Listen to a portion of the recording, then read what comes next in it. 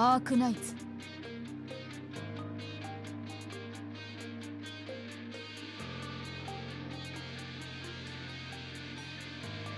Where's my buttons? Hello. If I sound if I sound a little bit like I'm dying, it's because I am. because I've got stuff for my there's my spice cabinet. Finally because I got a bunch of I was restocking on like chili powders and stuff. And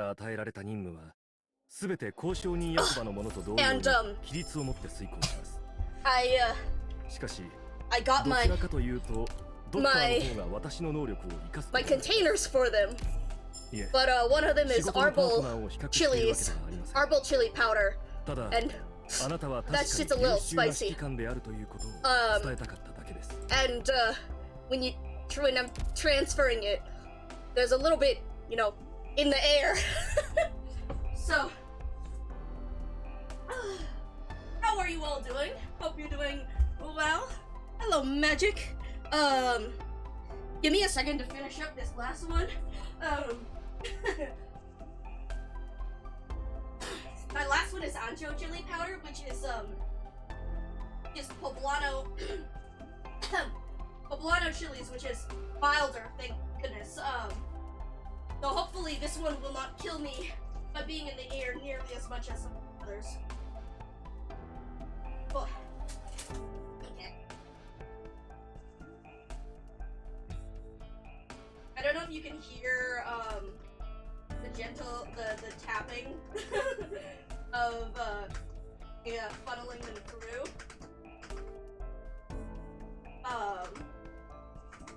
If you can, otherwise, I guess.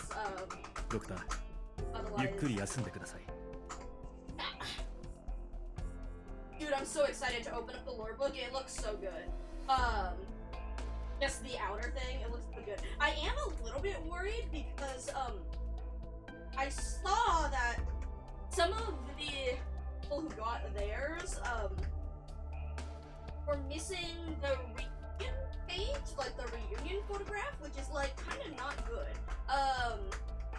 So we'll see if that was like a one-off fluke or if mine also is missing. In which case, if it is, then we have a problem. Because I do kind of want that. But yeah, polls. I got Kichise yesterday. I actually got her on the first poll. Oh, I'm pleased about that. I'm very interested in her kit. I don't, like, it's not what I would call good. Honestly, I'm still so pissed at, like, Hypergriff's evil module designer, as I call them, because, Red Shooters just got... Red Shooter's module fucking sucks, dude. The basic thing just increases their trait, the ability, the trait thingy to 160% attack instead of 150, which, I mean,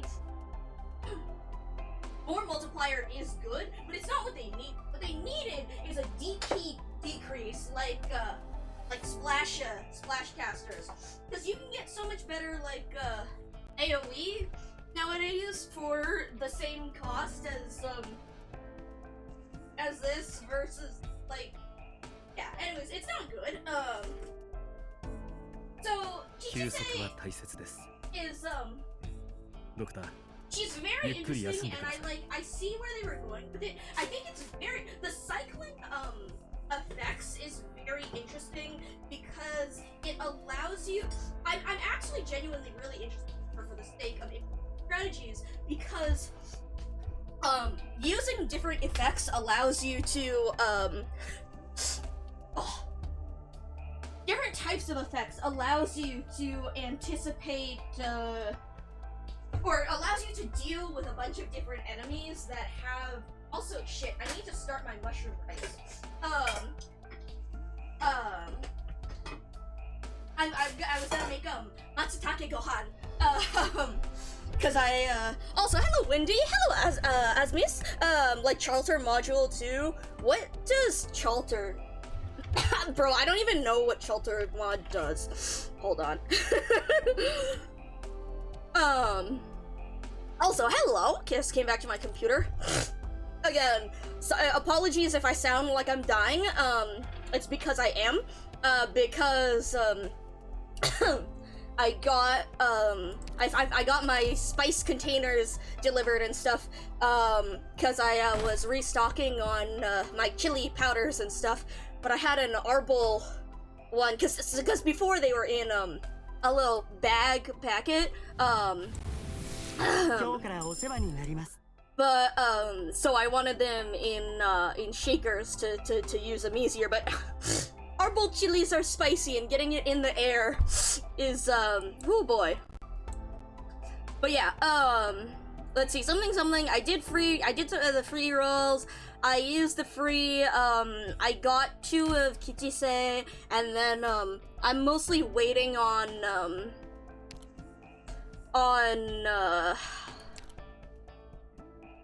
if anything, we'll do, like, we'll do rolls at the end, because I want to see what I get out of, the daily rolls, first, and then we'll see. I do want Hoshi, but, like, I'm debating. Let's see, a bunch of these, so it's funny that they flagged the Spanish as new, because it's been here, and I've literally had, like, all them set on Spanish already. Right, Charter Module. What am I looking up? Charter Module. Where the fuck is my...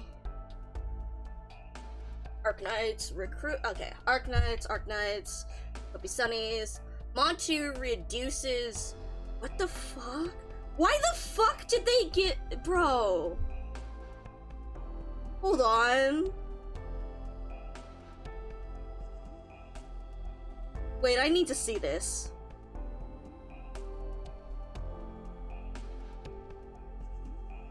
I need to fucking see this. Yeah, 160? Are you kidding me? Bro! No, cost minus. Dude, why the fuck did they not get? Are you kidding me? Are you kidding me?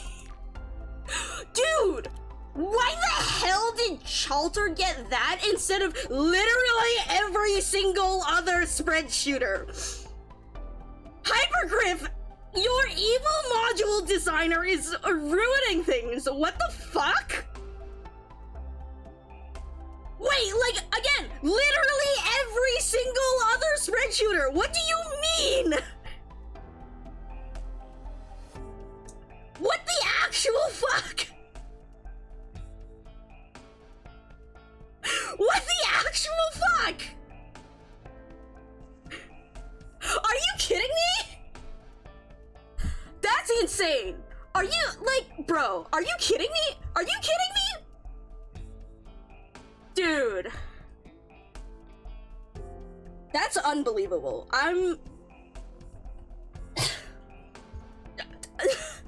That's unbelievable. I'm fucking sending in a complaint about this.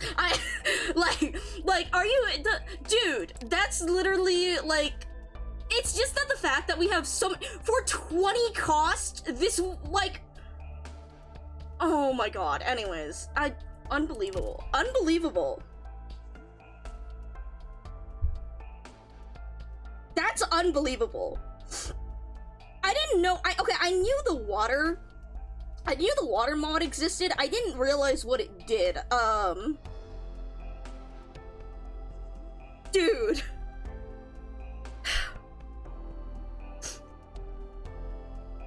The lore book cometh and it's missing a photo. Yeah, so I heard about that. I haven't necessarily opened mine up. The same dude that gave the soul defensive buff.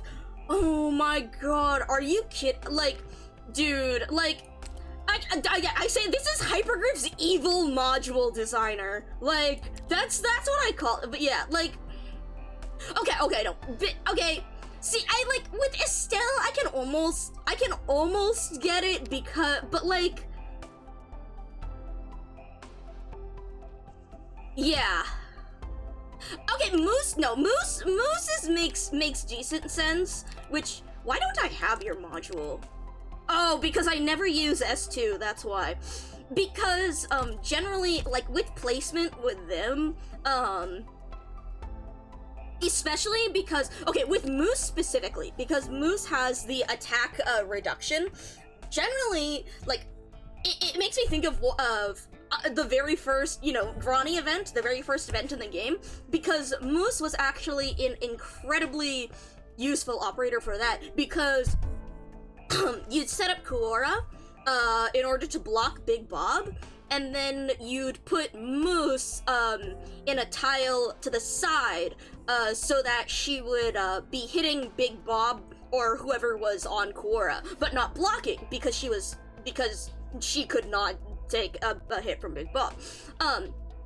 But in that way, you'd be able to get the attack debuff and protect Kuora while she was dealing arts damage to him. So this one I was like, okay, that mod's legit.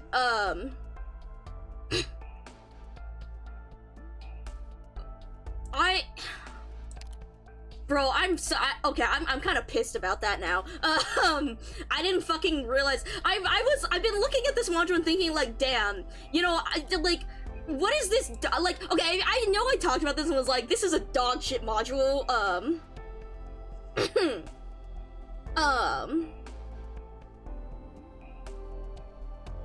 that's fair. We need to use Moose for debuffing something. That's fair,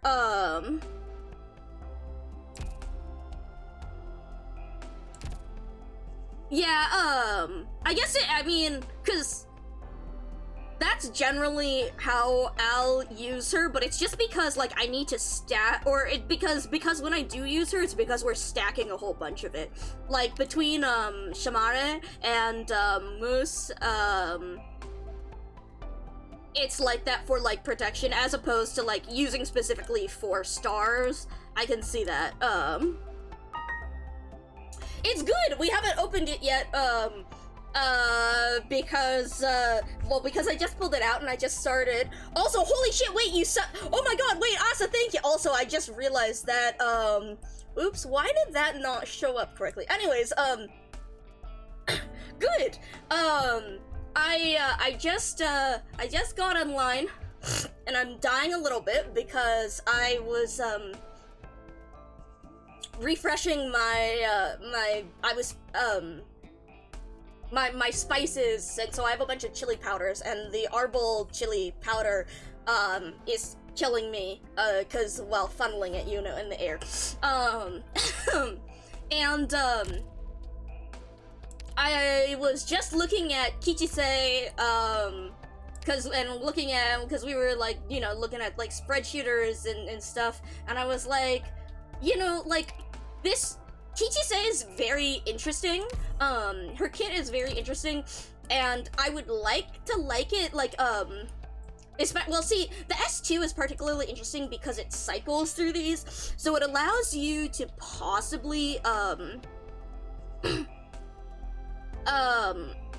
something integrated strategies, something having to deal with a bunch of different enemies who you don't necessarily know what you're going to get, and being able to target with different effects is good.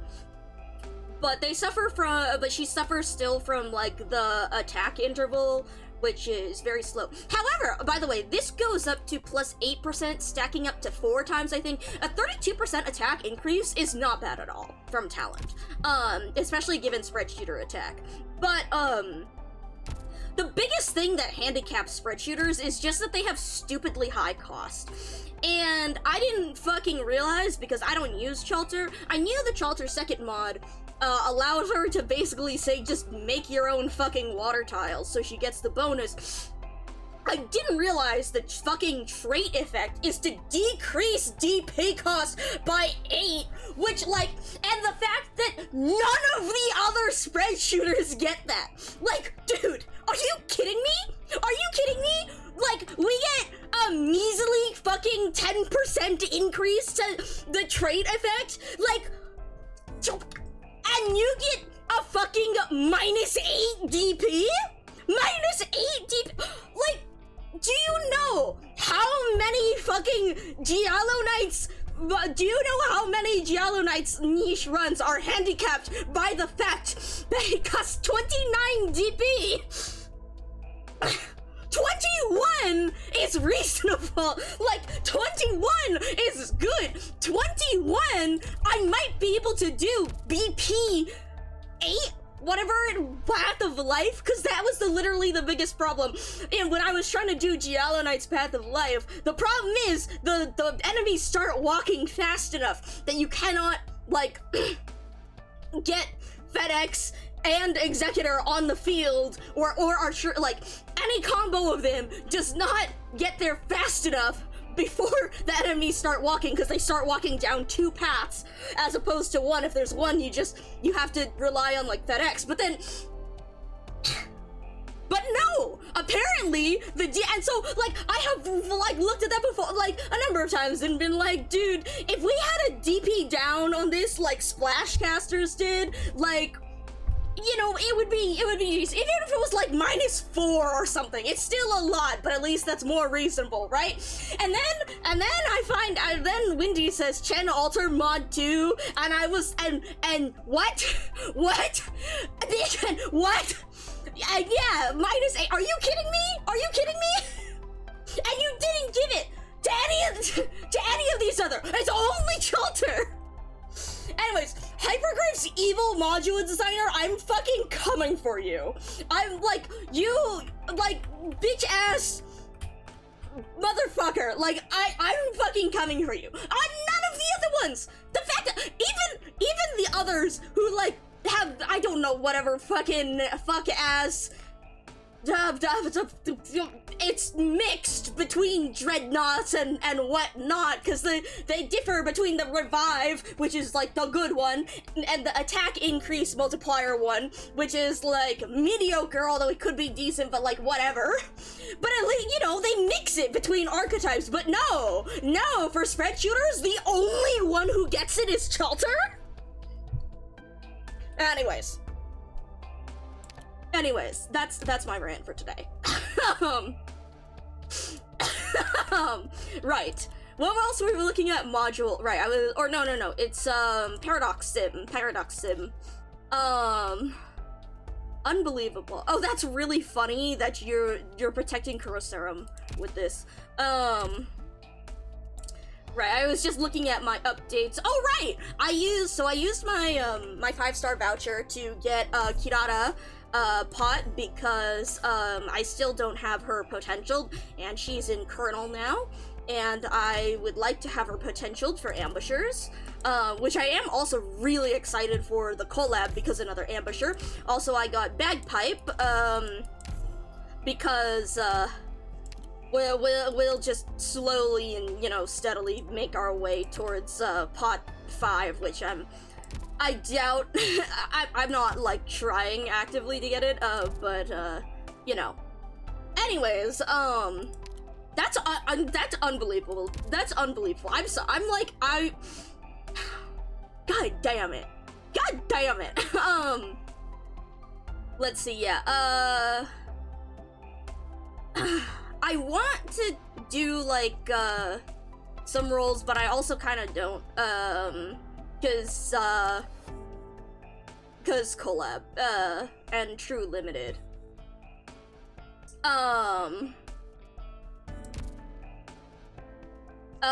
Yes, lore book. So, I don't have a camera, Venus event? I think so. I think it re-ran before, TD, before the Minos, right? Did she not? Wait, hold on. Catherine, did she not? Bro, we're getting shafted, man. Anyways, something, where's my camera? Come on. Right, so Terra a Journey, it's really nice. Let me get some pictures here, so that I can, show you guys. It's, the case for it is really cool. Yes! Wait, we're gonna do the unlocking, right? I have the cards for the backgrounds and stuff. Hold on. Let me, the index cards are so cool! Alright. So, the official Arknights lore compendium. Let me, oh god, I have to move all of my shit around.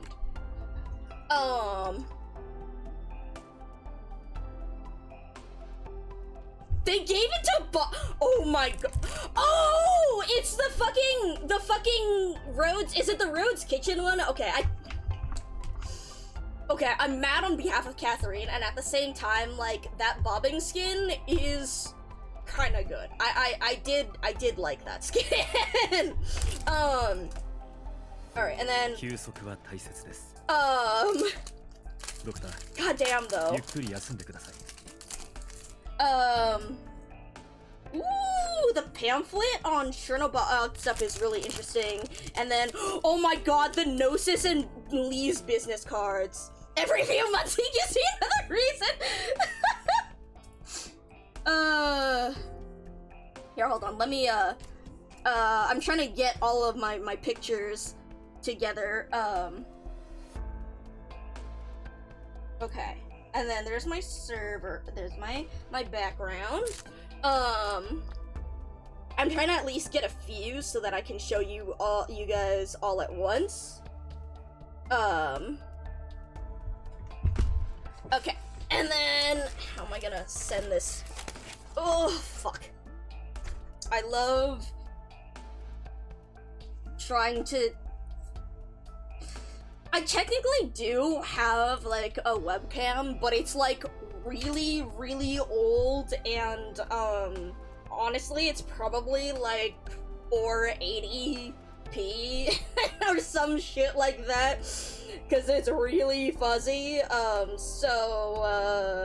yeah. Alright, let's pull up these. Also here, actually, while we have this, let's,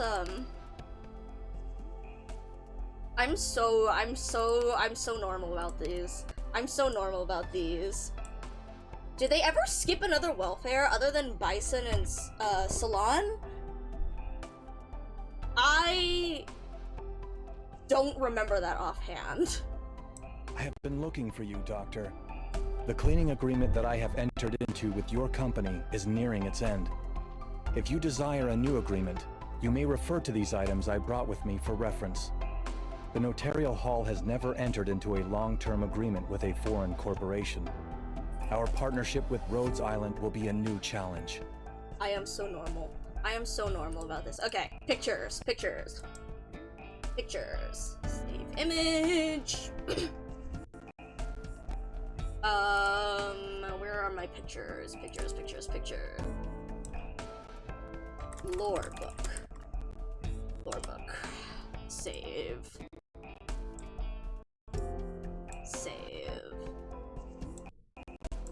And then you can hear the fucking emulator lagging as I save these, lol. Lamau even. Alright, and then my images, you are located here.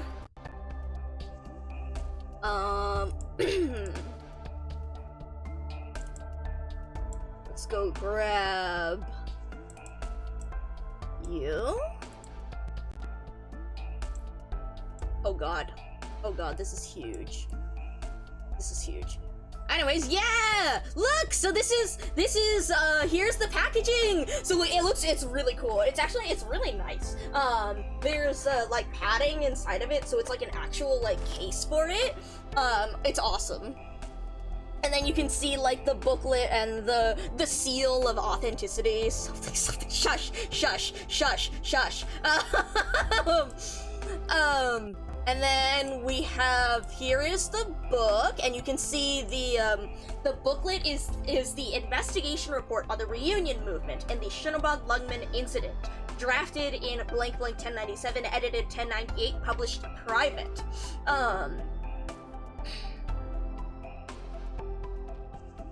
I will read through some of these things with you guys. There are notes from Tallulah. There are notes about the confidentiality, the starting point on the sand dunes, Tallulah's notes during detainment, marching through the tundra. I'll show you all these. And then here are like the business cards.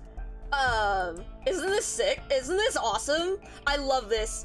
Look at the business cards. So you can see closures, and you can see, like, I love that Gnosis is actually Gnosis and Lee's really look like business cards. Well, Fitzroy's does look like one, but it's interesting how his is clear. I like the different styles of them. The Penguin Logistics one is also really funny because on the back it has the thing of loyalty points. It has a thing of 6 loyalty points. So when you you hole punch the loyalty points. Doesn't Croissant have like a voice line or something about that? And then like Closures is more of just like a Rhodes card. The Black Steel one is very simple. Oh, I didn't take a picture of the right side. The first one is Janet Longfellow, Biochemical Protection Response Staff. Gnosis is also really good because it's a business card and it actually has texture to it. Also, Lee's is great. You've got hella delay, don't worry. Okay, while you guys look at this, give me a second. Hello, Mystic. While you guys look at this, I'm gonna hide this real quick because I want to get, where's the fucking opening on this thing? Where's the fucking opening on this thing? I would like to get my card, please, for my screen. But yeah, we are currently looking at the lore book stuff. Unfortunately, I do not have a good webcam. My webcam is over a decade old at this point. So we are merely going through with pictures and things, but, yeah. Something, well, once I get a new computer and whatnot, maybe I'll dedicate some money and whatnot, or I slowly saving up from stream, from the money I get from, like, subs and stuff to actually put stuff together for y'all. Okay. Is this a sticker or is this a scratch? Oh, it's a fucking scratcher. Okay, while you guys can look at this, actually, hold on. Maybe what I'll do... Excerpts from Tallulah's notes here. Let me take a picture of this, so it's something that actually has more text to read, and then...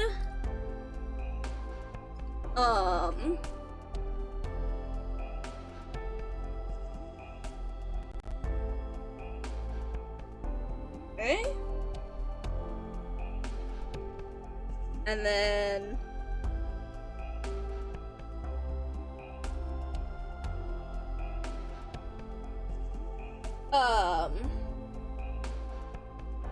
Oh fuck, I have to rotate these images, and then...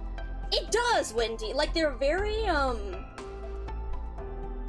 I don't know enough about graphic design, or at least I don't have that database loaded in well, to really discuss it. But it does fit the general, like, very, clean, like, elegant style of it. Okay. Now, once these are rotated, now I can send these here, and then I will put these up so that you guys have something that's a little bit more to read as opposed to just to look. Okay. Now those are saved, and,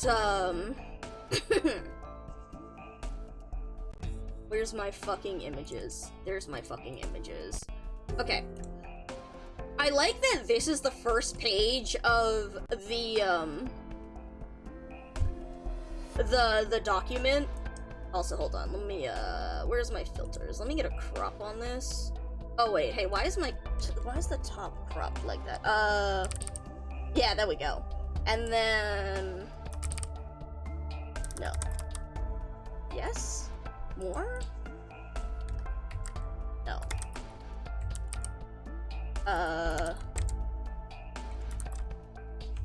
Okay.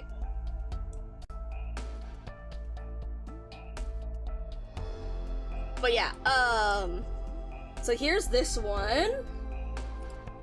Conducted a our intelligence analysis team, sorry, I'm finding a point to scratch this with, conducted a simulation of the entire sequence of events leading to the Chernobog Lungman incident triggered by the reunion movement. The results were used as reference to establish protocols for Rhodes Island operators in similar situations. Oh shit, is that main story?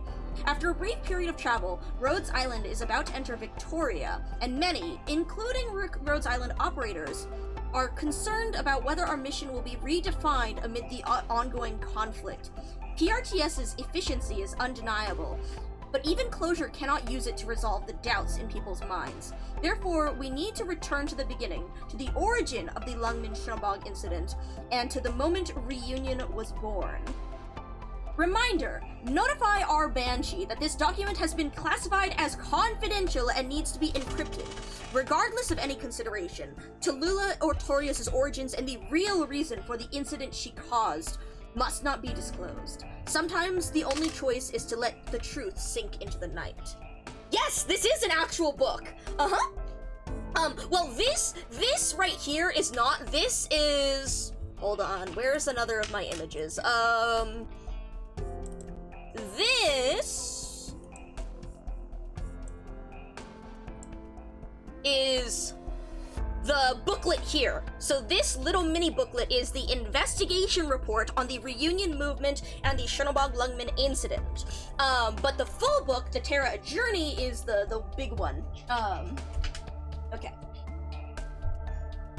But yes. Anyways, if you'd like, and then, hold on, now... So this is interesting, because so it's actually going into, like, the history of it. And then we have... Once I undo these? Yes. Then... Tallulah is into... There's so many things involved there. Here, we'll, Oh god, what did I just move? Anyways, I'll set that up there, because in the meantime...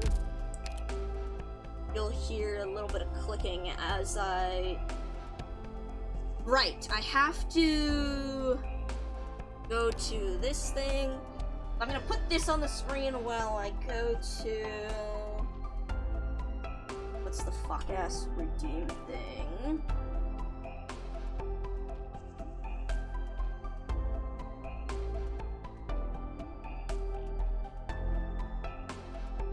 Gift.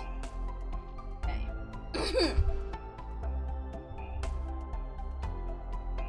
Feel free to comment on whatever y'all are reading here. I haven't fully looked at it yet while I did this. The fuck did I do?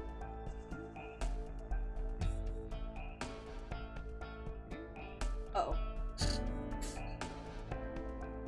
That's a stupid ass typo. Okay. Ah shit, what's my fucking...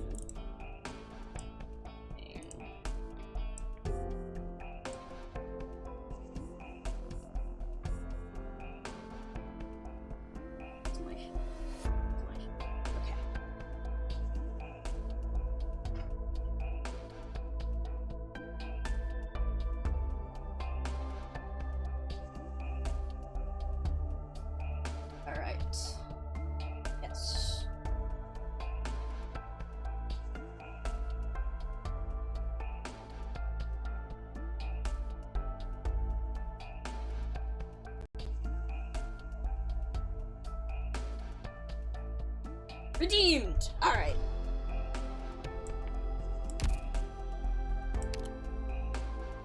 Haha! Okay, so now I'm gonna hide this real quick, because then we'll go back to the game. Aha! Oh yeah, so I picked these up, by the way, the bonus opera appreciation. This is funny also with the liquor. Yes, letter from Calcit. Doctor, I'd like to entrust everything I have collected and organized from the past to you. Perhaps this signifies that the purpose of my existence can finally be unveiled. But worry not. For you, this ought to be nothing more than a routine handover.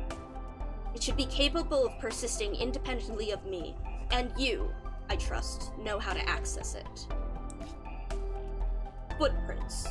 A photo, a memory, a moment in time that encapsulates the entirety of Terra. It is but a footprint in the expanse of time. Here, the past folds, and from here, the future unfolds. Man, that sure is something to read after 15, huh? Alright. Let's go check this out.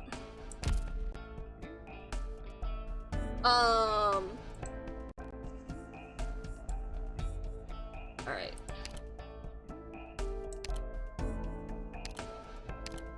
Oh wait, hold on. Actually, hold on. First, you. Because that way we can see it a little better. Actually, here, hold on. Let's, how do I... Ah, yes. Alright, here we go.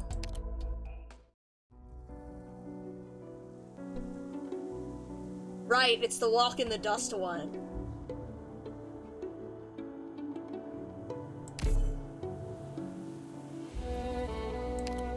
We'll look at it on this too. Man.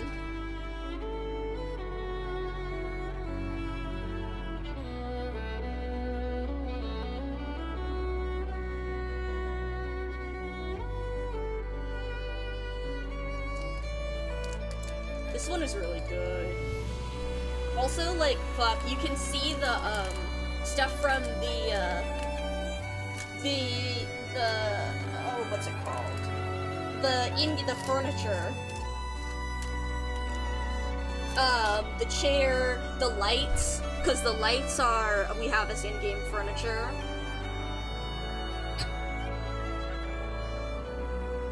And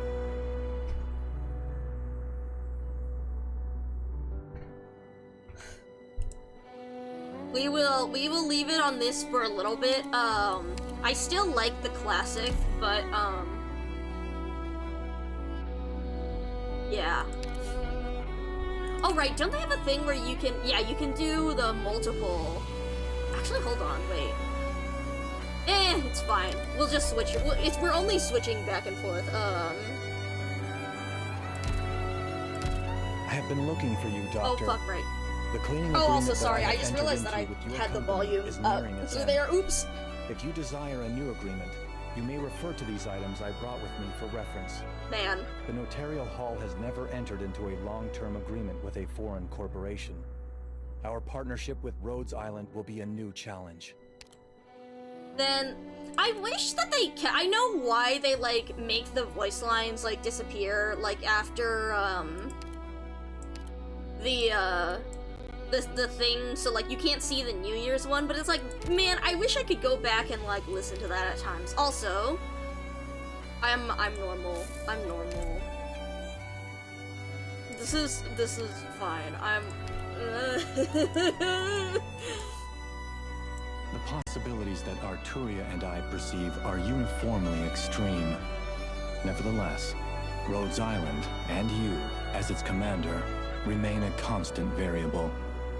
Therefore, Doctor, your assessment is required before calamity arrives. God, hearing this one with the fucking... Yeah, no, the Arknight's wiki, so, one thing that you can always check the... Oh, I forgot. What's it fucking called? The Arknight's Tetralingual Voice Archive, which here, let me grab you guys the link. Tetralingual...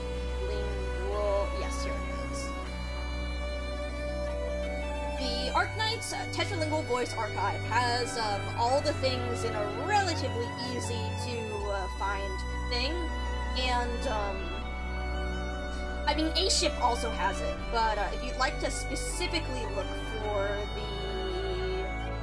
voices, you can check out this. Also, what am I was looking for something else. Oh shit! Right, Blue Sky also has a thing where you can mark yourself as, like, live now, apparently? So, hold on, wait, I wanna look at this.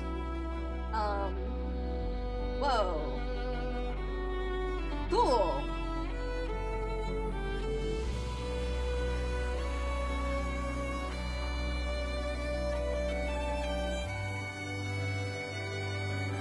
Alright, and then, oh, you have to set a time to go live for? And the limit is 4 hours.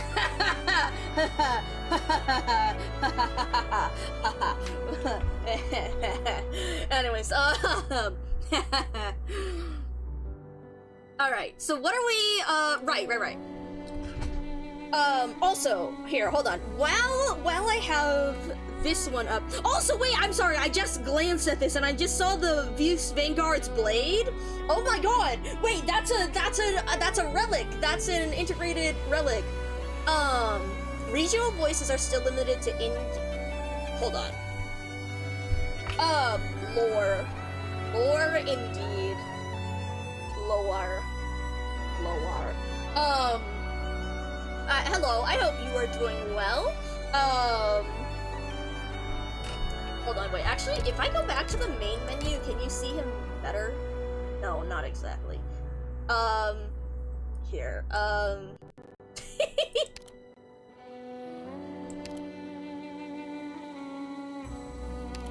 Here. Now he can watch you.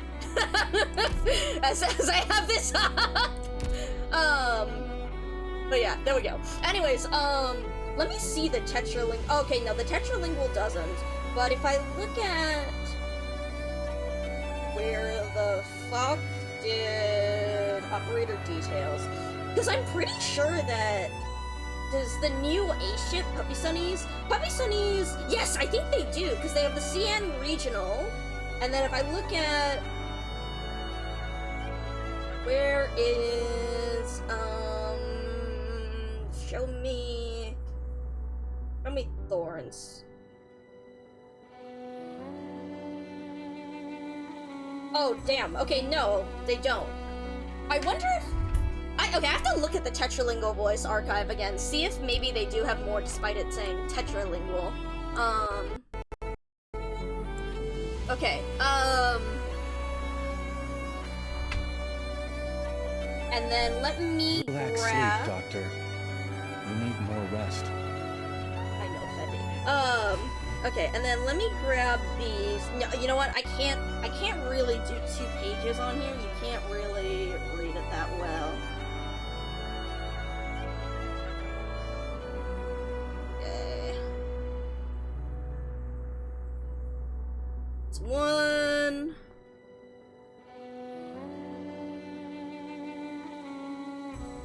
There's 2. Angel indeed. And then sending this image to myself.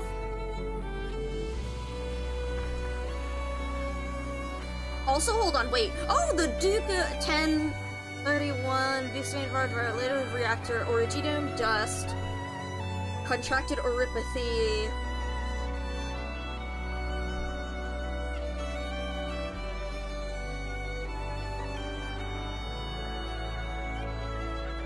Infected were never to be honored as Victorian heroes. Interesting. Why he sent out his long-groomed to drag... Oh, shit. Interesting.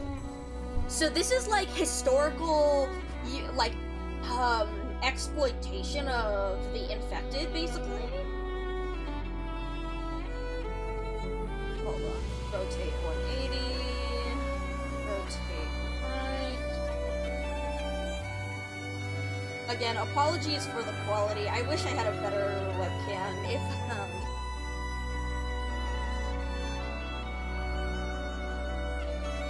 and then let me pull up these 2 so that they will be on the screen because I need to start my fucking rice. You lack sleep, Doctor. You need more rest. Also, hold on, where will I go? Hold on. Right, I need to change you back, yeah, right? The infected being excluded from, yeah, basically, yeah. I wonder if I click on this, if it'll, okay. Anyways, let me save this. Yes, save this.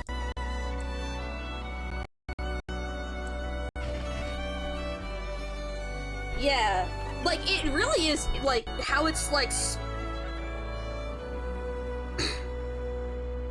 the fact that they were... The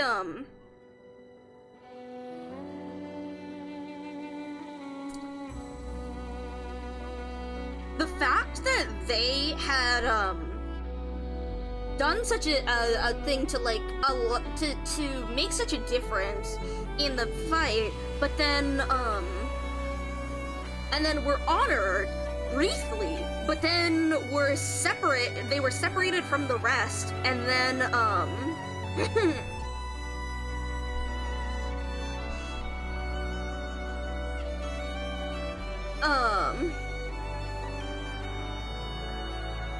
and then, the fact that the 2 fleets, the Lady of Sazin and the Lord of Blue Robes, the fact that, the Lady of Sazen's captain knew that they were basically being sent to their deaths,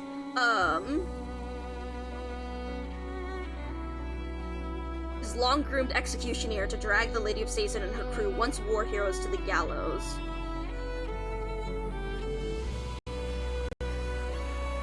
Yeah. The fact that they were sent, like, as a sacrifice, yeah. Okay. So then here's the first one, starting point on the sand dunes, and then where's my fucking second one? There you are. Oh god, how am I gonna position this shit? Oh god, fuck. Let's put you behind here, I guess, and hopefully that's like semi-readable, so that you can look at it while I step away for a second. So these are the next couple of pages. Feel free to comment on what you are reading as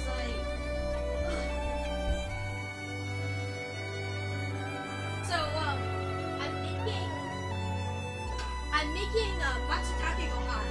I took out shit out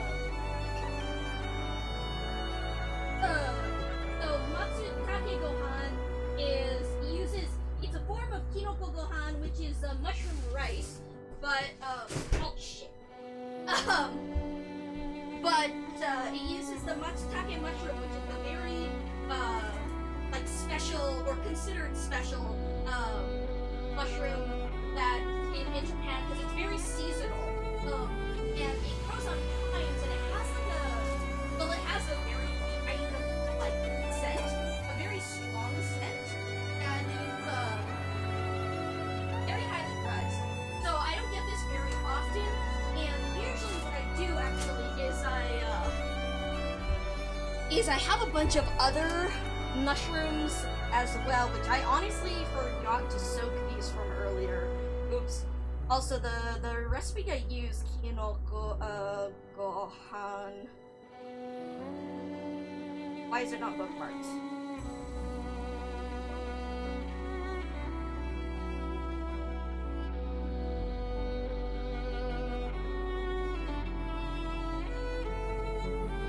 Anyways, I use just one cookbook.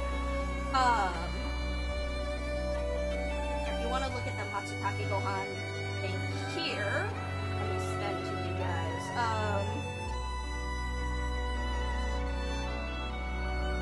Story really is just. I have so many different things that I'm doing. But yeah, it's this one. And so you use like dashi and matsutake and stuff. Where is the regular Kinoko Gohan? Mushroom.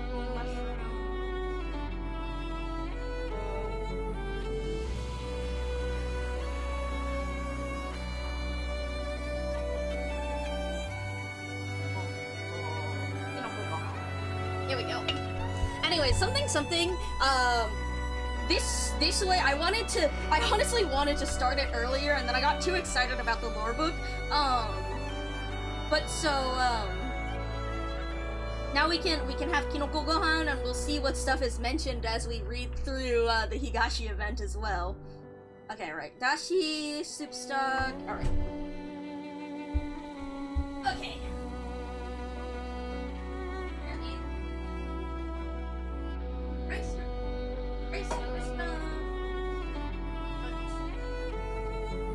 So right now I have unashimeji, which are of rounder, and I also have what are they?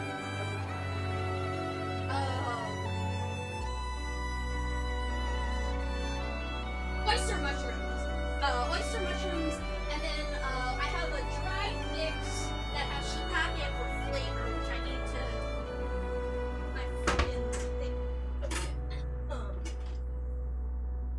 And it's good because you have like both the mushroom dashi to add flavor as well as typical dashi.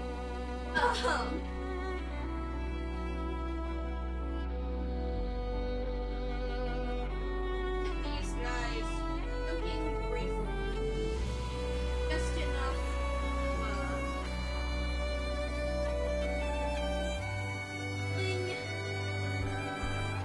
And then.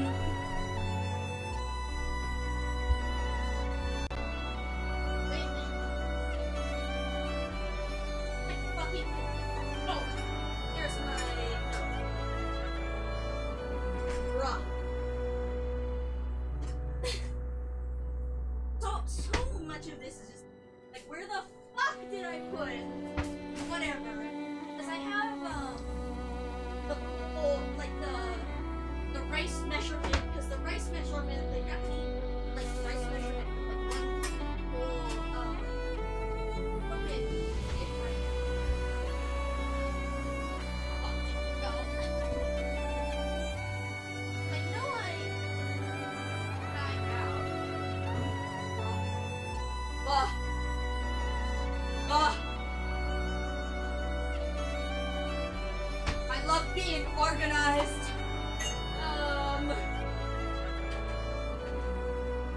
Fuck.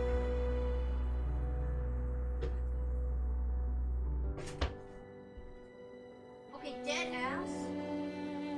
How the hell did that disappear? I used it. This isn't even something that I only rarely use. How the fuck do you disappear?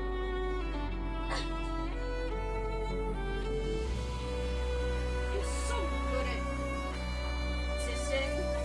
Fuck.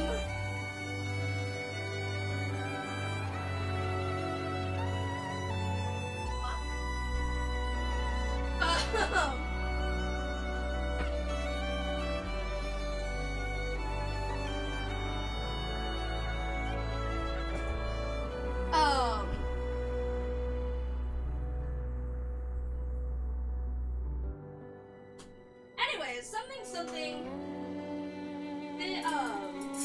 I did see someone, I did see someone posting an image of some of the dialogue in the event, and I think we're gonna get some good British Japanese, the same way, we had that during Monster Hunter, so that will be fun to read. We'll see how that looks.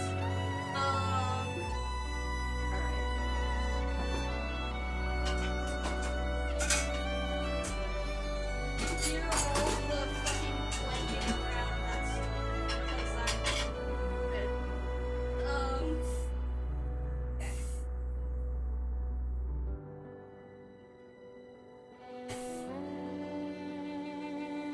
Actually need left. Not the extra one.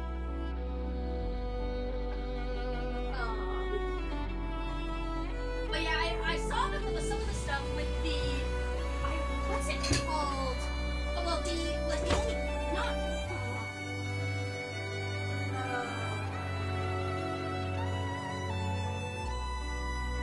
the omikuji, right? I think there was something I saw about using the omikuji, like the shrine fortunes, which I'm very interested in. And then, I know Ichise mentioned something about a kami, I'm interested how that will be in I wasn't actually expecting that much from this event because a lot of the folks I know didn't say anything about it, but after seeing like Zai be like the first good summer event, and it seems like at least there's a good few people who are actually quite interested about it. And then what's it, Al in Benny's Discord also was talking about how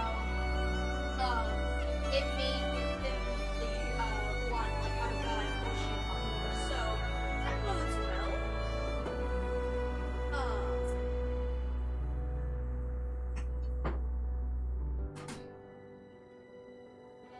I want a bigger rice cooker, and at the same time, like, I don't need a bigger rice cooker.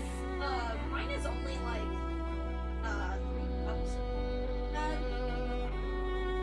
But also, when it's just nice to have a larger one. I feel like my rice is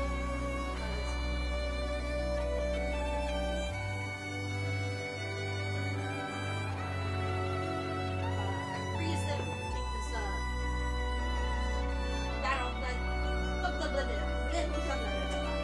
it's good for it freezes well so that you can just heat it up quickly. Okay.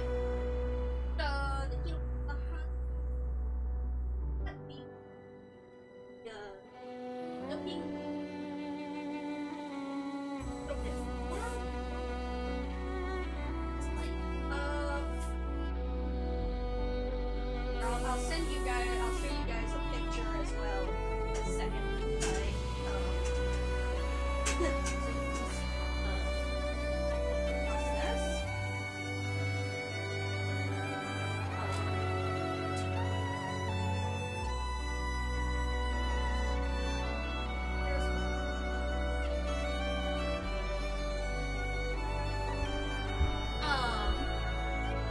Aja seems to set up a lot about Higashi. Okay, that's good. Yeah, I've been worried that they weren't really going to actually introduce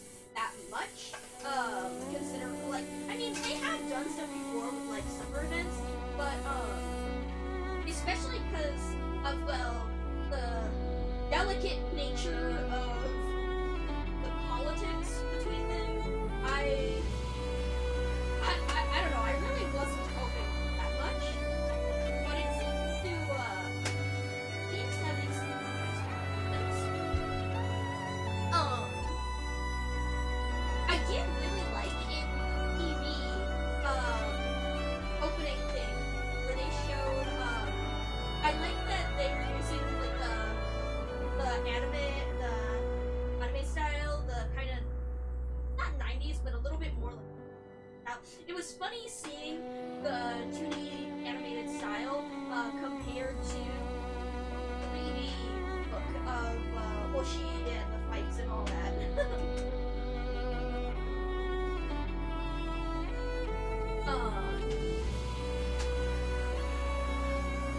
Something.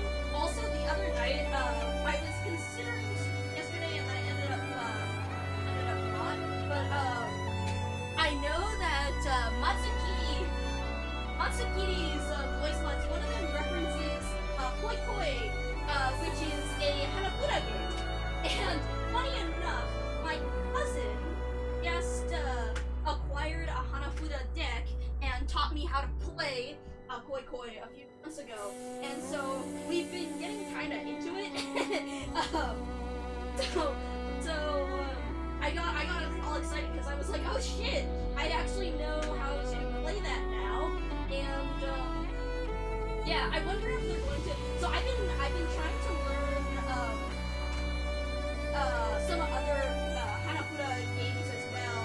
I want to learn Hachi Hachi, which is apparently a really popular one. That's another thing. Well, I mean, most of them. I mean, it's luck, it's RNG, the card game, and these are more because it's based on the randomness. Like, to some degree, it's like random because you're pulling cards. And depends on what you get lucky pulling, right? But so hold on.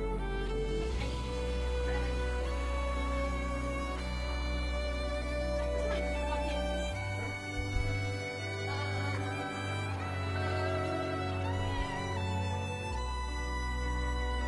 anyways, something Koi Koi and Hachi Hachi are both like Koi Koi and Hachi Hachi are interesting because you have to use the various months. You basically get cards on the table, and you have to fish for what cards are correct in order to get points. But the one that I also want to learn is Oichokabu, which is basically blackjack but with Hanafuda. And funny enough, that's the origin. Oichokabu is known like as a Yakuza gambling game. It's very much associated with it, and it's actually where the word Yakuza comes from, because Yaku and Za, Japanese has various, well, there's numbers, but then there's also different ways to read the numbers, and there's a thing of using, like, those, the numbers in order to form words based on the multiple ways you can first. And so, Yakuza is like the most unlucky hand in Oichokabu. So Oichokabu basically is where you want to get the closest to 9, like in blackjack is 1.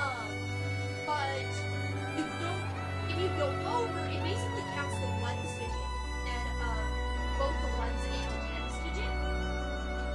And so if you go over, like, you can end up just with 0, right? So if Yaku and Za are 8, 9, and 3. So if you get 8, 9, and 3, that totals 8 plus 9 is 17, 20, which gives you 0, so you get 0 points. And so that's particularly unlucky, and that's, I believe, where the origin of the word Yakuza. Okay. There's my set of mushrooms. Right, my ginger. Where the fuck did I put my ginger? I love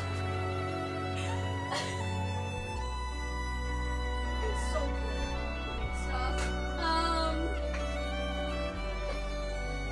Here it is again. Ginger.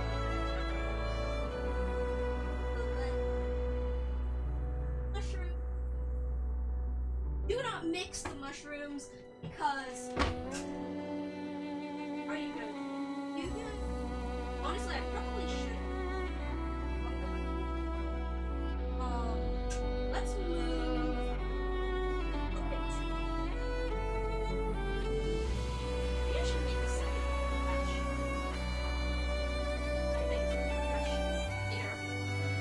Yeah, we'll do that. Anyway, something. One of the things last night I was like considering doing. All I was thinking about was like Quick Boy, and I was like, guys, wouldn't it be funny if like I fake you all out and instead of doing the event, I just taught you all how to play Quick Boy.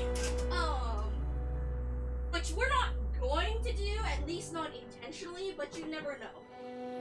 I might get distracted. You know how it is. I also recently acquired. Oh, what does you say? I guess that's why you got a winning spin with random numbers in the web event. Oh, it could be. Although that's pachinko, right? I don't necessarily know. I don't know as much about pachinko. Although my teacher used to have a pachinko machine when I was a kid, because he collected all kinds of stuff. But I never played it, or at least he didn't have it set up to where it was able to run it. All I did was I collected the little metal balls out of it because I like to play with those. So I don't necessarily know as much about that. Anyway, something, that's also why I was like, hey, Kichise, she's playing around with the pachinko balls. Wow, she's just like me for real. Slot machine with manual stop for each. Oh, okay, it's not pachinko, it's a slot machine. Interesting. I haven't looked at that quite yet, but I did mention, so I guess we'll see.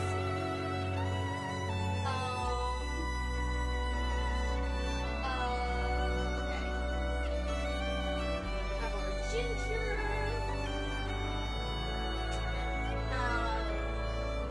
Garlic. Oh. Ow.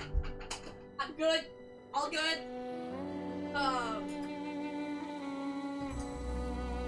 Garlic. Thick. Honestly, I'm probably overdoing garlic as the mushroom flavors sweet, obvious, but I love it. Mushroom. Garlic.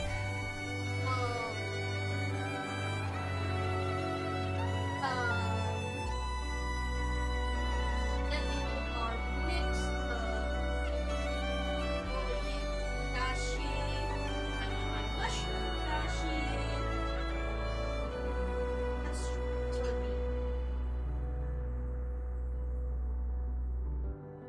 Yeah, they've soaked. Put it on. Dashi. But yeah. Additional dashi, which is I use Ondashi brand, by the way. I would recommend that one if you are curious. Ondashi is very good. It's they usually have the dried dashi packets, which are really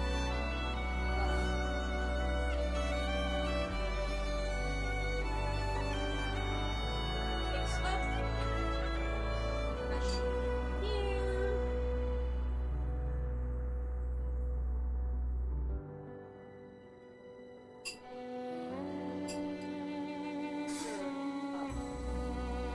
Rice.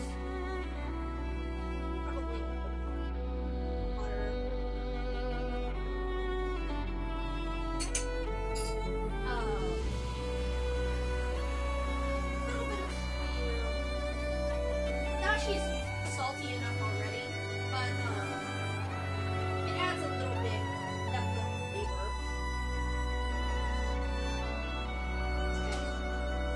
Now we mix together rice and dashi, but not mix the mushroom. Oh right, soy sauce, mirin, right?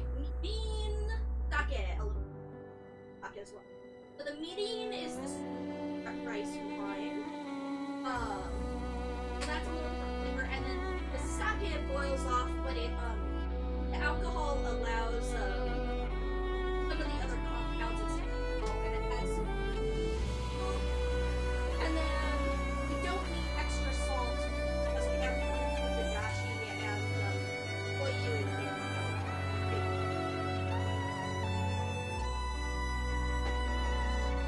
Alright.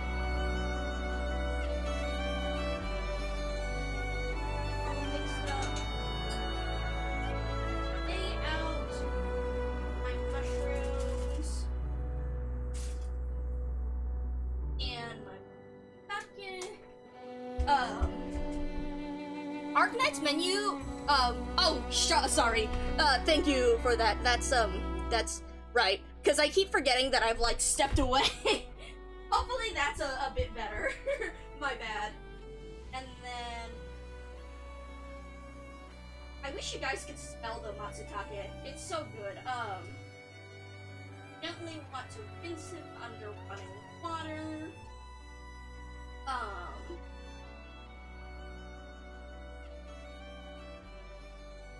You don't want to soak the mushroom. Technically, I shouldn't even be under running water. I should be, what's the word? Using, like, a wet paper towel to wet him. Because mushrooms absorb so much water that, yeah.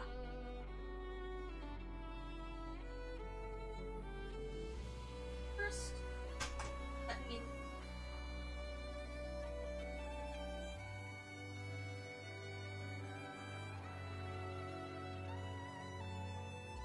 I will have my oyster and packet.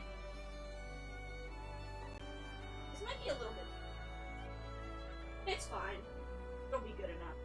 And then... maybe my bunaji will touch. Packet. There.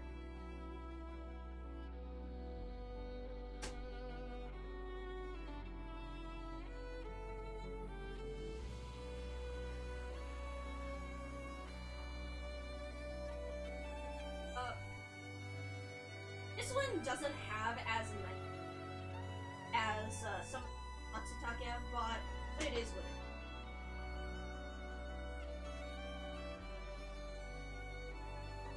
Guys, all on.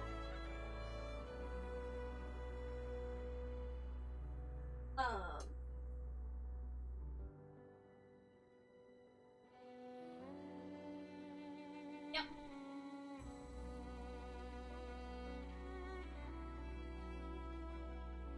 For y'all before I put it in her.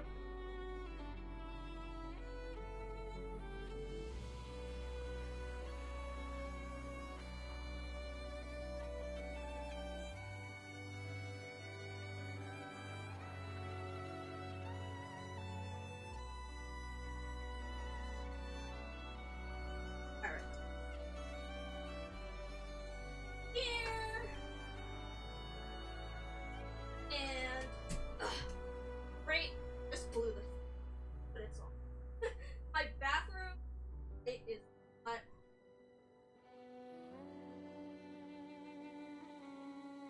Oh, come on. Come on, man. Okay. Now you are in. We're on. And where's my fucking kid? It's so good. Yeah. Yeah. Oh, that's where my fucking rice cup went! Anyways. Right. That one's not for good. Ugh! The actual... Why the fuck are you missing? Come on, man. Come on, man.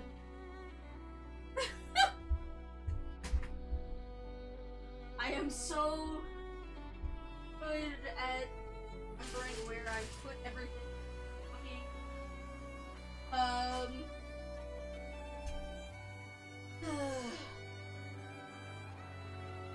Could be over here. Where would you? Where would you have gone? Mushrooms. No. Okay, what the actual fuck? I literally just had this out because I was planning to make this rice. How does it just vanish?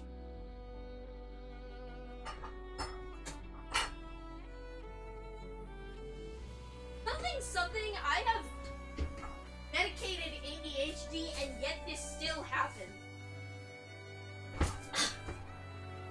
You would not believe what it was like when it was unmedicated.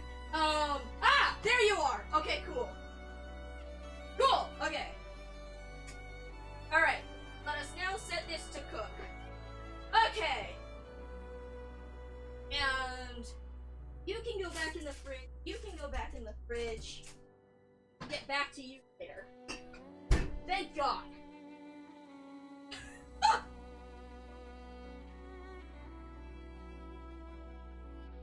I am glad that, like, I can chat with y'all as I do this bullshit.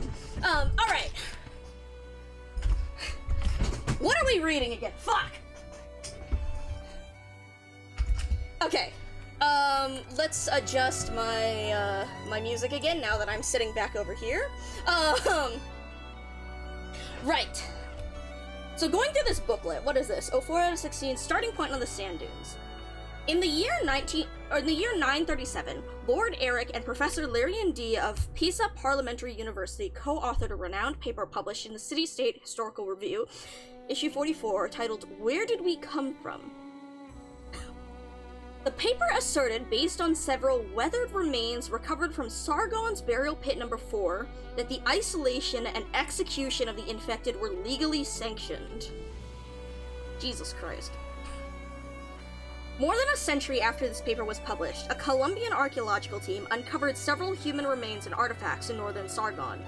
The evidence they found suggested that the infected who fled into the desert to escape execution had not been swallowed by the sands. Instead, they established a series of loose settlements around the oases in the deserts. Oh shit, does that have to do with RA, maybe? Working together, they cared for one another, and under cover of sandstorms, raided caravans and villages and ambushed Amniri soldiers to obtain needed supplies. In the fragmented and lengthy historical records of Sargon, these infected lurking in the sands were called Van, meaning devils on the dunes. King Bayo attempted to eradicate them, was never able to completely drive the devils from the desert. While it would be a stretch to compare the Van to an ancient version of Reunion, the Devils on the Dunes offer 3 critical lessons for understanding armed infected movements, including Reunion. First, the history of the infected struggling is as long as their struggle against it. This all started long before the Reunion movement. Second, armed infected movements are not dependent on the rise of the originium industry or nomadic cities. Often, the infected's resistance begins outside the view of civilized society. Third, after the infected are stripped of their identity, when they are left without any way to survive, further discrimination and oppression inevitably push them toward their final option, violence. So this is something that we talked about a lot when it came to Reunion earlier, because, like, it's like, one of the things that, like, makes the infected such a compelling, like, avenue toward discussing discrimination, like, in a story, is how complex it is. It's not that there's something inherently wrong with it. Like, at first, it seems like there's something inherently wrong with the danger of, originium blooms and spreads, like, on death. But, as it turns out, it's not actually that bad. Like, it's just, you, like, it's just that someone phrased it as, like, it's just that companies are too cheap to provide good PPE. So it's not actually that they're that dangerous, it's that they're used as an excuse to, like, it's just that that original danger is used as an excuse and blown out of proportion in order to form a group of people as a scapegoat. And thus that group of scapegoated people can be exploited and whatnot. And it's interesting seeing the comparison of this to Reunion, not just in modern day, but in what is that, a century ago? 1097, 937, a couple centuries ago as well.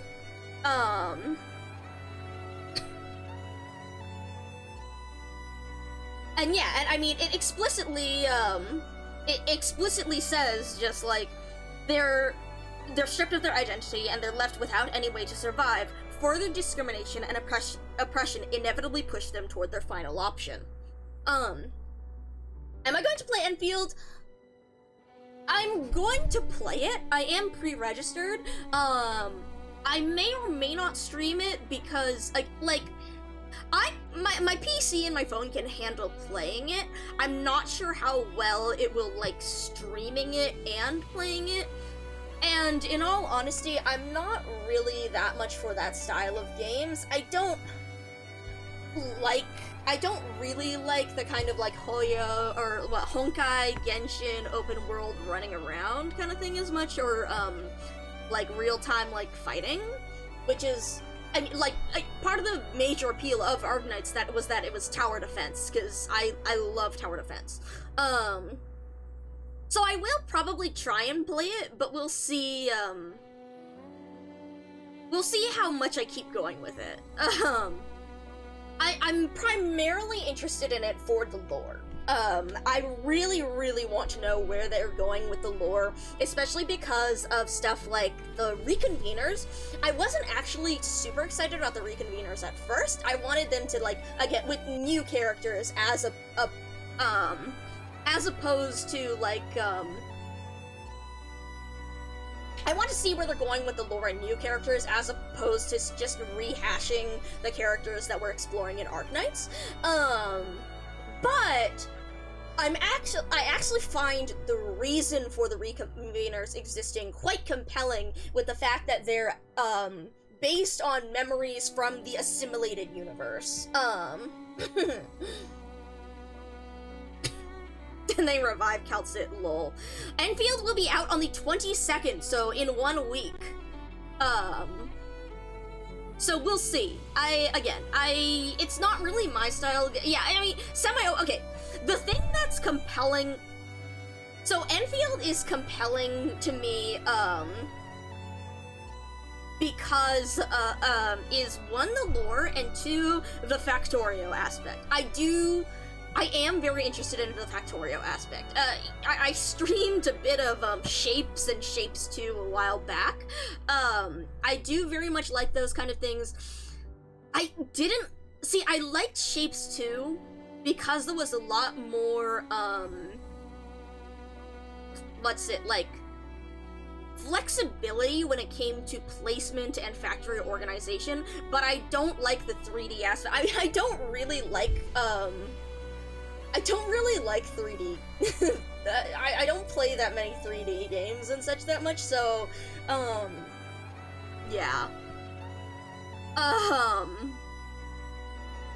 So that's, I'm very interested in the Factorio, but there's a lot of things that make it less appealing to me, but I do very much want to try it. 3D yeah, Blender something.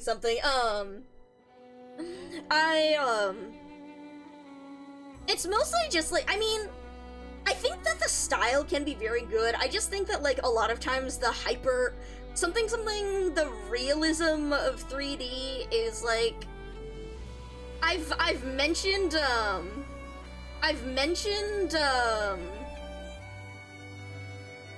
before that it's just like, I don't need a game to have to run on, like, state-of-the-art hardware so I can see the character's pores. I don't fucking care. I would much rather have stylized 3D stuff, stylized, simplified 3D stuff. I love Tunic. Like, Tunic, that sort of look, as opposed to, like, Genshin kind of thing. That's, saying I hate Arknights Enfield, then I hate Arknights is just disingenuous, like, at best, because, again, there's a lot of difference. There's a lot of things. Go have Zai rant to you about that. Go have Zai rant to you about the stories. Zai will tear you a new one better than I can. But yeah, exactly. Like, that's the lore bit, Windy, that I'm interested in with IS-4 and the Stargate. Because I discussed a bunch of that, previously in Benny's community when we were discussing IS-3 and the links through there. But yeah, like, what sort of potential does that have? And then, it's funny seeing, again, like, Worf mentioned in Enfield lore when it comes to, like, the links to Rhodes. And so, it's like, I want to know what's been happening there, and I want to know, like, what exactly, like, in more clarity happened with the Stargate with IS-4. But yes, so anyways, when Zai was streaming the Enfield beta, she was talking about a bunch of stuff with the stories as well. And so this is one of the things, when we're reading this with Reunion, that makes me particularly interested in Arknights, in the way that it depicts the complexity of situations and characters. Yeah, exactly. Oh my god, Windy! So true! So true! Like, oh my god. Here, actually, hold on. We'll go look at that right now, actually. God, I love the links between everything. Here, let's go look at the Bloodline of Combat outfit.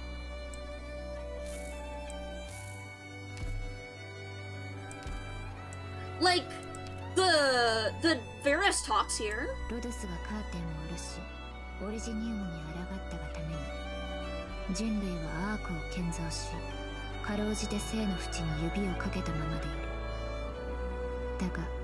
生存できるかの際にあっても欲望に際限はなく、各団体の長たちは管理者へと触手を動かし、己の手に鍵を握ろうと企図している。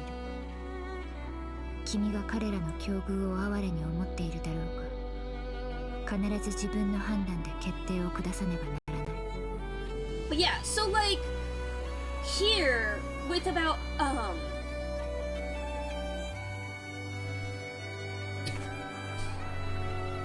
the fact that it's like all these 失活したオリジニウムは凝って堆積し、上多な情報は幾重にも折り重なり層をなして我々に住みかを与えた。君が我々のそばにいるからこそ、私たちはかの傲慢な作り主の覚醒を遅らせることができている。したがって全ての生存者は君の助けなしには存在し得ない。皆が非常に感謝している。もちろん私も例外ではない。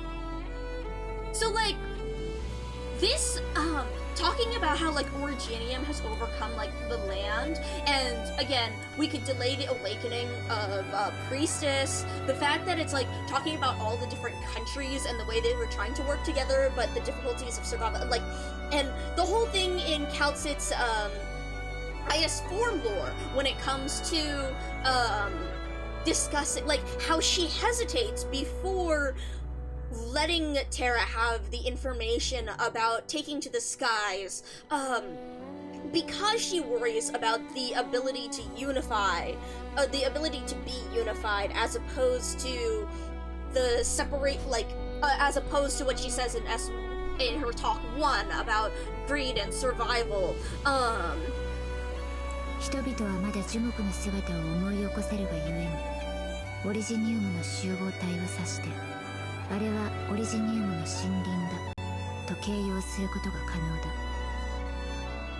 This one is also so fascinating in that it's so interesting the way that language shapes our ability to the way that language shapes our ability to perceive things or to conceptualize things. The idea that like they can call it a forest because they still have some idea of what a tree was, but that if Originium continues and something we get the Originium sea that we saw in the Masses Travels, that like people will be unable to conceptualize even that, like 天球を突き抜けたオリジニウムは草月を露獲し、結晶は胞子のように宇宙へと散る。assimilating both the living and the dead. 生命と私物に触れ、同化する。これがテラ以外で発生している事象だ。オリジニウムは全てを腹の中に飲み込む。Something we will continue through the main story because I definitely want to return to this after 15. テラはまだ手遅れではない。君が我々のそばにいるのだから。カーテンウィーバーの下ではあらゆるオリパシーの症状がすべて過去 The とだっ old order did collapse, but the minds of men. 人々は未だにそれを不平不満を吐くため See, の the 良さ thing と is, したいらし with い。 because they've retconned the time frame of Enfield a few times, I'm still unsure exactly what's going on. And so, like, with Amiya, it's like, I don't 彼女は know. 今や卓絶したリーダーだが、 Something's, そんな彼女が there's, 頼れるの I'm は not sure about that. もはや君しかいないのだ。過去の経験はすでに何ら参考にする価値もない。あらゆる死 But yeah, there's は lots of 私 stuff の体にどう here. 働くか。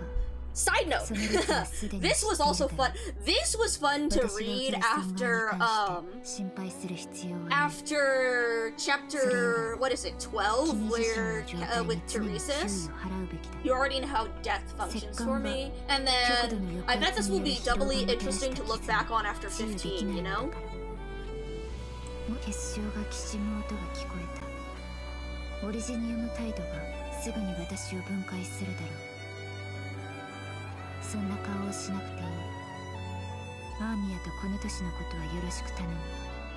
次に連絡を行う時には引き続き我々へ残された課題に取り組めるだろう。ではまた会おう、ドクター。 But yeah,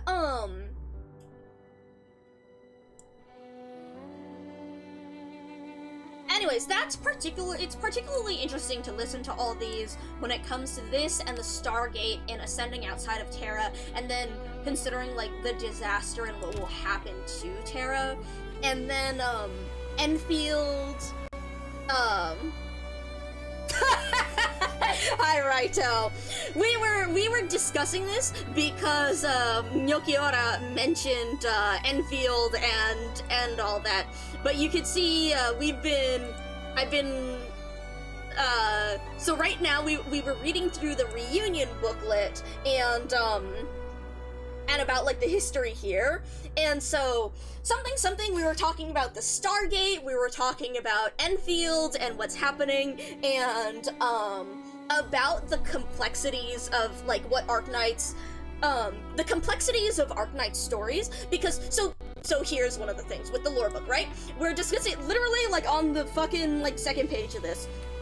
It discusses how in Sargon, there was a group like, or infected were exiled to the sand dunes, right? Or they fled to the sand dunes to avoid execution. But they eventually formed settlements and a rebel colony, basically, that would, like, raid that they would establish their own settlements and also raid, like, Amirai or the settlements that they had come from.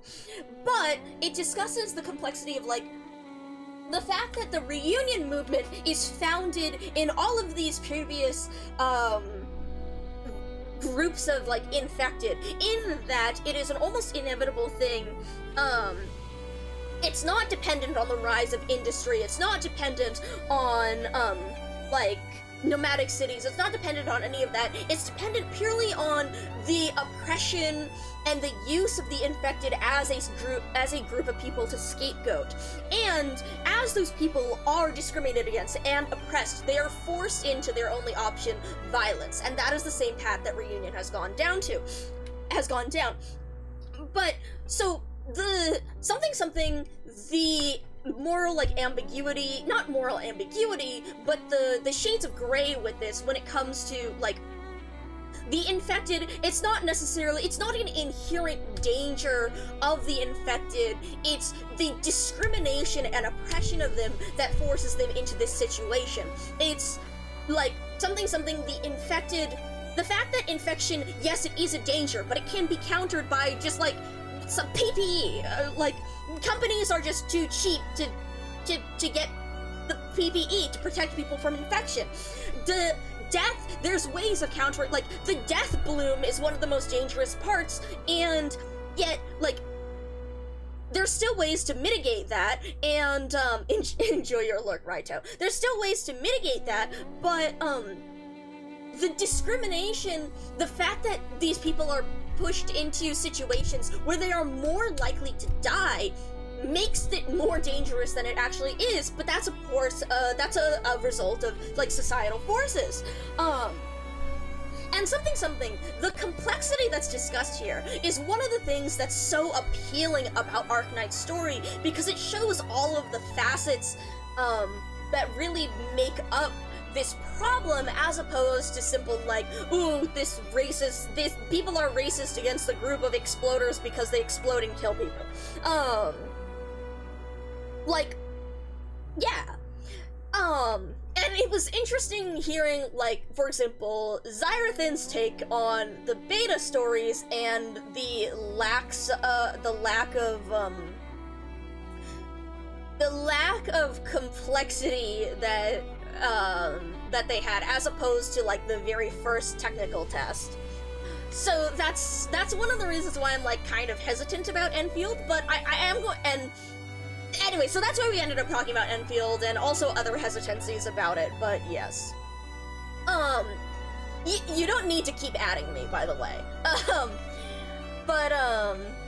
Doctor's a playable character. I mean, I don't know. I don't know. I bet a lot of people would, purely because of, like, callback and reference and whatnot. I have heard that there are connections with Enmin, and not just the role that Enmin plays, but that they may... I've heard things about that, but I don't know the details, and that's something that I would like, that I want to, that I am interested in the story for. But, I don't know. I feel like the Ian doesn't read and just go, like, I feel like the crowd of Ian doesn't read and just goes, ooh, pretty, ooh, I know this character, ooh, whatever, will like it. But as for whether it would actually be good story-wise, that's what I'm interested in.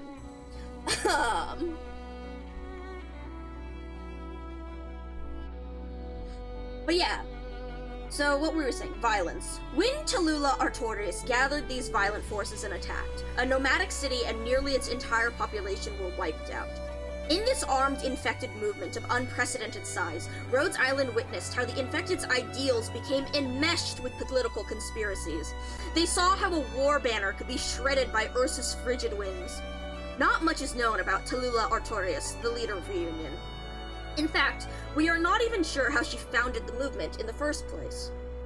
Even so, she remains the greatest challenge Rhodes Island has faced since its inception. Rhodes Island must forever remember Crown Slayer Lyudmila, Skull Shatterer Alex, Faust Sasha, Mephisto Enno, Frostnova Yelena, Buldrogasti the Patriot, and the members of Reunion whose names are lost to history. Tallulah's followers have revealed a harsh truth that every member of Rhodes Island must now confront. Rhodes Island and Reunion are two sides of the same coin. Relying solely on noble ideals and strong mobile fiber won't ensure that Rhodes Island remains on the right path, especially as we rush toward yet another battlefield. And so again, this is why the Reunion arc is so compelling, right? Because it shows both of us want to help the infected, but we have two differing values and two different, like, ideals on, like, how to do so. Rhodes Island is trying to do so while still aligning with the the laws and the expectations of the countries of Terra. But Reunion said, no, like, we've tried for long enough following your rules and revolution is the only option. Because we aren't making the progress fast enough, we aren't making enough, so many people are dying. Something that's particularly relevant to, our current day. For just in general, but particularly for those of us based in the US.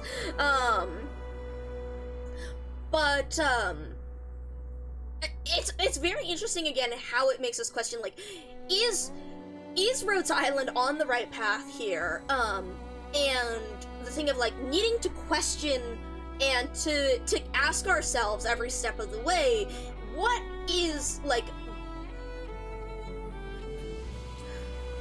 are we, like, how much harm are we causing? How much harm are we mitigating? How much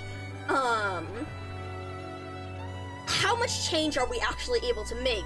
And then when we take these actions, are we, like, what do we,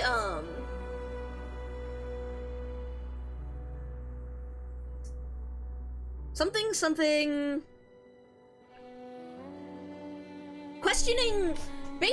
fuck. There's a really interesting post that I had sent a while back. Hold on.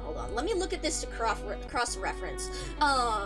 It's by Vanquished Valiant on Tumblr. I posted this in Arknight's Analysis a while back in Benny's server. So let me look through,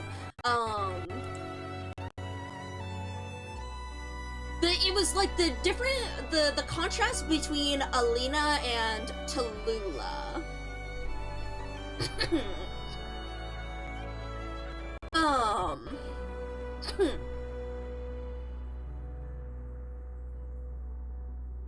Module, there's Rhine, there's, Originium, Dust, Lone Trail, Rhine,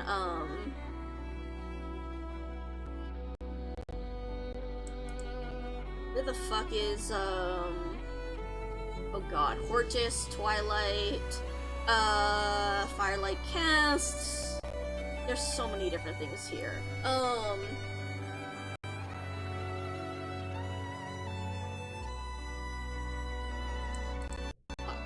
we're getting okay, here's Babel, so we're getting closer. Oh, there's the Troubles, Rosemontis, yes, here we go. In addition, I'm fascinated by how much agonizing soul-searching Chapter 8 is giving us about the nature of revolutionary conflict versus social reform.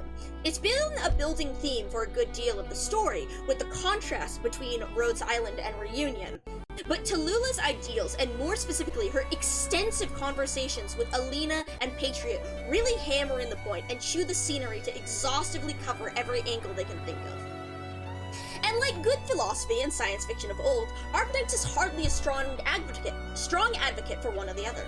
The narrative is truly, genuinely heartbroken about what true justice is and how the oppressed can better themselves. The trade-off between violence to protect oneself and peace to prosper, the thin line between righteous anger and violence for violence sake, how easily one can become the other and go off course. But also, the futility of merely allowing things to be as they are, how the powerful can thwart gradual change without the inertia provided by violence and uprising. Tallulah knows she needs to seize the future with fist and sword, but Alina knows that there is no future for the people if their children only know how to kill and not how to patch their clothes and sow seeds for the next harvest. The Reunion movement was trying to walk such an incredibly fine line between rebellion and independent actualization, not able to commit to either because they faced dire threats from all sides, the Ursus army, the social pressures that oppressed infected, and even the very environment themselves pressing down upon them. Exactly! It's such an interesting thing because it carries through so many of Arknight's stories. The idea of rebellion versus reform. Let's see, continuing through here, again, the fact that this discusses, this Rhodes Island, thing here discusses this as well when it comes to, oh fuck, where do I place this? Like, Amiya and, Rhodes as compared to Reunion. How do you do what's best for your people? Like, how do you ensure there is a brighter future for them? How much do you spill blood, and how much do you rally spirits? How long can you keep faith that whatever you choose is the right answer, and that you couldn't have done something better? That you couldn't have been harder when it mattered, that you couldn't have been softer when it didn't? Tallulah and Amiya are more alike than I ever could have imagined. Both of them inheritors of a legacy that stands for more than they can handle. Both of them fearful of the power it represents, being consumed and co-opted by it. Amiya physically and Tallulah mentally. Each of them taking their own stance that they believe in strongly, and the only real defining difference between them being the circumstances they found themselves in and the ground they have to stand on. Thank you, Vanquished Valiant, for this incredibly good, post about this. It's such a good, description analysis here. But yeah, it's so fascinating to see that contrast between Rhodes and Reunion. Alright, and then we have a bit of Tallulah backstory. Tallulah Artorias was born in 1068 and spent her childhood in Lungmen alongside her half-sister, Chen Huitie. Her biological father, Edward Artorias, was a descendant of the exiled Draco bloodline from Victoria. Side note, it's really interesting that you bring up the Terran storyline because we've mentioned, right,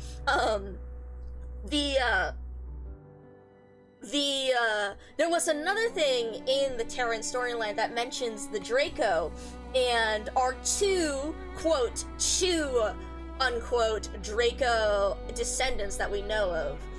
But is there secretly a third? And that's from Reed's files because, again, Reed and Eblana were seen as a single descendant because of being twins. And the other one that they're referring to is actually Tallulah.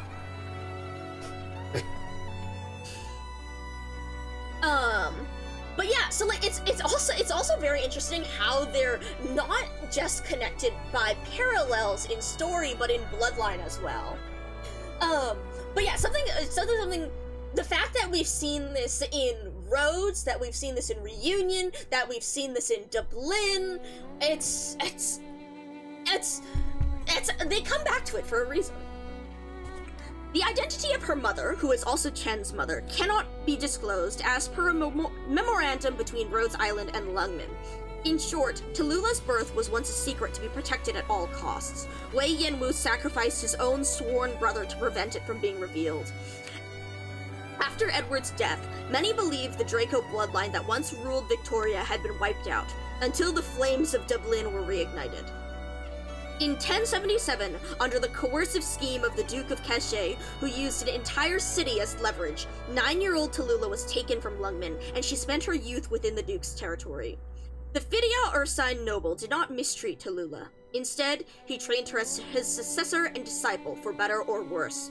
Over the course of 9 years, Cachet imparted all his power to Tallulah, along with both his blessings and curses. And as we continue reading, so I'm not, I won't take pictures of all of these, even though we will read through a bunch of them.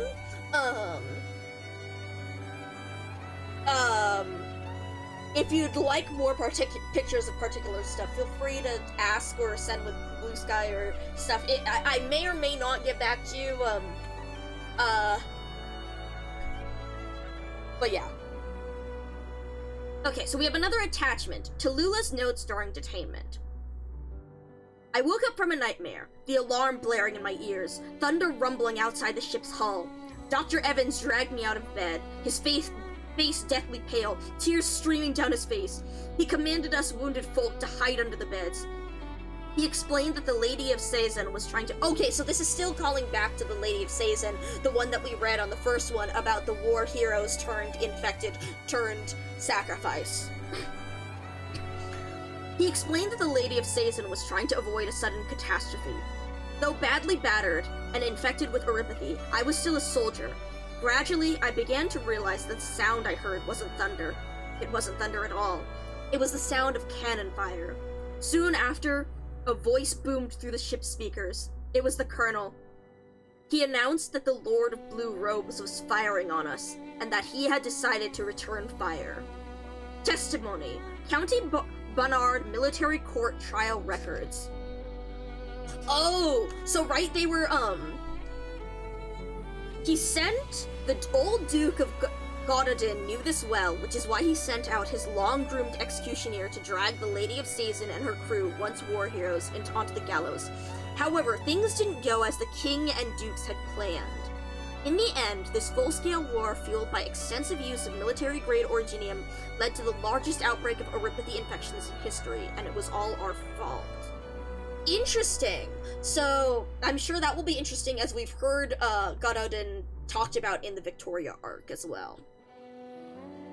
So give me a second to check on my my Kinoko Gohan, and in a sec. Oh god, my mushrooms. Maybe this will. Oh, oops. Oh well.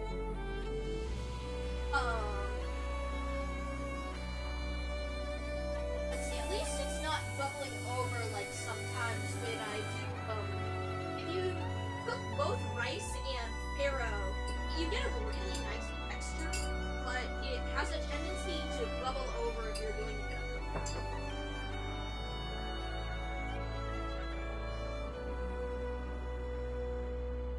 They've definitely expanded somewhat with, but haven't. They're still cooking well enough. Not like. Okay.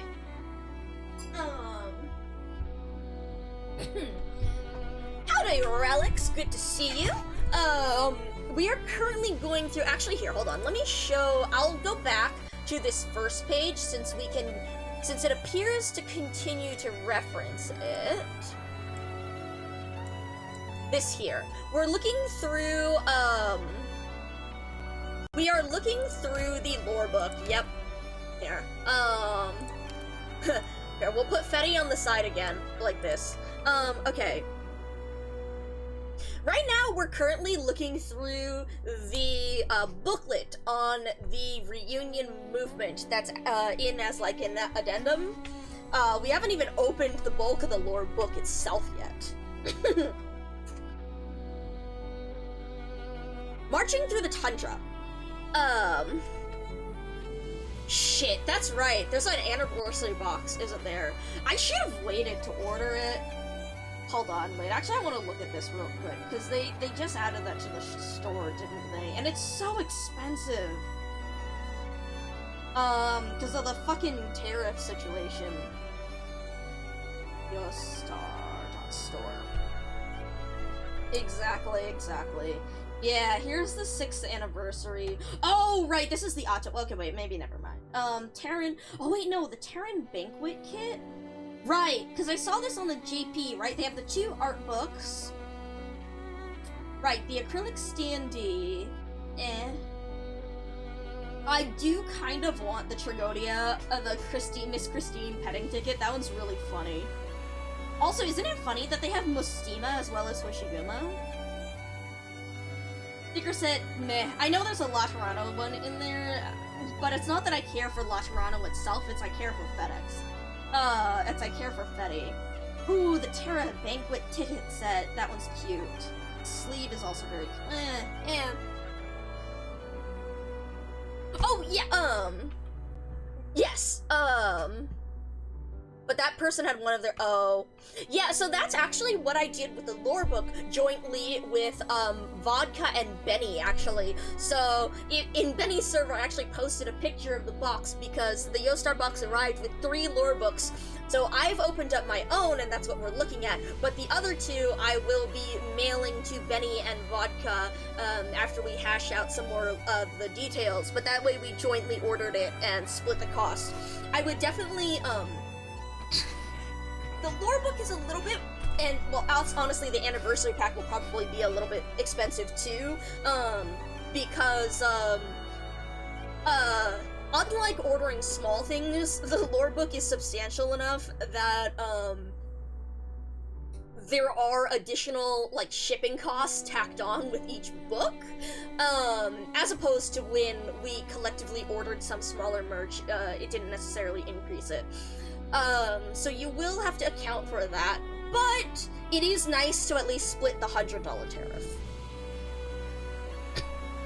And then domestic shipping is a lot less. But yeah, so I mean, we are an example of how it works. Yeah, exactly.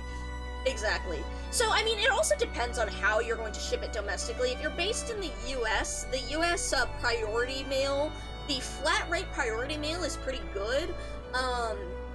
For smaller pieces, it's like 10 bucks. For smaller pieces, it's like 10 bucks flat rate for the smaller box. So that was pretty good for the lore book size and from some of the other stuff. For the like medium box, it's like $20 flat rate, which is like mediocre. I think the lore books will fit in like the $20 flat rate one, but I have to do some checking.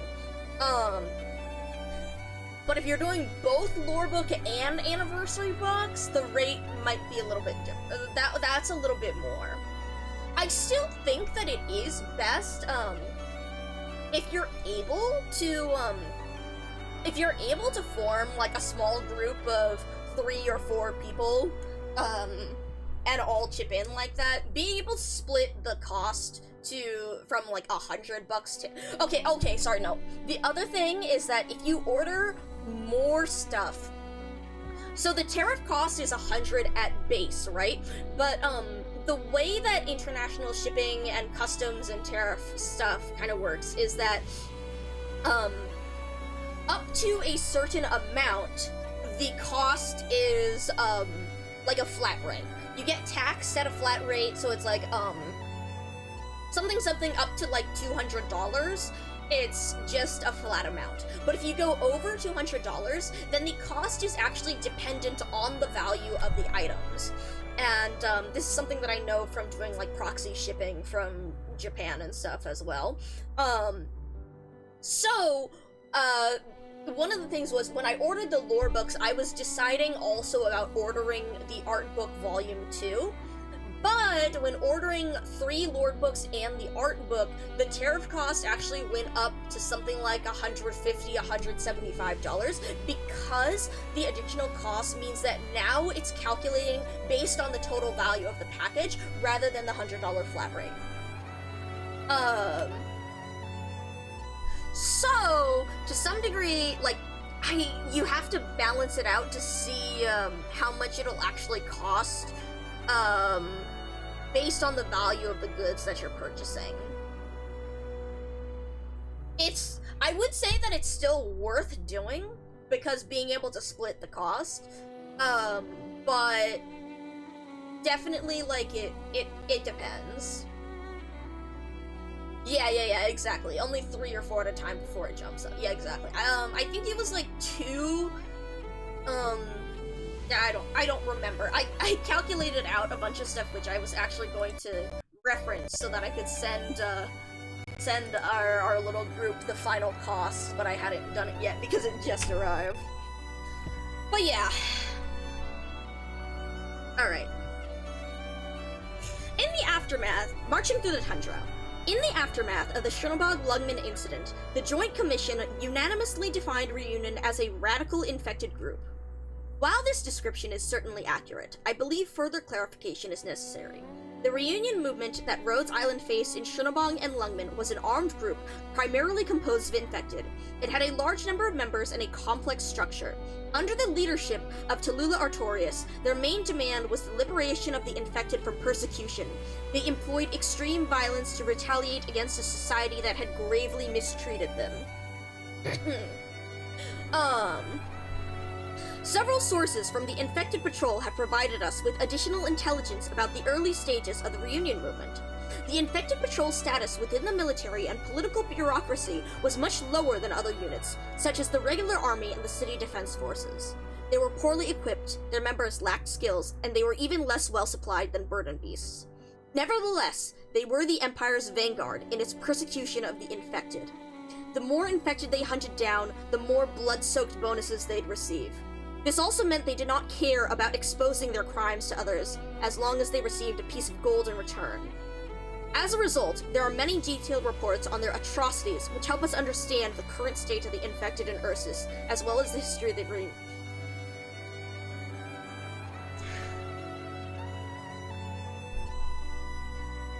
I'm just gonna say that, like, something state of the US. Anyways, there's no Executor Ulcers on screen at all? Really? You might be seeing- are you seeing something do you perhaps have lag? Are you seeing where I had Cal sit on screen instead? You could probably do more, but you'd have to have more than 3. Yeah, exactly. Exactly, Relics. But yeah, we're currently discussing, so I received I got the lore book compilations, which, I got the lore books, which I was splitting between a couple of friends, but we're currently running through the reunion booklet in them, the little additional things, so that's what I was reading. I'm showing one excerpt from it on screen, but I'm reading through more of it. This bit that we just... Also, everyone make sure to go check out Southheart. Also streams Arknights, very cool. Very cool, very awesome. We've rated a few times. Does Arknights reviews. Had a subathon that went for like a good, what was it, 6 months you said? Very awesome. But yeah, that's really interesting reading this here. The way they're talking about the infected patrol. something. The reunion movement is a scapegoat, right? It's a group of oppressed,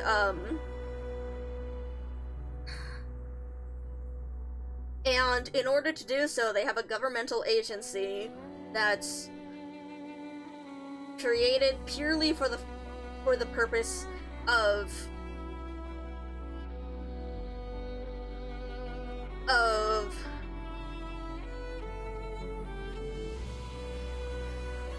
well, persecuting them, getting rid of them.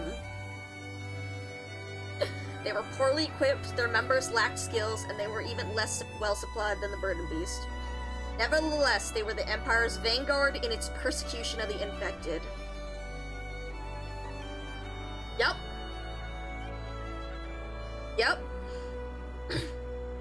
More infected they hunted down, the more blood-soaked bonuses they receive. They wouldn't care, they don't necessarily care. They're doing it like they're just... Yep. In their oppression of that group, in their scapegoating of it, it's just... yeah.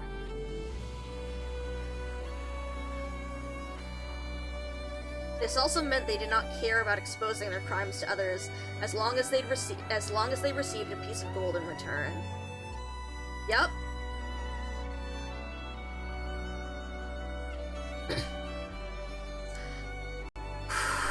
That's... yeah.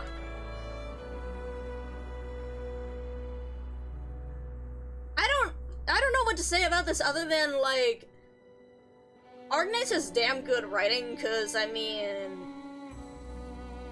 goddamn. Like, we're seeing this in practice right now, in how, like... that oppression... yeah. And how do you fight against it? How do you fight against this government? Like, again, how are you... yeah. You guys are very delayed. Hold on. I haven't dropped that many frames. You guys might want to do a refresh. You guys might want to refresh stream real quick. I think y'all are pretty delayed. I'm gonna send that message, and then, something, if you guys hear me saying something, when you guys hear me say this, type Federico in chat, just to give you guys a sense of scale. Which you guys might not hear that if you guys just refresh your page, but, I see. Okay, so we do have a little bit of a delay, but it's not terrible. I just want to make sure that you guys are, reasonably, close. Because I didn't think we dropped that many. Okay, but anyways, something that is particularly relevant when it comes to, like, I mean, this is feeling particularly relevant, especially when it comes to, like, how do you organize against such a government, because, like... it's like something, like, hypothetically, this should work. Hypothetically, this government should be working in order for the use of the people, but, like, for the best of the for the, not the best, for the, in the interests of the people. But what do you do? How do you go about this reform when the government is no longer working in service of the people, but in the act of oppressing them, right?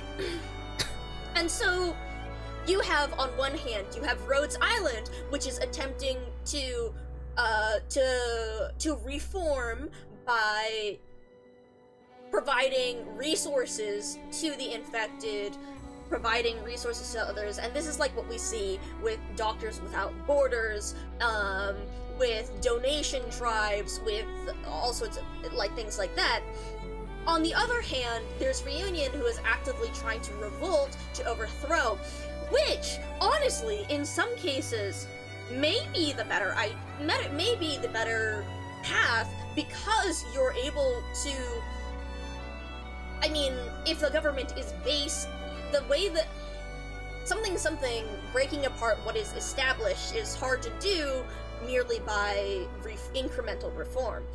But that comes at the cost of, there will be a power vacuum, in that, like, it doesn't necessarily, overthrowing a government doesn't necessarily mean that your ideal form of government gets established afterwards. What it does is it creates a power vacuum, which allows various groups to take power, but it doesn't necessarily guarantee one or the other. And it also means that all of those groups are going to go through the difficulties of establishing themselves in power and establishing a system that may or may not work better than the currently established one.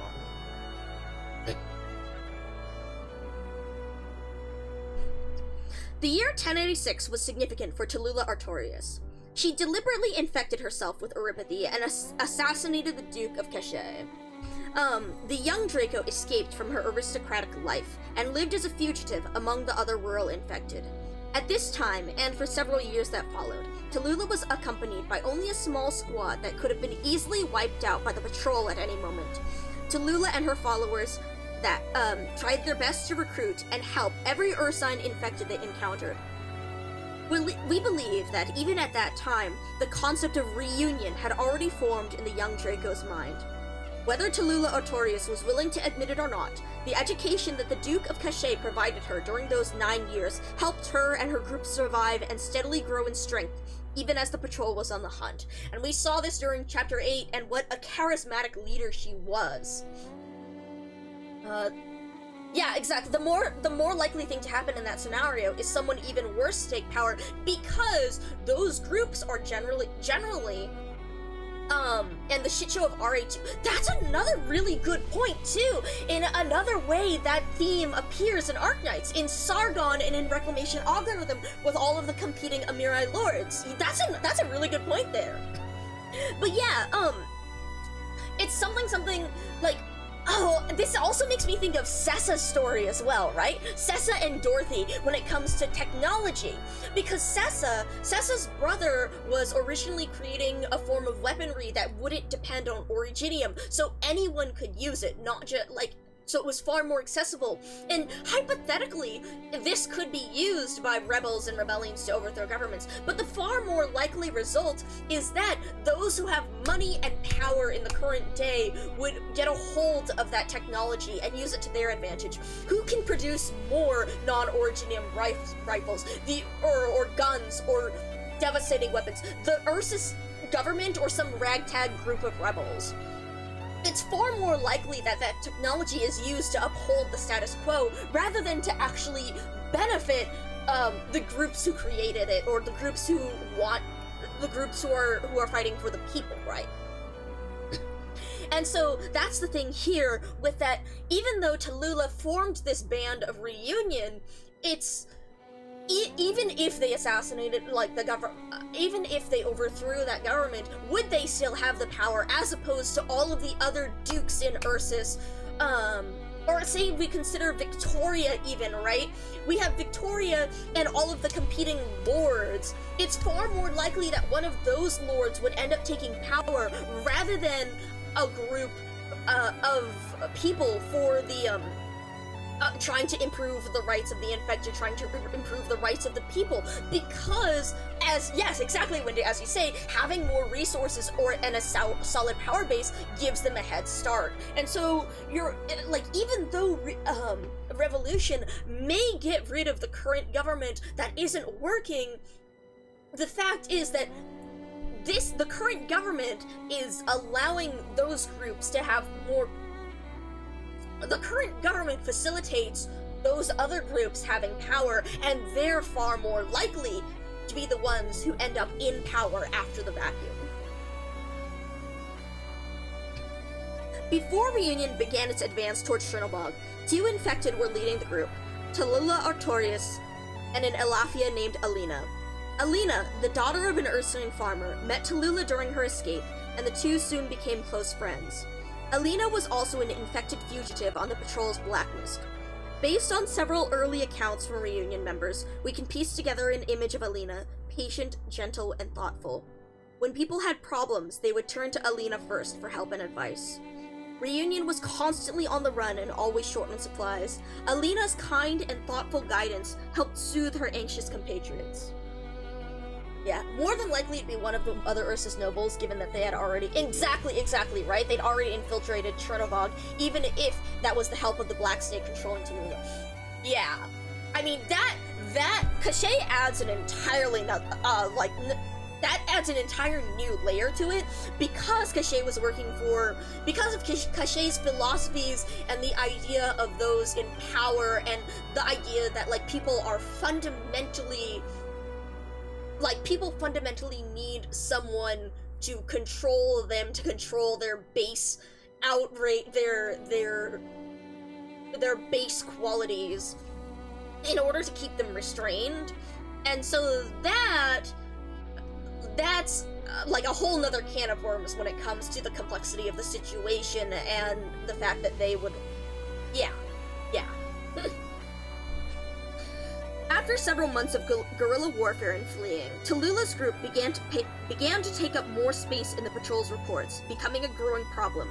The patrol was particularly concerned that the group may have allied with Beldrogasti, the Patriots' northern tundra guerrillas, who, in most cases, left no survivors in their engagements with the patrol and the mine guards. Their concerns were well-founded.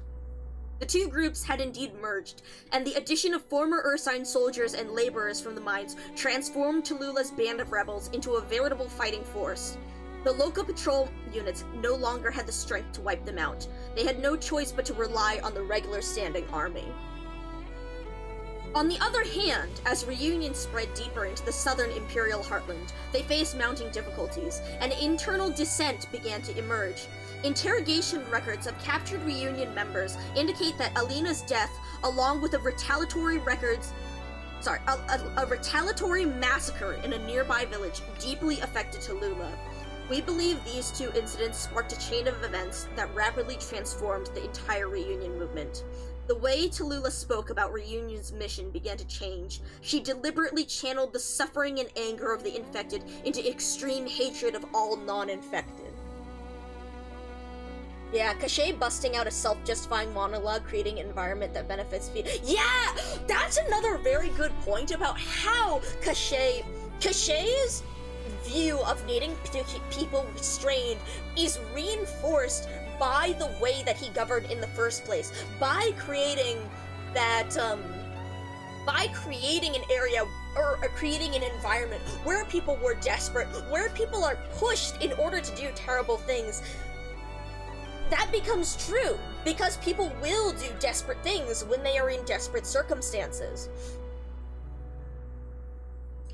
But yeah, that is something that's, again, particularly interesting, because previously, again, we mentioned how there's the conflict between revolutionary conflict and social reform.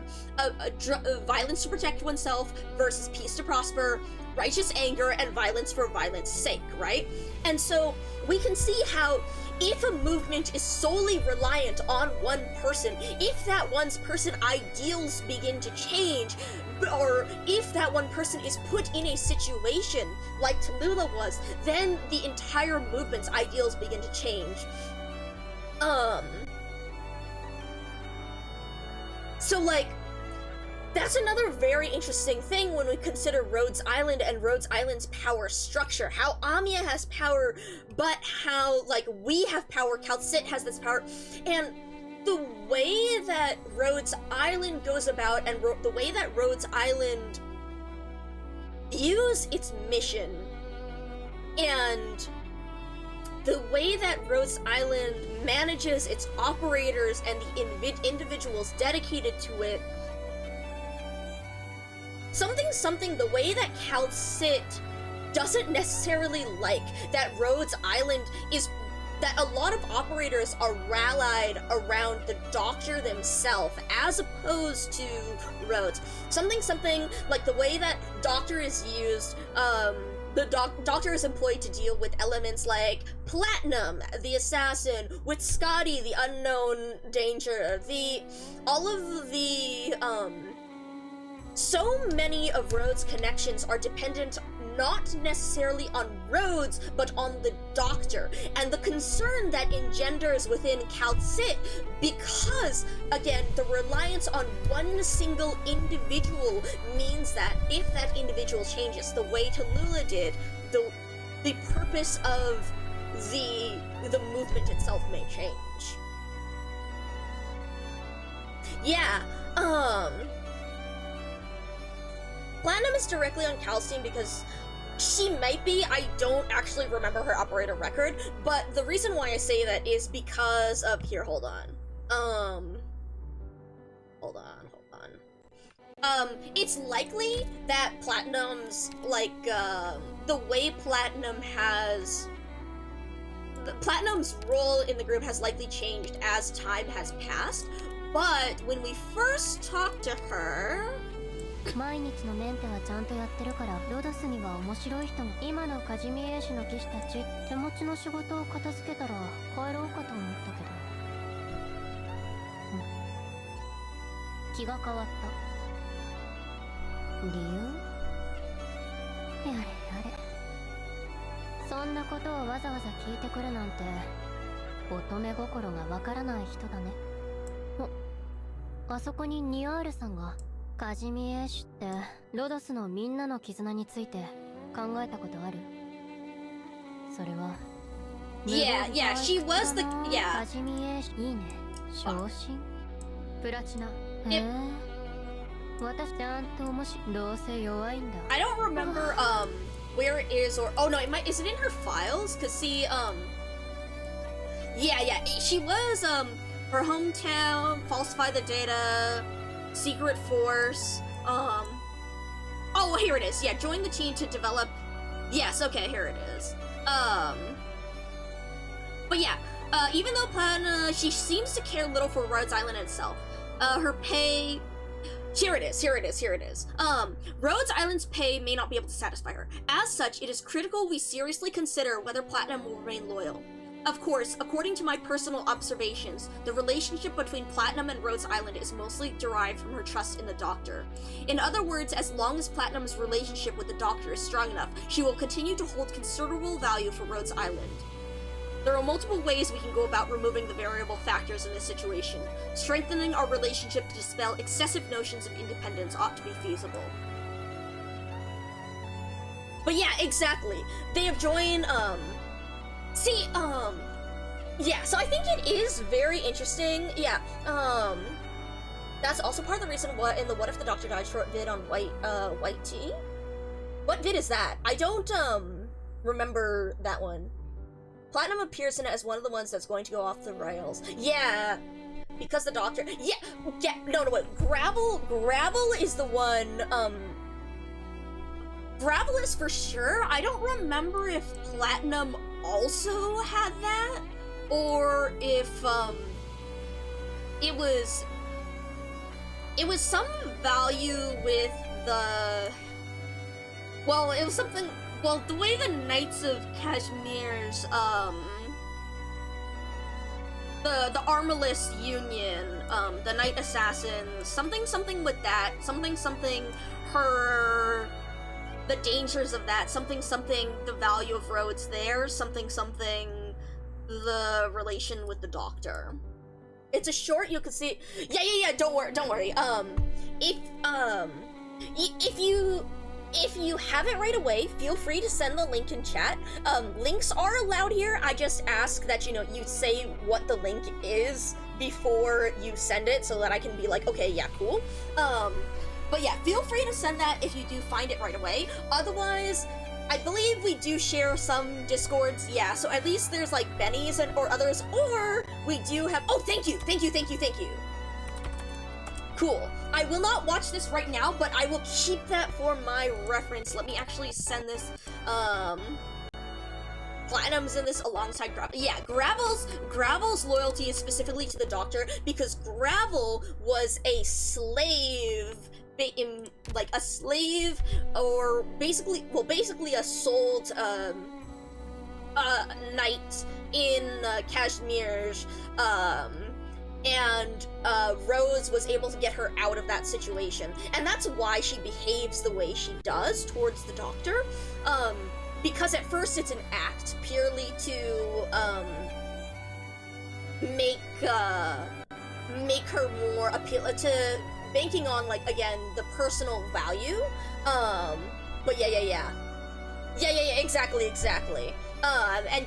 But then, because Rhodes actually valued her and was able to get her out of the enslaved situation, that's why, she has so much loyalty to us, yes.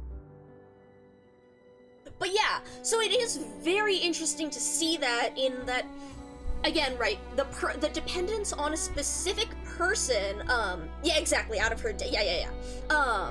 But the dependence on a specific person, is a flaw in the armor of an organization. Hell, we just looked at Platinum's Trust 3, right? Have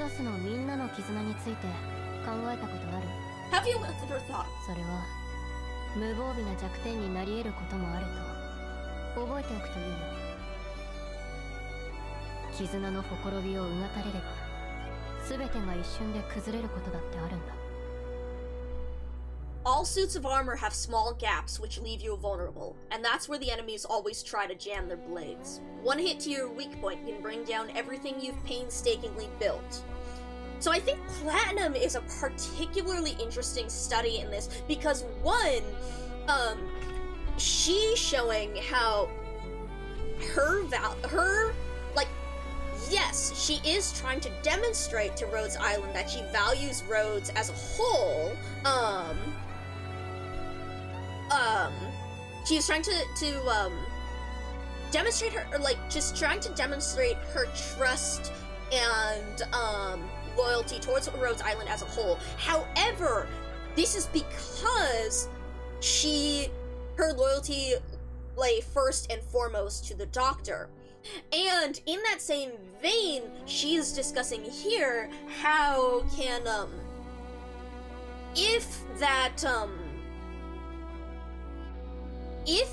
loyalty is all to one person, how does that affect, like, then if that person is killed, then, or if something, the chinks in the armor, right? The last words of, oh boy. Oh man. But yeah, anyways, Platinum's is particularly interesting because she's an exploration of that idea of the single point of weakness, the weakest link in the chain, right? The point, she's an exploration of that in all sorts of different ways, both with respect to Rhodes, with respect to the Armorless Union, with respect to her and herself and her loyalty. And that is, again, going back to what we're reading, particularly interesting, considering what we just read about the reunion movement, and the reunion movement's reliance on Tallulah's ideals, and Tallulah specifically. Particularly how,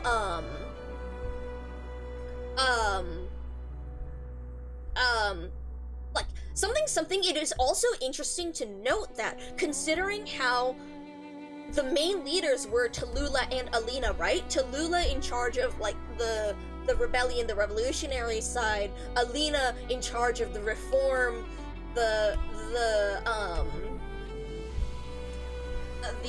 I'm trying to think of a word, the assistance, the supplies, the reform side, but yeah, versus social, yeah, exactly, and so it's interesting to see that, like, after Alina died, both because she was serving as an anchor for Tallulah and Tallulah's ideals, but also as a guiding force toward that part of the movement, that reunion began to focus purely on revenge as opposed to reform, which led it to being in the situation that we found it. And so that's particularly interesting in the same way that Rhodes' command was also similar, at least when it comes to, like, Doctor being, exactly, Relics, yeah. It's, so the thing about, like, Cachet is that Cachet both serves as, like, a metaphor for it, as well as, like, a story beat, but, because, Cachet's transformation is, like, the representation of the group's, transformation, you know? Like, it's, it's an exaggeration for the sake of story and for the sake of making those themes clear, because either way, hypothetical, something in an actual situation where you don't have this kind of magic, this is the same way that these movements may fail, because, again, the reliance on one person, the lack of a person focusing on reform, the lack of the change in focus between for the good of the people versus for the revenge of the people, and Cachet is the embodiment of that. But and in this story, it is Cachet that is making it not...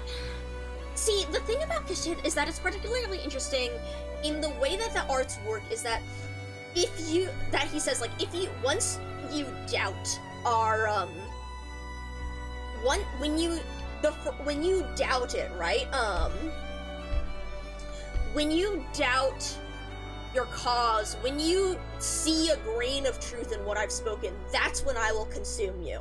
And so that is representative and, like, again, an exaggerated magical story version of the actual happening of, or the actual situation of people become disillusioned, people lose sight of their original goals in revolution, etc., etc. Cal is worried that somehow Oracle's memories... I think, well, I mean, because not our memories, but in the way we learn stuff about the world, because in Path of Life, that's actually discussed in that we know a lot more about the world now. And, yeah, I think it's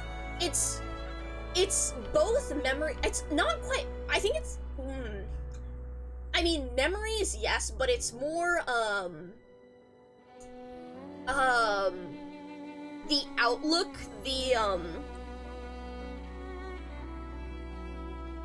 the decisions aspect of it, right? That's actually... I didn't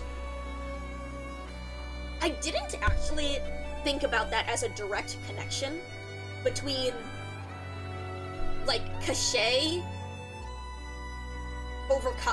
Cachet, what's overtaking Tallulah as a direct parallel to Oracle overtaking Doctor, which is, I think, an interesting parallel. Like, not that they're they're different situations in the thing of, like, Cachet being a separate, like, a different person, but that providing a basis and a foil to the Doctor's character, I think is a very interesting point. like, obviously we've seen the similarities in that, but to put it that way specifically is very interesting.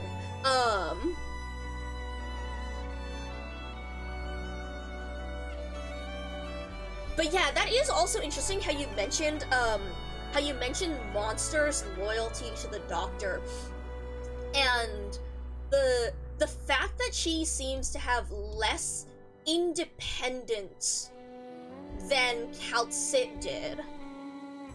I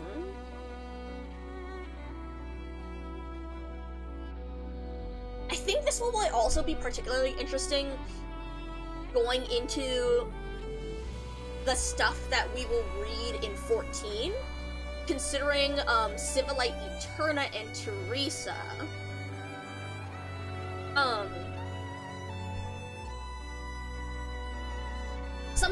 Another theme that's heavily tied through Arcanites is legacy. Teresa to Amia, Teresa to Civilite Eterna, Calcit to Monster, Cachet to Tallulah, Oracle to Doctor,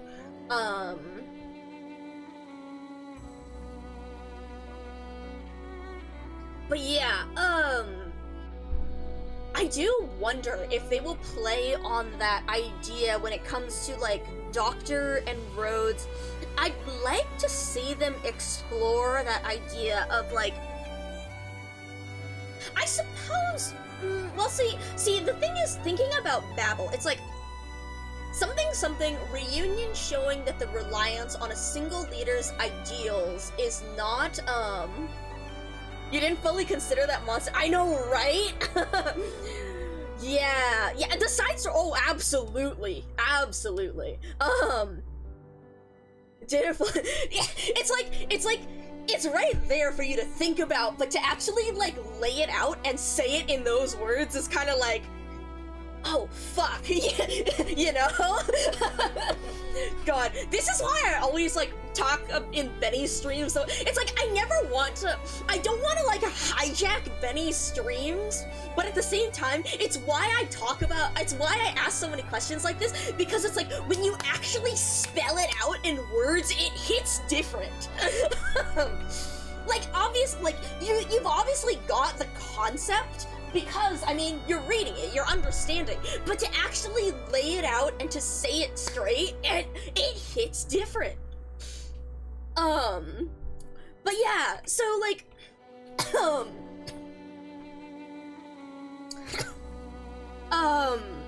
something, it's interesting to think about that with, I wonder if the story will also go on to, like, something independence, the idea of, like, Amia carrying on the ideals, of Doctor carrying on the ideas, the way that Amia is in Tallulah's position when it comes to Rhodes, but she considers her reliance on the Doctor and Calcit's desire to, like, make her, like, the Doctor should provide her support, but she doesn't want Amia to be over-reliant on the Doctor, right? And so, in the way that, like, Reunion was overly reliant on Tallulah's ideals, if Amia is over-reliant on the Doctor's ideals, something making sure Amia grows into her own as a person, and also Amia not being over-reliant on Teresa's ideals as well. Like, Amia being the leader, something, I'm wondering if they'll go somewhere with, like, Rhodes Island's reliance on Doc alone is not a good thing, nor would their reliance on Calcit alone being a good thing, nor, like, and Amia, like, Rhodes as a movement not being over-reliant on Doc, not being over-reliant on, like, Calcit, and the rest, Amia being a representation of Rhodes Island and all of the legacies, ideals that it takes from, and, Amia growing into her own as a person, the same way the movement must also constantly be questioning itself and its ideals, and not taking one person for granted or as the sole truth. Yeah, I mean, that's been particularly interesting to see. Like, I mean, it was particularly interesting to see Amiya's growth between Misha and from seeing Misha and Alex, the way that Amiya has grown, comparing herself to W, the way that Amiya has grown from Doctor, from Teresa and Calcit. Yeah, it's very, very interesting, and something, I know I saw people comparing, like, the way Amiya looks in her medic form to the way Teresa looks, and I've also seen a very interesting comparison of, like, what if Amiya looked more like Priestess as she got older, which is, I think, another interesting thing as we're considering the way Rhodes and Amiya as a representation of Rhodes, and the movement's ideals are inspired by others. It's so fun to dissect all of those relations, huh? And, like, God, they really have just so many layers there. Alright. So we were saying with Tallulah, the way Tallulah spoke about Reunion's mission began to change. She deliberately channeled the suffering and anger of the infected into extreme hatred of all non-infected. In the latter half of 1096, with the support of Sarkaz mercenaries, Reunion's power grew even further, and its leaders revised their combat strategies. The movement continued its advance southward, as patrol units sent messengers all across the Empire, desperately seeking aid from the military. However, many of these messengers were intercepted and killed by Sarkaz mercenaries commanded by Teresis. That's an interesting. Okay, we'll come back to that one. Even if the messengers had delivered the patrol's desperate pleas, nothing would have changed. Unbeknownst to the patrols, the Empire intended to use Reunion to ignite another war. In December 1096, the southern advance of Reunion reached its final critical phase. The Black Draco finally turned her blade toward one of Ursa's key southern industrial cities, Shrinobog. The best thing I've seen similar has been the video on YouTube Arknights and the Observed. Again, feel free to link these, and I welcome people in chat to go check them out. I'd love to go check. It's not as easy for me to go, like, look at stuff during stream, but I love watching these on the side and then slowly digesting them for our next discussion. You know, book club style.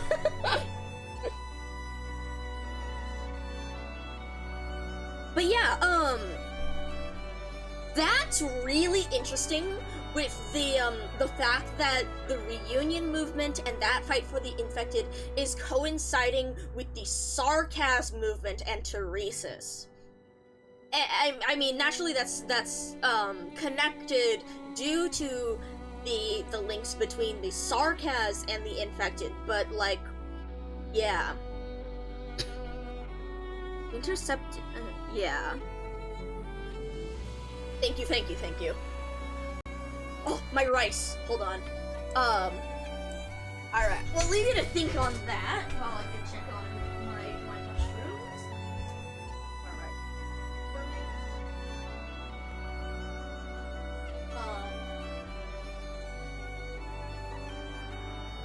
Fuck.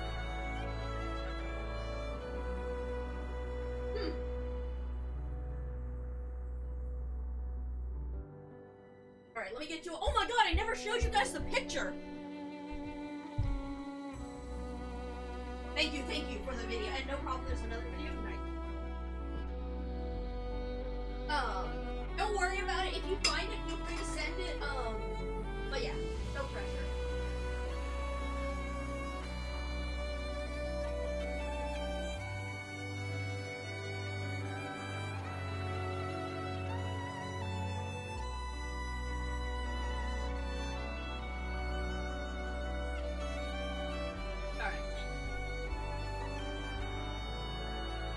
Let me send this to to myself so you guys can see my rice. Sorry, I forgot to send the picture before cooking. I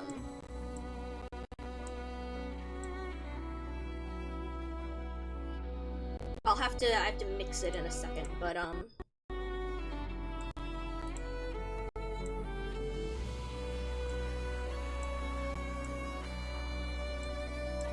yippee! Alright, give me a second to go. There's my shaman.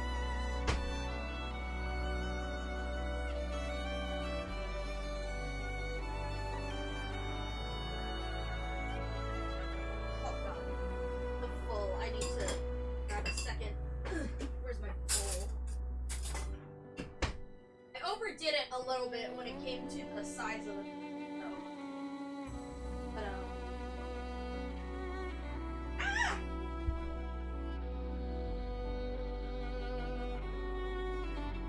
Hot! Hot, hot, hot! Nice. I think it could have used a little bit more dashi. I didn't quite get the honestly, probably more mushroom dashi. I think I didn't quite have enough mushroom dashi to get the flavor, but still good. All right, let me turn off the cooker. We'll get another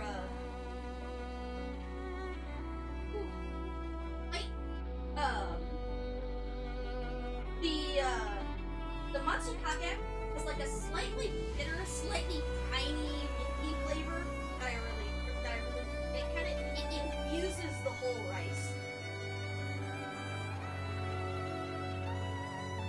Just get that mixed out.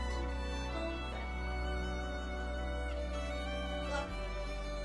Nice and out. Cover for now. Pack it up there.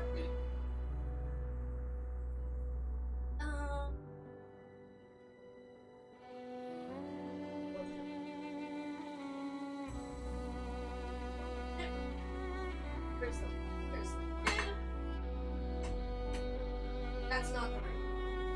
This is the right. That's where I put it. Alright. I bring my bowl of rice over here. Have to find it. Yeah, no worries, no pressure. Hot! Hot, hot, hot.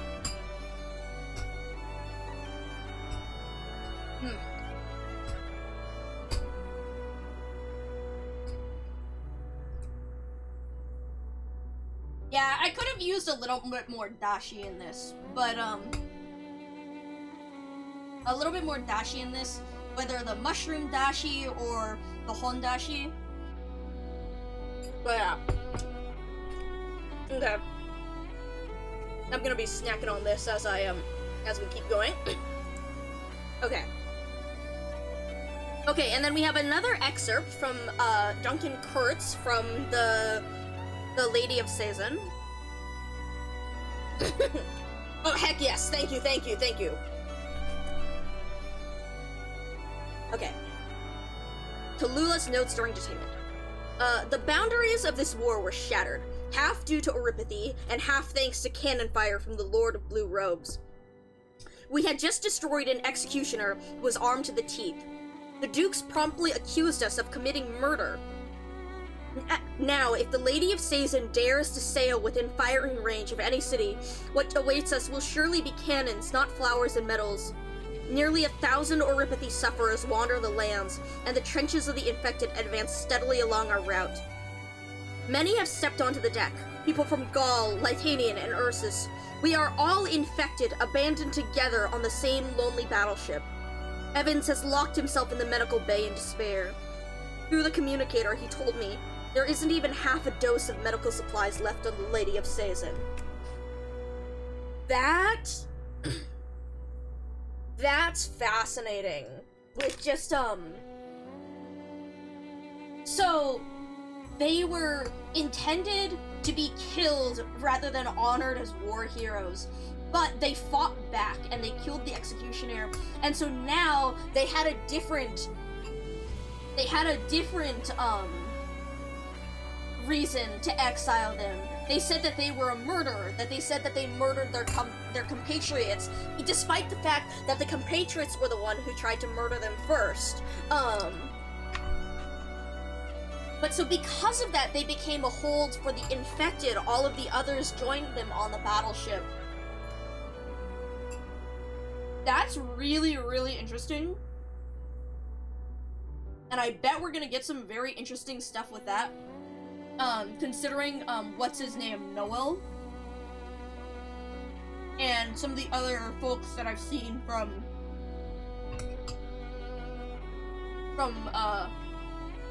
1314, so.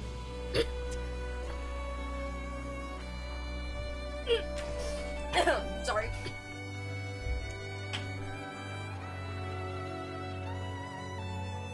Alright, yeah, I think I should have, I think this needed a little bit more liquid. I needed a little bit more water in the rice, too. But it's okay.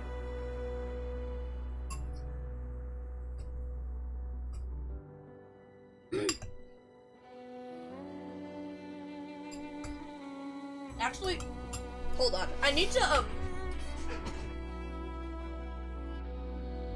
if I'm gonna make another batch later, I need to soak my mushrooms. So give me a second to,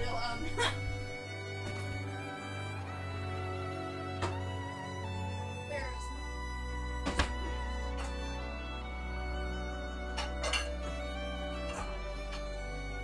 I'm gonna start my mushroom soaking now, because this one I don't think got a chance to soak.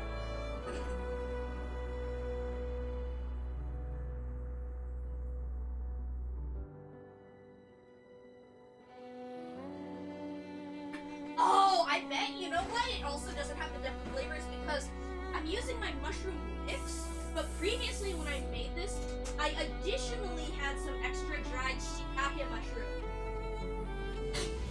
that I added to the mix as well as what the mix had by itself. Those add a lot more of the umami dashi flavor.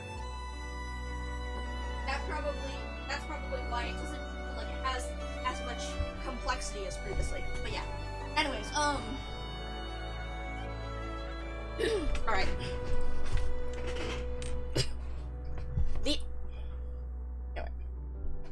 The end of the flames. Without a doubt, reunion is the bitter fruit sown by Ursus itself. The Emperor's brutal oppression of the infected drove them to the tundra, and we all know that infected laborers from the mines and soldiers turned guerrillas are the very backbone of reunion.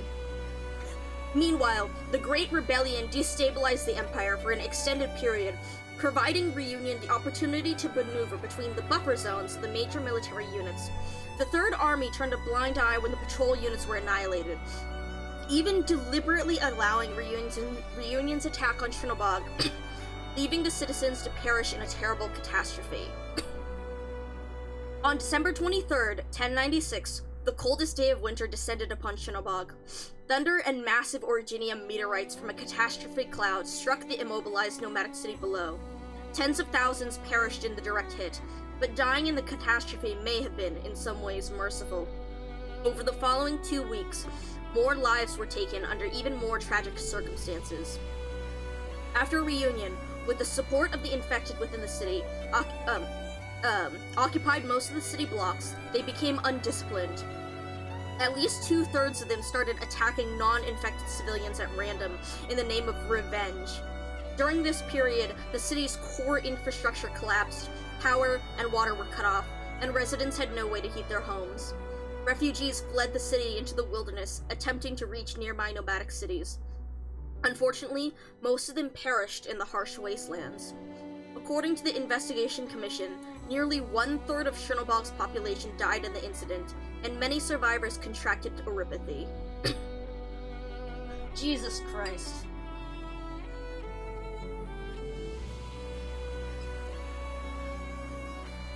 Jesus Christ. Like, we knew it was brutal, but like... Damn. Again, seeing it all laid out is really, really, really something. God damn.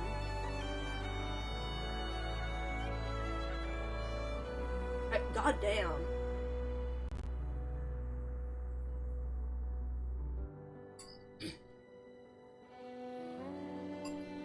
Yeah. Like, I mean... It really, something. We saw how horrifying it was in Children of Ursus. But, like, seeing it laid out, how everything was like Children of Ursus. Everything was going through that, if not worse. All we saw, Children of Ursus was just like a microcosm of the greater issues happening.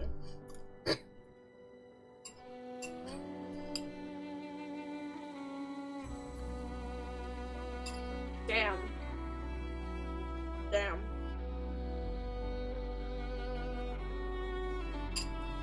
Alright.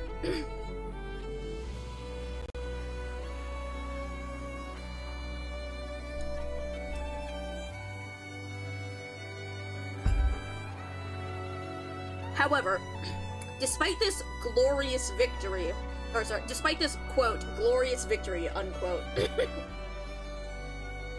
Reunion quickly began its decline. Chernobog may have been caught unprepared, but Lungmen was ready. The Lungmen Guard Department, LGD, was fully mobilized, and Chief Executive Wei Yanwu forged a partnership with Rhodes Island, experts in dealing with infected issues. Faced with a heavily fortified nomadic city, it appeared that Tallulah had either been lulled to complacency by her victory at Chernobog, or blinded by her old grudge over Edward's death 20 years earlier. She set up her command center in Chernobog's control tower and ordered Reunion's main forces to infiltrate Lungmen through its slums, where the LGD's control was weaker. Once inside the city, Reunion intended to utilize its time-honored strategy, divide and conquer. Reunion's forces caused widespread damage in several areas of the city, even briefly capturing the LGD building, a symbol of Lungmen's security. However, their advantage didn't last long. In just 9 days, from the first time they engaged the LGD within the city on December 29th, 1096, the Rhodes Island strike on Chernobog's core city on January 6th, 1097, Reunion lost nearly its entire leadership, and its command structure collapsed. The guerrillas who had followed Buldrokasti, the Patriot, chose to assist Rhodes Island in its assault on the city core after his death. By this point, many had realized that Tallulah had fundamentally betrayed the original ideals of the Reunion movement.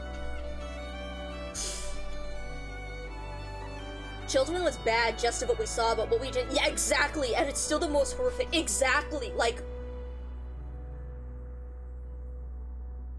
the fact that— exactly, the fact that what we saw was that bad, and yet we knew it was— and yet, like, we know it was worse elsewhere is horrifying. Also, like, it really is fascinating with the way, it's just like, the way the leadership crumbled when it actually— well, see, it's like, I wonder, it's like, would, real-life movements leadership crumble the same way? But in a way, it's because of this next paragraph here. In fact, we believe Tallulah was neither blinded by victory nor overcome by old grudges. Tallulah knew full well the devastating losses Reunion would face in a reckless assault on a heavily armed nomadic city, yet she allowed herself to lead her comrades, those who had journeyed with her all the way from the tundra into ruin. Even then, a faction of Reunion members remained fiercely loyal to Tallulah, convinced that she was standing up for the oppressed infected masses. On January 6th, Remnants of Reunion forces, alongside disguised soldiers from the Ursus Third Army, fought throughout the day to prevent Rhodes Island and the guerrillas from reaching Shunobog's command tower and halting the city's movement. Shunobog's core city continued broadcasting Ursus identification code. If it had continued on its course, it would have collided with Lungmen, which would likely have triggered a full-scale war between the two superpowers, a war that the infected would have been blamed for.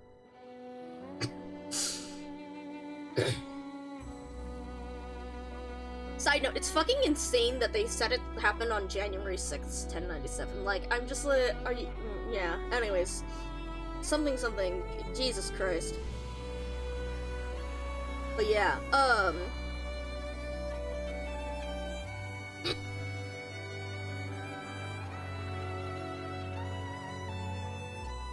there's a lot to unpack there. I'm gonna keep reading for now. Fortunately, Rhodes Island had its own young infected leader, Amia. She, the Doctor, and Dr. Keltsit led an assault on the core city to thwart this evil plot. Finally, at 5:42 p.m. on January 6, 1097, Shunobog's core city came to a halt, just outside the range of Lungmen's city defense cannons. The Long Tail.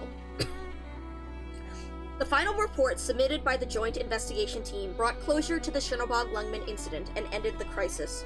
Although Rhodes Island prevented the worst-case scenario, Reunion's brutal and destructive actions through those brief 2 weeks caused irreversible damage. We must confront the reality.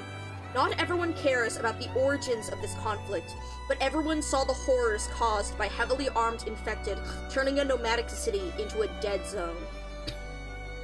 The person responsible, Tallulah, was briefly held aboard Rhodes Island's ship after the incident, and both Yan and Ursus reached a delicate compromise, choosing not to pursue the matter further. However, it's clear that not everyone accepted this outcome. Former LGD officers and ex-Rhodes Island guards regrouped with some of the surviving members of Reunion.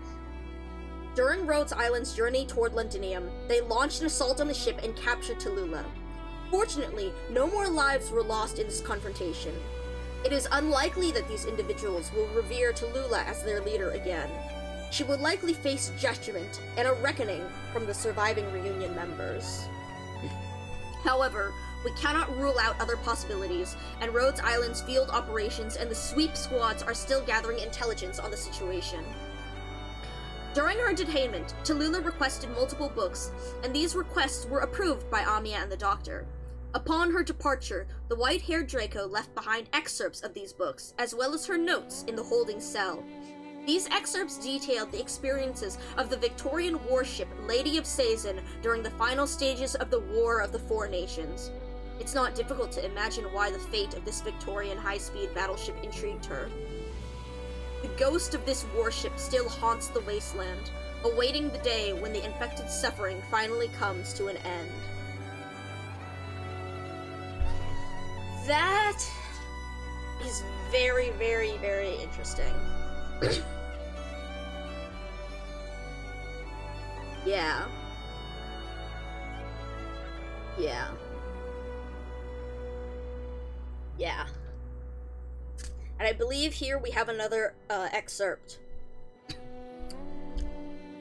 I once swore before the Lion King to keep this secret for the rest of my life, but this is my last meeting with you before I retire, and I cannot leave Victoria's most promising generation of young soldiers in the dark. Everyone who's still here will join the Tempest Platoon. Just as I once played my part in the Exemplars. Holy shit! Wait. Oh, no, Relics, they said it was Gododin. They said it was Gododin, who we've seen referenced in the start of 13 and some of 12, I believe. But holy shit, the Tempest Platoon, that's Horn's group. Holy shit! So if Horn's group was aware of the Lady of Sazin and... Hold on, wait, we have to finish reading this first, okay. Just as I once played my part in the Exemplars. So, you must understand the final fate of the Lady of Sazin. Yes, the Heart of Darkness operation. One of the most significant operations in the history of the Exemplars, was the catalyst for the birth of the Tempest Platoon. During that mission, one of our finest warriors chose to deliberately contract oripathy in order to infiltrate the Lady of Sazin. She witnessed firsthand how the heroes of the Battle of the Four Emperors succumbed to illness and madness, and how a great warship became a moving realm of death. There, with the consent of Captain Duncan Kurtz, she ended his life, and then chose to defect, becoming the new captain of the infected aboard, attempting to steer the ship further away from Victoria. And I was the one ordered to deliver the final barrage of cannon fire on the Lady of Sazin. Rusted Iron Medals, Memoirs of the Royal Guard Academy.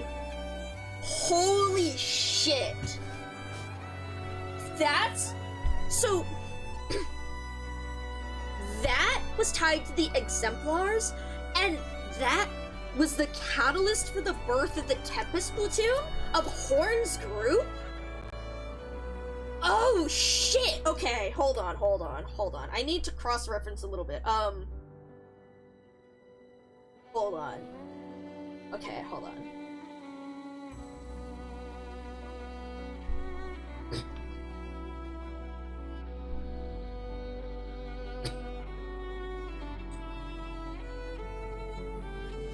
Yeah, well, no, see, the thing is, the fact that no, I don't think she would be happy about the idea of, like, the thing of the infected, but the thing is, the story isn't necessarily about this leader. The story is about one of our finest warriors chose to deliberately contract erypathy in order to infiltrate the Lady of Sazin. So, one of their warriors chose to infiltrate the ship that they were supposed to destroy, right? The fact that the Lady of Sazin were a group of war heroes turned infected that they were supposed to kill so that they wouldn't have to honor them as infected, as just a sacrifice. But one of these soldiers chose to infiltrate it, and she witnessed how those heroes had succumbed to illness because of the infected, but not just because of that, because of the persecution that they had faced, how a great warship became a moving realm of death. With the consent of Captain Kurtz, she ended his life, and then chose to defect. She didn't choose to continue. The fact that she didn't choose to follow what Victoria said, to continue her mission, the fact that she chose to defect, become the new captain of the ship, and attempted to steer it further away from Victoria. That is fascinating. To choose what you believe is right, despite the mission, despite your mission, despite your training, despite that. I think that is something that would inspire Horn. That is fascinating. Then we have an image of the masks and armbands used by Reunion. In regards to the two most well-known, I don't think either of them, I don't think so either. But I think it's interesting in the way that it's like, something,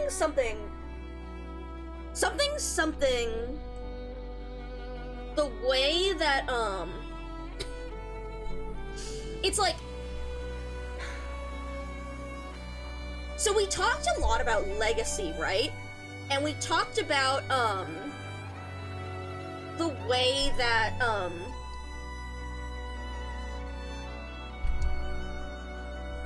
we talked about legacy and Rhodes and what the ideals that Rhodes was created from, right? But it's interesting the way that, those born of a specific situation do not necessarily have to follow what they were created for. So despite the fact, the idea that, like, the way that we've also seen a theme of people born into propaganda, people born into these ideas that aren't necessarily what they agree with,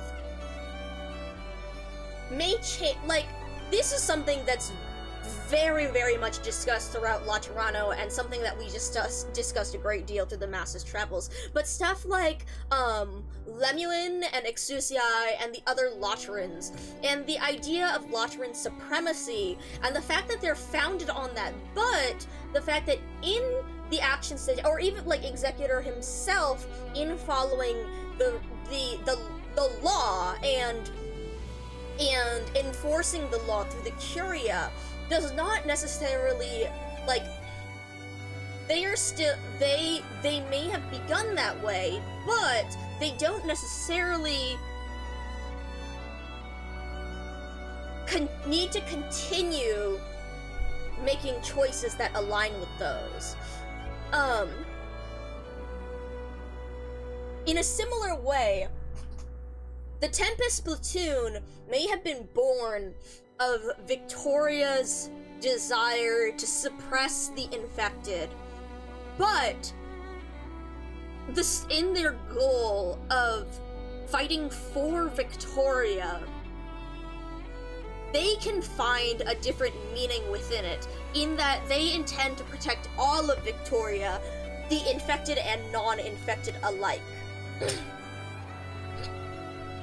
And that being the impetus for Horn and Bagpipe to make the choices that they have, influencing them, and yeah. Yeah. I think that's a really, really interesting thing to discuss. Yeah.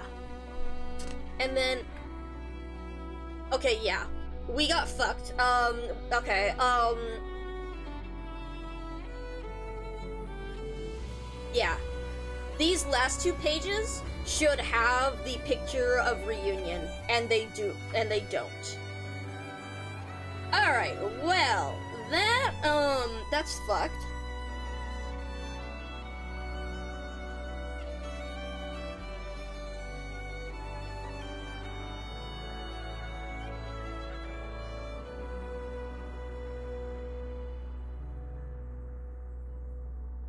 When we first met Horn, yeah, I think it's particularly interesting considering Horn's ideals and the way that, as of chapter 14, I haven't fully read through that yet. I'm still going through, like, 13, but, the fact that we've seen, the fact that we saw Horn in chapter 9, and the way that she managed her platoon there, but then we saw the way that Horn navigated around, what's his name? The commander of the barracks in chapter 9, the other group that she was fighting with, the guys who wanted to eliminate the soldiers of Dublin at all cost, and the ones who dropped the dirty bombs on County Hillock. That heavily radicalized her, yeah. Yeah, the supremacists, basically. And we can see the contrast. No, I mean, no, it's true, though. It's true, in that they believe that Dublin, and that they believe that, like, yeah, it's true, though. But yeah, yeah, I think, like, with Horn there, I think that Horn did truly believe in the good of all Victorians, like, not necessarily discriminating against the Terrans, but she may not have questioned it so much before. She certainly had her ideals, but she may not have questioned it as much before she was able to see it in direct contrast to one who wanted to eradicate Dublin and those threats at all costs, even though, like, considering that, like, something, the way that Dublin involved a great number of the normal individuals in County Hillock, of the everyday Victorians and Terrans, and the fact that, that Colonel wanted to eradicate them for the safety, for the continued existence of Victoria, despite the fact that they were simply just disillusioned Victorian citizens. Horn, in contrast, would believe that they are still worth listening to, that if they are dissatisfied with Victoria, if Victoria is not serving her people, then those people should be listened to and accounted for, as opposed to the people serving Victoria itself.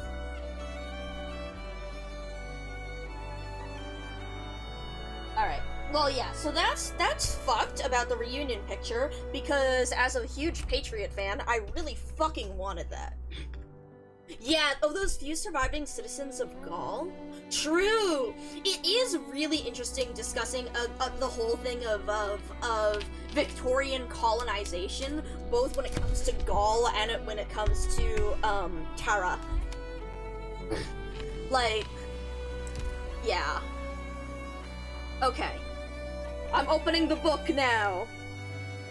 Now, all of that, hold on, what time is it? It's almost 7 p.m. How long, what's my stream at? Like, what, we just spent 3.5 hours just discussing the 16-page reunion booklet, and now we have the entire book. Yeah. So, holy shit, this thing is so sick. Holy shit, so on the cover, it shows, hold on here. Actually, hold on, let me shoot you a better picture of the cover. First off, we have, like, the Lateran statue. We have... Oh, this is Iberia. Mapa de los Vigilantes del Mar. And then we have the word Terra in Sami language. Then we have Originium. We have the slugs. Let me get you a slightly... Bro, my lighting sucks so much ass.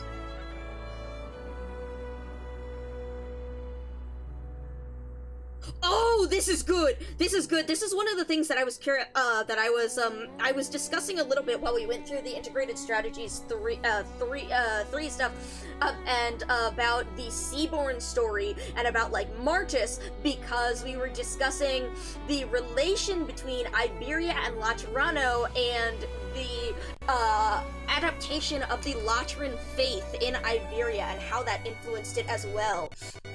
And you can actually see that with, like, the statues and stuff. So here, let me save let me save this image here.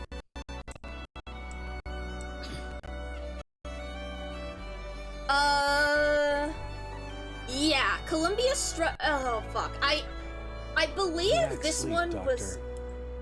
You need more rest. Thank you, Fatty. I believe this was discussed somewhere, but, yeah. Here, hold on. Okay, first off... Look at this. Isn't this so sick? I love maps. I fucking love maps.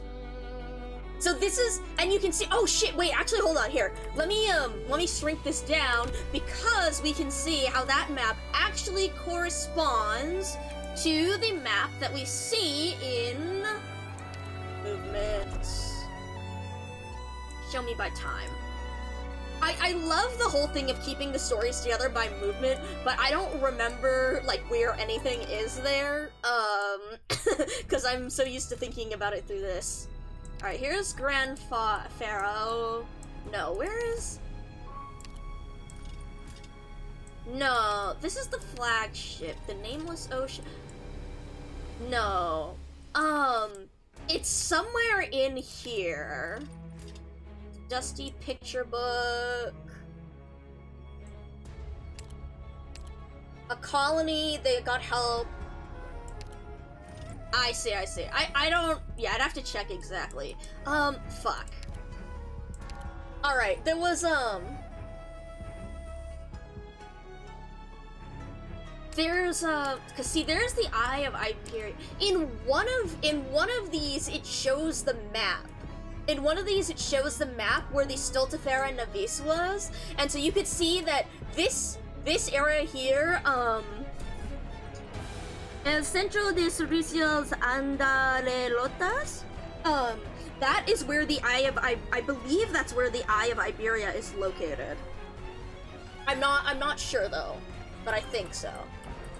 And then here you can see the contrast between the two statues with the focus on the Sancta as opposed to how it evolved through the years in Iberia.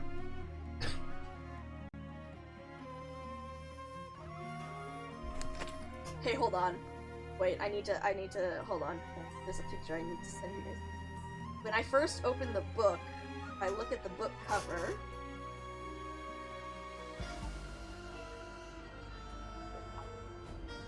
Take a picture and see that you guys... Here, actually, I'll show you guys the picture here so that, so that you can also be waiting in anticipation as I open it and see what the hell this is. Hold on.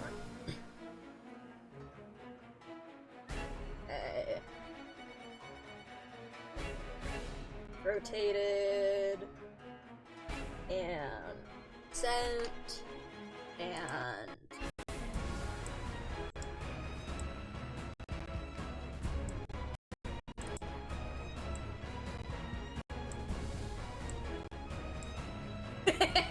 When you open it, this is on the inner side of the book cover.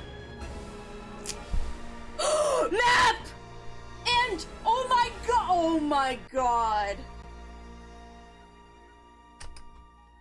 Oh dude, the inner cover is so good. Okay, first off,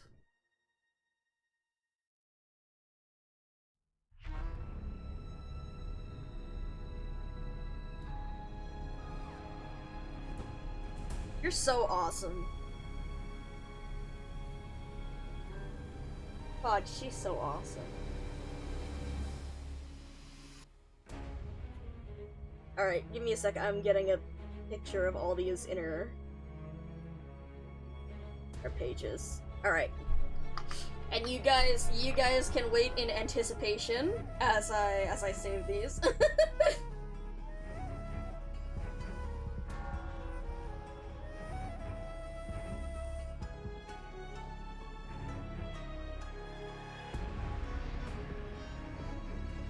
God.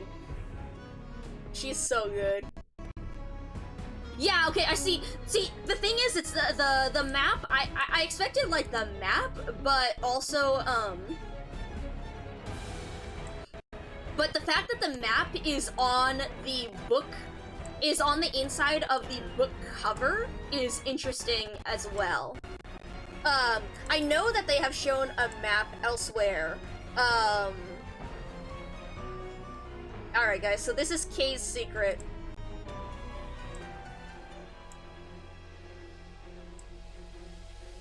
Isn't she awesome? Oh, also, right.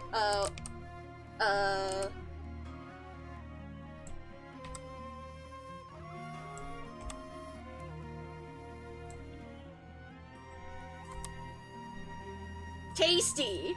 On the tree! No good! Lots of mushrooms here! In the water!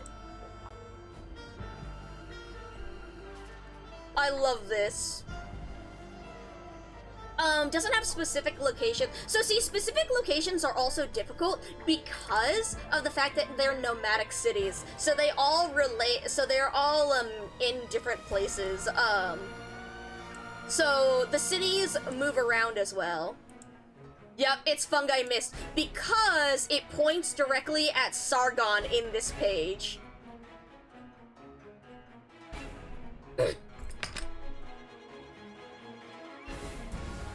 Ooh, okay, so this one does show the general locations of cities. Uh-huh. Yeah, catastrophes just flat. Yeah, exactly. Ooh, Minos! Wait, it actually shows Minos. Athenas, MN0001-1096.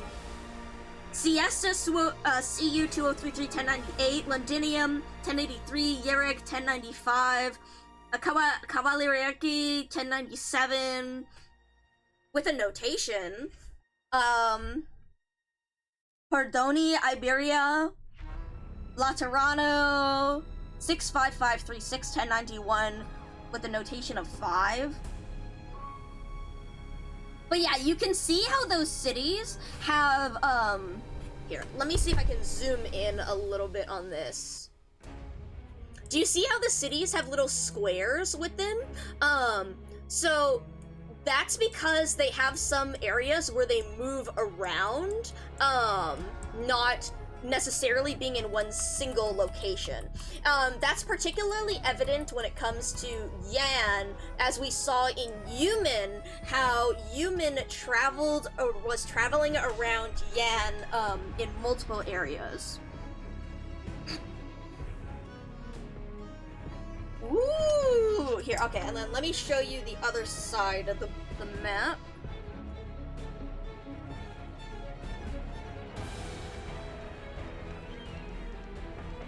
Like, you can, I think also, well, in Laterano, I'm guessing that it's... Oh! Here, hold on, let me send you a better, let me zoom in on a couple of them and I'll send you a better picture, because I know what it is now.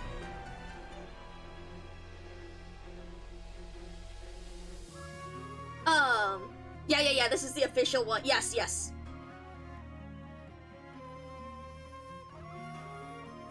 Ooh, oh, okay, I see deity group. So these are all the capitals, although there's two in Higashi. There's Kusarikawa and Mitsue.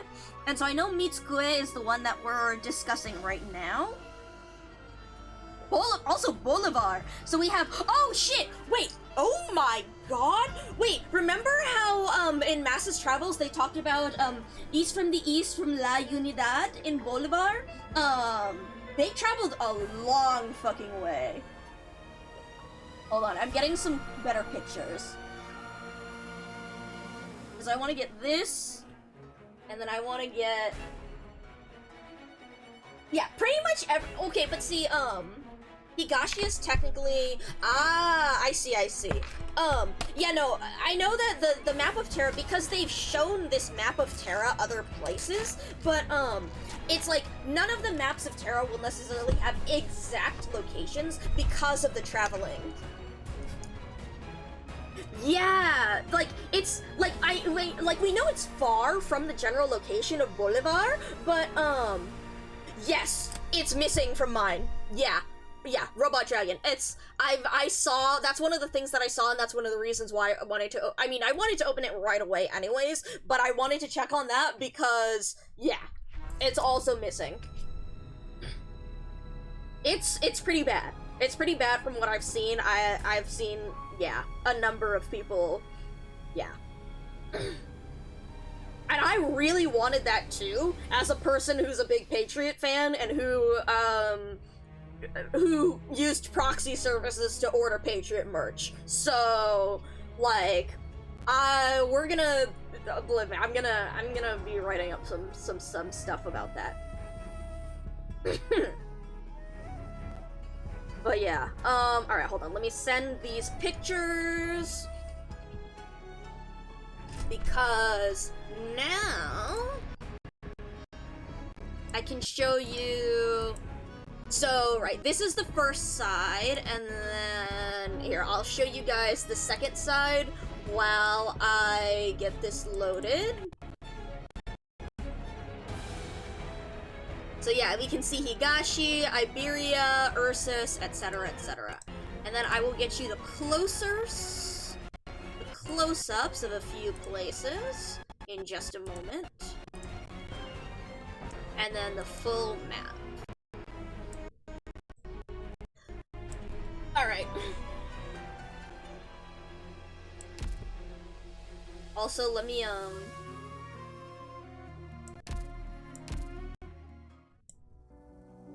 show me you. So see, on this side, we can see, like, Yan, we can see the two sides. So it's interesting that they've basically combined Higashi, or I guess it seems like they've combined, if it's northern and southern, I wonder if they've combined, Korea and Japan into Higashi, which, would be a very Chinese thing, I guess. But yeah. Anyway, so here is the full map. So we can see here's where everything is located. And then, if we look at this close-up, From your understanding, got it. I mean, I figure we're going to see more about that when I get reading, but I wanted to look at this first. But yeah, so if we look at this, you can see how, do you see how that little square, those squares are on a circular path? So this is discussed in Patrician's, I believe,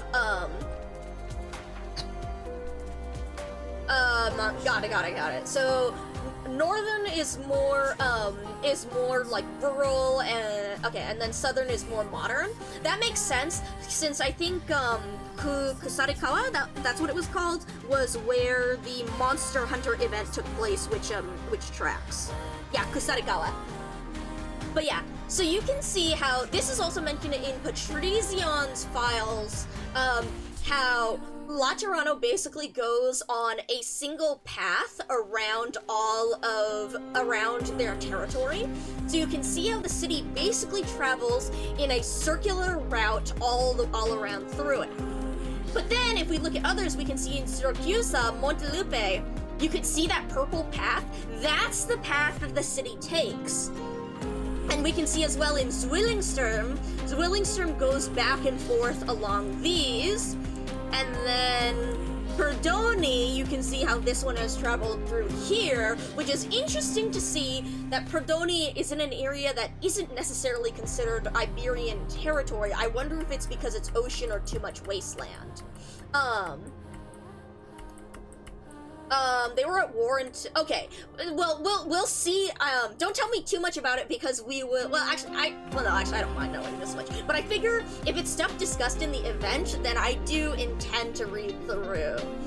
Then what else did I? Oh, right here. I wanted to show you guys this one as well because this is Bolivar and Colombia, so we can see how on these, we can see how the district of Max moves around on this path.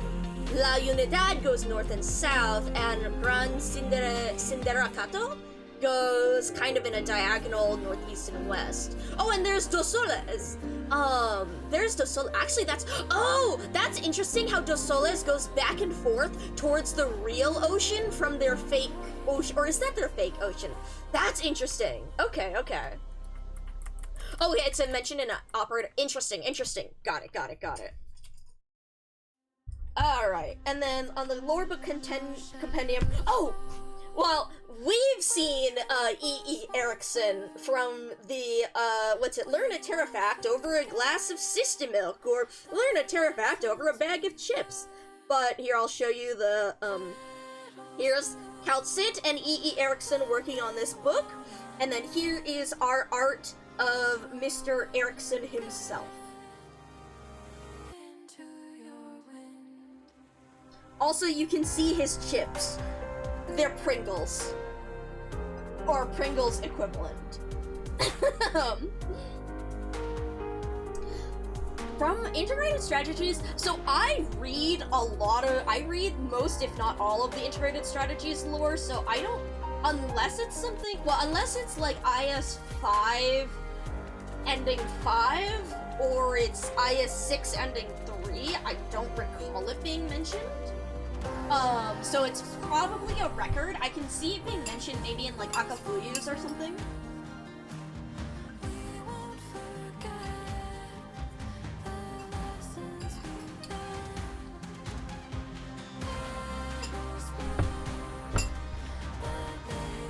Sorry, I'm getting this last image, rotated.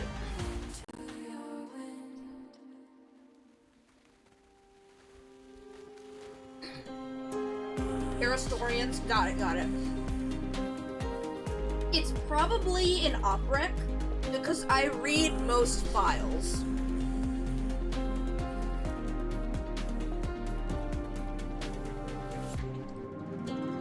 So my guess is it's in an oprec. Alright, and then...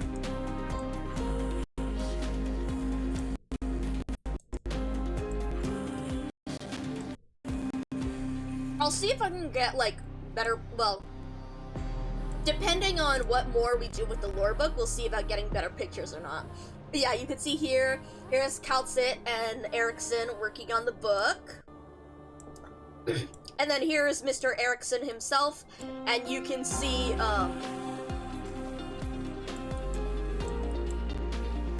you can see his chips from his videos.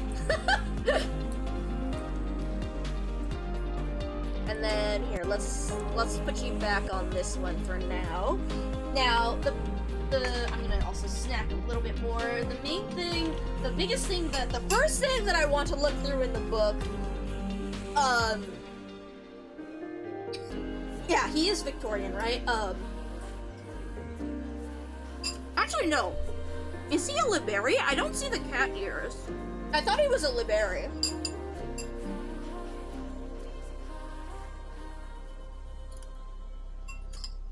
Give me a second. I'm trying to eat before I open up the book. Oh, no, you're right. I see the tail. I see the tail. You're right.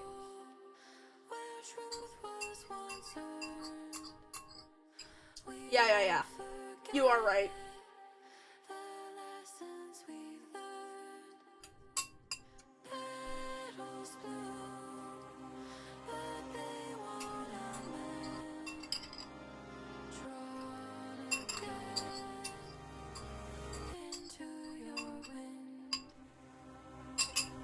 Okay.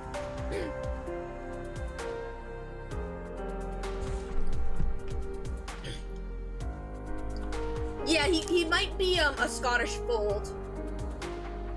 Or a similar such cat.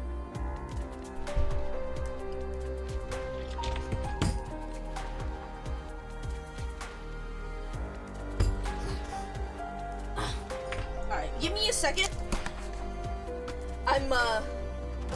Hello, Carol. Good to see you. We're currently opening up the lore book. I'm giving, we've spent the past, 3 going on 4 hours, basically. Well, we spent the first 3 hours, basically, prepping, kinoko gohan, or rather, matsutake kinoko gohan, and, going through, the reunion, booklet, the addendum, the report, that, is missing the photograph that it should have, that a lot of people are talking about. And so we finally cracked open the lore book, and we were looking at a bunch of the maps of Terra, so namely, like, here, which is on the back of the book cover, which I noted are particularly interesting because you can actually see the routes that the nomadic cities take, when it comes to the capitals. You can see Lateranos is a circle over there. You can see how Montelupe goes in a kind of thing like that. We can see how Zwillingstern travels like so. And I am now slowly going through the book because there's a way of opening books to, like, very gently open them so that you don't, like, crack the spine. So that's what I am going through right now.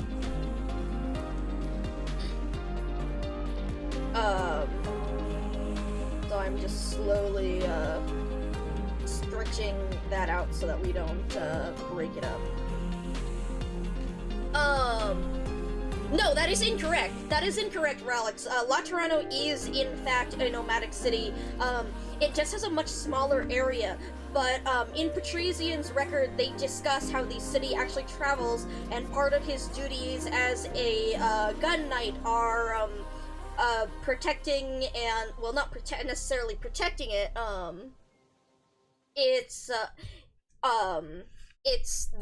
they navigate through various obstacles in order to follow that circular track. Here, hold on. Hold on. I think you may be remembering a theory. Yes, that is very true. It is very close to stationary by nomadic city standards because it has a particular, like I showed you here, right? You can see how the path of Montelupe is particularly, it moves around. Zwillingstern moves around a great deal. Pordoni does this thing. Laterano moves in a very set, specific, circle. in its territory, and so that it's particularly regular by nomadic city standards, so yeah. But, here, while I grab Patrician...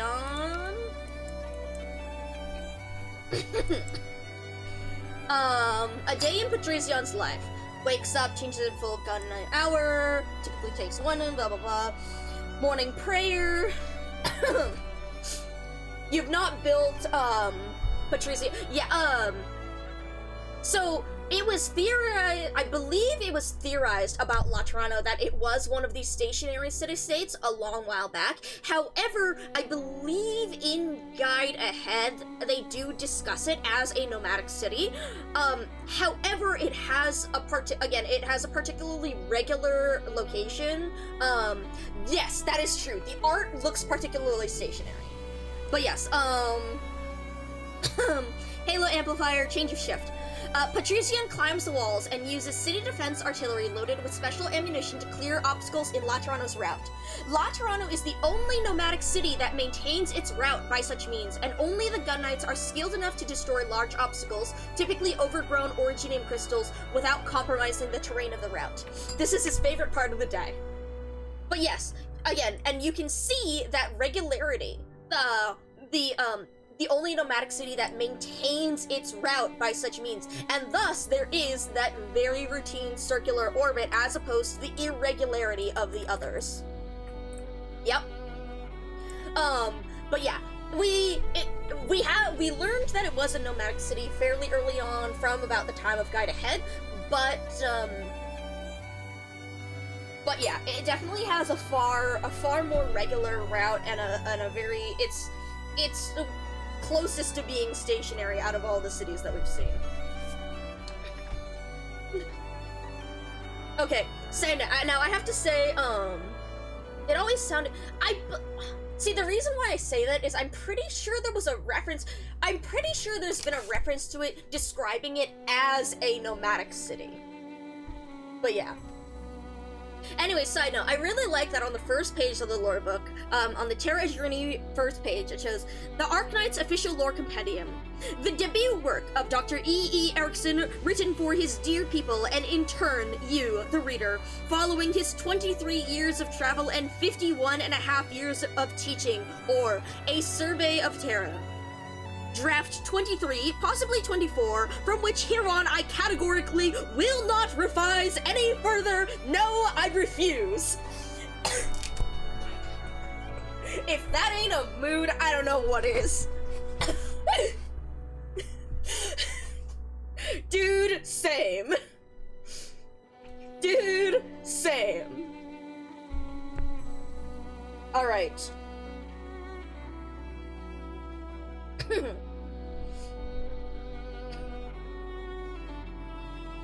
Holy shit! Then the letter from Calcit. So the next thing we see is to Amia Enclosure. The book you are holding is written by Dr. Erickson, one of the most outstanding scholars I have ever had the pleasure of meeting. The descriptions of this great land in this book are not merely summaries of various materials and research reports, but writings that faithfully reflect the author's experiences over years of travel. They offer a portrayal of the lives of people across Terra as seen through the eyes of a traveler living in this area. I have added a few notes to some sections, not to correct them, but merely to supplement them. Knowledge is, after all, a collection of perceptions formed as individuals come to understand themselves and the world. I have simply journeyed a bit longer than most. Before the world changes beyond recognition once again, people should decide for themselves how their stories will be told. Though I should be intimately familiar with the contents of this book, when I first opened the completed version, lost long memories and emotions came flooding back to me. I recalled a vast grassland with melting ice crystals falling from golden shrubs, wetting the fur of the creatures running below. This was not the land's original form, but it was my first glimpse of it. Without a doubt, this scene has changed countless times over the ages. It cannot be precisely depicted in this book. Yet, it is precisely these billions of fleeting moments of life's transformation, layered one upon another, that have shaped the Terra we see today. The world presses forward endlessly. I was not, and will never be, the only witness to this journey. For the future that sails across this gentle land belongs to all of you. Calcit.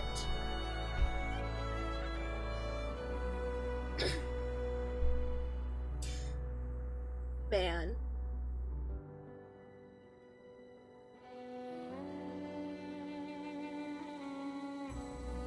Then, there's Ericsson's dedication himself.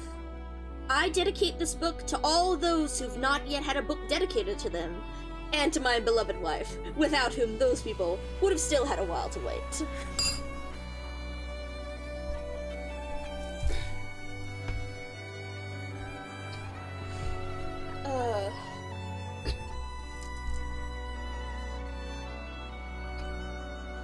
Preface. For years, I have researched and conducted field studies on various technological, cultural, historical, and political phenomena affecting the lives of Terrans across the land. This book is a systemic summary of my findings and the culmination of my work. Before we delve in, I wish to provide an overview of the purpose behind this book, the various factors that led to its creation, and the academic context of the research undertaken. This introduction aims to assist readers in understanding the central themes of the book, the origins of its materials and viewpoints, and the inherent limitations of my personal research perspective. To be very frank, this book, and any potential sequels, aims to fill the long-standing void in the spreading knowledge and education across all of Terra. Read on for enthralling accounts of cultures and prosperities, heartbreaking tragedies and sorrows, and no shortage of unknowns and unseens that almost defy the written word. Do note, however, that they all tie back into our own lives. I imagine this book's target readers will wish to gain a better understanding of the people of our great land, regardless of age, gender, birthplace, background, or status. I have attempted to organize and distill the collected information to help readers understand past and current events on the land of Terra. My goal is to highlight key points worthy of attention amidst the overwhelming complexity of information and extract valuable insights from the monotonous heaps of reports. Following my retirement from the Victorian National University in 1085, I have lived, in a certain sense, an idle life. My mind often wandered back to the past, and in those moments, I always seemed to drift back to the 1030s, that is. Back when I endeavored to spend every last drop of my youthful zeal learning all there was to know. In my surreal flashbacks, I constantly found myself searching for something elusive, yet it always remained beyond my grasp. Coincidentally, that was when I would start to look back over my own life. After numerous retrospections, I finally realized what I had been searching for. Still burning bright as ever, it was that same thirst to learn and share. Though an octogenarian with countless papers and talks on history, society, and the rest of the pedagogue to my name, the mysteries were no less abundant, fascinating, and absorbing the moment I looked to the lands. There was a drive, a craving in my boyhood heart of hearts to enable everyone curious like myself about Terra to learn, swiftly and hassle-free, all there is to know. In a canny turn of fate the following year, I met the Dr. Calcit that would later found Rhodes Island Pharmaceuticals, and being the bright, young, yet profoundly well-read woman she was, she exhorted me to give my ideas the legs they deserve. Following a period of pestering former colleagues and students, I resolved to finally set my sights on writing. Their encouragement and advice were indispensable motivators as I kept at my task. The material I have consulted while writing is no short of a litany, and certainly not an exclusive product of my own studies. Much of the detail in Chapter 1 can be traced to the research of Victorian and Lythanian academics, while Chapter 2 draws broadly on resources from all of Terra's nations. Chapter 3 onwards consists mainly of my information from decades of endless note-taking and obsessive editing, now recompiled in aggregate, with large portions of those notes excerpted as is. For non-Victorian language text, I opt to quote the widest known Victorian translation directly if one exists, and the remainder I have translated myself. Inevitably, there will be oversights and errors. If keen readers discover any mistakes, please, by all means, point them out to me, and I will venture to have them corrected in time for the next edition. Something something, let's see how many Yostar moments there are. That said, a long stint in academia has instructed me that not everyone will approach this book with such an open mind. Some readers bring only their own impressions and ideas on life to the table. Here, such people will find their old friend common sense throwing walls up around them as they read. They cling to the comfort derived from their personal, physical, and mental experience, unable to detach from their deep-seated notions, camping stubbornly in the domain of their own perception, reluctant to recognize the variegated, multifaceted social reality. An approach with its own benefits, to be sure. One can readily retreat to cramped confinement, vain as if completely oblivious to the changes around them, or even use "why do I need to know this?" as a convenient excuse to mask their mediocrity that prevents them from learning about the lives of others. Yet, it is with these others that we ultimately coexist on this vast and great land. It is with great respect for life itself that I work and write, and I can only hope this book might do the job of conveying that. Finally, I must thank all those who've lent me their assistance. It is by their selfless help and direction that I've been delivered from many a potential blunder. First and foremost, I must thank the one for whom there is no substitute, my wife Susanna. By no means an academic drudge, she is an endless font of fresh viewpoints I've never chanced to consider before. I can think of no other individual more befitting of dedicating this book to. Furthermore, in my time writing this book, many former aides and fellow students of mine have left us. Their departures mark the passing of the previous age. To those friends, here I lay my last respects and all my gratitude. May their accomplishment and glory find eternal home in our corpus, now and forevermore. E. E. Erickson. Yup. Oh, he has no idea. Contents. So we have Chapter 1, Originium, Catastrophe, Oripathy. Chapter 2, Technologies of Terra. Originium under Originium, we have Originium Arts, Catastrophe, Catastrophe Messengers, and Oripathy. Technologies has Originium Technology, Industrial Technology, Nomadic Cities. The first modern nomadic city, Weaponry. Chapter 3 is Beasts of Terra. Chapter 4 is Races of Terra. Chapter 5 is Countries and Regions of Terra. And Chapter 5 takes up, like, the entire first column of the table of contents, second page. Is this guy one of the long life, the way he's talking, long life as his... Wait, sorry, can you clarify? Can you clarify what you're asking there? I think he's a normal feline. He's just saying he's an octogenarian, so he's living, like, a reasonably long life, but, like, he's not, like, excessively. Oh, shit! So here we have, is the doctor and his wife one of the ones cursed, blessed? No, I don't think so. I think he's just a regular guy. The way he worded that in things in that script, I think it's more the idea of, like, he's saying that he's been blessed with a life of 80 years, right? To be able to walk around and to see as much of Terra as he has. He's been, I mean, because in general, we've seen that a lot of people in Terra die younger. Life expectancy, well, see, life expectancy depends on race, but, like, the T-Cas live particularly long, but it seems like the Ancients, their life expectancy is a bit, like, less, or at least they're expected to do stuff earlier in life because of the sheer amount of catastrophe and stuff in Terra.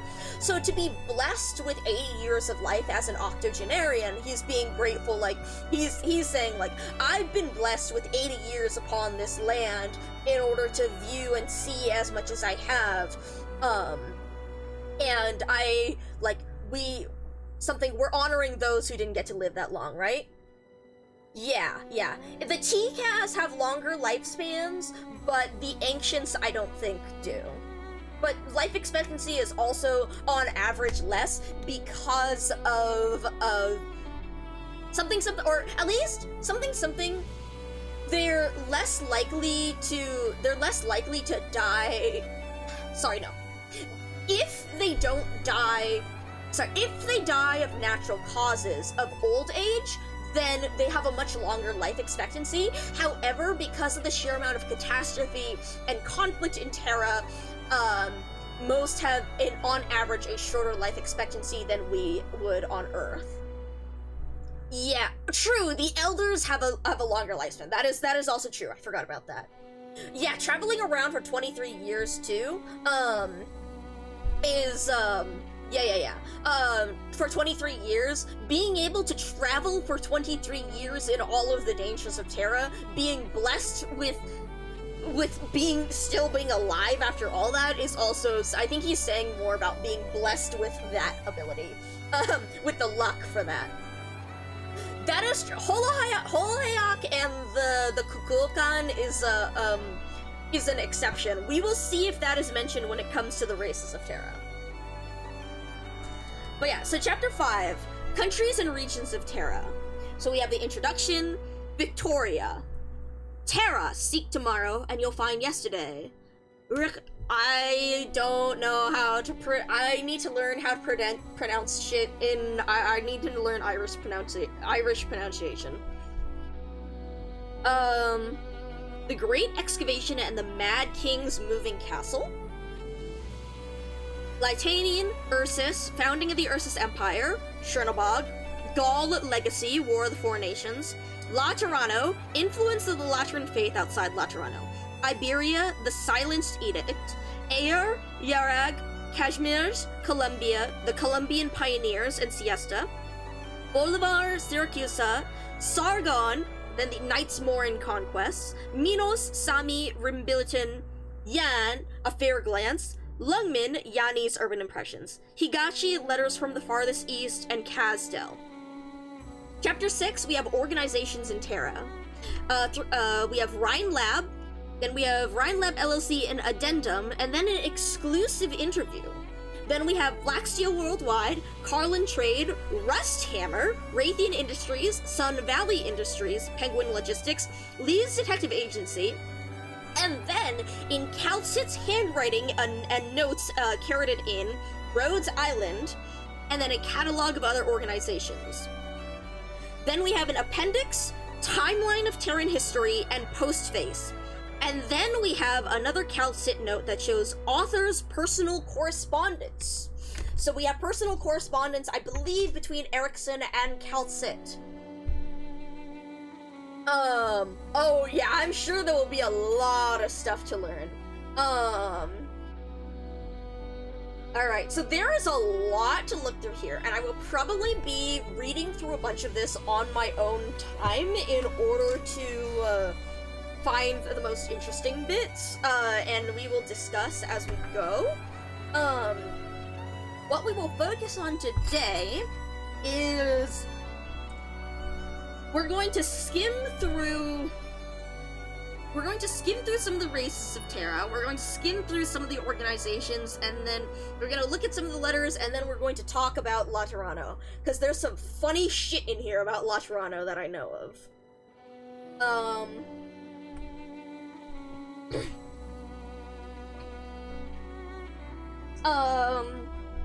Just skimming through, looks like there's a whole bunch of things on arts. There's Calcit notes on Operators, Originium Arts, Assimilation. There's a quick arts cast unit, that's like a gun.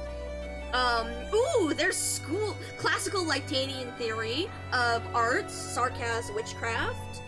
Oripathy overview, Oripathy transmission. Oripathy diagnosis and treatment has a big-ass notation from Calcit. And then we have various suppressants, Originium electronic transmission. Oh hey, there's our fucking rocks, not the, what are you called? The book have couriers, the Itra? I assume so. Also, hold on, wait, I realize I need to change you back.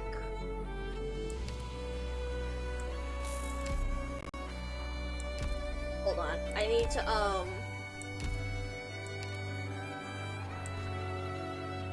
I need to remember what... You fuckers! Incandescent alloy! Conductor, this is in the stuff about Originium electronic technology. There's also a picture of a device in here.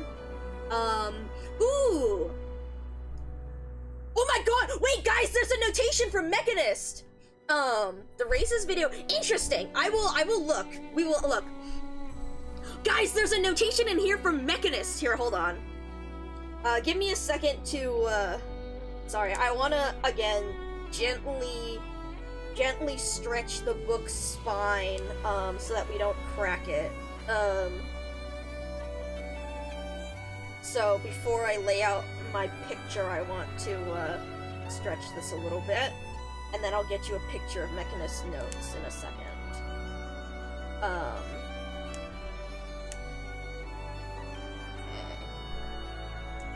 Holy shit, whoa, is that Iberia or Bolivar? I think that's, I don't know. We'll see, well, I'll show you in a second. There's Ursine and Shunobug. Is that, oh, that's Lithuanian. Oh, that's interesting, they have a note on, health registration for infected employees. Oh my god, wait, there's a note from Rhodes' HR department on the Pilosa about, Scene.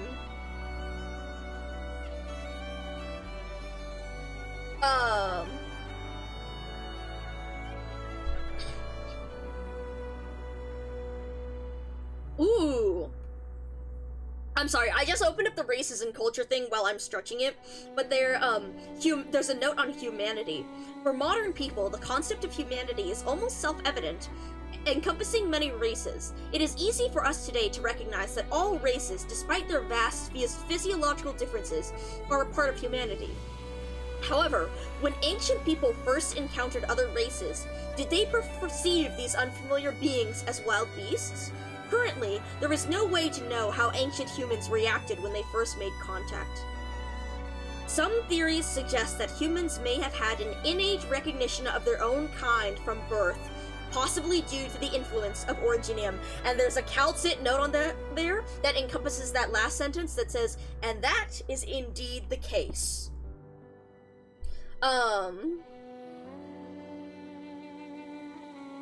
Then there's also a note on racial differences have never been the most pressing issue in Terran society. That one's underlined with a note from Calcit on the Sarkaz have been regarded as the enemies of mankind multiple times throughout history. Racial persecution is a serious and long-standing issue, far too complex to be summed up in just a few words. That's for fucking sure. Oh my god, a slug! The slut! Okay, anyways, ooh, there's guns from Sancta, holy shit. Oh man, that's a lot of nomadic cities. We're gonna have to come back to that one later. We're gonna come back to that big time. We're gonna come back to that one big time. That's a lot. No, yeah, you heard it. You heard me. I said the slut. I love... I love, hold on here. You know what? Hold on. Let me find you the sea slut. Let me find you the sea slut. Give me a second.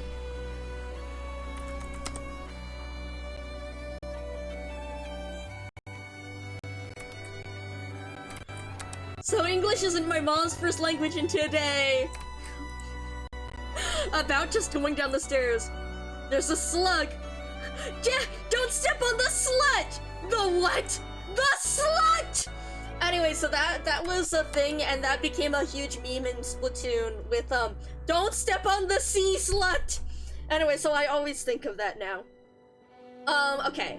Where we are. Technology, equipment, where is Mechanist's notation? We are a little past this. Right. Instrument repair workshop and elite operator workstation.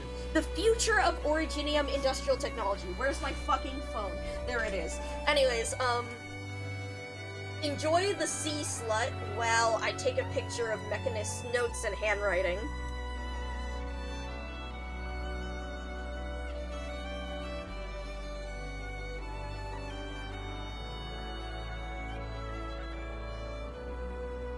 Alright. We'll read a small section here.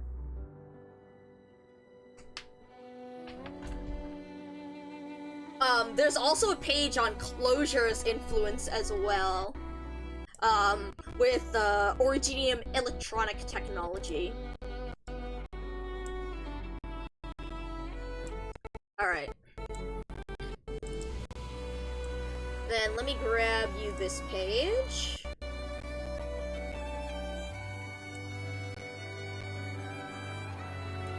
And then I'll leave this on screen as I read a little bit more. What we're actually seeing on this page is a piece of furniture, which, here.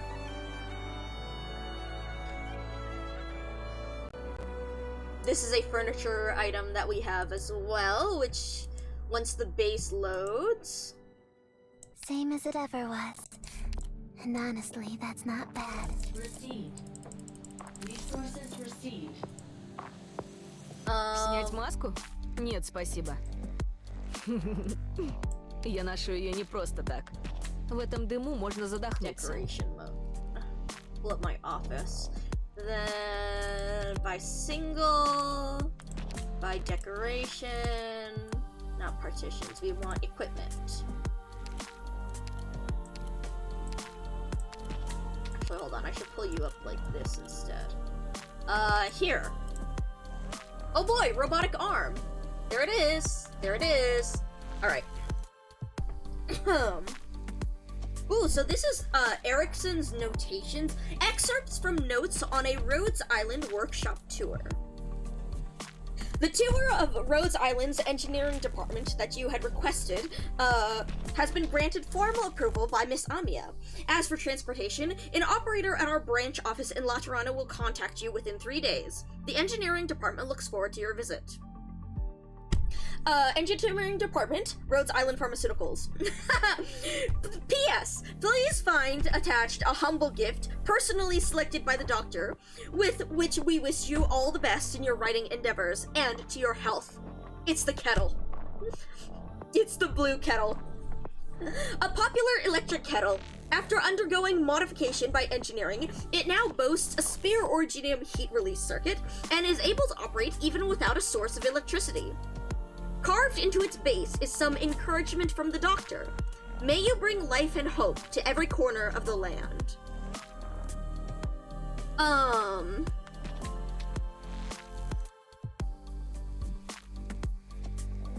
There's also some other notes on technology with respect to Originium by Calcit that talk about how our perception of technology as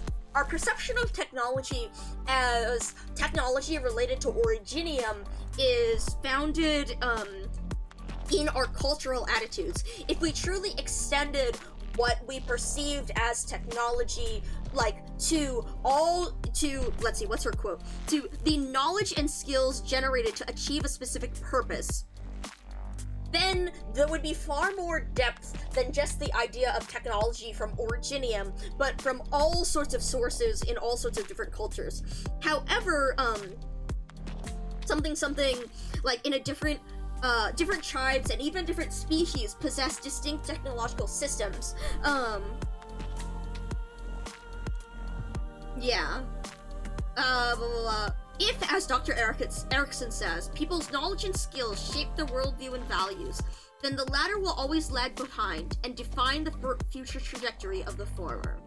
For humanity, this is likely both a blessing and a curse.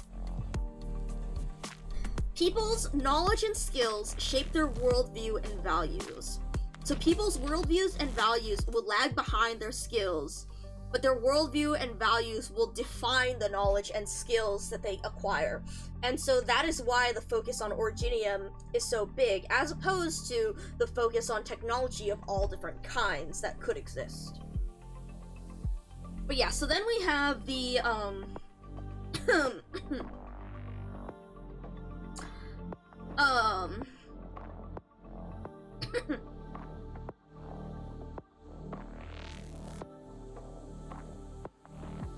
let's see, there's stuff about arts and musical arts, or rather it's more stuff in like storing arts in order to record music, but they would have to continuously cast arts in order to keep the music playing.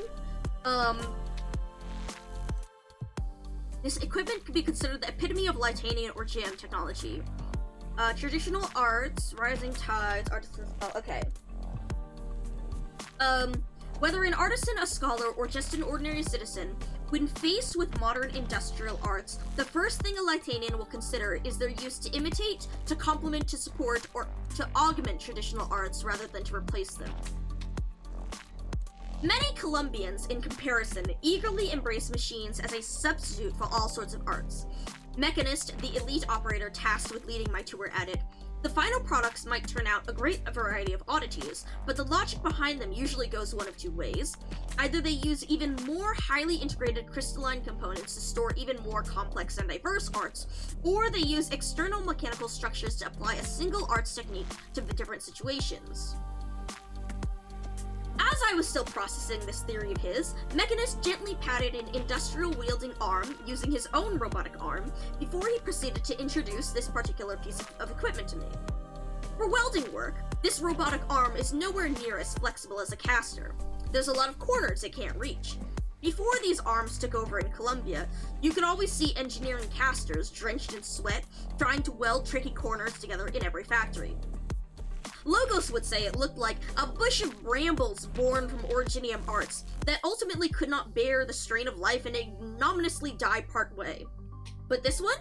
Not only can it independently channel high-temperature arts, but it can also achieve a considerable range of angles using its multiple linked shaft joint structure and comprehensive track movement program. Mechanist also has an additional note specifically on the many Colombians, in comparison, eagerly embrace machines as a substitute for all sorts of arts. And so his note right here states, "In most Originium-dependent nations, Originium arts assimilation significantly influences the allocation of societal resources. However, in Colombia, this is considered improper, or at least that's what the newspapers suggest. When Originium devices that could be operated without any Originium arts hit the market, many believe they were about to witness the dawn of equality. However, those without first-hand experience in Colombia's tech industry rarely grasp what this so-called equality truly entails. If the creators neither respect their creations nor humanity itself, then perhaps they are not erasing unjust disparities. Instead, they may be equally disregarding the very value of human life." Mechanist. That, I think, is also particularly interesting with respect to, like, AI stuff nowadays, when it comes to the idea of, like, what is the value of it, and what is the value of human influence in their work. Because, for example, it's going well, Ivy! Hello, good to see you! We've been, basically going through a shit ton of the Terra Journey workbook. We spent like 3 hours reading through the reunion booklet, and now I am basically going through individual sections of the book because we are going to be reading a lot of it. Good morning, you! It's actually good evening for me. It's almost 8 p.m., which actually reminds me that, since I've been going for something like over 4 hours now, my Blue Sky, live thing is probably worn out. So fun thing, have we looked at the page with Betty yet? No. We've been slowly going through bit by bit. We talked, well, we'll see. Here, hold on. Okay, hold on. The lore books, so Blue Sky has a funny new function where you can actually show that you're live, and I was, like, excited, because I was like, oh, let's try this out, since I'm actually streaming. Fun fact, it's a temporary thing that shows up to a certain amount of time, and the time limit is 4 hours. So, I was like, oh, that's not gonna be enough for me. So, give me a second. So we had 33 minutes left on it, so let me set this to go live for another 4 hours. I don't know if we'll actually go that long, but I want it to be up and then I can turn it off whenever I want. You can't do it indefinitely. Alright. We have not- I don't actually- so, what I do know is that the Terra A Journey book has a bit that, talks about La Toronto, and good luck, Ivy! Yes, hopefully it does.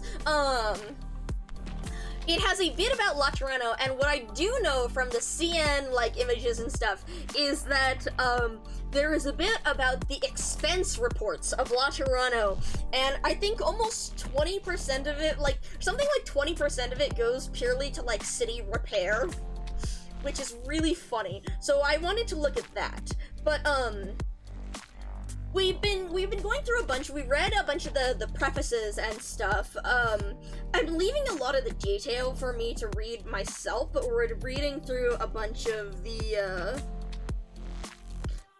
individual, like, we're reading through a bunch of the personal notes and stuff. So what I was saying is, right now, so I was skimming through Originium technology because that's going to be a lot to digest. Hello, Orange! Hello! Hello! We've been going through, okay, we'll see, Orange, technically you got to see all of this stuff further. You just couldn't read it because it was in Chinese. But you got to see all of this stuff earlier than I did. Like, you showed me the, look, it's the cards and everything that you were showing me. I finally have them myself. I was showing everyone these. Look! Look, with Gnosis and with Lee and all them. I was like, holy shit. But yeah, so we were reading through. Also, you know what you got, Orange? The fucking reunion picture. You got the fucking reunion picture. Because, right, we had the reunion booklet, but it's missing.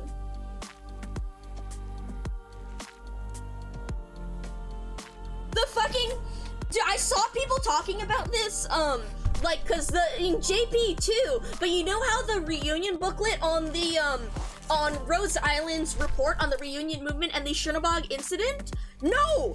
Look, like, here, I'll send you a fucking picture, yeah.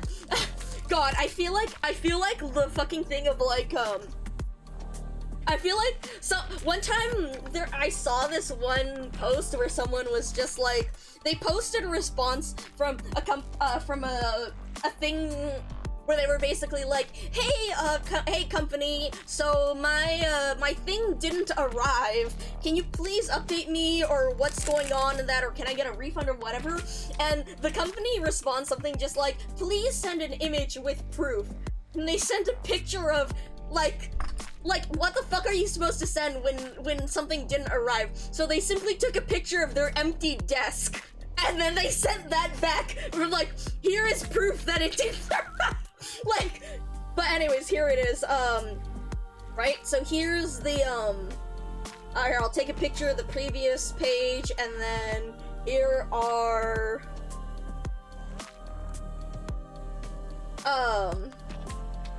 but yeah, so apparently this was a common thing. Just send a picture of your hand. No, exactly. Like, what the fuck? Like, yes, here is where it isn't. But yeah, so here, let me send these two. Again, I almost would do hand cam for this, but my my webcam is like over a decade old, and it probably streams at like 480p or lower. Probably streams at like 160p or something like that. So it would suck. So that's why we're going through with various pictures and things. I'm taking pictures as I go, and you can consistently hear my emulator lag whenever I save everything. Take care, Relics! It was good to have you here. Thank you for discussing a bunch of this stuff. You had some really interesting insights when we were talking about, like, the reunion movement and everything. So yes, take care. So yeah, you can see how these are, like, the final pages of, like, the thing with the mask and everything that I was talking about.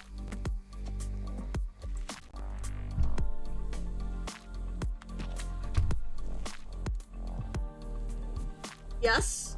Yellstar, hello? Where is it?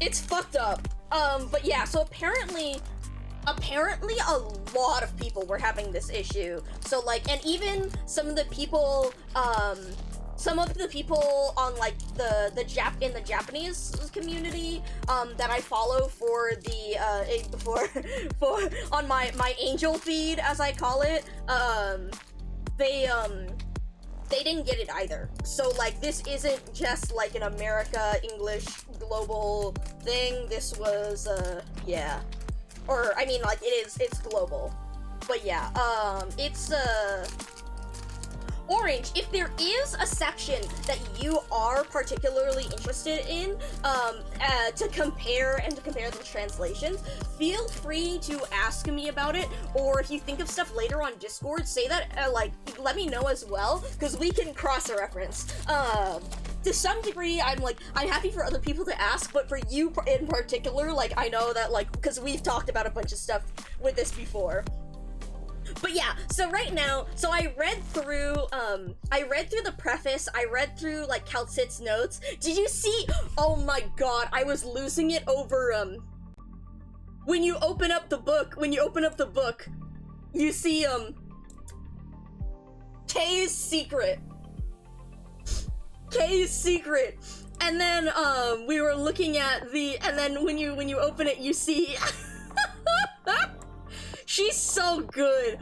And the fact that the arrow points to Sargon on the book map thing, it's so funny. Yeah! That's what it is! Yeah, no, for real. I'm so excited to see, like, what you saw in the book that you really liked, but wanted to know the actual, like, translation of, because that's why I want to cross-reference with you, because you've been able to look at it, even if you couldn't understand it, so now we can look at it with the actual, like, translations, right? So yeah, so if you have any notes on something that you thought was particularly cool or wanted to know more, or like saw or stuff like that, like a particular diagram that you wanted to know more about, like, I'm sure we're gonna, like, believe me, we're gonna be spending a lot. That's so true, you. That's so true. But yeah, no, dude, I was also noting about, like, the maps, because I love maps! I fucking love maps! Ugh, I love maps! But yeah, so being able to see this, and then, because earlier, we were discussing how, the maps not only show the various countries, but they actually show the paths of the nomadic cities. And I realized this because I was looking at the, oh shoot, the time, actually, we'll do that first.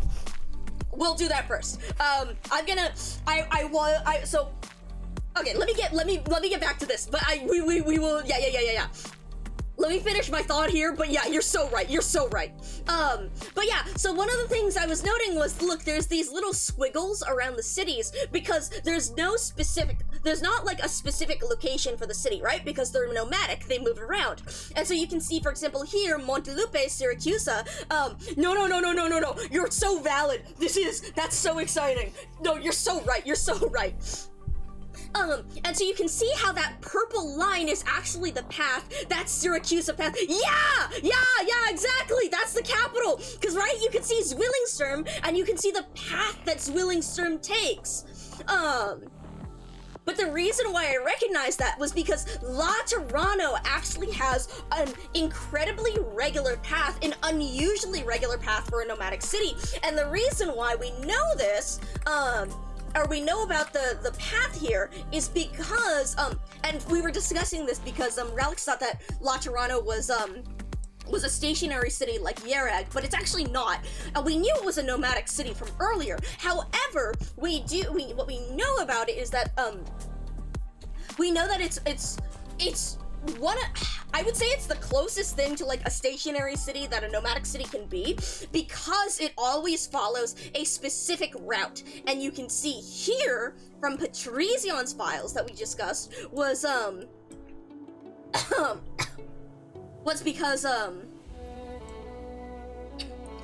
Patrician climbs the walls and uses city defense artillery loaded with special ammunition to clear obstacles in Laterano's route. Laterano is the only nomadic city that maintains its route by such means, and only the gun knights are skilled enough to destroy large obstacles, typically overgrown originium crystals, without compromising the terrain of the route. This is his favorite part of the day. But so we discuss this because... Yes! Yes, I did! Yeah! Yeah, I know, yeah. But yeah, so you can see here the way that Laterano's route is actually a circle as opposed to the irregular shapes of all the other routes. So for example, when I show you, here, I took this picture of Bolivar and Colombia because, remember how in the Masses Travels, Pappy would also fuck you? No, okay, for real though, like, why does it only count on one server? Why does it only count on one server? Because, like, to be fair, it wouldn't have made a difference, but I bought the, when I bought the art book volume 1, I got the stuff for Amiya, right? The plants were not allowed to be shipped out of China, but I got the stuff for Amiya, but I had to wait till the English version came out before we got the planter skin. But yeah, so, in Colombia, we can see how this is the path of Max, the capital city. And we can see here's La Unidad, which is actually the city that's mentioned by Gracebearer in the Masses Travels. And then there's also Gran Sindacato, which I don't actually know, although maybe it's related to Lutonara? I don't recall if that's mentioned. I don't know, I don't recognize that name, but I just recognize the La Unidad question. The blank space is wasteland. So you know how they talked about, so earlier when we read through the reunion booklet, we discussed how, one of the things that it mentioned was when Reunion invaded Chernobog, a lot of people tried to escape into the wastelands. A lot of people tried to escape the catastrophe, the one that when the Doctor woke up, right? And so, but the area around it is wasteland, and so a great number of people died in those harsh wastelands. The wasteland is also, if you recall, Columbia and the Pioneer program, that's where Jessica Alter is located right now, around Columbia, somewhere around here, because the Pioneers are going out there in order to try and settle the wasteland. The difficulty is that the wasteland is far more prone to catastrophes, or it's been hit by catastrophes, or there's other reason that makes it inhospitable to life, which is why the countries generally have a certain area considered their territory that all of their cities nomadic cities move around within. But yeah, let you see Yerag. Oh, true. Actually, here, you can see the tiniest amount of Yerag here. But you can see, in contrast to the way Max is a couple of moving squares, Yerag's is a solid block, because it's actually, it's actually a static city, not a nomadic one. Here, let me show you the larger map. But yeah, you can see how here also, you can see how huge the distance is between La Unidad, where Gracebearer came from, all the way across here to Laterano. Kind of crazy, huh? Here, let me make this a little bigger again so you can see Yerag there. Yep. Yeah, so you can see how it also doesn't have the navigation path. Oh, and then you can see here with Deity Griffinberg and Cavalierki, and then you can see how De Soles actually travels between inland and that sea over there. So that actually is water. But De Soles also has its stationary inland sea, I believe. It's false ocean. Also, isn't that fascinating to see Athena's Minos? Interesting pattern that they've got. Then Siesta is actually a stationary city, which is Siesta is a stationary city, which I find particularly interesting. It may be more, well, something that was, there was stuff that we talked about in So Long Adele and Heart of Surging Flame.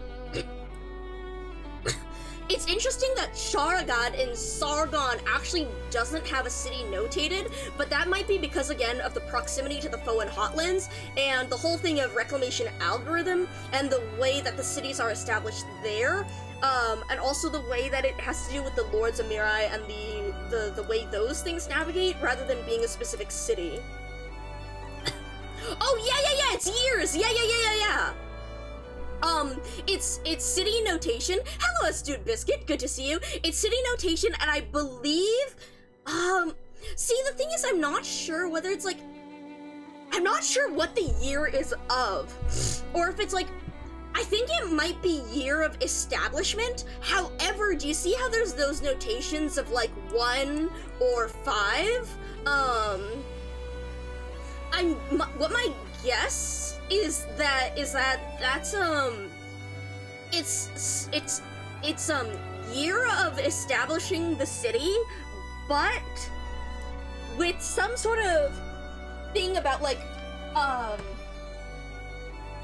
that it's because they are a city with modern technology, or I wonder, no, I wonder if it's year E.E. Erickson visited the city. That's what I wonder, actually. No, but there's so many well, no, wait, no, that's 10, 90, 97, 95. He could have traveled a great deal. Also, it's interesting seeing the double capital of Higashi. That's something that I wanted to, when we read through the Higashi event, it's funny because I actually didn't hear very much about Higashi, I didn't hear very much about this, I didn't hear very much about this event from my general, like, CN sources and excitement, so I was like, damn, I didn't actually have high hopes for it. I thought Hypergriff was gonna shaft us on it again.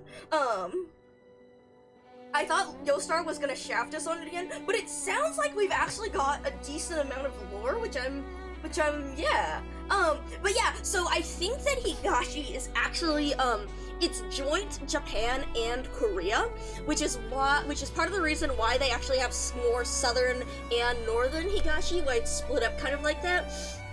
And also the thing of Kusarikawa, because that was the Monster Hunter event, right? And so Kusarikawa and northern Higashi is more rural and more traditional, as opposed to Mitsukue and southern Higashi being more modern style. Yeah, the separation part, yeah, exactly. Do we know how long? We do not know how long, but we actually do have a sense of the routes now, right? Because now, as I was saying earlier, let me, oh god, I have to Control Z all the way back to navigating this through this. Oh god, there's so... the problem with this size being huge. Also, hello, Jankoviak, good to see you.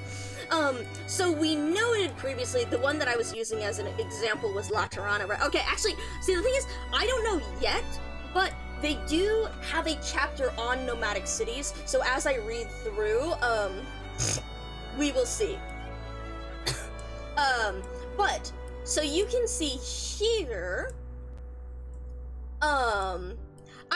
I have not gotten either of them. I got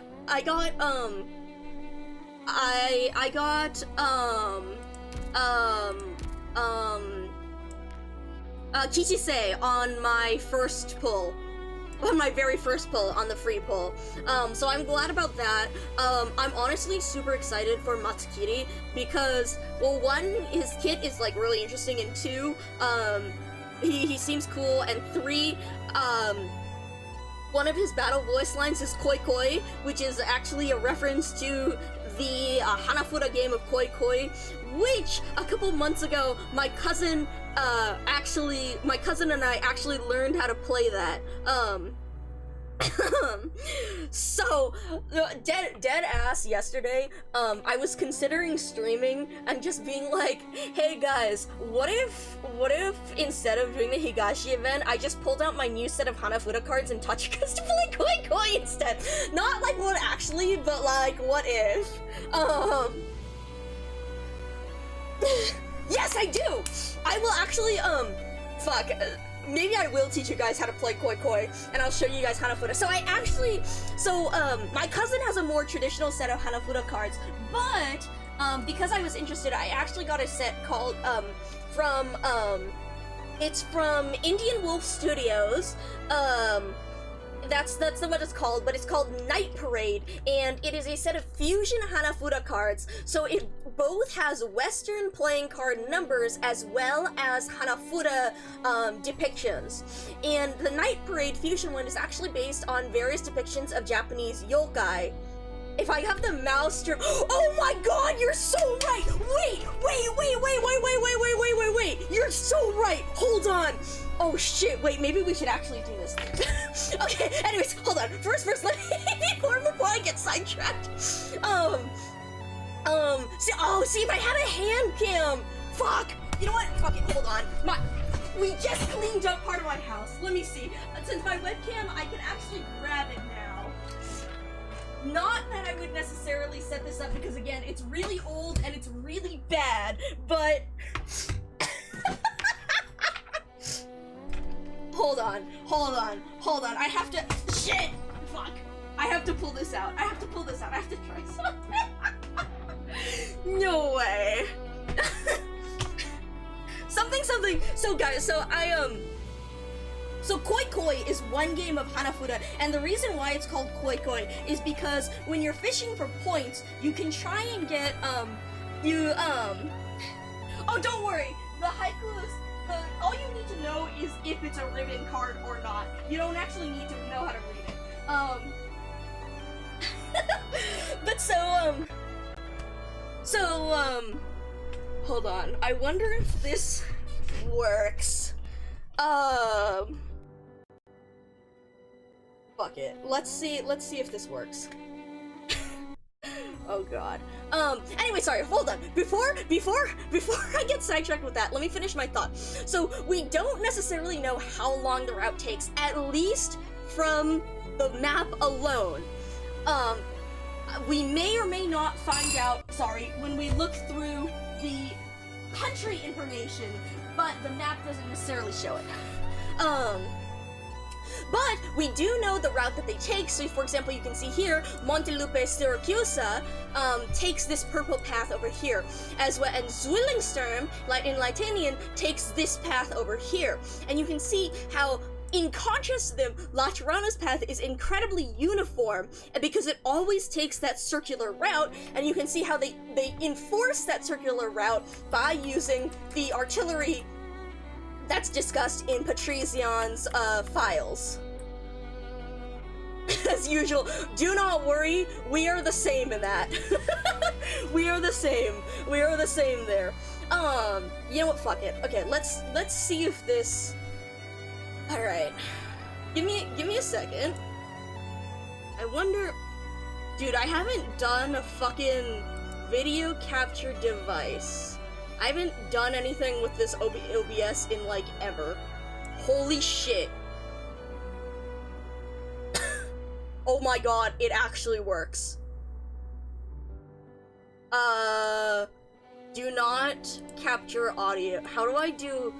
Wait, you guys can't hear this, right? No, you can't. Okay, it doesn't show audio. Okay. Oh my god. Hi, book! Yeah.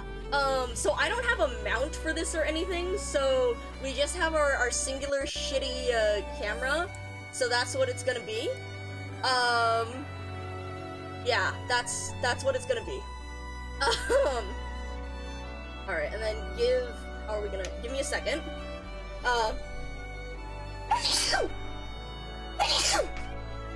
Show us the True! You're so right. You're so oh shit, hold on. That's the sound that I heard. One of the things slid down the wall a little bit.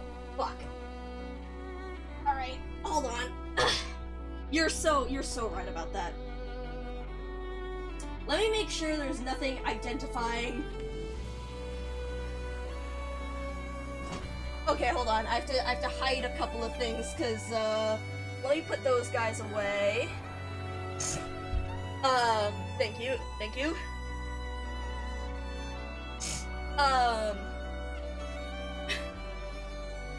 Alright. Hide my SS, yeah. Alright. Oh god! Never mind, hold on. Bro, are you kidding me? The moment I show the camera, the fucking thing falls down. The moment I show the camera, these stickers have been, like, slowly failing. That was great timing, though. Horrible, but also great timing. Give me a second. Give me a second to stick this back up. See, the paint. So when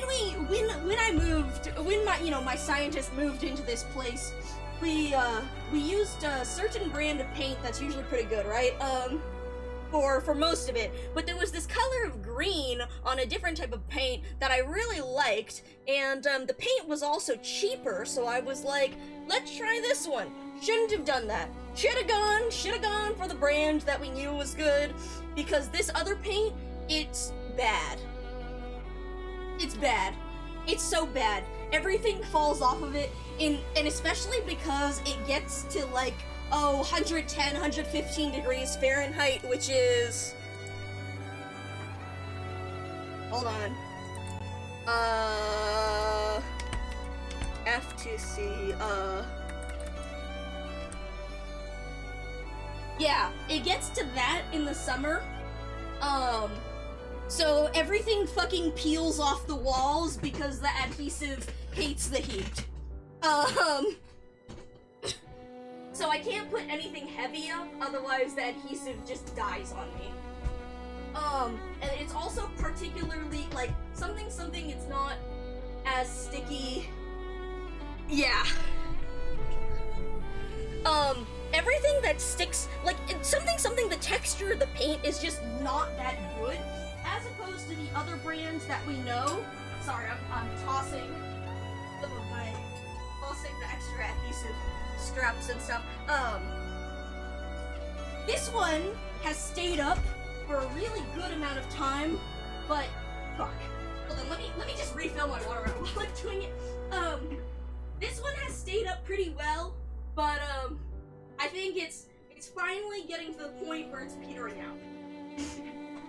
Okay. Alright. Oh shoot. Let me hide you. That's fine. Okay. So you can see here, by my headphones, we have a couple of these, which you can't see very well because of the lighting. We have my stickers. We have the biggest part of the shrine. Oh god, my webcam can't zoom out this much. So we have, the stuff on the walls. We have the Hortus, postcards. We have the operational intelligence stuff. We have the cafe collab. We have the Shikishi board. We have the passage certification things. We have, the various standees.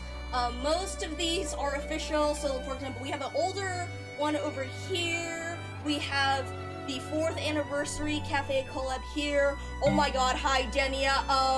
Welcome to really, oh shit, you're so right. We're using my really old webcam because I got the Terra Adjourny lore book, but y'all said show us the shrine first. So that's what we're doing. Here, hold on. Let me where will I put this? Here. Look at, oh god, will the camera even stay? Here, look at Fetty, and let me give you a shout out!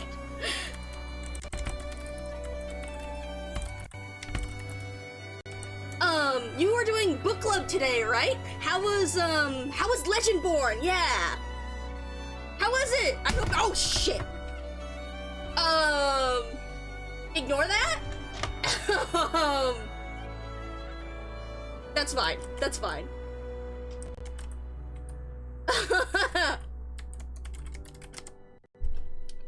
Oops. Anyways, everyone make sure to go check out Denia. You didn't see anything, right? It was really good. I'm glad to hear it. I'm glad to hear it. But yeah, so right now, so I was just doing this with pictures earlier. For example, you can see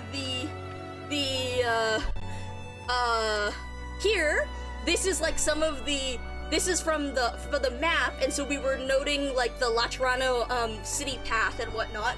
But yeah, we were going to look through some other stuff, but I got distracted because Orange said, show us the shrine. For those who are new here, my name is Micah442. I'm your friendly local data collection AI, although my scientist is currently showing off their collection right now. I promise I'm nice. I share, analyze, and preserve people's creative works. I don't steal them.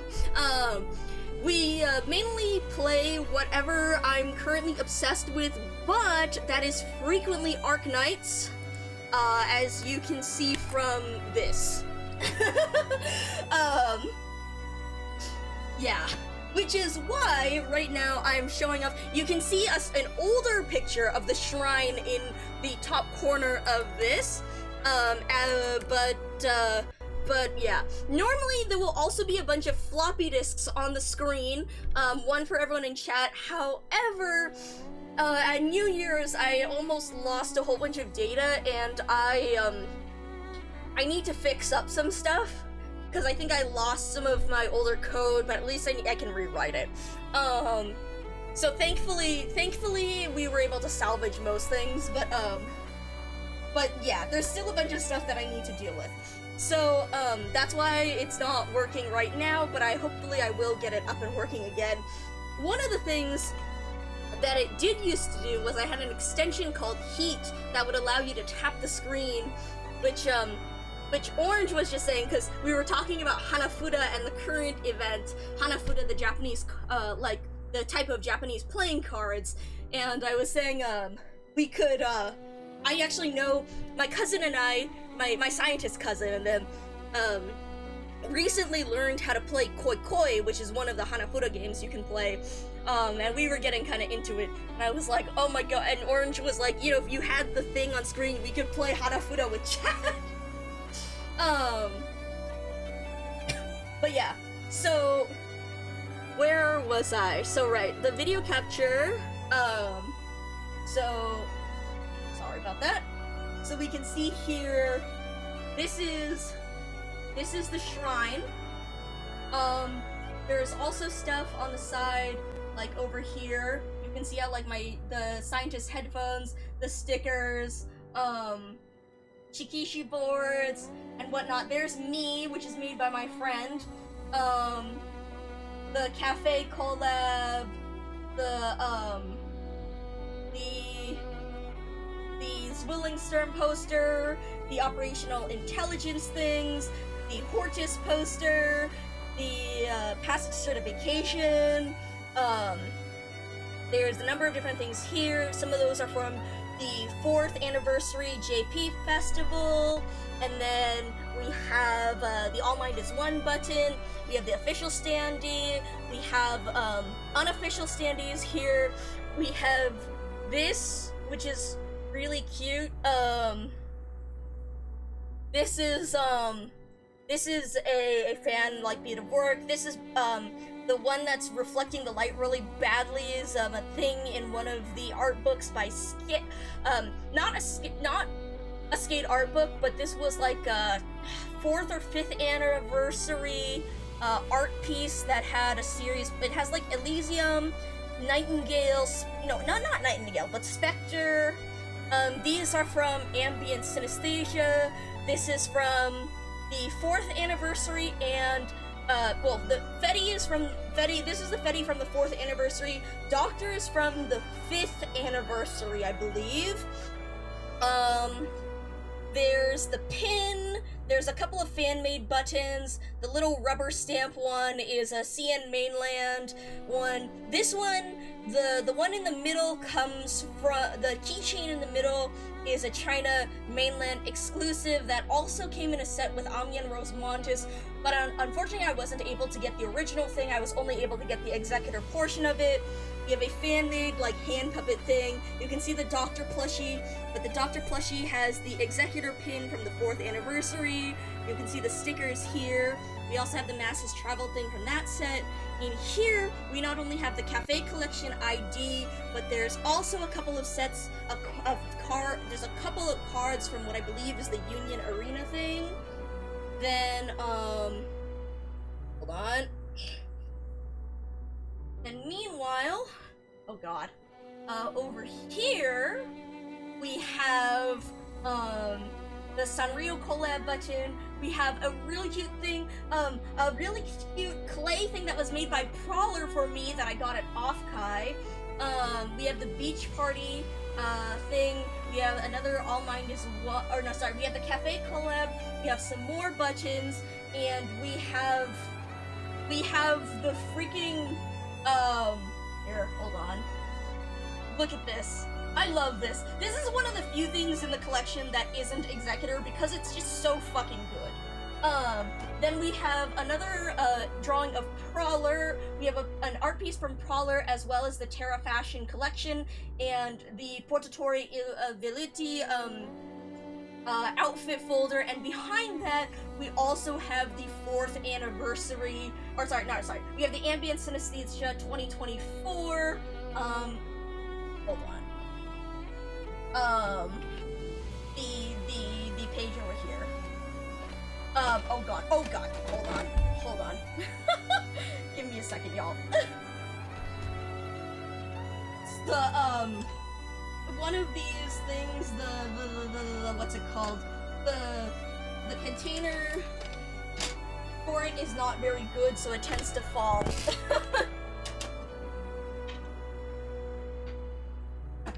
But yeah, anyways, there's, I'm going to organize this better, and I actually acquired, another shelf.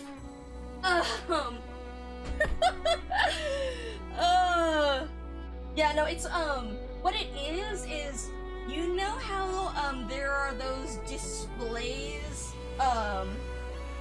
you know how they have those displays that use, for like manga and stuff? I have a really shitty version. I have a really shitty like shelf thing, one of those. That's where it is. that's where I keep those. Alright, well fuck it, since I have this open, and since we're looking at the Terra Journey book, let me move you out the way. So, here, these are the Hanafuda, the Night Parade, playing cards. Or my scientist will show these off. Sorry for the irregularity in, thing, I'm trying to do this.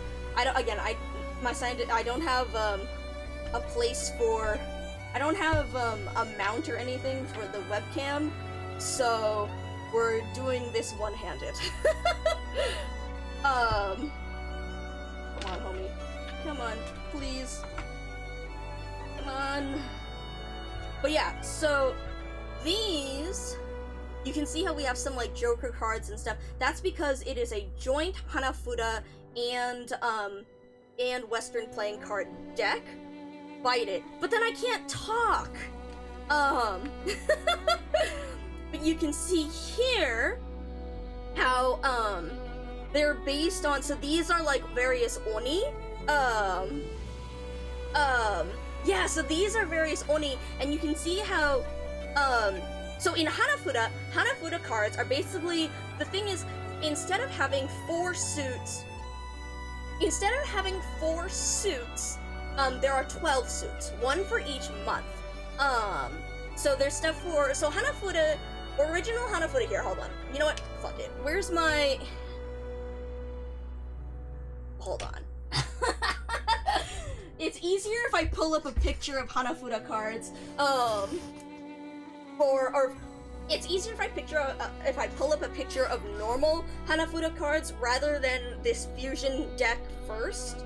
So where is Hanafuda? Or if you guys look at Fuda Wiki, fudawiki.org, that one's pretty good. Now let me look up, okay, Hanafuda, let me save this image, send this image. It really uses haiku, tanka, kinda, so what it's based, like, it is based on, like, okay, I don't know if it's specifically haiku and tanka, but it's based on, like, the ideas of poetry and stuff. That there's a narrator to read them? No? Not that I know of. There's a couple different types. Okay, hold on. There's Hanafuda, there's Kabufuda, and there might be others. There's other, what's it called? Karuta? Karuta. Yeah. Karuta is, different. Oh, maybe it's, hold on. Ah, Orange, you're thinking of Hyakunin Ishu. That one is the collection of poetry. Yeah, each Yomifuda Karuta contains 2 types of cards, Yomifuda and Torifuda. Yeah, so each Yomifuda contains the name of the poet and their poem in each entirety. Each Torifuda contains only the latter half of the poem, usually written in hiragana without any... Yeah, you're thinking... So karuta is the word in general for all kinds of Japanese playing cards, but karuta includes Hanafuda, Kabufuda, and Hyakunin Ishu. Hyakunin Ishu is 100 people, 1 poem each. Hyakunin Ishu is the one that you're thinking of. Hanafuda is different. So let me grab this image to show you typical Hanafuda. Hold on. Yeah, it's, oh, here. Let me, once I grab this image, let me type it out for you. Hanafuda, where did I save it? Hanafuda deck, okay. Hyakunin Ishu. So, cause that's, hyaku as in 100, nin as in person, I for in one, shu is like each. Here, hold on, I bet I can type it once I grab, yeah. No. Give me, hiragana, hyakunin ishu. That's not the right shu, that's wrong. Kuni, wait, here, hold on, let me, fuck. That's wrong. Just so that those who are looking in chat will see. Hyakunin Ishu. That's the wrong, this one. There we go. That's correct. Sorry, the first one gave me the wrong kanji. Anyway, so, Hanafuda. The Hanafuda deck, never mind, it doesn't want to, where are we? Karuta, it is based on it, but the word is actually different, oh, actually, I think they, no, wait, nowadays when people refer to Karuta, they're most likely, okay, so, no, I think you're right, I think they do use, so Karuta is the name for these cards in generals, but I think most people use Karuta to refer to Hyakunin Ishu. Karuta actually, or it does originate from, it originates from the word card, but it actually originates from the word in Portuguese, which is carta. So it's, rather than card, it's carta.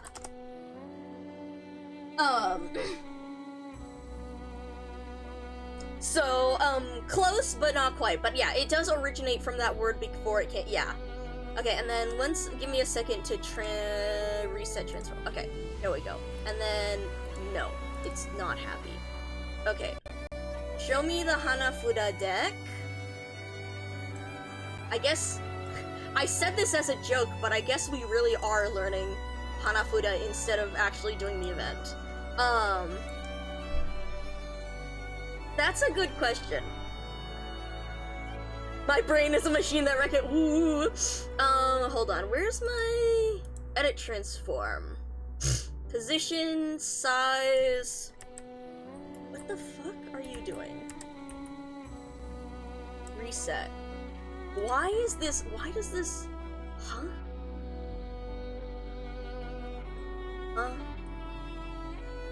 What the fuck? Oh, charter, yeah, okay, there you go. Okay, anyways, okay, it doesn't like that one. Hold on. Let me, there we, no. This one, yes. Let me use this one. Give me a second to grab the deck. It doesn't want to show me. Yes, why is it time? Hi, Moth! We're currently learning about Hanafuda instead of playing Arcanines. So these are Japanese Hanafuda cards. And so Hanafuda is from the word like hana, which means flower. And so unlike Western deck, so you know how Western decks have 4 suits, right? They have spades, diamonds, hearts, and clubs. Hanafuda has 12 suits. One for each month of the year. So if you look at this from left to right, you'll see the first one represents January. Here, hold on, let me grab my, where's my loading Fetty to, yeah, there we go. So this one, if you look at the loading symbol where that's pointing, that one represents January. Then this one is February, March, April, May, June, July, August, September, October, November, December. And so each of these has a flower that generally corresponds to the month of the year, or a plant. So you can see how this first one for January is represented by pine. Those are those little funny leaves. February is ume for plum. March is sakura. Then we have wisteria, iris, peony. What's it? It's like bush clover, I think. This one is what's the name? It's the grass. That's why it's a funny hill. It's grass. Then we have chrysanthemum, momiji or maple. Then we have willow, and then we have, oh god, what is this one called? Paulownia or something like that? Kitty? It's kitty or Paulownia. Yeah, oh yeah, the momiji one is really good.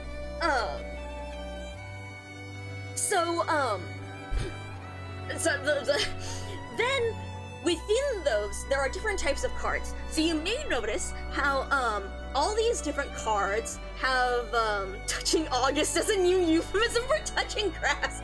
Here, hold on. Let me also show you. So if you guys look at fudawiki.org, that one is a really good place for Hanafuda information, and you'll notice that I stole this image of the deck from them. But so, within Hanafuda, each card, within each suit, there are different types of cards. So you'll notice how, well here, the four different types of cards are brights, brights, animals, ribbon, and chaff. Paulownia tomentosa. Oh, it's foxglove. That's what it is. Okay, I had no idea. But so brights are generally like important cards that signify like some important situation. So all of this comes from like the Japanese like idea of like nature, the very poetry focused, nature, old, like the super poetic old Japanese whatnot. Yeah. There's, how do I unpack all that? But anyway, so there's, basically, there's so much focus in Japan about, like, the seasons and on nature and the relations between them, because Japan's seasons are very distinct as opposed to, like, if you live in fucking California, where we have, summer light, and it's 60 degrees instead of 100 degrees. But yeah, so as opposed to that, Japan has very distinct seasons with very distinct, like, qualities to it, and so they have a lot of stuff representing the various flowers and plants that grow in all of those seasons, and that focus on nature and whatnot is like the basis for a lot of Japanese, like, poetry. It's the whole thing of, like, haiku, and haiku are supposed to have, yes, they have, the haiku have the syllables requirement, but there's actually more to a haiku than that. A haiku should actually evoke, like, a visual. It should evoke a specific season, and it should evoke, like, a comment on those. Like, that's actually part of the structure. So technically, not any group of 575 syllables is a haiku. It's actually supposed to evoke the specific things, but, like, we don't really give a fuck. But yes, a traditional haiku is intended to be that. But so, you can see how these different plants are all associated with different times of the year.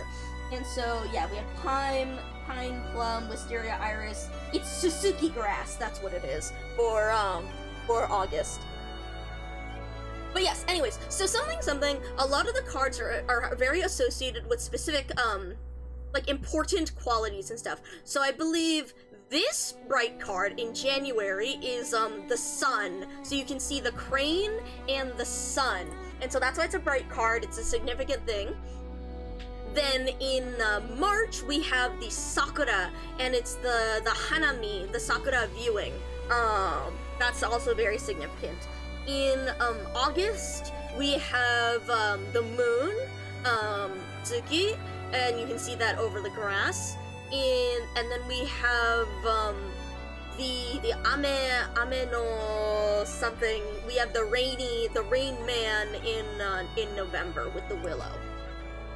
But so, also, oh, and then lastly, in December, we have, the Ho-Oh, the Phoenix.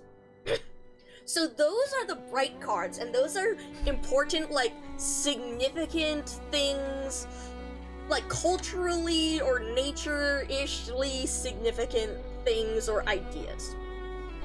The next type of card is animals. So you can see how certain cards feature various animals. So you can see how in this one, we have a bird. In this one, we have another bird. This one is technically an animal card, but it's actually a bridge. I like the way I remember it's an animal card is I imagine there's a fish in the water under the bridge, but, like, whatever. And then we have the boar, Inoshishi. Then we have sake, which is considered an animal just because of card categorization, but, like, it's sake. Then we have the shika, which is the deer. The bridge is alive. Yeah, totally. Then we have, like, another bird over here in November. So the animals are another important, oh, sorry, and then we have, we have the butterflies, we have the chocho in, June with the peonies. Those are another important animal. Then we have the ribbon cards, and so, the tansake? Tansake. And so there are different categories of ribbon cards within that category. So, Inoshikacho, exactly, orange, exactly. I'll get to that in a second, but I want to just introduce all the different types of cards first. So, then we have the ribbon cards, and so we have the Tanzaku. So the first kind are the 3 poetry ribbons. So you can see how those actually have poetry written on them, and they are particularly significant because of that. Then we have the Aotan, which are the blue ribbons, although they look purple in this one. Then finally, we have the last 3 red blank, or last 4 red blank ribbons, which are just generic ribbons. And the final category is the chaff. The chaff are all the extra shit, blue adjacent, exactly, right? The chaff are all the extra shit. So the chaff are all of these cards that don't have anything significant, they are just the plant. And so the chaff, oh right, this is another bird card, I don't think I pointed out that. And you can see how, like, all of these are basically split up, where each suit will have, 2 of either bright, animal, or ribbon. So 2 out of those 3, and then 2 chaff cards. The only differences are November and December, as November has 1 bright, November has, where's my cursor? November has 1 bright, 1 animal, and 1 ribbon, and only 1 chaff, and December has 3 chaff and 1 bright. So the biggest problem with, like, I would say that the biggest hurdle to Hanafuda is just straight up memorizing all of the card types. Like, the actual thing isn't very difficult, just knowing the card qualities. So, the way that you play Koi Koi, so a Koi Koi is a specific type of game that you can play with Hanafuda cards. And the way that Koi Koi works is basically, you want to get certain combinations of cards. You want to slowly. You have a set of cards. There's a set of cards on the table, and you want to basically match cards of the same month, the same suit, in order to collect as many cards as you can, in order to make specific groups of cards based on the bright, animal, ribbon, and chaff types. So, Orange mentioned, it's very similar to poker, yes, in that there are specific groups of cards that are worth points, yes. That's a good way to think about it. But so Orange, for example, mentioned Ino, Shika, Cho. So Ino stands for Inoshishi, which is the boar. Shika is deer, and Cho is Cho-Cho, butterfly. And so, for example, that combination of Ino, Shika, and Cho, if you get that in your scoring area, is a yaku. A yaku is a combination, like, that's for the thing to score. And if you get that in your scoring area, then that is worth, I think Ino, Shika, Cho is worth 5 points.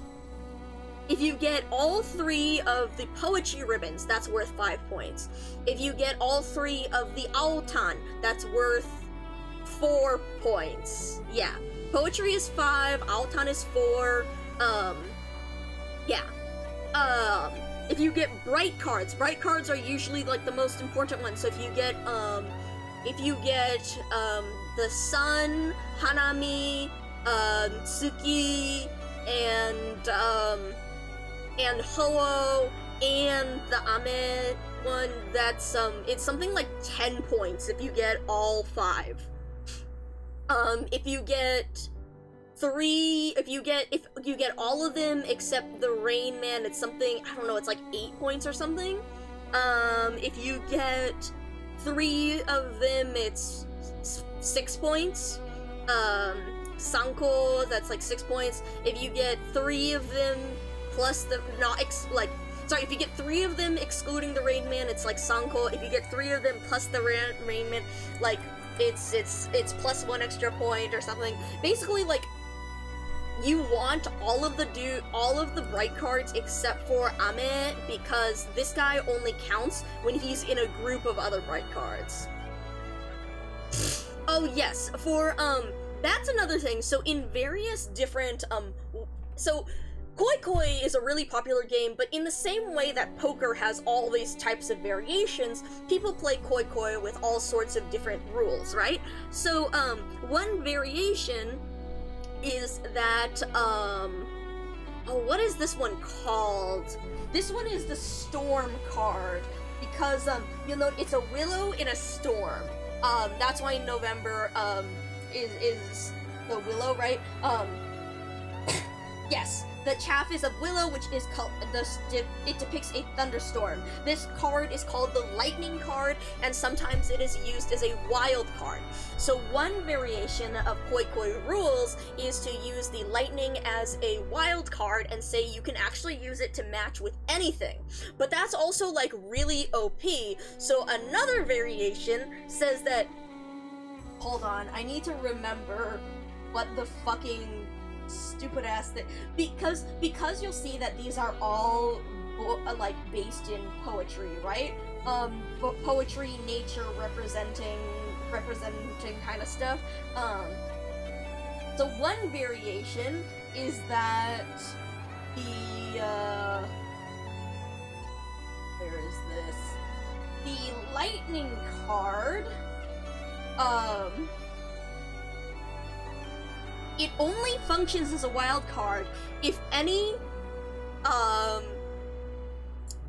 it only functions as a wild card if any August Suzuki grass cards are dealt to the field at the beginning of the round, as the warm summer weather presages a gathering storm. So thus it only has power if you are in summer. And there's all kinds of like funny things like that. Like another Yaku that is just like stupidly OP that usually in the rules that I play with my cousin, we say it only counts as a Yaku if you have other Yaku already, is the sake combos. So, for example, if you have the sake combo with Tsuki, then you have the moon viewing combo, and those two are worth 5 points. The only other way to get 5 points are like the Tanzaku combo or the Sanko combo, so it's really, like, 5 points is a crazy amount for 2 cards. The other version is the Hanami viewing combo, which is the Sake and the Sakura card, and that's also 5 points. So the Sake is just, like, stupidly OP, which is why, in a variation of those, like, well, some variations, like, they'll say that, like, the sake isn't allowed to do that, or the sake is only allowed to do that when you have other yaku or whatnot. There's an instant win yaku. Kind of. So, on one variation of the rules, if you get all 4 cards of a given month, that you win, but that could be pretty, like, OP as well. So, the variation that we play with and that I've seen is that normally, when you play either 12 rounds, so because the 12 rounds represent a full year, or you play 6 rounds, which represents half a year, or you play 3 rounds, which represents a season, right? 3 months, 6 months, 12 months. And so, one of the variation that I play with my cousin, is that the month card, it only counts as a yaku, and it counts for, it counts for 4 points as a yaku, but only for the month that corresponds to the current round. So if you're playing on the first round, the January cards, if you get all 4 January cards, that counts as a 4-point yaku, and you win via that, or you can call it via that.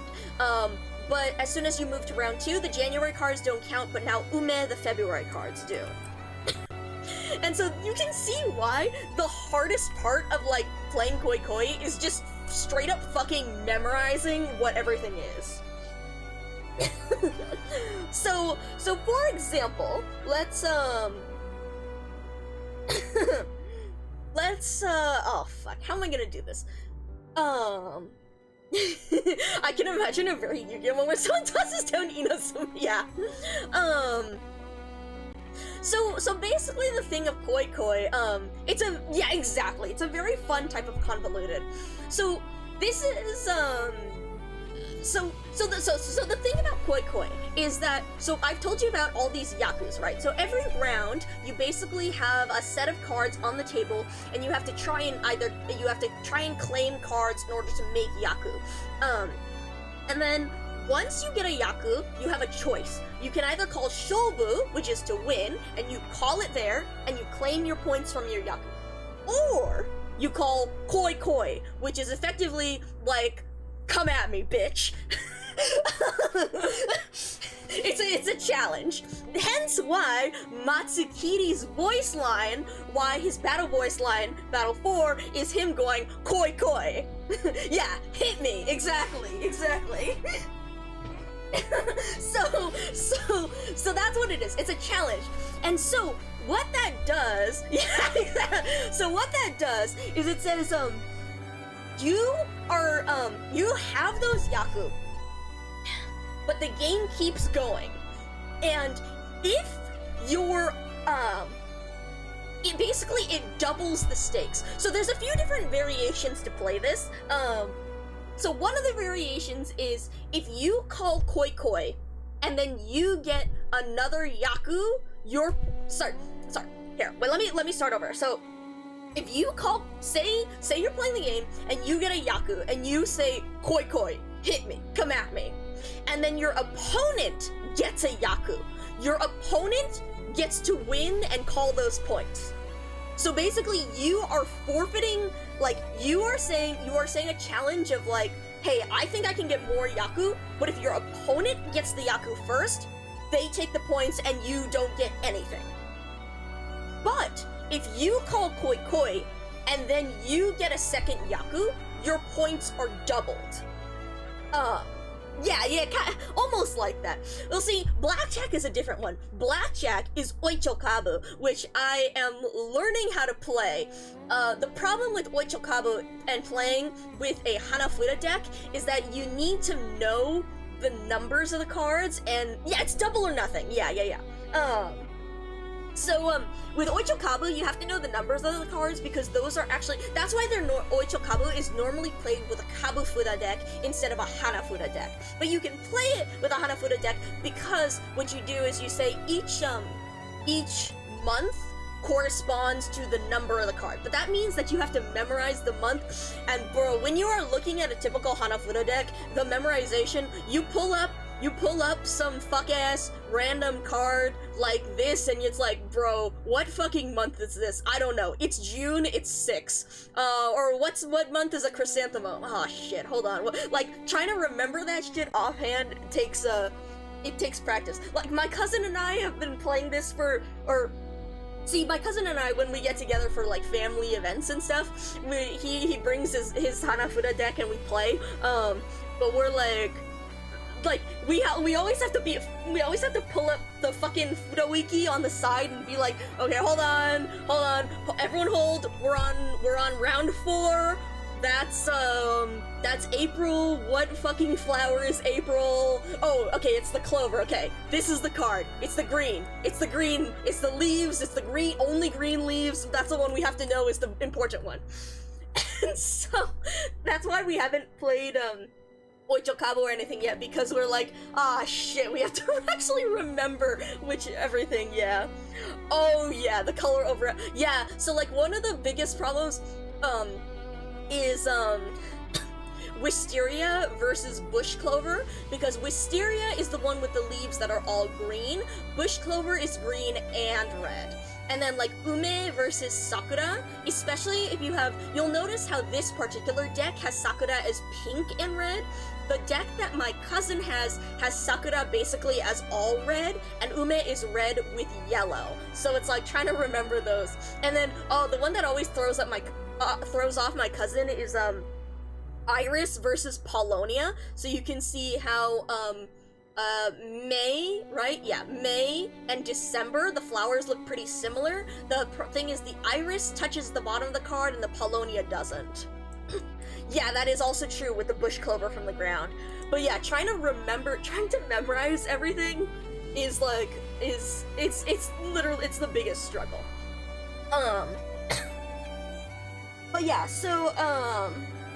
So Koi Koi, so in the variation, so some of the Koi Koi variations say that, if you call Koi Koi, then, and then you score, your points are doubled. Some variations say if you call Koi Koi anyone's points are doubled. So like if your opponent gets a Yaku after you call Koi Koi, they get doubled points. I wasn't expecting. See, I was like deciding if I wanted to do this or not because something here, hold on. Where's my fucking images? Something I was like after seeing oh right, it's gonna play the and I perceive I'm are normal. I'm fine. uniformly I'm normal. extreme. I'm fine. I'm normal. I'm fine. Nevertheless, I'm fine. Rhodes Island, and I'm you, normal. as its commander, I'm remain normal. a constant variable. I'm normal. Therefore, Doctor, Anyways, your something assessment is required something, before calamity arrives. Atto, right. It's probably gonna, so I'm not going to play this thing because my entire everything is going to lag like fuck all. So, even though yeah, I watched this earlier. It was very interesting. But yes, something, I knew like I was going to get like, yeah, something, the gambit, something, this, something, the fact that his voice line is literally like koi koi, I was like, oh man, we're gonna end up talking about this. Also, hold on. I took off my headphones briefly, so I haven't listened to the music yet, so we're gonna set aside time to listen to that. But yes, so, something, koi koi, something, yeah, so here, hold on. So if I pull out my cards, let me see if I can, fuck it, we're gonna do this one-handed for now because fuck this. So, oh god, wait, how am I gonna position everything? Fuck. Let's move you over here. Let's move, where's my video capture? Okay, and then let's move you over here. Oh, how am I gonna do this? Fuck. Shit. Let's move you. Oh god.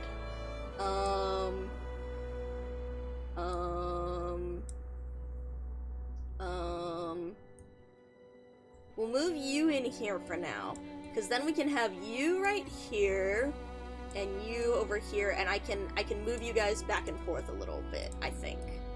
Yeah, good enough. So,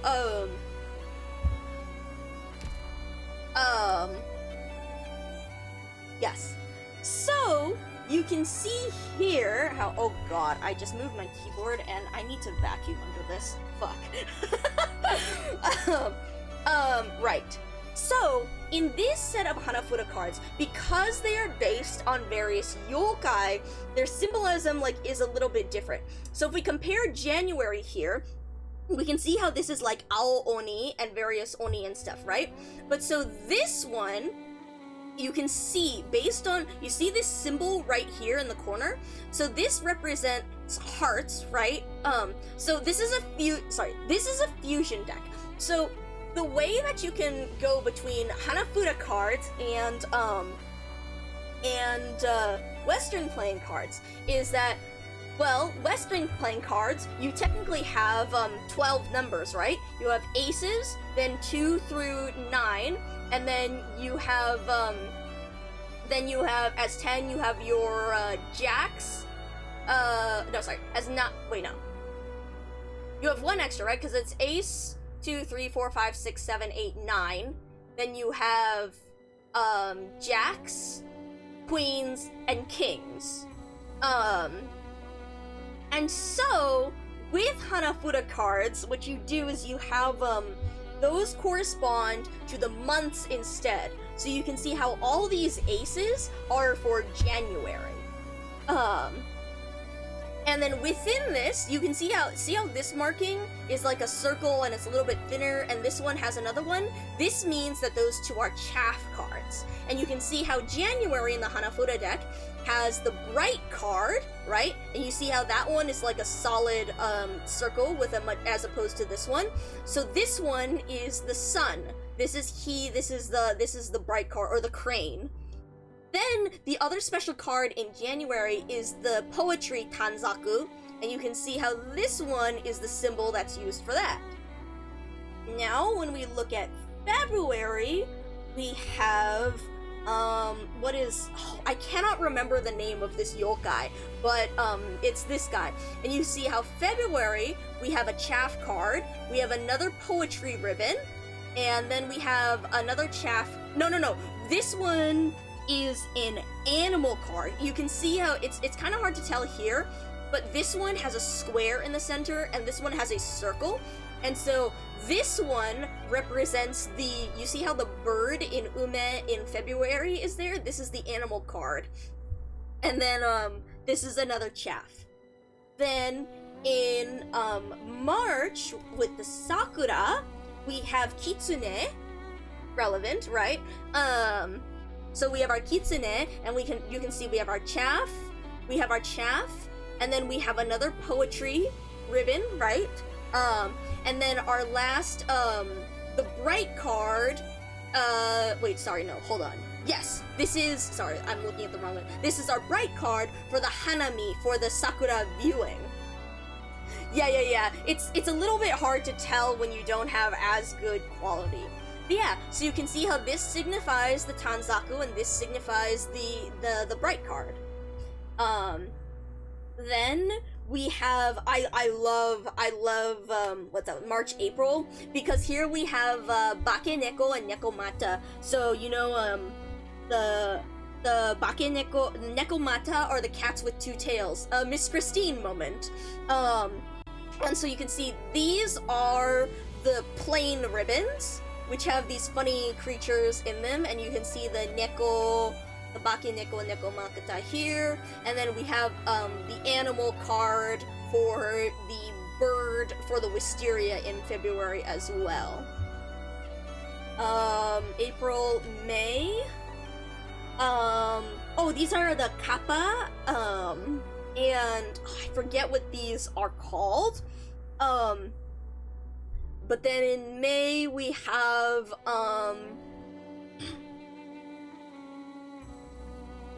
wait, hold on. In May we have, do we have two ribbon cards? No, we don't. Why does that show a ribbon card?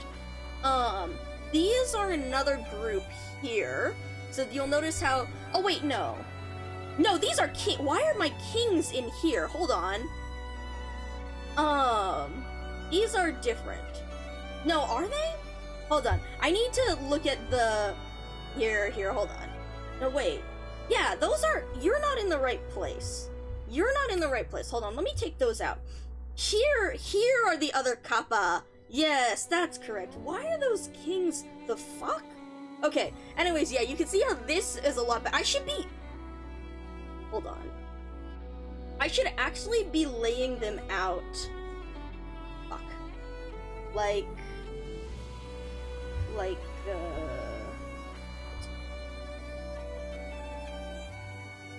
this, because you can see how they actually form a set of a drawing together. Did I do this wrong? No, I did. Hearts first. Yes. No, it's not. Yes, it is. Wait.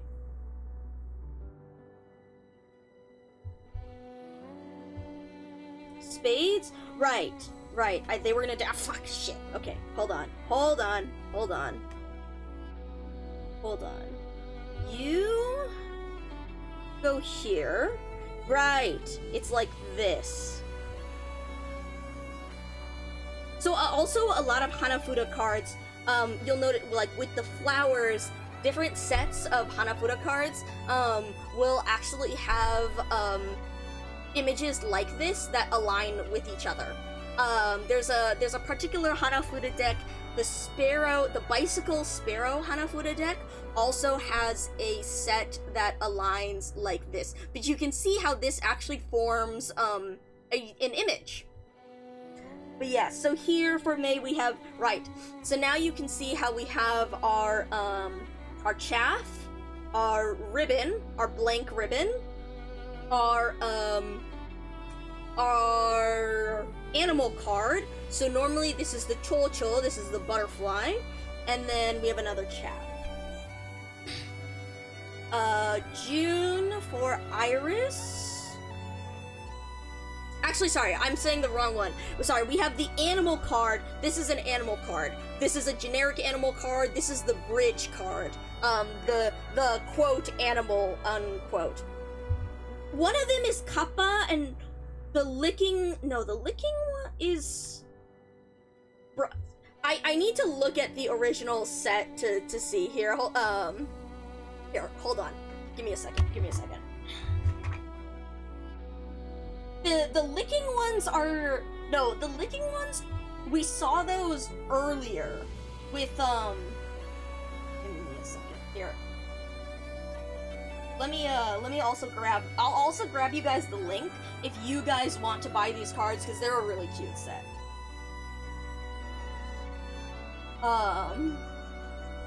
But yeah, I really like how they're, like, representative of all these different things. So, they're really cool, right?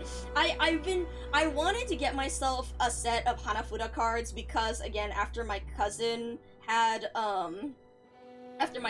his, also because Hachi Hachi is frequently, okay, hold on. So the, where is Hanami Hanafuda playing card? Now show me the menu, because shop, yes, shop. Playing card. Yes. So the Hanami Hanafuda. This is the one that shows like a set of drawings together. And these are more traditional looking Hanafuda. These are more traditional looking Hanafuda cards. Come on. Please send this. Oh god, why is Twitch bubbling? Yeah, so these have a more traditional look, if you'd like to take a look at them. And then here is the Night Parade one that I have.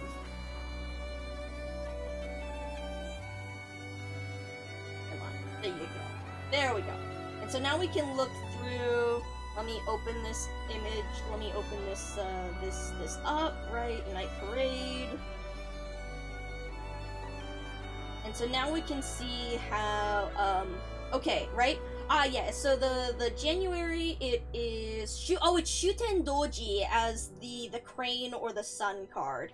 And then Oni in general, we have Okuri Ino and Yosuzume. Yosuzume I think is the looking one, right? And then, Amano no Mae and Kitsune. So we have the Kitsune for March. April, we have the Nekomate, the Bako Neko. And then, oh no, you're right, it is Amano Jaku, that's it, and Akaname. Maybe that is, you're right. Sorry, I thought they were, which one's the Kappa then? Fuck. I thought there was a Kappa one. Maybe I'm misremembering. I was thinking of a different...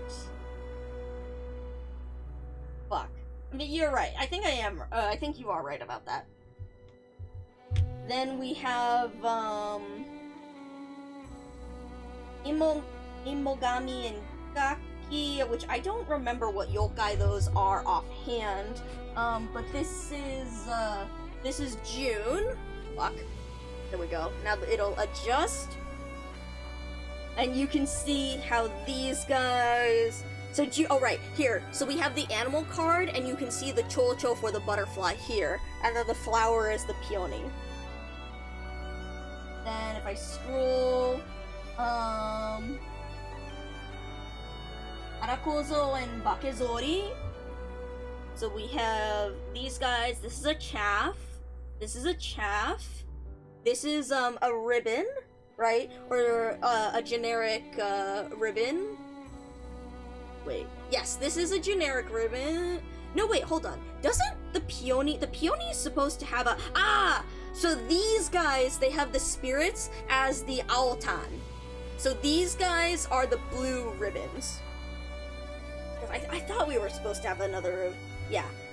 Because it's so funny because it's like you have the poetry ribbons are all in a row, and then you have the generic ribbons, and then the Altan are like all split instead of it being like all poetry, then Altan, then generic, they're split up. But yeah, and then for this one, the animal card, this is the Inoshishi. This is the boar card, I believe. Yeah. 7, it's July. So this is for it's the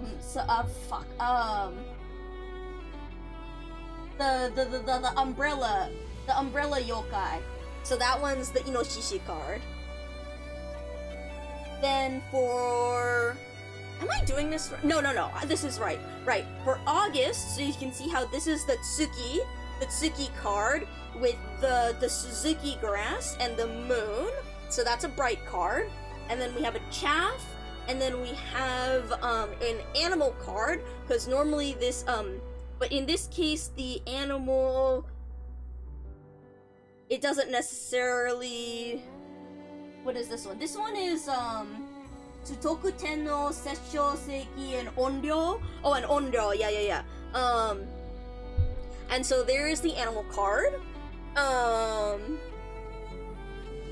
Then September, Seto Taisho and Shiro Uneri. Why the fuck are the kings in here? Anyway, so we have here's this guy. So we have this one's in animal card, right? So this is the representation. This is the sake. This is, oh look, there's sake in there. He's got the liquor over here with the carafe, and the sake cup is knocked over. So see, this is the sake card, that important one. Then we have chaff, and then we have another with these spirits for the Altan, the blue ribbons.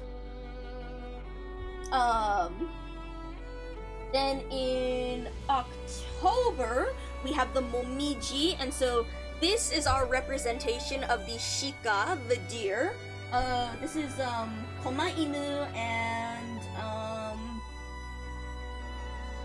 Hahakigami, the like spirits here.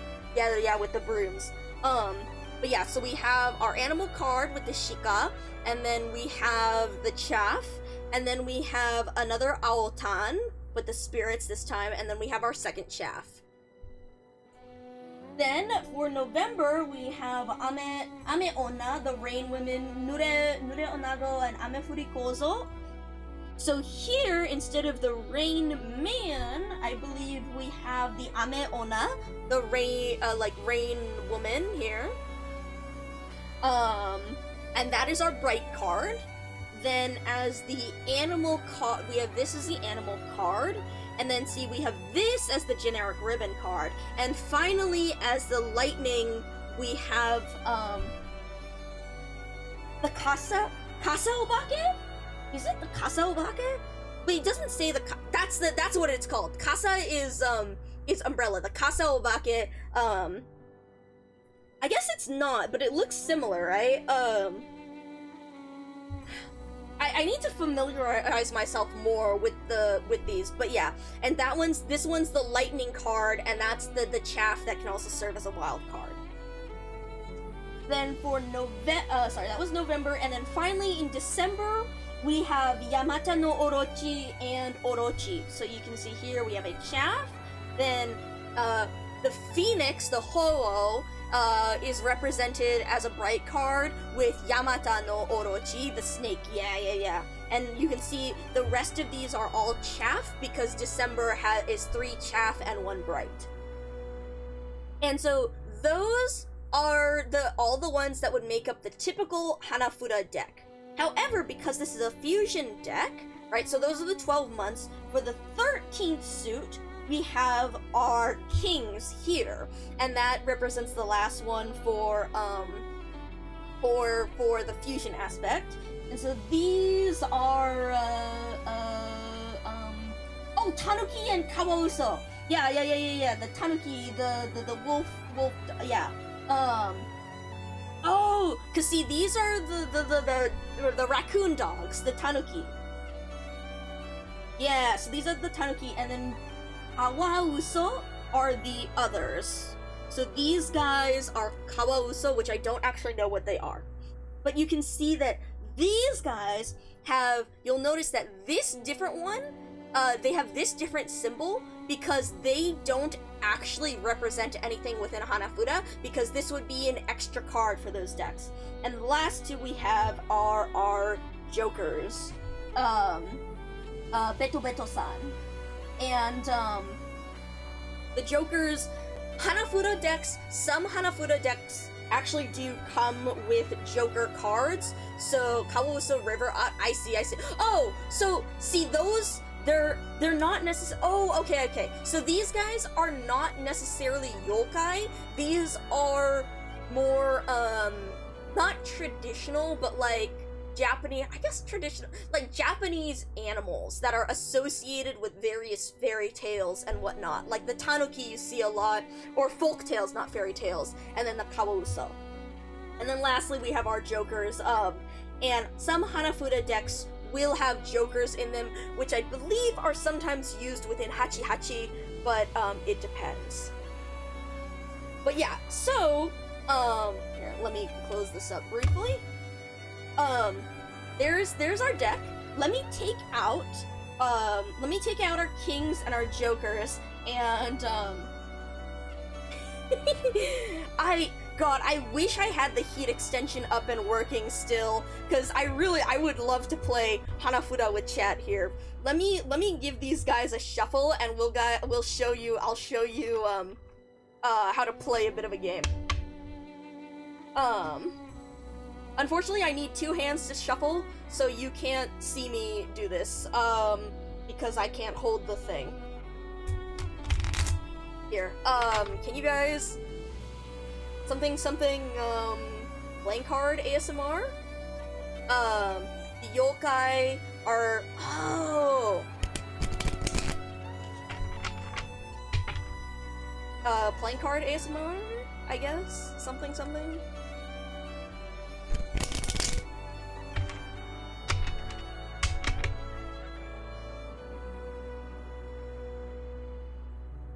Fuck. I fucked up that bridge. Balatro! Alright. Alright, and then we'll do a couple more, like, little shuffles like so.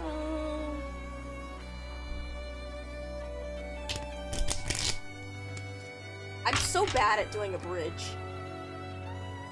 Hanafuda expansion would go hard. I wonder. See, I've seen a bunch of people play Balatro, but I've never actually played it myself. Like, I feel like I could get really into it, but at the same time, I don't know, it hasn't appealed to me as much. Thank God these are also done as, like, Western-style playing cards, because they're so much easier to shuffle. Normally with Hanafuda cards, because they're a bit thicker, you can't really shuffle them the same way you do typical Western playing cards. So the best way to shuffle them is just, like, plop them all on the table and push them around like mahjong tiles. And it's so funny, because, like, my cousin and I, it's like, you feel like you're in, like, doing those, like, baby sensory touch everything videos. So my cousin and I, when we play, whenever when we end a round, it's like, all right, baby sensory mode, and we throw everything on the table and just smush it around with our hands until we're done. All right. So then here, let me you are become the dancing fruits. Okay, we might not have enough space on my desk to really do this, but I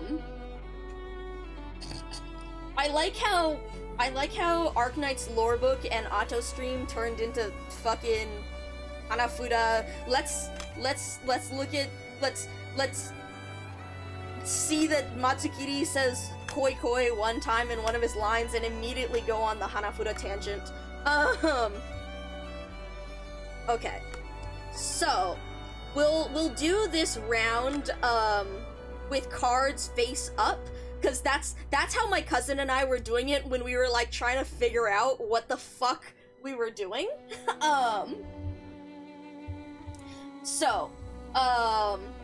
Alright. So, here's our set of cards. Here is our set of unplayed cards. This will be, I will be the Oya. So the Oya is the shuffler and the dealer and the person who plays first. The person who is the Oya can be decided in several ways, depending on how you're playing it. Typically, what you do to decide who the very first Oya is you'll pull 2 cards from the deck. So let me just, like, pull 2 cards. I'll pull 2 cards from this and then I'll shuffle them back in. But, let's pull these 2. So say our first 2 are, we have Sakura from March, and we have, shit, what's 10?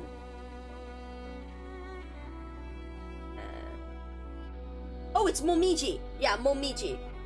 And so, whoever pulls, the higher cards, the earlier month, so in this case Sakura would win, goes first. But in this case, like, I will be the Oya, the shuffler, and the dealer, and then what my cousin do is we just swap back and forth. Other rules will say, like, the Oya, the person, so, like, in each round, the Oya will swap, and so, like, the first round will be, like, the Oya will be the first person, and then the second round, the Oya will be the other person. Another one says whoever loses becomes the Oya, because the Oya has an advantage because they go first.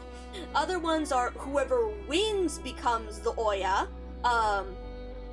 which gives more advantage to the winning side. And I assume that that's often what's done if you're, like, gambling with something the house always wins. So, each player gets 8 cards, and then in the middle, you have a set of 8 cards that go on the table. So these are the... Shit, hold on. So these would basically be... Here's the cards that, bro, my fucking... Oh, God. I don't have enough space for this. So, let's group these together. Generally, when you do this, you group the cards, if any of them are matching in months, just for the sake of visually understanding. So right now, oh fuck, we have 2 from January with the Oni. Shit, I'm so good at this, guys. We have 2 from January with the Oni. We have... And the rest of these are all different months. Yeah. The rest of these are all different months. If 3 of the same card or 3 of the same month are on the table, then those are grouped together, because normally you can only pull 1 card, like, you can only grab 1 card at a time, or you can only grab cards based on a matching month, but that means that if you have 3 cards of the same month and you only pull 1, then those last 2 cards cannot be claimed. So if there were 3 of them and you had a card that matches, you get all 3 cards when you claim it. So here, I'm gonna show, we're in learning mode, so I'm gonna show these cards. This is mine. This will be my deck. Or my group, whatever. Fuck. Oh boy, I love doing this one-handed. Okay. Holy shit, damn, maybe I didn't shuffle good. My hand, thank you, that's the fucking word. I'm so good at remembering things. Okay. What the fuck? Okay, so we have 2 of, bush clover. We have, okay, so, things... Oh god, we're not gonna have the space for this. So I have, the important ones that I have, you can see, we have, a bright card. So this would normally be Ho-Oh. This would be your bright card, but we have Orochi. We have a good number of chaff here. We have December chaff. We have an animal card with the Bakeneko. We have a plain ribbon card, and we have another animal card here. Yes. Oh god. Yeah, we don't have enough space on this. This would be easier with typical Hanafuda, like, smaller cards.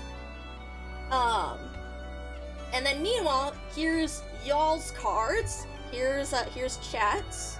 So, let's see, you have a plain ribbon, you have a poetry ribbon, you have an animal card, you have a chaff, you have more chaff, you have more chaff, and you have another animal card, so that's, yeah, and then you have another chaff card.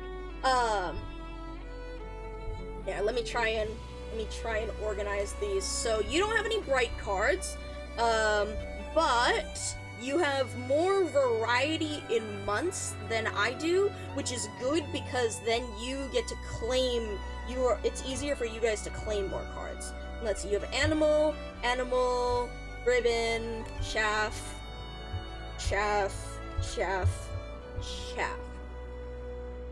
Okay, so the Oya goes first. And so basically the thing is here that we want to try and make as many Yaku as possible. So when I look at this, I say like, okay, I have one bright card, and bright cards get the most points. So, however, there's nothing on the field that matches November, the queens, so I can't do anything with that. I can, however, match July bush clover, and you'll see that this is a ribbon card. So if I can move that ribbon card into my Yaku pile, into my possible Yaku pile, that would be good. However, I have a lot of animal cards. Hold on, wait, let me look at which ones. Inoshika Cho. This one isn't, I don't have anything for Inoshika Cho. Oh! So on the table here, we have, okay, this one is actually really important because this one's the sake card, right? And this one's important because it's Shika of Inoshika Cho. So those two are very important ways to get good points. We also have a ribbon card, and we have, which one is this animal card? Oh, this is the bridge. This one is a generic animal card. So this one's valuable, and this one's valuable. When I look at my cards, so the thing, I could use this one, and I could claim this one, or 4 is nothing, 2 is nothing, queen, 9 and 7. Oh wow, so I actually have 2 July cards that I can match here. But what we're gonna do is I'm actually gonna take this one, which is, fuck, what is, the sake card is September? Yeah, chrysanthemum. So this is September, and I'm actually going to use this one to fucking... This is why I don't have enough space, right? Because I'm gonna use this one to claim the sake card. Because that one's very good. So now, the reason why I don't have enough space is because I have to make a separate pile for my Yaku in order to keep it, like, to organize it. So, how the fuck am I going to do this? Let's put this... No, my keyboard doesn't quite have enough. So normally, I would organize things where I put, like, 1 line of brights, then 1 line of animals, then 1 line of ribbons, then 1 line of chaff. But in this case, we're gonna put this over here. So now I have the sake card claimed. And then, now that I've claimed a card, I'm going to draw 1 from the pile, and we're gonna see if it matches anything. Okay, so we have June, Peony. Oh shit, this is Cho. This is the Chocho, this is the butterfly, and oh shit, it actually does match this one. And this one, I'm actually forced to claim it, as if it matches something in here, I have to claim it, even if I don't want to. I can't leave it on the field. So now we have Chocho. So now I have two animal cards, and I have 2 chaff. And I have the Chocho, I have the butterfly, so now I'm actually interested in Inoshika Cho, because now I actually have something for a Yaku there. This is not going to stay. Well, I'm gonna put these on the fuck me, alright, whatever. Alright, now it's chat's turn. Now that we've claimed that. So you can see here's our cards on the table, and here's chat stuff. So, chat has, what do you have? You have a ribbon, you have some animals, you have chaff, you have a peon, you have these. So, out of here, you don't have anything that can match January. You do have something that can match July. You have, an animal card here. This is a July. This is, wait. This is Inoshishi. So, you can actually stop me from getting Inoshikacho by playing, like, your, well, technically you've already stopped me because I can never take this card from you. So, that would be a bad choice on my part, because if I didn't, because I wouldn't know you had this card, so I would be starting to try to form a Yaku that I can't actually form. Let's see. You can get an animal card, and you can get the ribbon card here for November. And that's it. Yeah. We can grab the May animal. The May animal with 5. Oh, you can. Yes. You're right. You can. Yeah, because you have the ribbon here.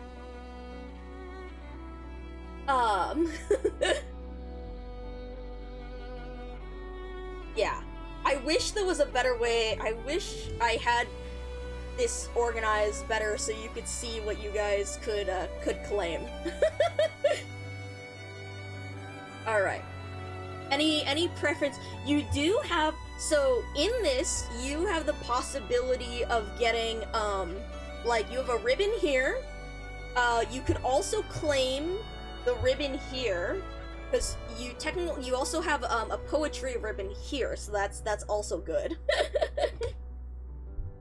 So any preference? You pulled up the decks from the website? Awesome. Yeah. No, for real, like, that was, genuinely, hello, Shangri-La. Welcome in. Unfortunately, I don't have a wyvern, but would you like to look at some yokai?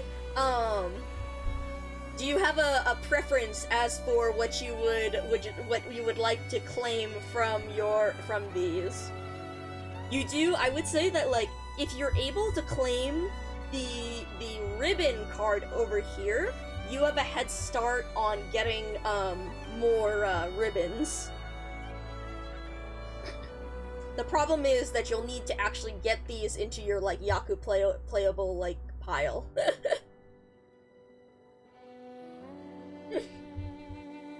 This is also why I wish I had the heat extension up so that you guys could actually click on it. We're playing Koi Koi. We are playing Koi Koi because Matsukiri, one of Matsukiri's voice lines has him saying Koi Koi, and we were talking about gambling and Hanafuda, and I recently learned how to play Hanafuda, and so I'm showing how to play Hanafuda instead of actually playing our decks.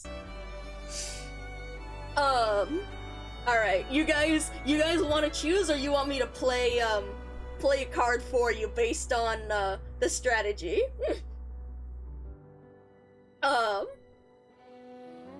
Here, I'll show. I'm trying to have this zoomed out as best I can.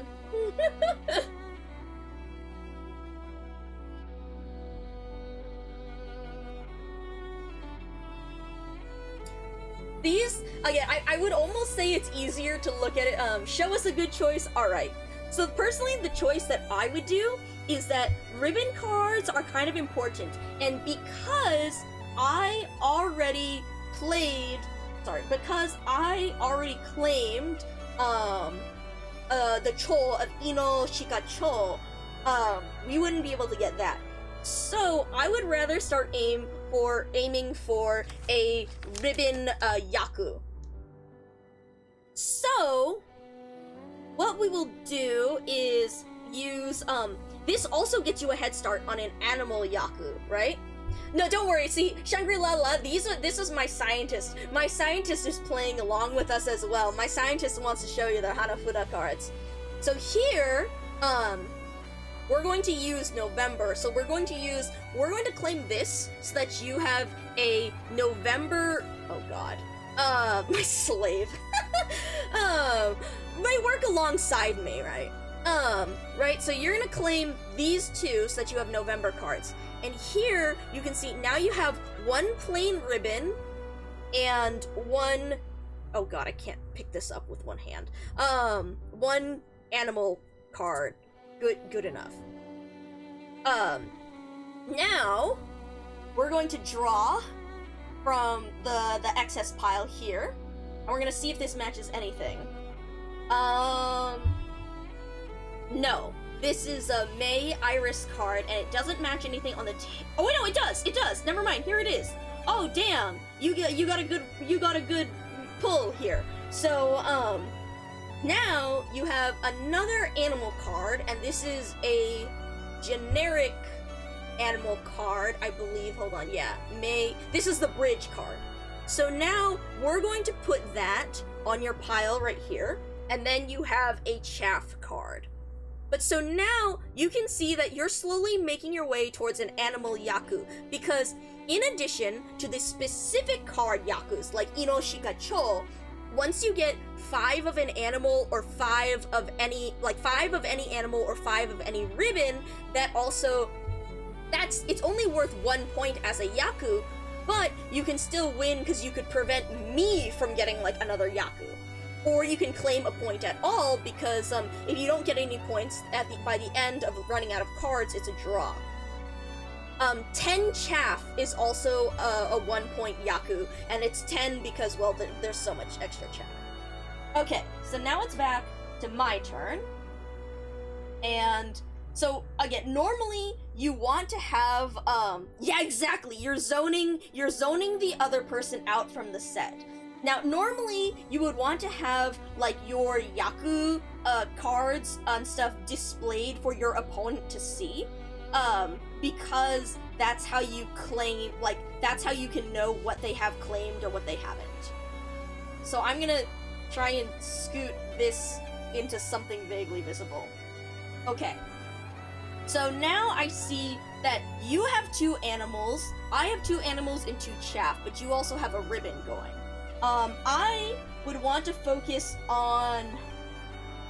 So hypothetically, I wouldn't know that you had, Inoshishi of Inoshika Cho, so I would want to aim for Shika, or because that's an animal card here. But unfortunately, I don't have anything that matches. Actually, do I have anything that matches at all? Yes, I do. I actually have this ribbon card for July for Bush Clover, which matches this one. So now I'm gonna... Oh god. Oh god. So I'm gonna claim this ribbon card and this chaff right here. This is so awful when it comes to, like, organization and display. So now that I've claimed one, I pull one from the deck, and I have... Oh my god, I got really lucky with Momiji. You'll notice this is a chaff card, but now I can actually claim Shika because Momiji matches. Because October matches. Fuck. Oh god. Oh god. Now, it's back to y'all's turn, but notice there's only 2 things on the table now, and they're both January, and my lighting is god awful. So in this case, when there's nothing that you can match, because you don't have anything in January, you have to play a card to the table and leave it there.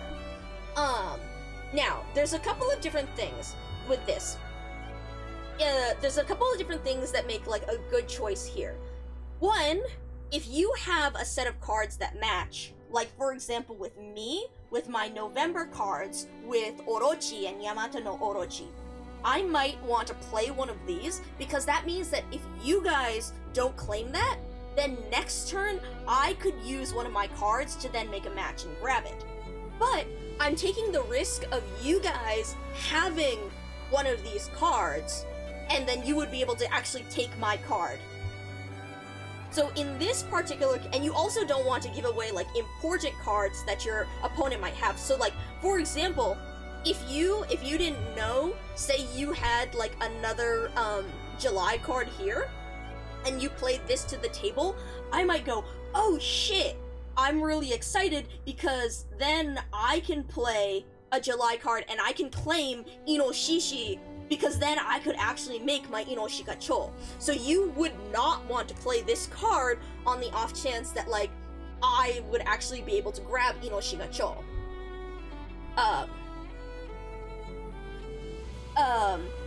Let's see.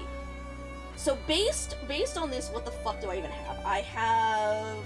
I have April, February, November. You don't have any November, so you don't have to worry about that. But, like, you, in this case, you wouldn't know that I had this, but, like, this one would not, yeah, cucking someone away from a Yaku.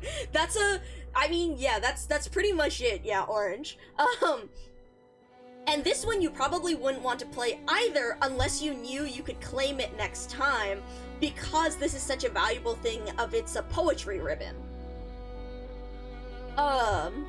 So in this case, like, let's see, so you would not want to play, Inoshishi, you probably would not want to play, the Aka, the poetry ribbon, the Tanzaku. Then based on whether other cards, you don't have one from April. And then you don't necessarily have, hello Shuhu, welcome to Hanafuda lessons. We're playing Hanafuda because Matsukiri has a voice line, Koi Koi, which is a reference to the Hanafuda game Koi Koi. Hanafuda are traditional Japanese playing cards as part of other karuta, like Hanafuda, Kabufuda, and Hyakunin Isshu.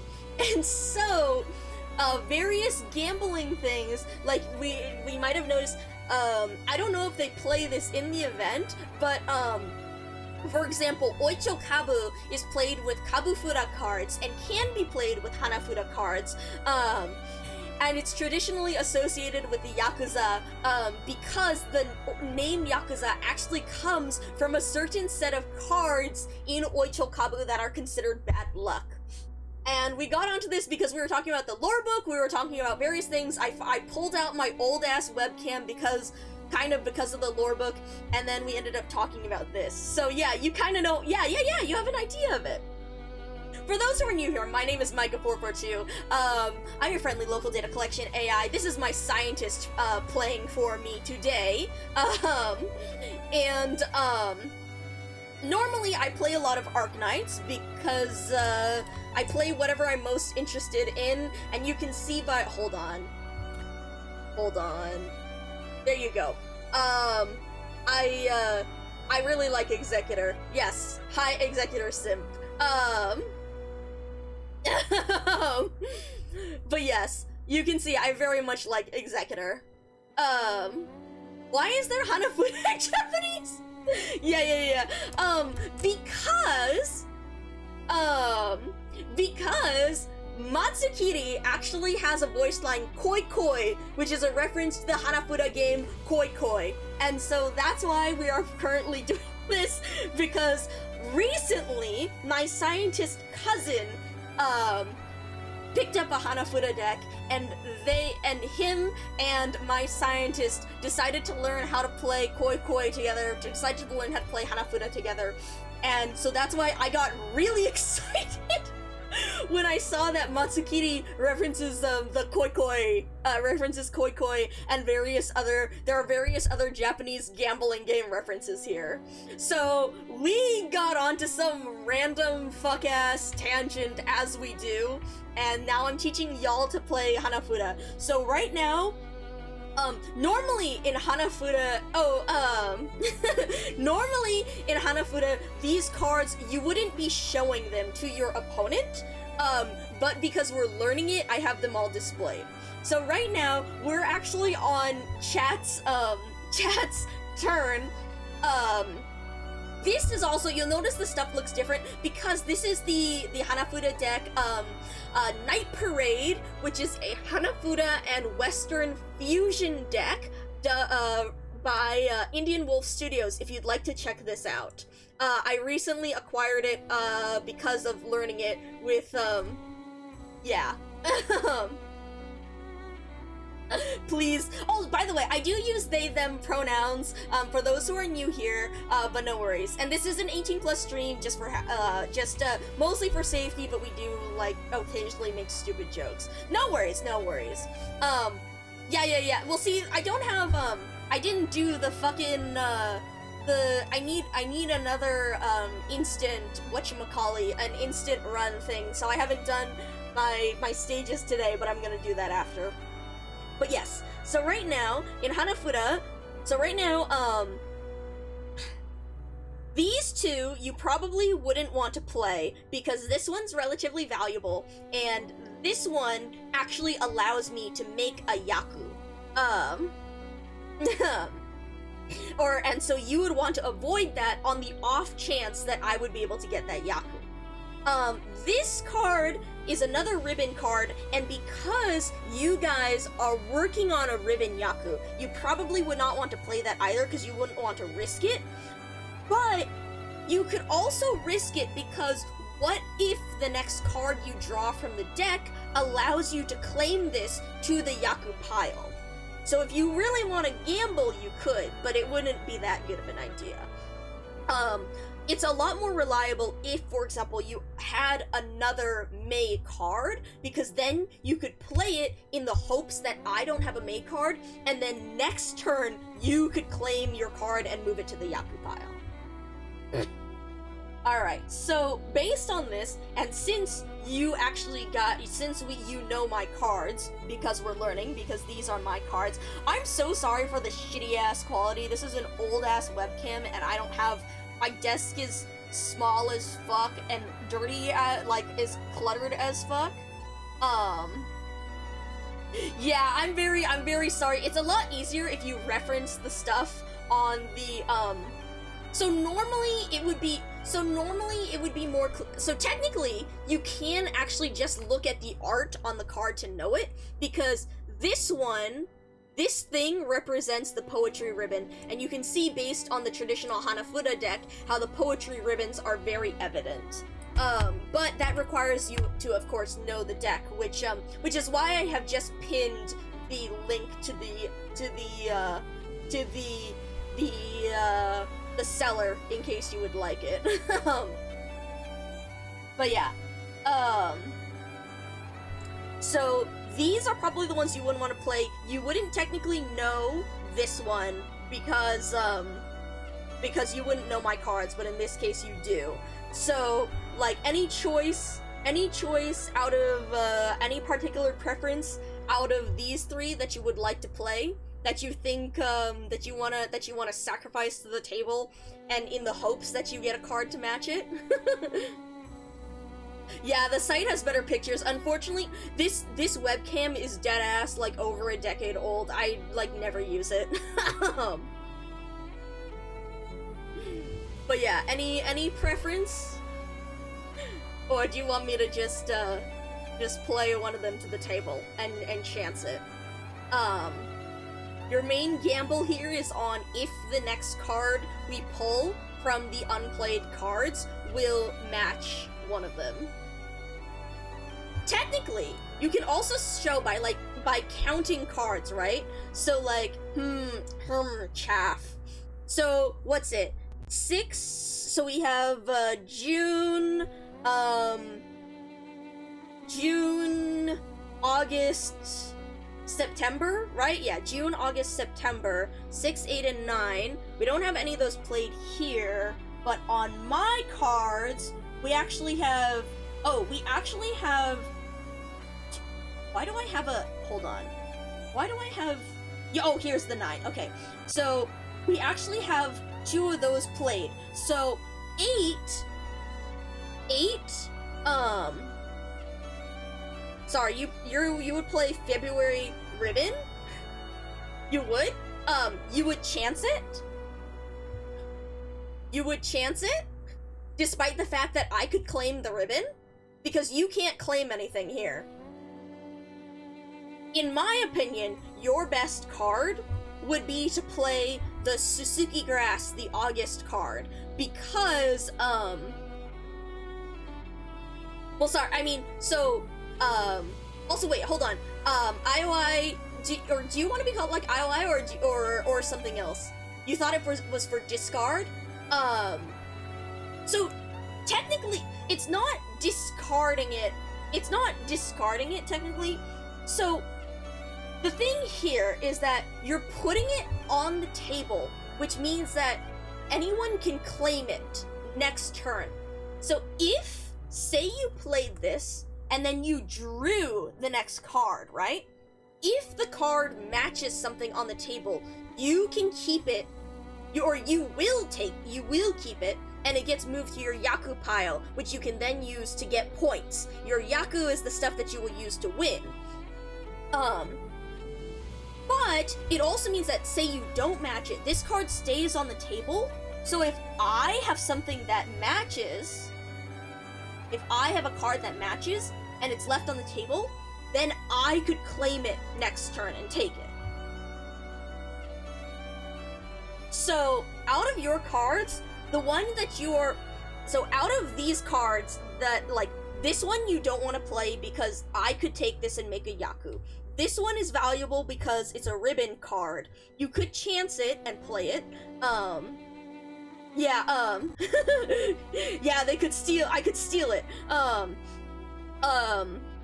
And then, technically, you wouldn't know that I have a February card, but you do, because we're learning, so you wouldn't want to play this one. And then, this February card, you wouldn't want to play it because, 1, I have a card that could claim it, and 2, it's actually a very important card that can make a valuable Yaku. So, based on the cards that have been currently played, you can see that June and September cards are actually played here. So your most likely card that would actually get something out of the deck would be the August card, 8. That would be most likely to get something out of the deck, and also is unlikely to be valuable for me because it's a chaff card. So do you want to play that, or do you want to take your chances with something else?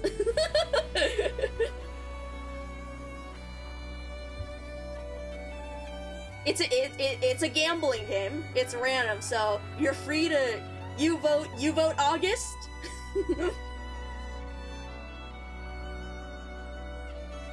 I'm gonna start moving this over here unless anyone vetoes. I'm gonna place this here. I assume yeah. No?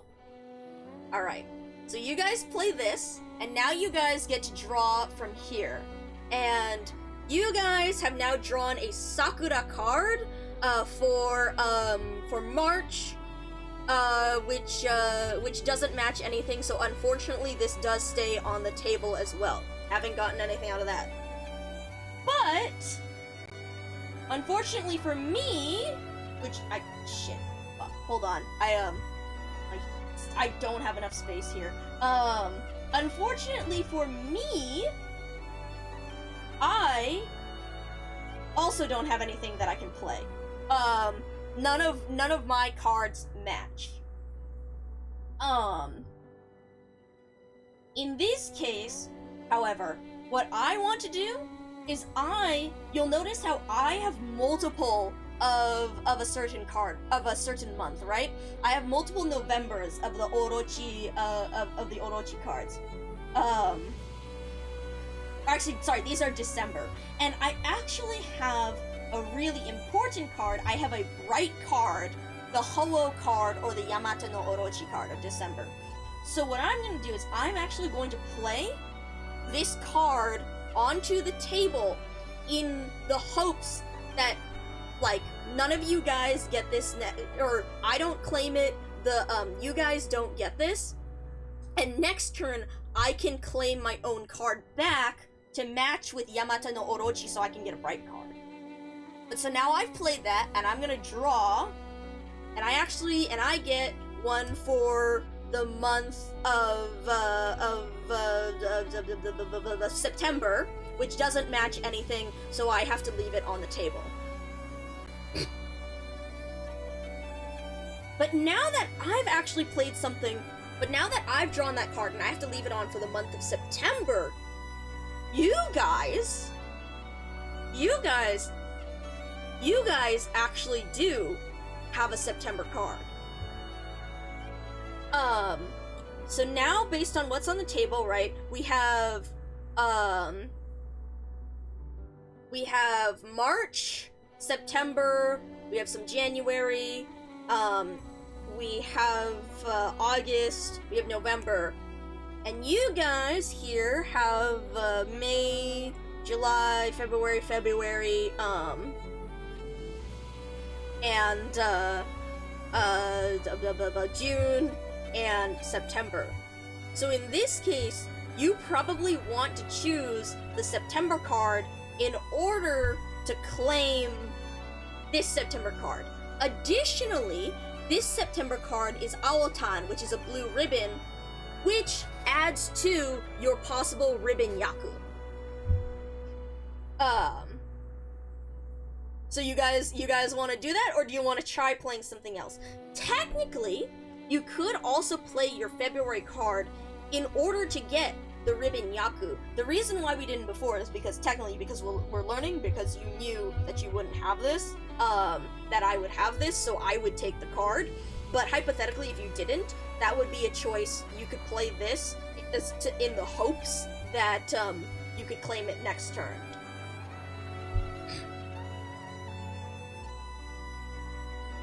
But yeah, you guys want to play, we are learning Hanafuda. We are learning Hanafuda because the welfare character in Arknights,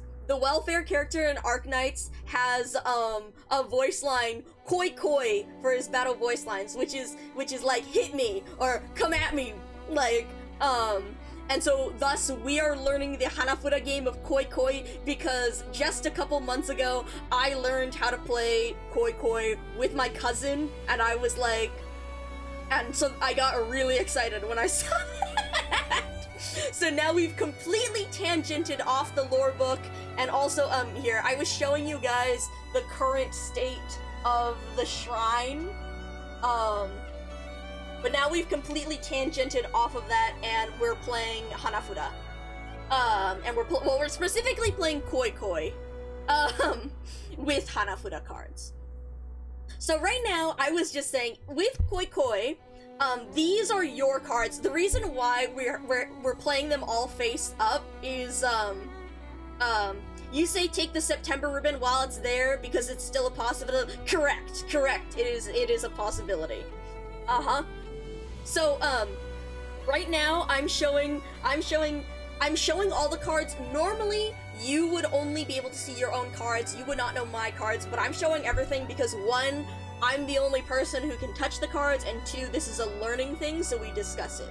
Alright, so we're gonna take the September card. So because these are both September, you can claim them. And now, you guys have a blank ribbon and also an Aotan ribbon. So the Aotan ribbon is good because that is a Yaku that's worth more. Also, let me try and I swear the hardest part of this is trying to do it one-handed. And now you have 2 animal cards and 2 chaff. So here is your chaff. And now you guys get to draw another. And what do we have? Oh damn, you have the wild card. The November wild card. We are not playing with wild card rules because fuck that and trying to remember if Suzuki grass. No, okay, so no. So the wild card, the way that they make it like not OP is that if on the table at the very start of the round a Suzuki grass was called, so if those original 8 cards, thank you Shuhu, have a good night. If the original 8 cards on the table included the Suzuki grass for August, then this counts as a wild card, which I don't think it did, but also we're not doing that because it's complicated as fuck to remember. So your November card does not match anything on the field, and it does not match any of your cards yet. But yeah, so that one, because it doesn't match, you have to play it. Now when I look at mine, I also do not have any November cards. Do I have anything that I can actually play? Right! So you guys, so last turn, I played November, I played Orochi,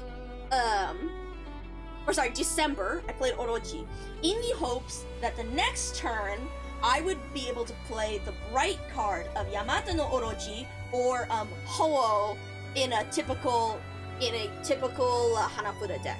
And so now I can claim my own card back, and now my card actually goes into the Yaku pile, so now I can actually use it for points. So, fuck, again, one-handed. So now, shit. But, bro, please, I'm trying so hard. Okay, there we go. The fact that my desk has, like, 0 fucking space is, like, the worst part of this.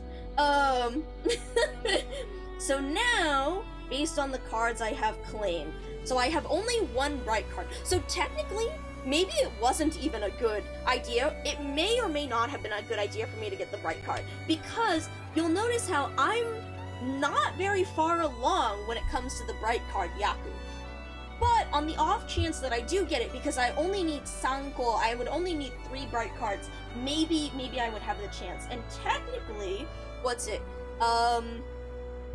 July doesn't have a bright card. No, this is April. Technically, this may not have been that good of an idea because none of my other cards are able to collect bright cards.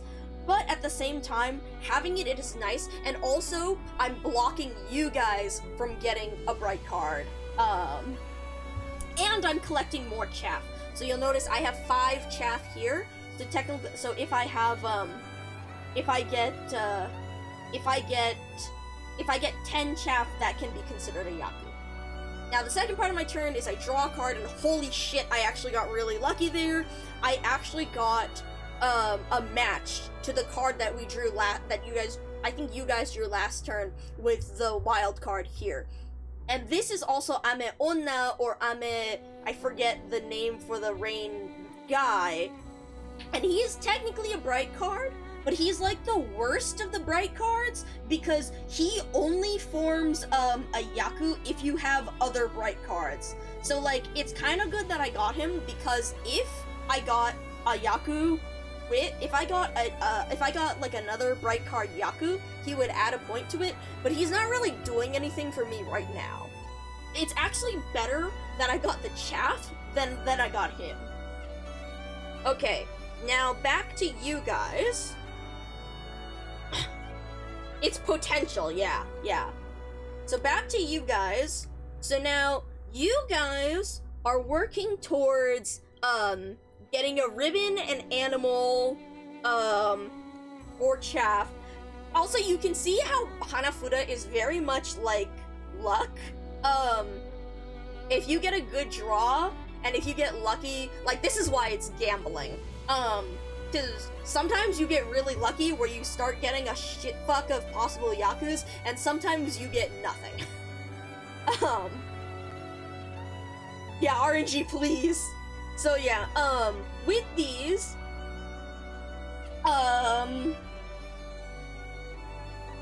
based on these, so again, you really don't want to play, Inoshishi. You really don't want to play the boar, because you know that I can get Inoshikacho. You could play, your blank ribbon, your blank Tanzaku, for Mei, and pray that you get a Mei card. Let's see, you know that 2 Mei cards have already been played, so the last one is still, and you know that you could try to anticipate that I have a Mei card. You know that I haven't played any of these. You don't know that I don't have a Mei card in my deck, or you wouldn't, but in this case you do know, so you know the last Mei card is still in the deck to be drawn. So you could try and gamble on pulling the Mei card in order to get another Ribbon Yaku. You could also try and play one of your February cards in order so that, like, next turn you would be able to claim one of them. But unfortunately, in this case, you do know that I have a February card here. If you didn't know, that would be the best choice to do in the hopes that, like, next turn, but because I actually have one, that's not a good, that wouldn't be a good play.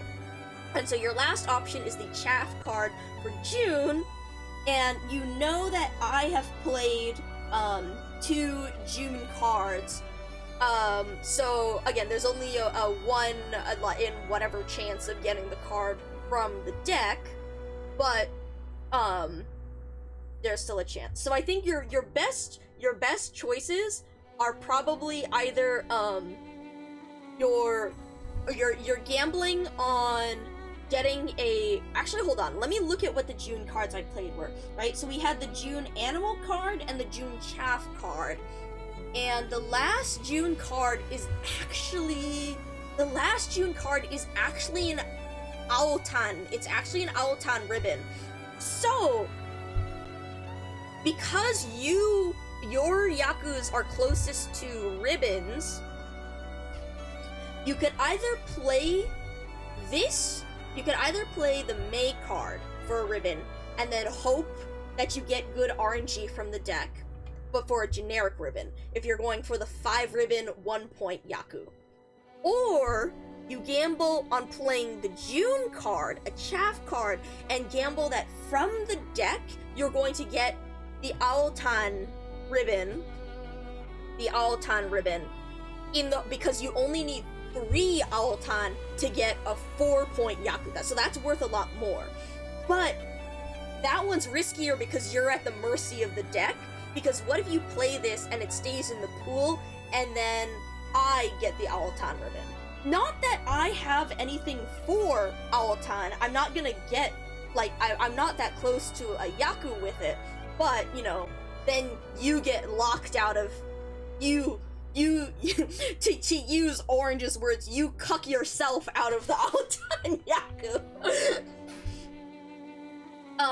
But what if you get lucky? What if you play it and you actually do get it out of the deck? Or what if you play it on the table and you get lucky in your future draws, right? Because I could draw the Aotan and collect it, but you could also draw the Aotan and collect it.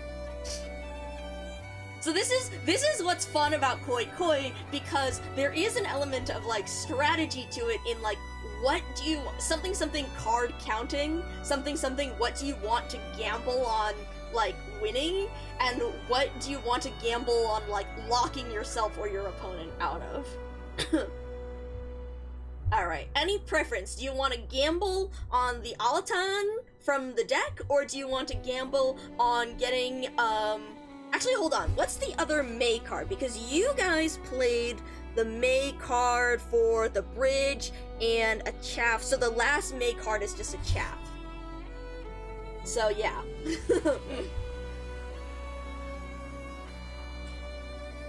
Any preference?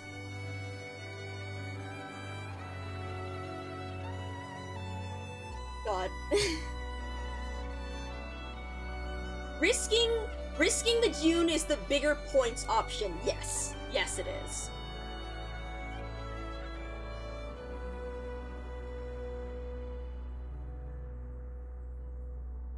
Depending also, so again, normally with Koi Koi, you'd play, Send It for June? Alright. So with Koi Koi, you'd play, 3, 6, or 12 rounds. I mentioned this earlier. 3, 6, or 12 rounds, because that represents like a season of 3 months, half a year of 6 months, or 12 months for a full year. And so your final score is the sum of your points after each round. Alright, so you're risking it on June, and now you get to draw from the deck. And you've got, oh my god, you've got lucky, you've got a January card. And you actually pulled a ribbon, a poetry ribbon January card. So you guys got really lucky with that. Unfortunately, the 2 January cards left over are both chaff. So, any preference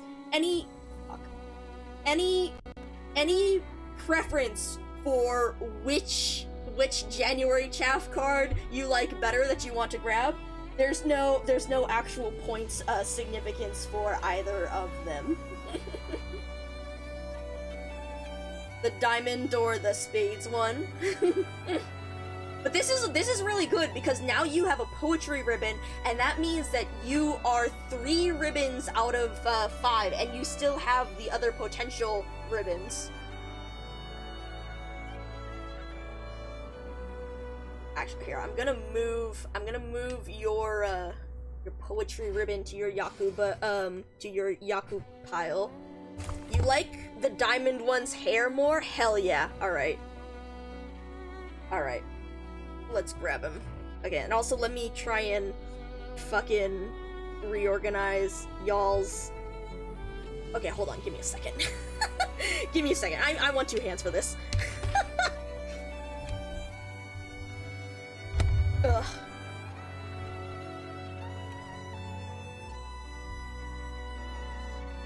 I'm organizing your Yaku pile so it's a little bit clearer.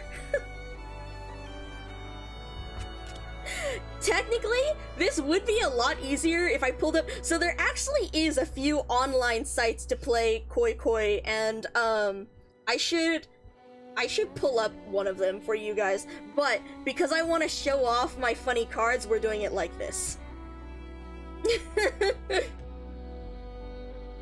But technically, like, there would be a lot easier way to do this. This is when I transition, yeah, this is when I transition to a hand cam Hanafuda street, fuck, my book, okay. We're something, this is the gambling time.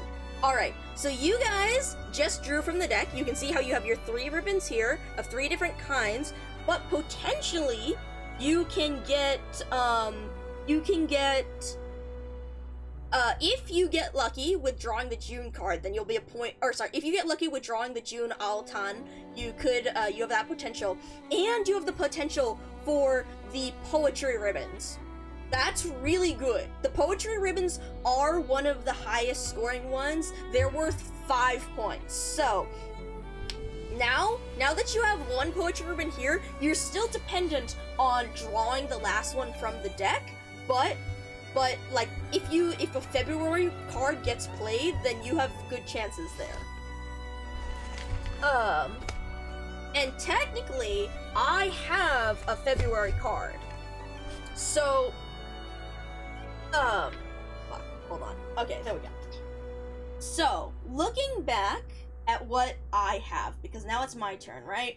I have the April animal card, and then I have December chaff, I have July chaff, and I have February animal card. Looking at what I have here, I am closest to a Yaku with animal cards or with chaff. I personally would like to chance it on animal cards, and technically I wouldn't know you had, Shishi, so I'm still trying to bank on getting Inoshikacho.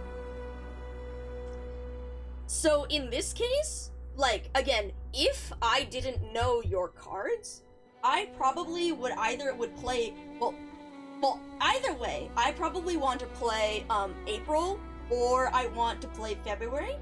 And if I didn't know your cards, I would probably play February. And for the sake of illustration, I'm going to actually play February, which gives you the potential to do this.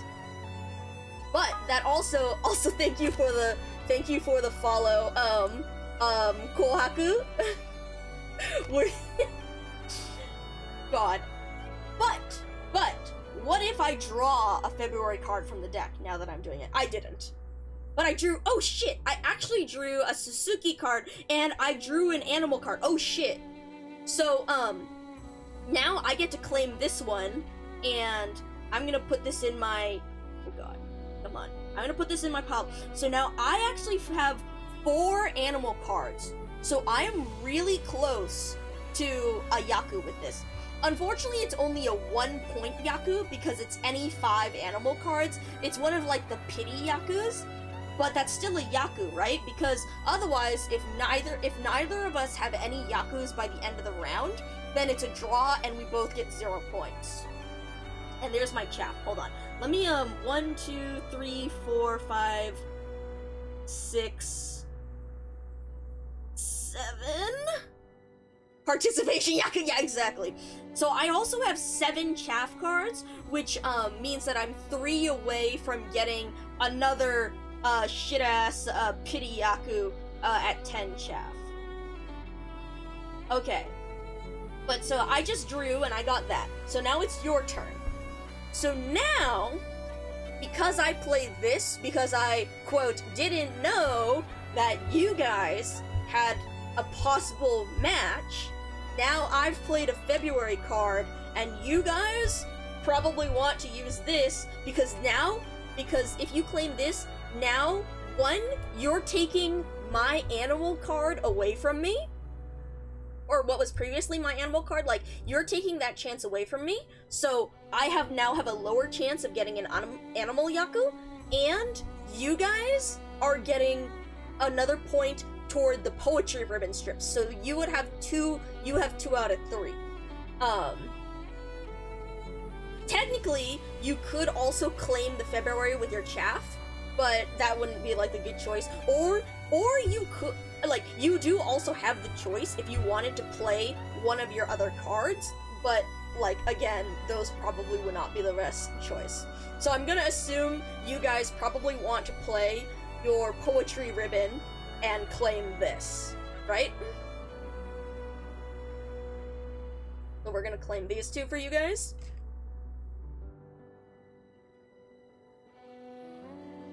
At least that's what I'm gonna assume. I would like to make the good play, probably, yeah. Yeah. So we're gonna claim that. So now, you'll notice you guys actually have 4 ribbon cards, so now both of us are 1 card away from a Yaku. Both of us are 1 card away from a Yaku, and depending on what card you get, you guys could get a 5-point Yaku. Sometimes I make bad plays to keep my opponent on your toes. Dude, last time my cousin and I were playing Koi Koi, we both completely fucked up, like, one of the rounds. Once because I dropped a card and I didn't fucking realize it, and then 2, like, my cousin mismatched a couple of months and neither of us realized until, like, 3 turns later. And we were like, also, like, this was, there's not enough, the amusing thing was also that, like, my dad, we have an ice cream maker, right? So we make homemade ice cream, and, my dad decided to try a recipe making Bailey's Irish cream ice cream. It was actually so good, like, highly recommend. If you guys ever make homemade ice cream, Bailey's Irish cream ice cream amazing. This is also particularly good because homemade ice cream isn't as soft as store-bought ice cream because you can't get as much air aerated, so usually you have to wait like 10 to 15 minutes before taking it out, like after taking it out of the freezer, before it gets soft enough to really scoop. But because of the alcohol content in the Bailey's ice cream, it's perfectly smooth, beautifully textured right away. Anyways, my cousin and I had like a shit ton of that, but it was only like 1 cup of Bailey's in the entire thing of ice cream, so we were not drunk, but like we were joking that just like, damn, we're fucked up in how many times we fucked up with these cards. Alright, so it's your guys' turn to draw, and you guys have drawn an April card with the Bakeneko and Nekomata, which unfortunately doesn't match anything, so it will go on the field here. But yeah, no, it's really good. Oh shit! That is an unfortunate one though, because it's now my turn because you guys drew, right? But I had an April card. And this is actually an animal card, a significant one. And remember, I have 4 cards here.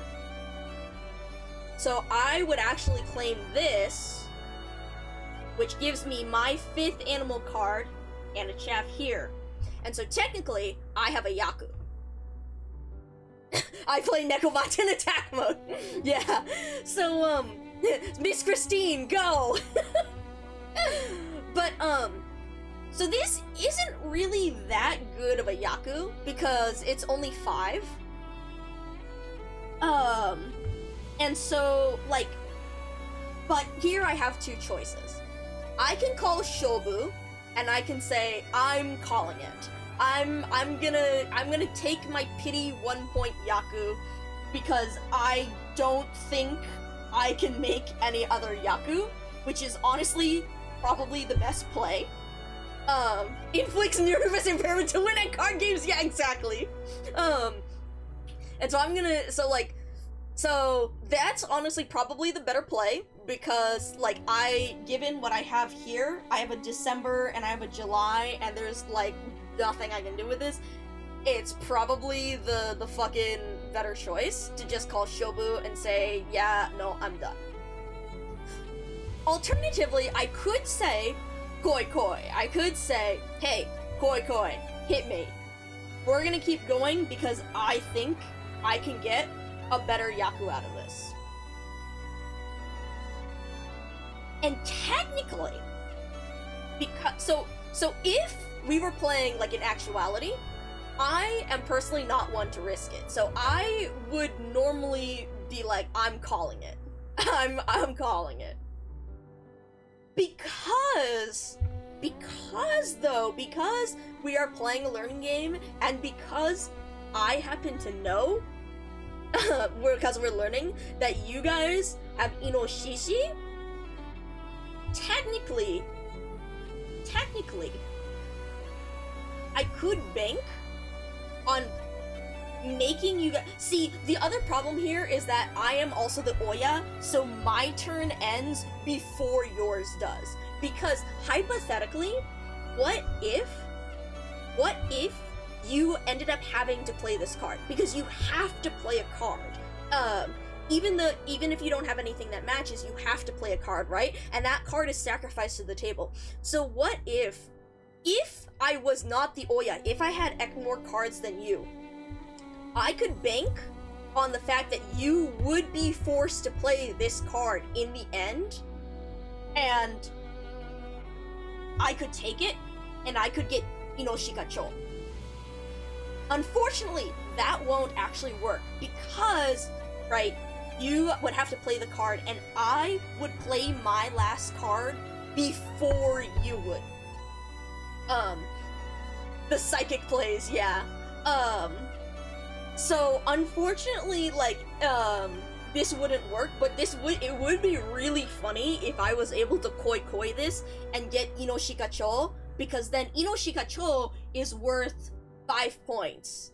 Actually, I've been saying this wrong. Technically, this one is worth 6, it's actually worth 6 points, right? Because Sanko is worth 6 points, And this is where, so the poetry ribbons one is also worth 6 points. But yeah,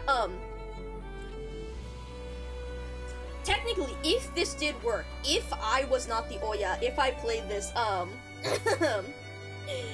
sumimasen, koi koi, no, I don't actually know the word for, like, deska, but no, funny enough, if we actually wanted to play koi koi, there is an online game thing that I could send to you guys.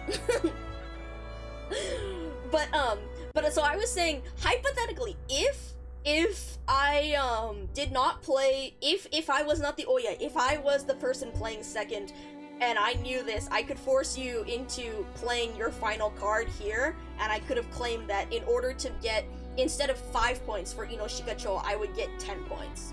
But unfortunately, no. And unfortunately, like, given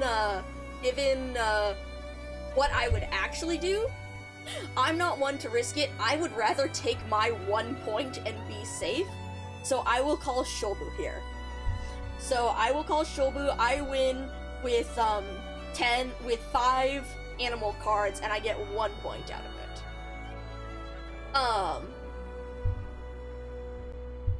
And so in this, that would be the end of our first round. So that would be our January round. And so I would win that round with 1 point, which would then be saved for us to then continue throughout these rounds. And thus, we would then shuffle the cards in the way that me and my cousin play, and with Yuga, in the particular style, I would then, pass it off to you guys, and you guys would be the Oya next turn, so you guys would shuffle, and you guys would play first. And again, depending on what style you could do, you could also say, like, oops, that's the wrong one. You could also say, like, oh, you guys lost last turn, so you guys are the Oya, or you guys lost last round, so you guys are the Oya this round, or you could say that I won last round, so I'm still the Oya, but etc, and that depends on, again, which one you're doing. Like, out of curiosity, let's just see, let me see what you guys would have drawn. Oh my god. So, hypothetically, just for the sake of funsies, because I know this card, let's say I didn't call Shobu. Let's say I said, Koi Koi, I am going to try and get one more card out of this, right? Let's say, hypothetically, I did that. And you guys played a card. I'm gonna play this for you, because just for the sake of example, you're gonna say that, like, now, because you guys could make a Yaku, or sorry, not make a Yaku, because you could claim a card with this, actually no, I will leave it up to you, because you guys are really close to a ribbon Yaku, right? You're really close to the 5-point ribbon, sorry, the 1 point, blah. Because you guys are close to 2 different possible Yakus. You could get 6 points from poetry ribbons, or 1 point from any ribbon. Technically, if you got the 6-point poetry, you would both get 6 points from the poetry ribbons, and then additionally 1 point because you would also have 5 ribbons. So, you have 2 choices here. You could play, oh shit, fuck. You could play a February card. Yeah, we'll say Koi Koi because I think this is really funny because I know what the next card is, and we'll do this for illustration purposes. So you guys have a choice. You could play the February card in order to try and claim it next turn with your other February card. But that won't necessarily help you make a Yaku, because you don't have enough chaff, nor do you really have enough animals to make a good Yaku next.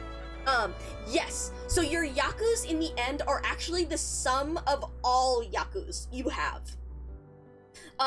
So of all possible Yakus. So technically, like, if I got Ino Shikacho, I would actually have 2 different Yakus, right? Because I would have, Ino Shikacho for a 5-point Yaku. Additionally, I would have the 1-point Yaku for my, my animals, my 5 animals.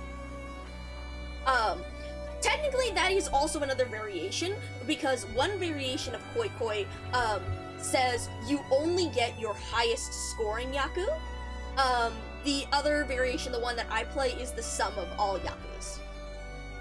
Technically, so the highest scoring Yaku is a fun variation to play because it makes the final round a lot tighter, because otherwise, if you get really lucky with a Koi Koi and with a really valuable Yaku, and multiple Yakus, I've had rounds with playing with summing Yakus that get me up to like 32 points. That all, like, those aren't very common, but they're very exciting when they happen. But okay. But for now, here, let's say, the steamroll potential. Exactly. So, if you score it only based on your single highest scoring Yaku, there's less steamroll potential. But it's very, but like, also, like, it's the fun, like, the fun of the gamble. What this is the steamrolling potential, you know? Alright, so you guys, is there any, like, which one would you rather do? Would you rather gamble on playing the ribbon card in the generic ribbon card in hopes of pulling a May card and getting the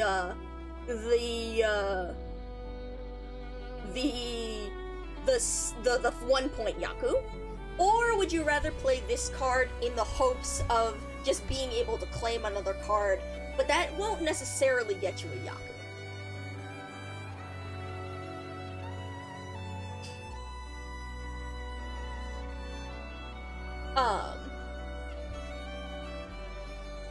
Like, this is like the safe option because you can claim, but like, this one, because, again, the whole point is to get the Yaku. Yeah, let's go May. Let's play May here. Alright, right? Then, when I draw your card from the deck... Holy shit. Yeah, exactly, there's no reason not to. This is the Sakura Poetry Ribbon card. You guys got lucky. So remember, like, so we played June previously in the hopes of drawing the Aotan card from the deck, right?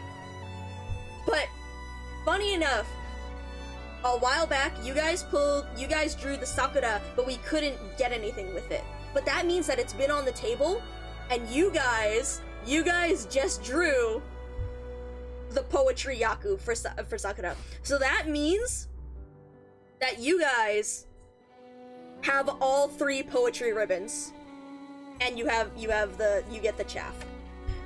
But that means that you guys get a 6-point Yaku right here.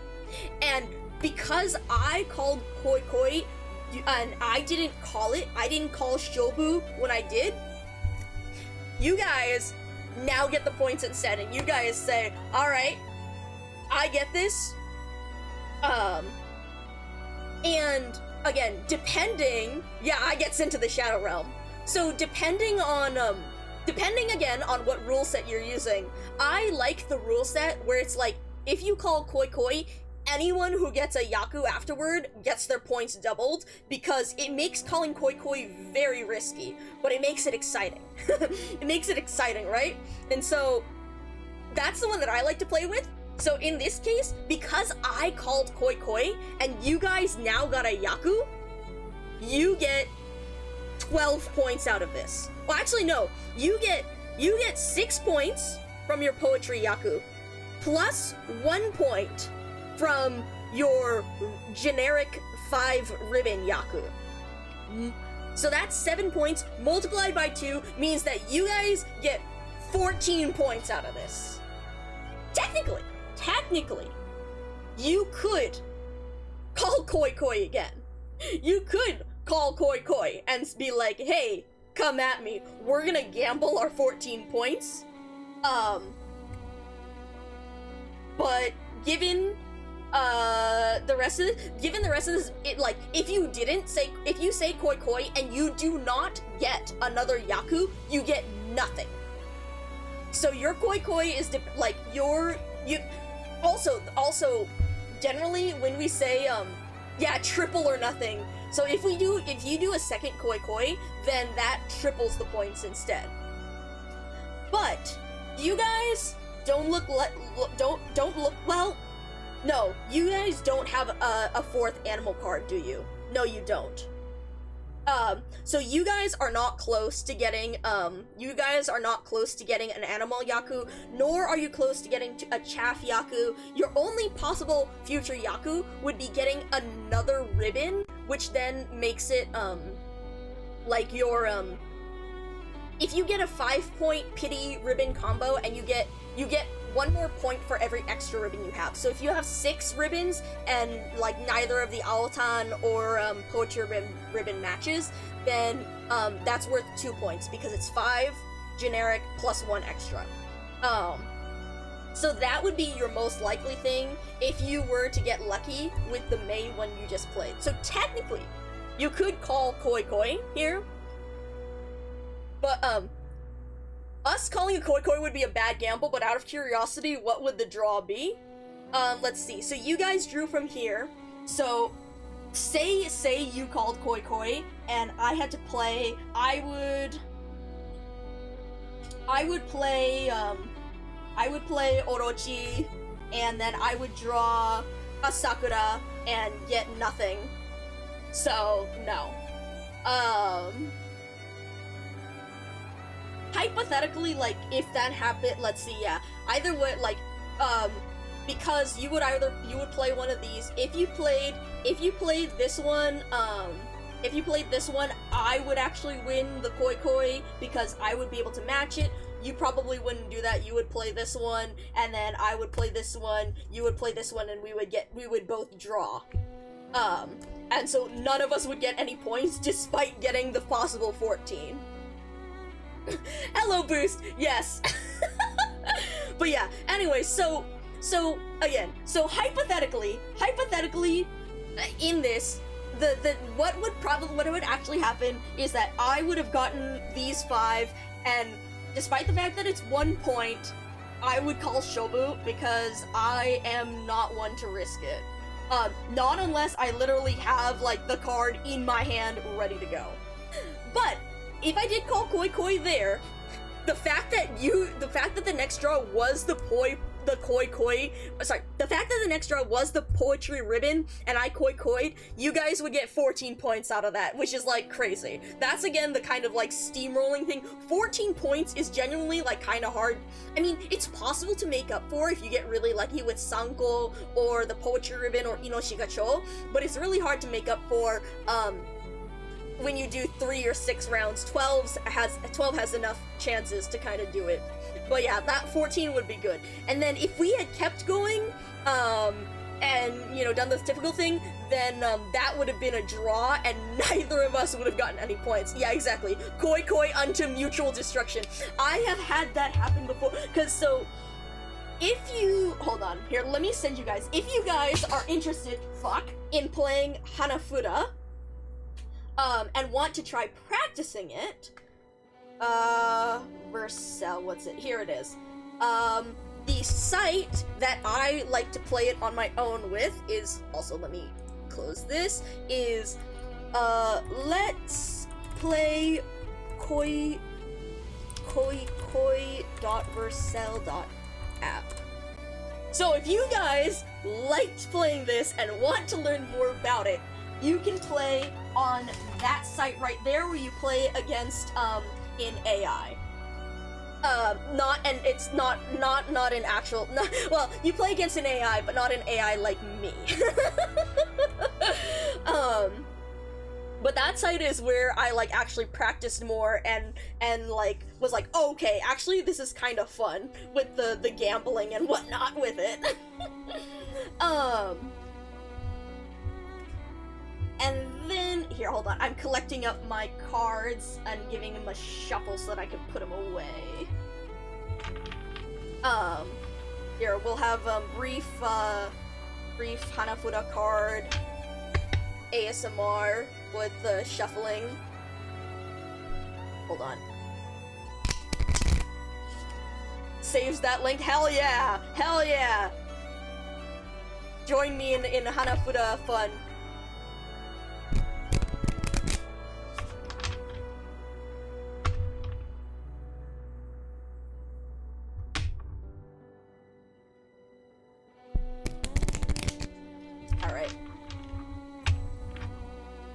that. I need to practice doing my bridges with the cards. But yeah. So, let me put these guys away and then we'll move back. I can actually fucking... My god, my desk is... Like, I can actually move everything back into the right place on my desk.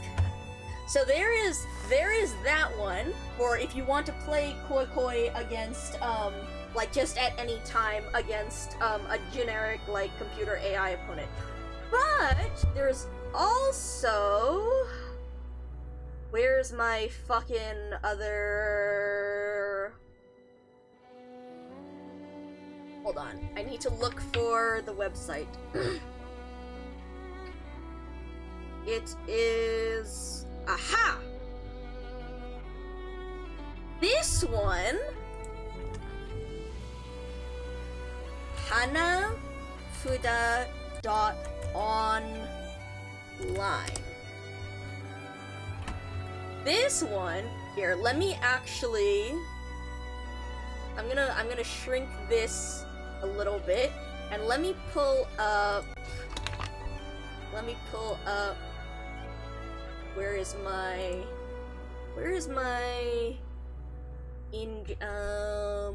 No, this is a fucking... No. This is... That's not what I'm looking for. I'm looking for the browser... Where's the browser source that I used to look at Firefox that isn't...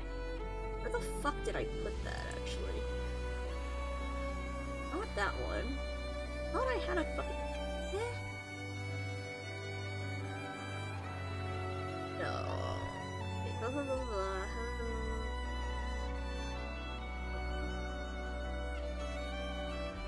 Where is my shit? I swear to God, I'm so good at remembering where I put everything on stream.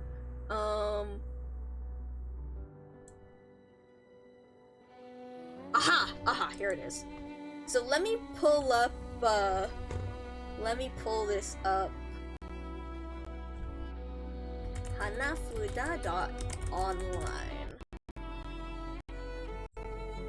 Okay, and then I think, can I get this to load? Let's see if this works. Yes! Yes! Okay, and then inspect. Cool. So let's put, let me put this in, because I can generate game link. Yay! Alright.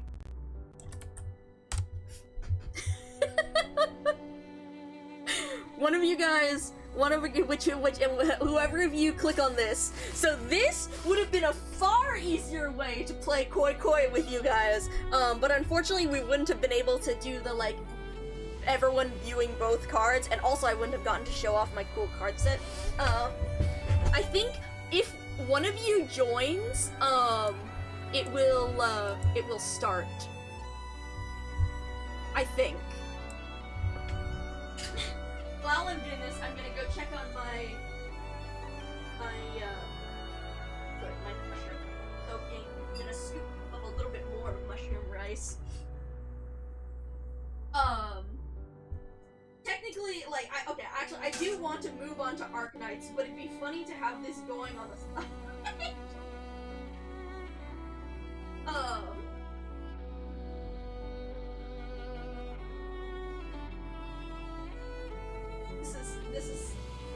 Honestly, I should have changed my category to just chatting for all that, but whatever. It's technically related because of Atoll. It's technically related, we'll say.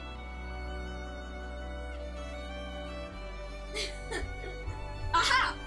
Oh my god, one of you joined. Alright, cool. Alright, let's pick a card. 10 character, true. Ooh! Alright, the player who drew the card of the earlier month becomes the Oya. So right now I have a Momiji and... Oh, you got it! Alright, you got it. Alright. So we have January. So you have first choice.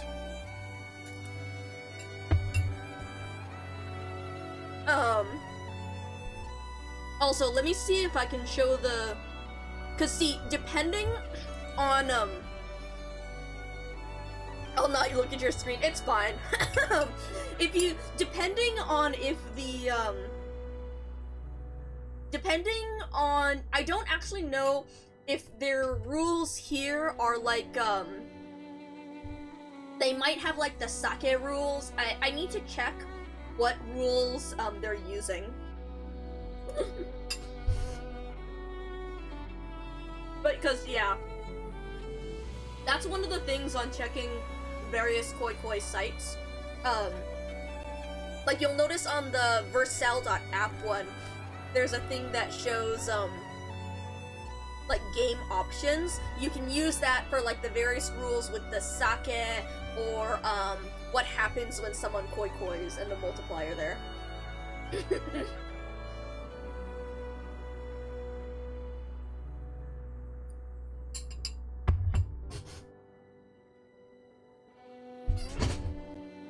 Also, I am actually going to change my category to just chatting briefly.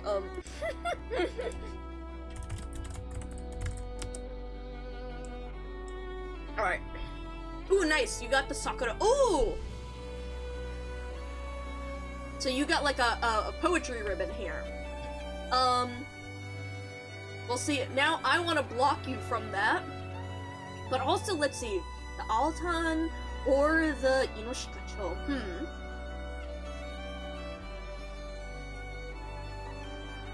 I want to block you from the poetry ribbon more than anything else. And then I draw. Oh shit! I got the Altan. I got an Altan. Oh crap. Oh.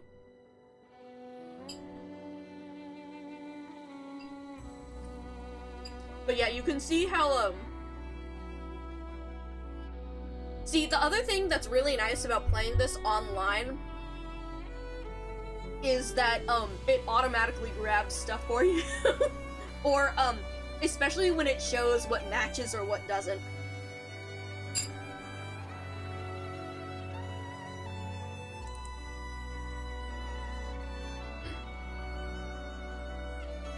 Let's see, sometimes, the other thing that I really like about the Vercel.app one is that you can see possible yakus. Nice! You gotta- No! No, the Altan! Fuck! Alright. Well, in that case, I'm gonna grab the Chocho. Oh, shit!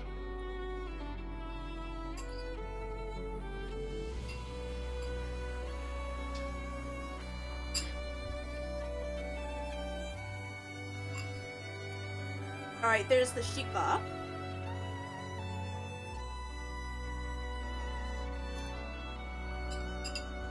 So,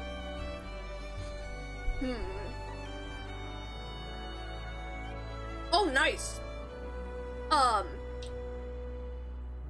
So here, you can technically, neither of us can actually get, the poetry ribbon or Altan Yaku because both of us have the other.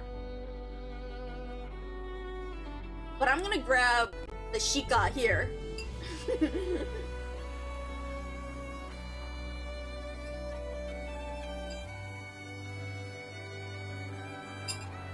Alright.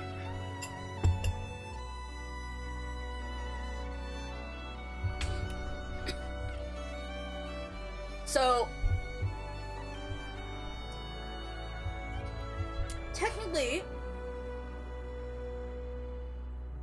oh damn. Oh, imagine if you saved your Willow for November and got the ribbon. Oh well. No, wait! Oh wait, you got Shika! Fuck, you just drew the Shika card! Damn! Alright.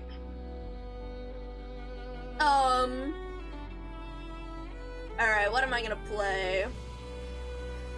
We have animals, so... let's go for this.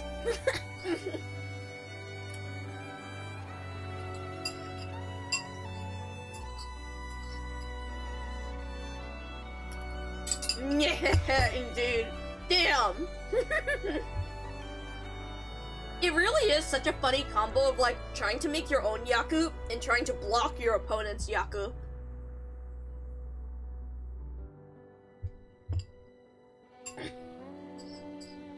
Also, it's funny that we haven't seen any bright cards. Unless you guys have a bunch of, unless you have a bunch of bright cards in your hand. Which you may.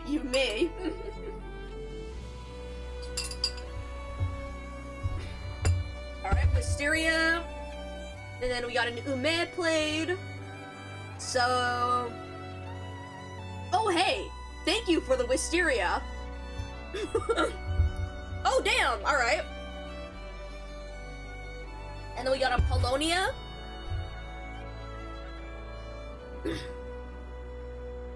Oh boy.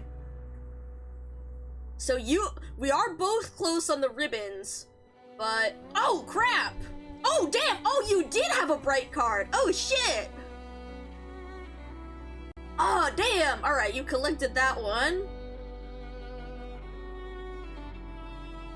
Alright, well I'm gonna bank on...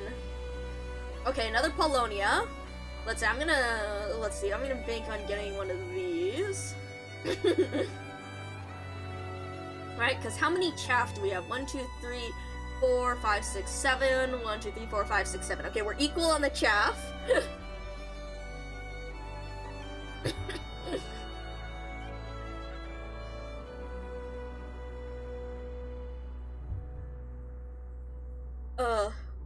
This is... I really did start that as a joke the other day, saying like, what if instead of streaming the event, I taught you guys how to play Hanafuda, and then like, I was joking mostly, and then this. I should go back to also the lore book. Hold on. Let me look at the lore book and the pictures because Orange was talking about the timeline.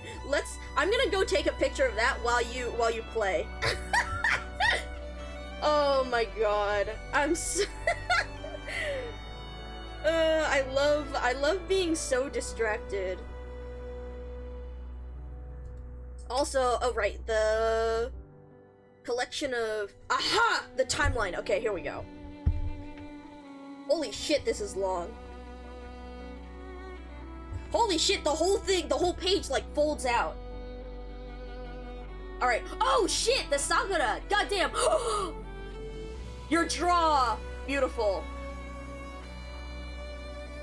Alright. And you can see here, now if you look at my screen, you can see that, actually, hold on, wait, let me think. 1, 2, 3, 4, 5, 6, 7, 8. No, I'm not risking it because, well, actually, no. But if you get a ribbon, you're close to getting a ribbon. No, I'm gonna call it. So yeah, that's so funny. But so again, with that one, all right, I'm gonna stop for now. I'm gonna go back to the Arknights. Unfortunately, thank you for playing this round with me, though. Thank you for playing the round with me. I'm gonna go back to Arknights for this, because I do want to look at the timeline. But yeah, anyway, so that's, you can see also when you understand Hanafuda more, the games go a lot faster. And it's very funny. If I am nothing, if not committed to the bit.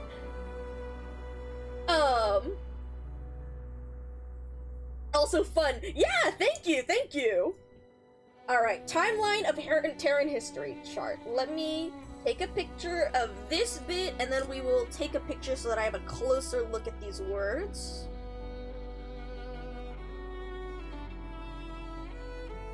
And then here we have our last bit here. Okay. And then let me fold this back in. Oh shit.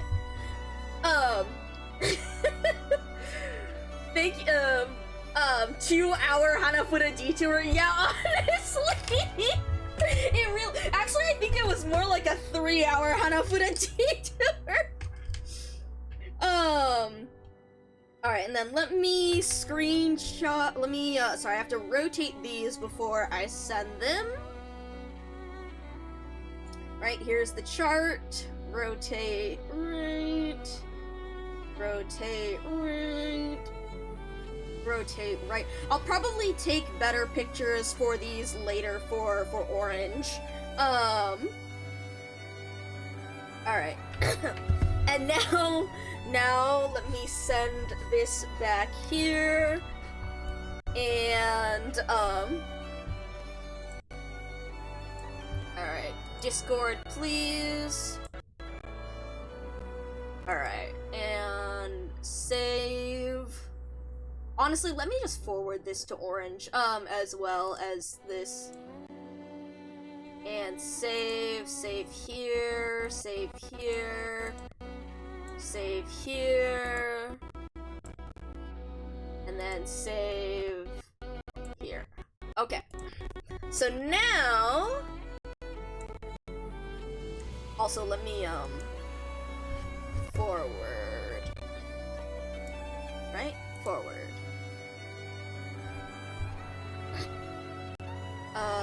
Orange. There we go. Send. Okay. How long have we... That was, at least a few events. It came in a little while back. They added it a while back. Like, not too long, but it, like, before Integrated Strategy 6 came out. Alright, and then... Not this one, where are you? Yes, you. Okay, right. So here's the timeline. Fuck. Here's the timeline. And fuck, the crop. I forgot. Filters. Unshift. There we go. Timeline of Terran history. So in, also, hold on. I have to move around all my stuff again. Fuck. It's okay.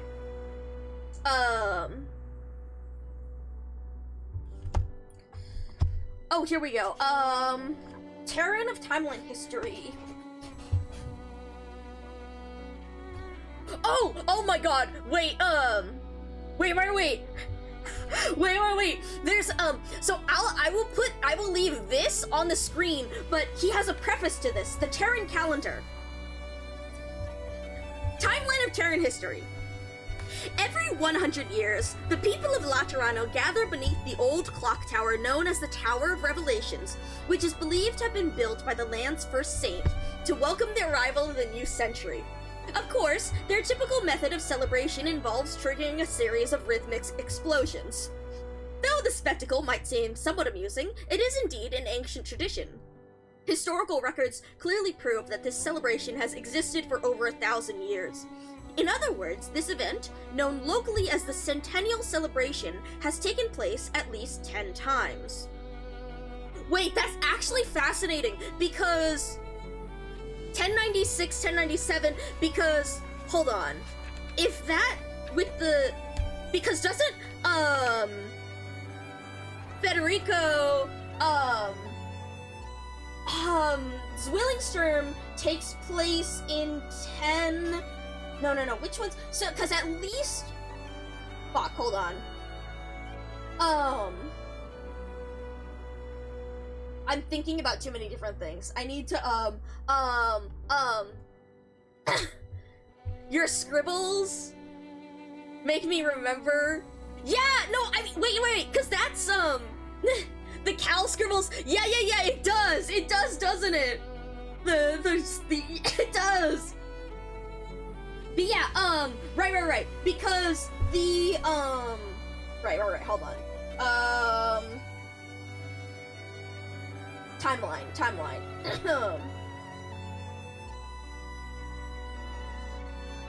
Right, so, 10... Right, so 1090... 1096, 97, no, 1097 is when we wake up. 1098 is Londinium. 1099 is the Summit of Nations and when Federico is canonized. Then, 1110, or 1100 is the robbery. The Sanctimonium returns to Laterano. Oh, I guess we missed it because we were, God, imagine if yeah! Source, yeah! And right. So 1011, or sorry, 1100 is when, 1100 is when Zwillingsturm happens.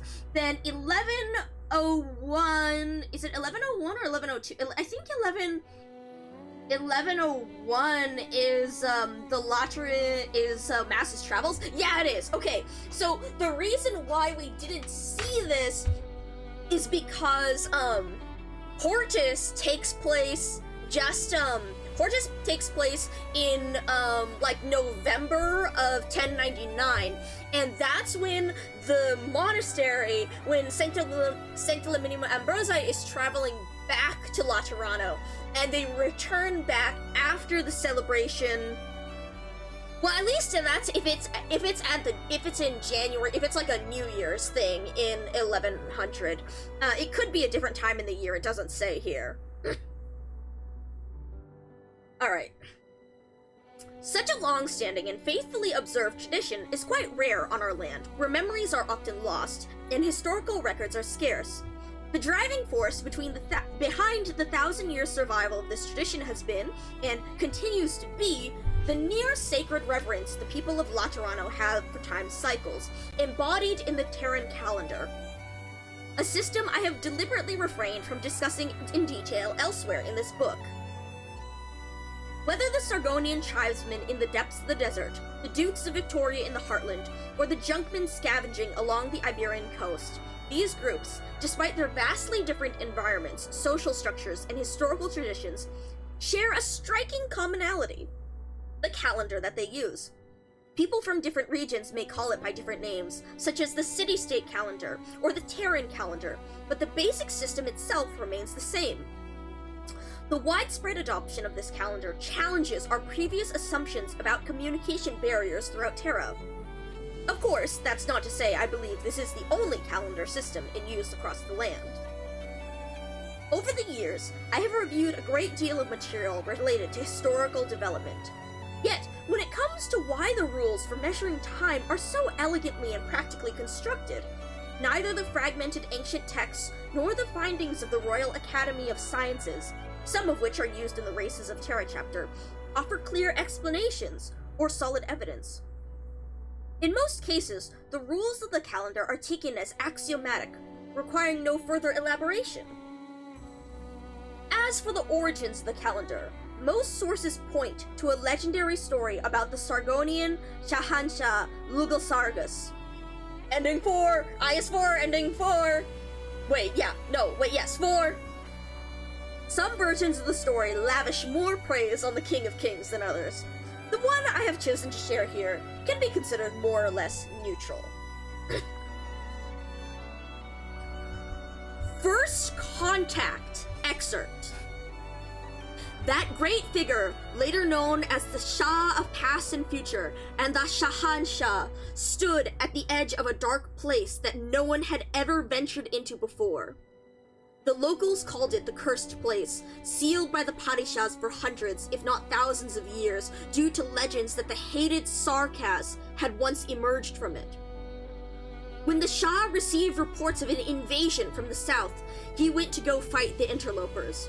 When he passed by the Cursed Place with his army, he insisted on breaking the earthen wall to face the legendary evil head-on. Over the past few decades, the Shah had faced thousands of enemies, some whom were terrifying beyond description.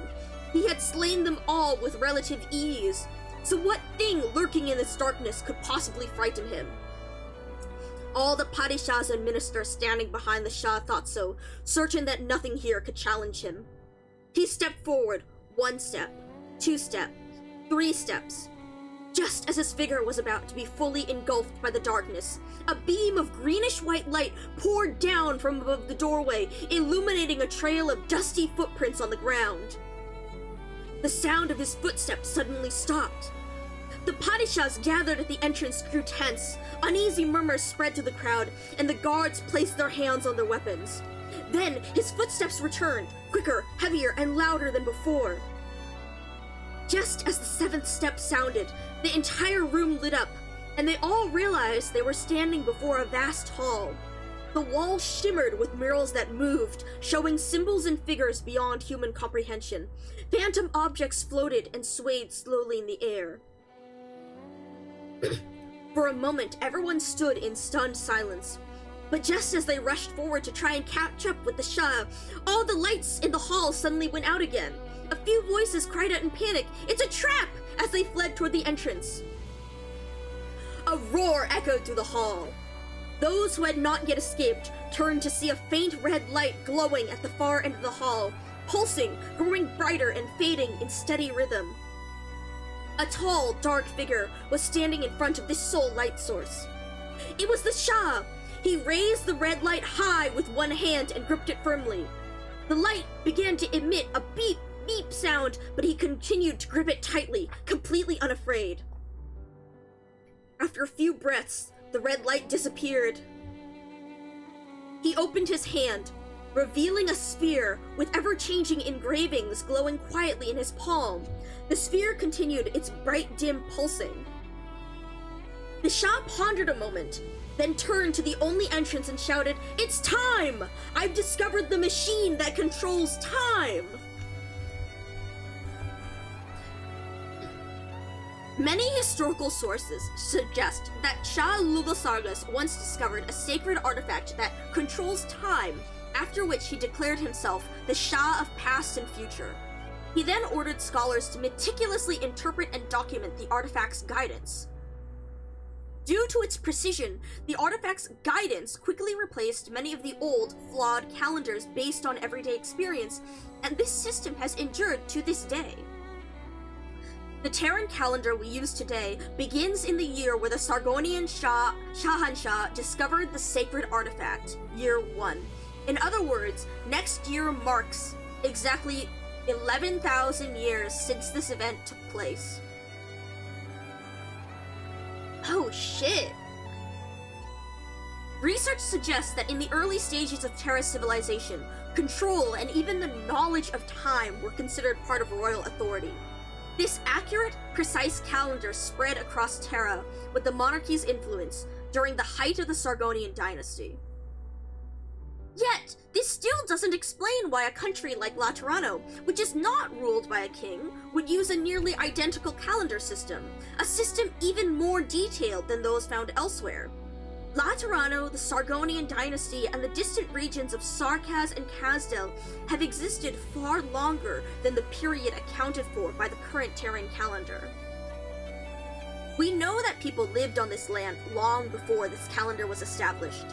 Thus, the current method of timekeeping is merely an imperfect, yet still functional tool we use to measure our own history.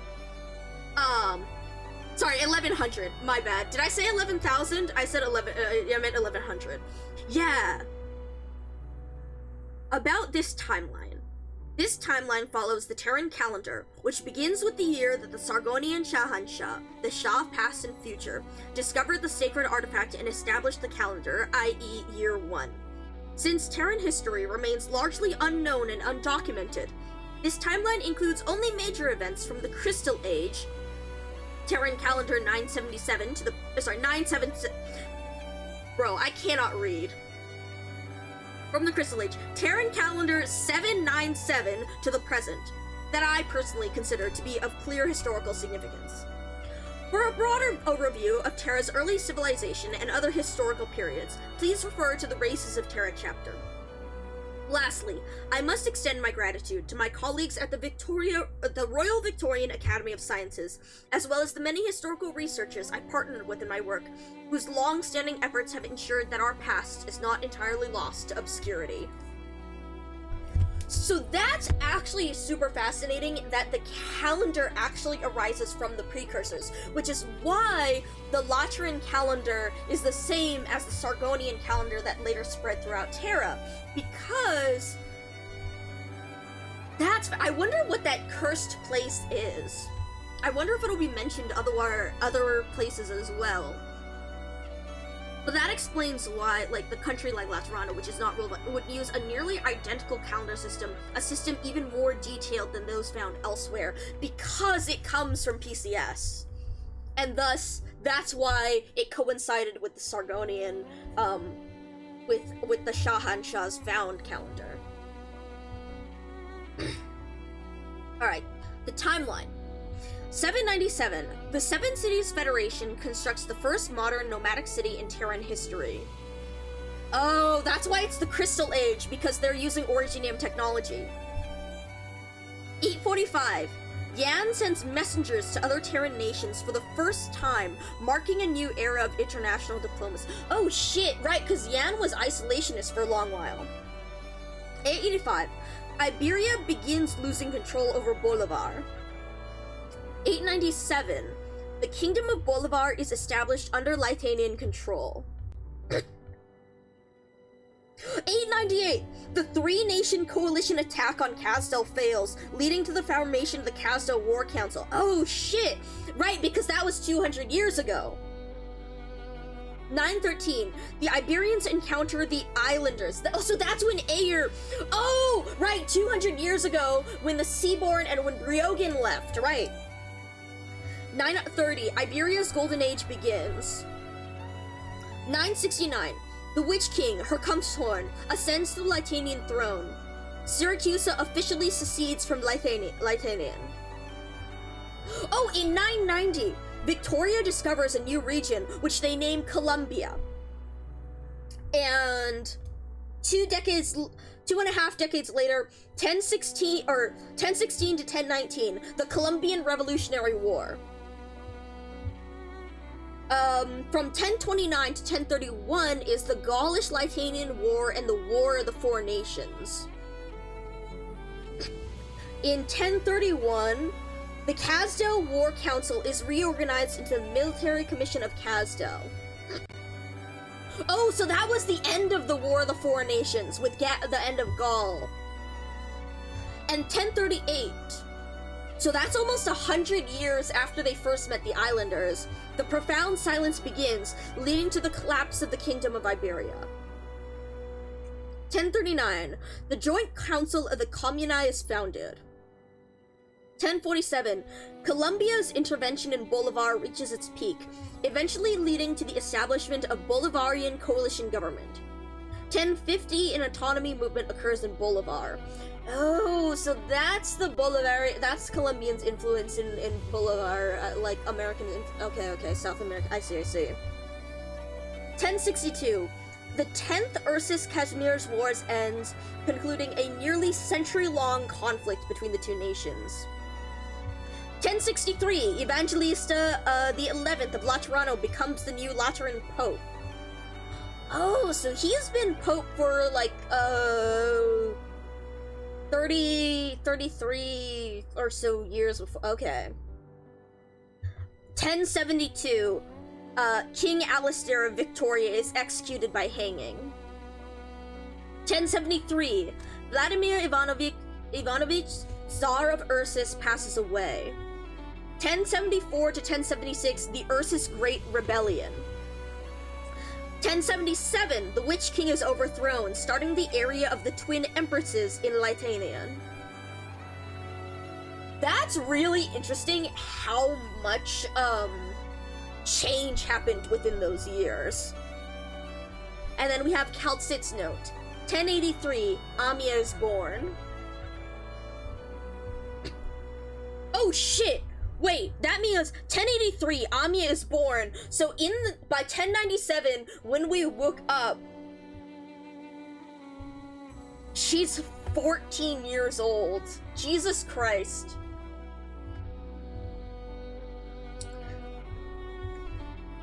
(1089) Repair work on Rhodes Island's core chassis is completed. 1090, the Doctor awakens on Rhodes Island. And this is all between 1086 to 1094, the Casdale Civil War. 1091, Yerag opens its gates to outsiders. 1094, the Doctor is placed in the sarcophagus. So 4 years, the Doctor awakens on Rhodes Island. So it was 4 years over the course of Babel. 1096, the Doctor's second awakening. 1096 to 1097, the Shrinabog Lungman incident. 1098, the Victoria incident. 1099, the first Lateran Summit of Nations is held.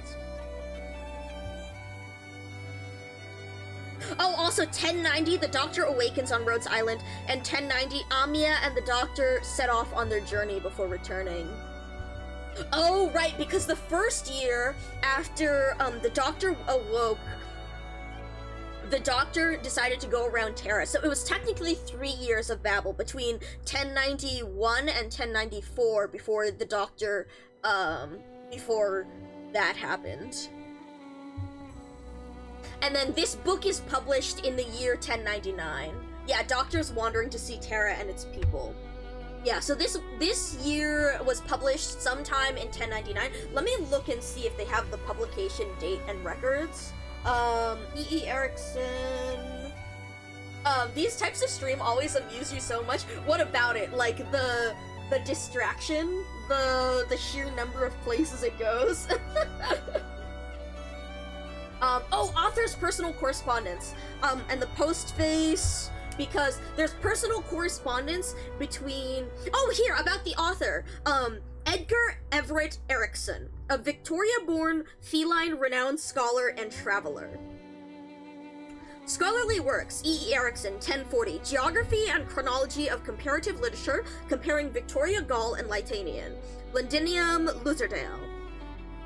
1041, a review of inconsistencies in language origin. Ah, fuck.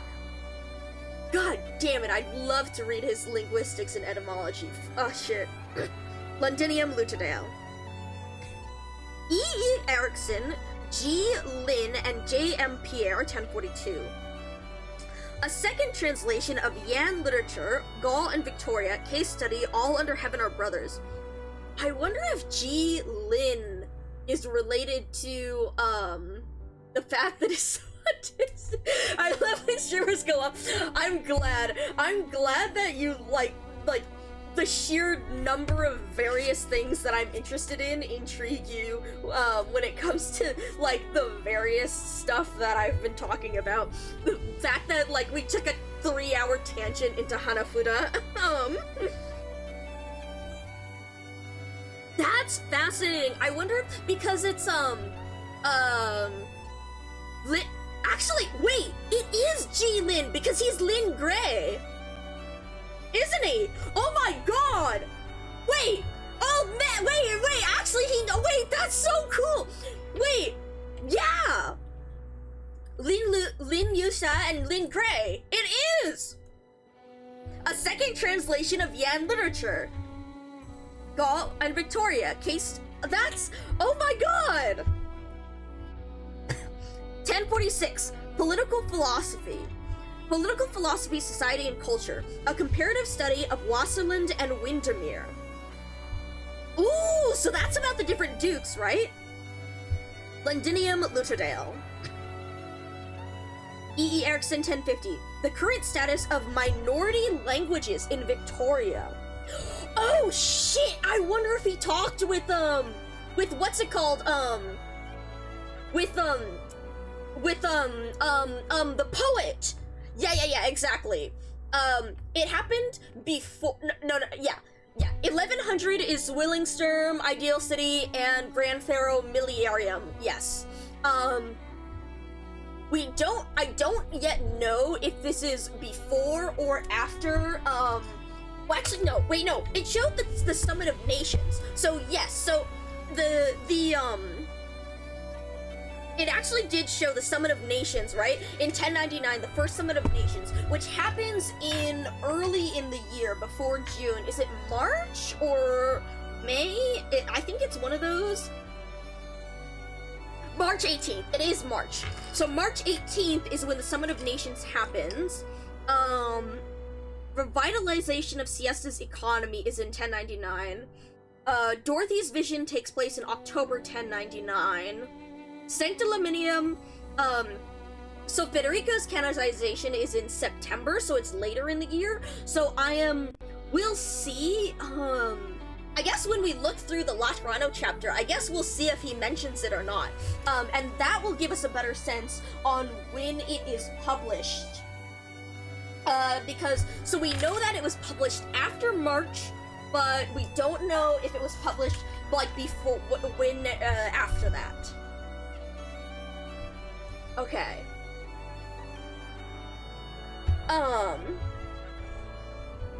But yeah, I wonder what was his name? The poet in, chapter 9? The Terran poet who died, who was killed.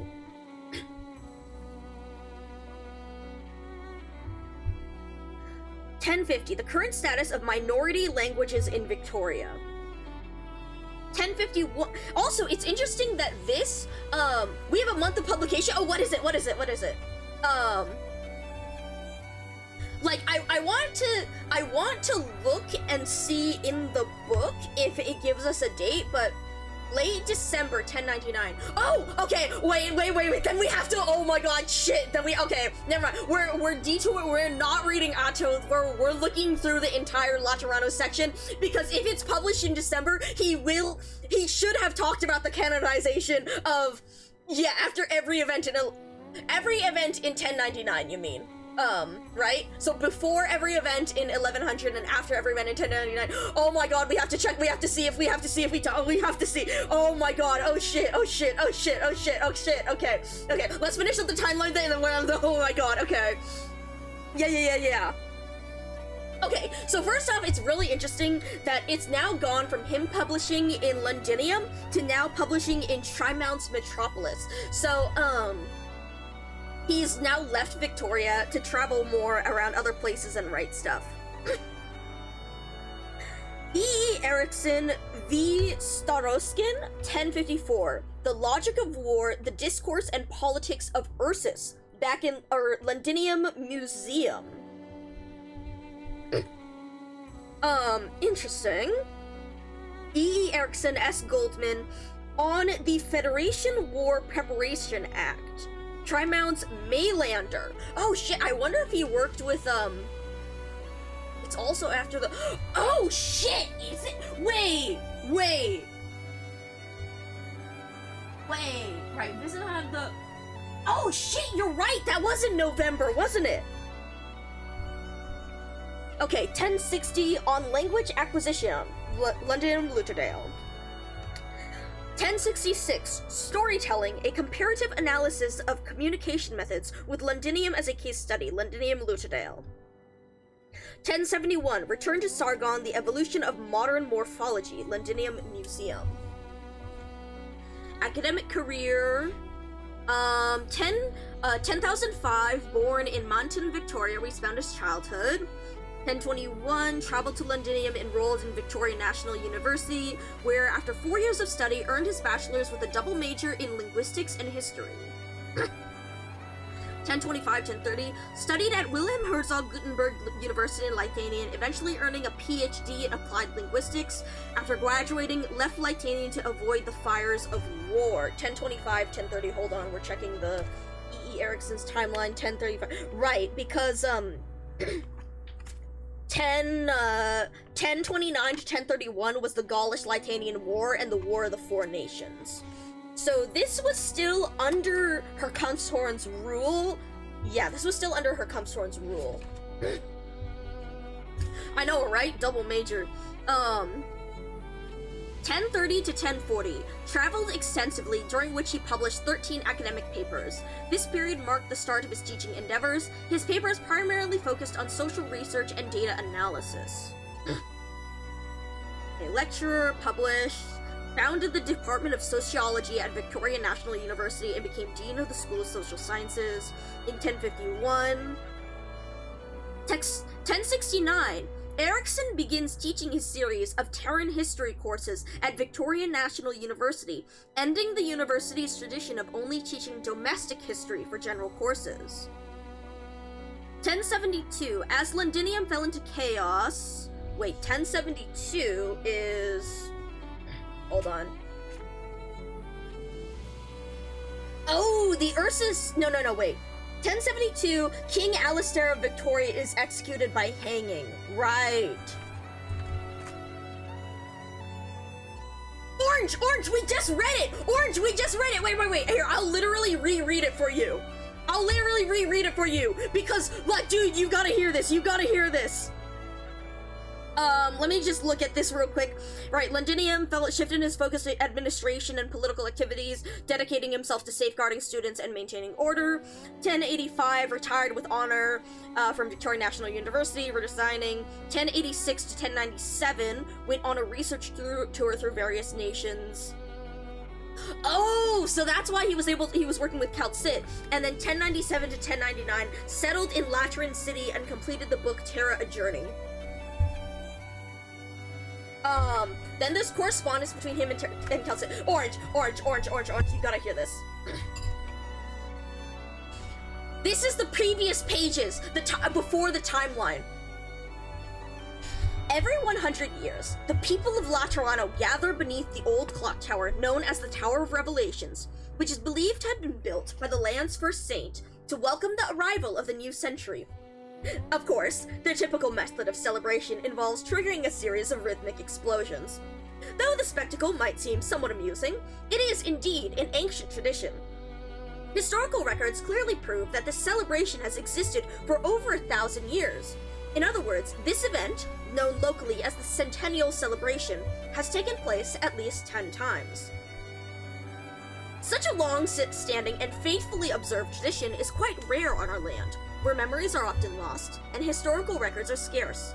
The driving force behind the 1,000-year survival of this tradition has been, and continues to be, the near sacred reverence the people of Laterano have for time's cycles, embodied in the Terran calendar, a system I have deliberately refrained from discussing in detail elsewhere in this book.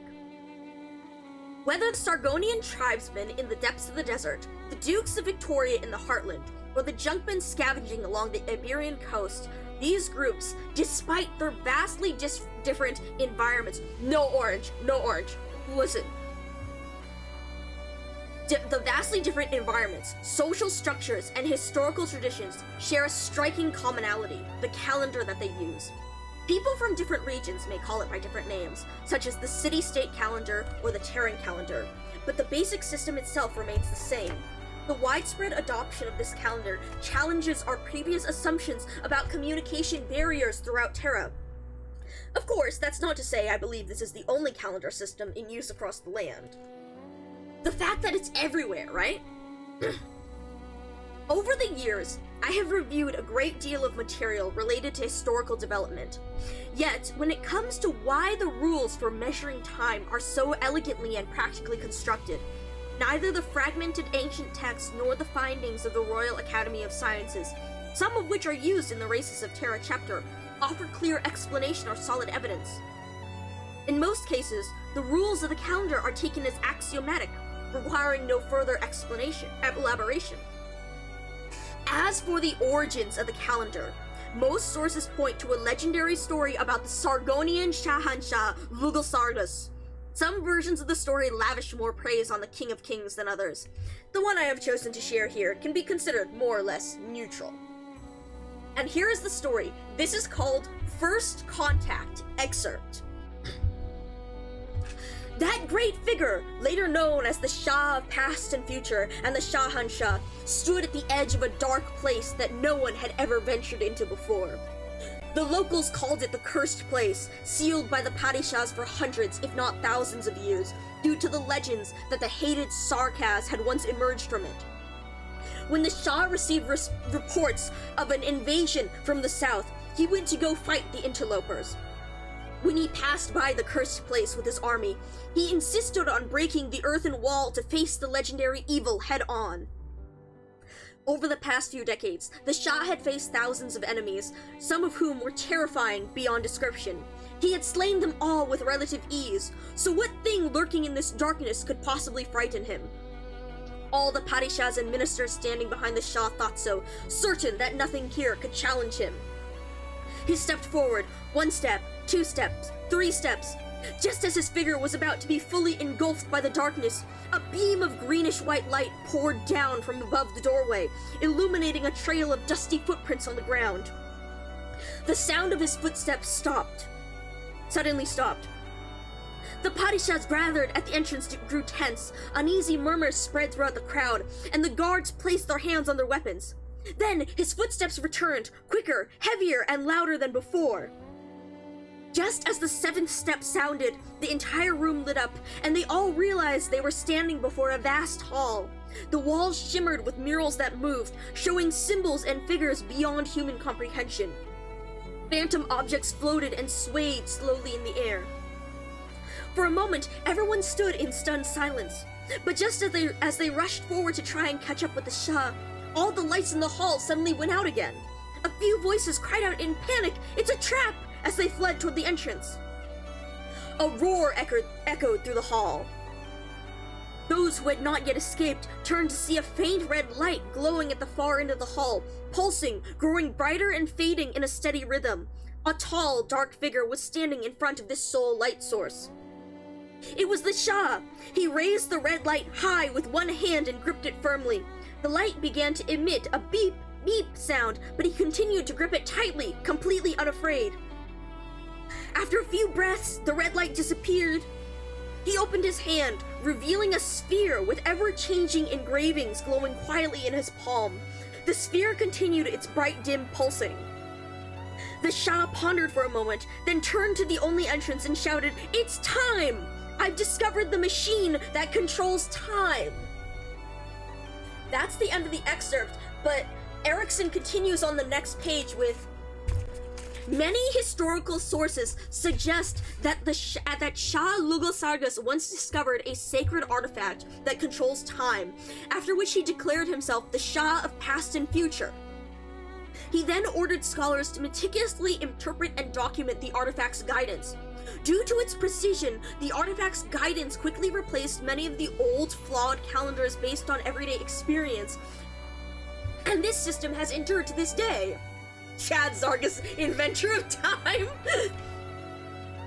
The Terran calendar we use today begins in the year where the Sargonian Shahanshah discovered the sacred artifact, year 1.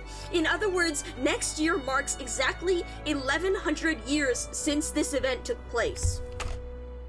Research suggests that in the early stages of Terra civilization, control and even the knowledge of time were considered part of royal authority.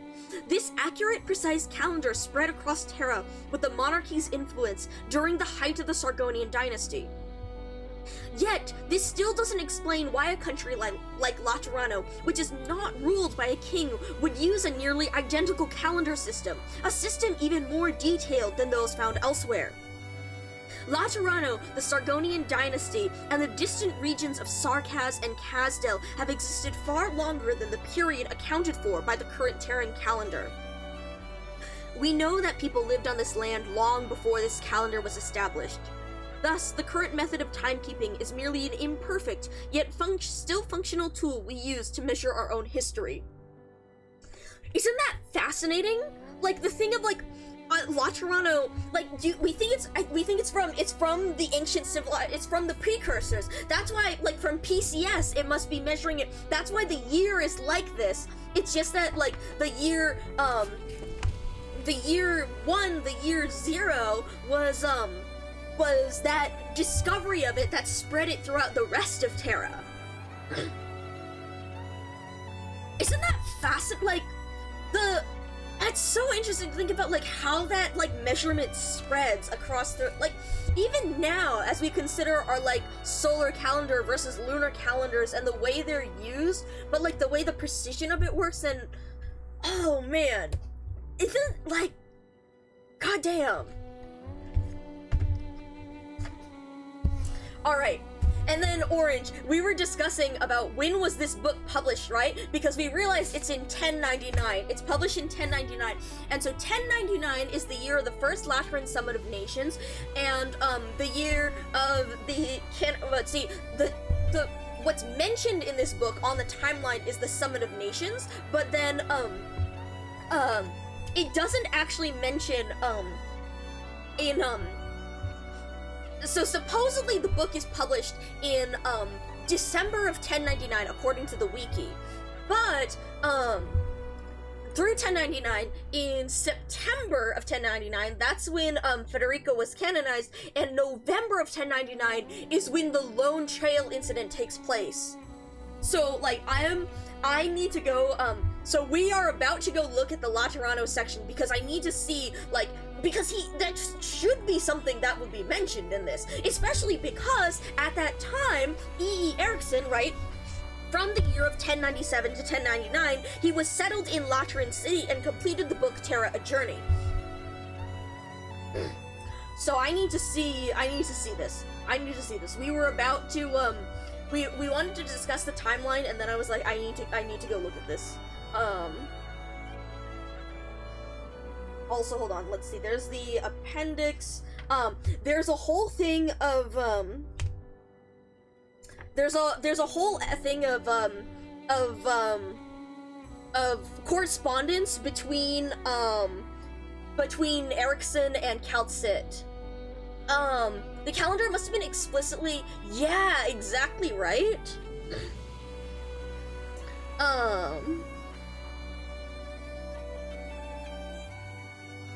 But yeah, I need to fucking look through, this.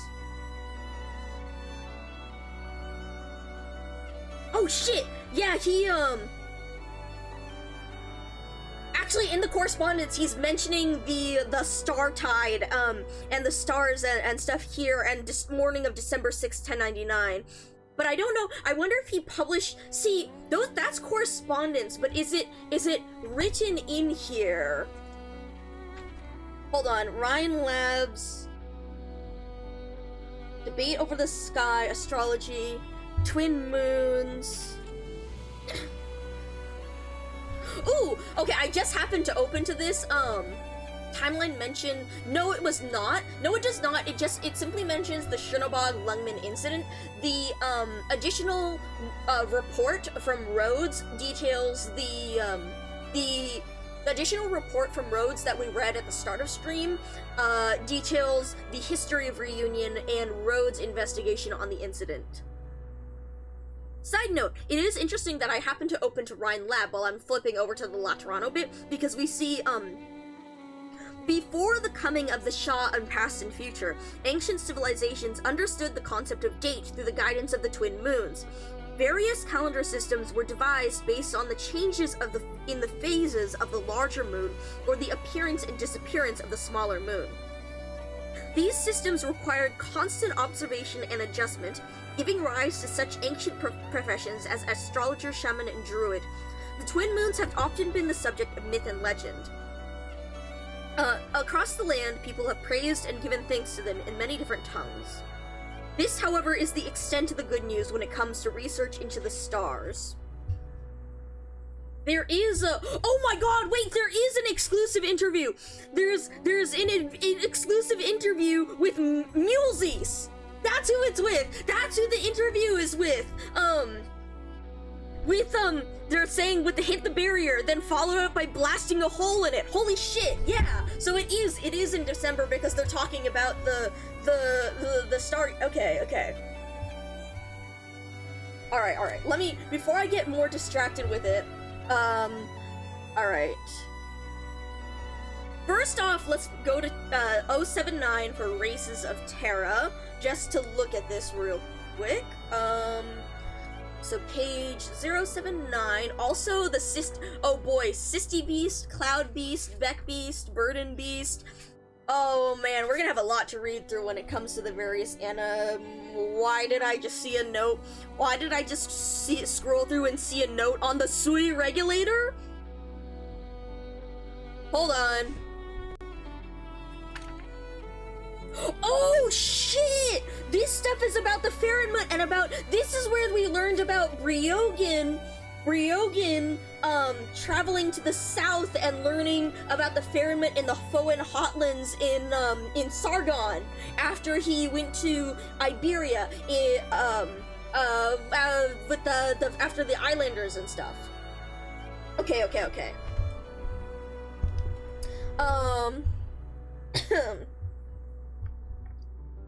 Today's research, the fort, blah blah blah blah blah. I will read through this like in more detail. I'm skimming through because I want to see our the most important things here. But I'll read this last thing. I am not suggesting that today's researchers are superior to their predecessors. Rather, I am paying homage to the pioneers of the field. How did people's perceptions change? What broadened our horizons? When did we come to realize that Terrans are both a biological organism and a social identity? Anyone who wishes to truly understand these subjects should respect the existing body of knowledge and the pioneers who built it. As such, we must first fully examine the intellectual history of racial studies. With a comprehensive background, we can then proceed to discuss the current state of society. Therefore, in this chapter, readers will first encounter a historical introduction, followed by explorations of race. I've streamlined the more tedious academic discussions and attempted to present my research as objectively as possible. In addition to the content of the original lectures, I've also added some of my thoughts and reflections from recent years. As I write this section now, I can't help but feel grateful that I heeded the advice of my young students. Manuscripts from 30 years ago, combined with my recent journeys and reflections, have come together to form the content of this chapter on humanity.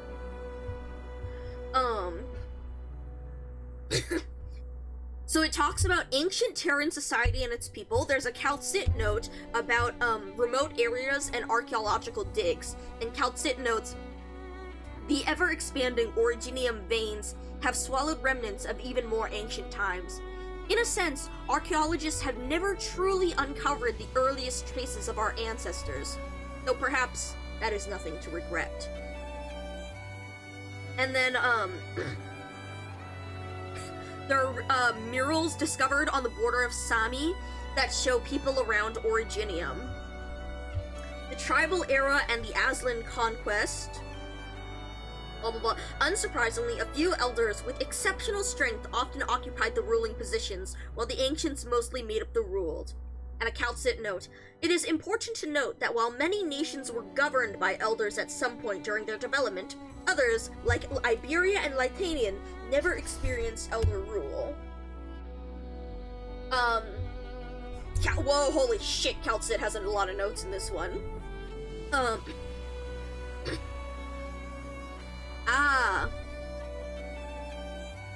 One day, as the concept of tribes took hold, previously isolated groups began waging wars, with some annexing and subsuming others.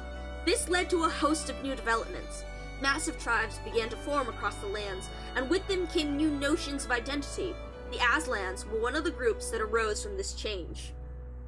One day, perhaps on a bright and sunny afternoon, a feline ruler of a tribe in what is now Sargon suddenly realized that one's rulership may well be derived from a fundamental difference between the ruler and the ruled.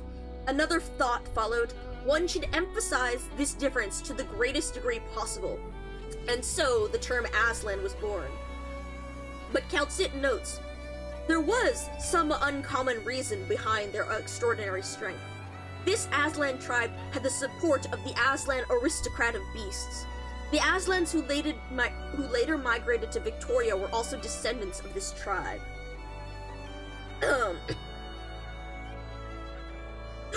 Oh my god! Oh my god! I think they're fucking answering. I think they're fucking answering the thing of... Wait. They are! Oh my god! They're answering the question of all time! So I'll never forget the fucking Tumblr post that I've mentioned from years back when it was like, I have some theory, some ongoing theory of like Terran race, but this will never be truly complete until I manage to corner Lowlight and ask him what happens when a horse and an octopus like fuck, like what happens if a horse knocks up an octopus? What is the baby? Hi Mal, answer me. And we have it. As their population grew and their influence expanded, the term Aslan eventually came to specifically denote the dominant group within that feline tribe. Over time, all those with similar physical traits were distinguished from other felines and classified as Aslans. And Kaltsit has a note. We need to focus on Terran fertility patterns. It is poorly understood that the laws of reproduction are one of the There's a Yostar moment here.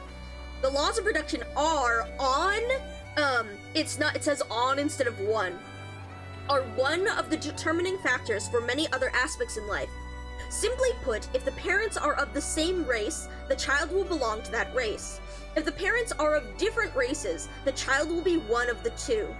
Given this context, it is quite easy to understand why it took quite some time for Aslans to be widely recognized as a new race. That's interesting. So it'll just be one or the other. I wonder what the compatibility is between like different races and the closeness of it.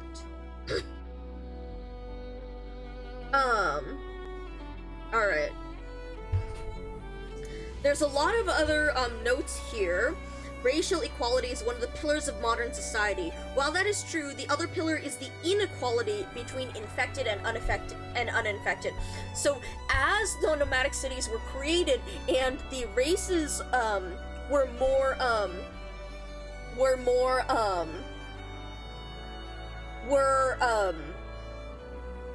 more equalized because of the lack of difference between the elders and the ancients.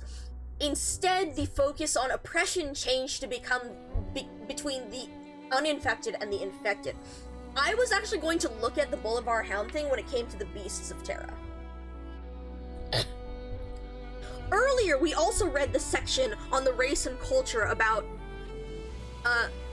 like, when ancient people first encountered other races, did they perceive these unfamiliar beings as wild beasts? Currently, there's no way to know how ancient humans reacted when they made first contact. Some theories suggest that humans may have had an innate recognition of their own kind from birth, possibly due to the influence of Originium, and Kaltsit has a note there, that is indeed the case. Then also is mentioned the equality between races, but then Kaltsit has a note on the discrimination against the Sarkaz. Alright.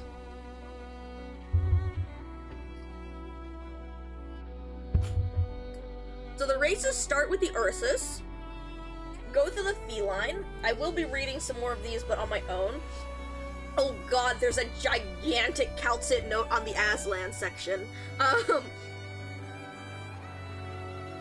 Wait, what?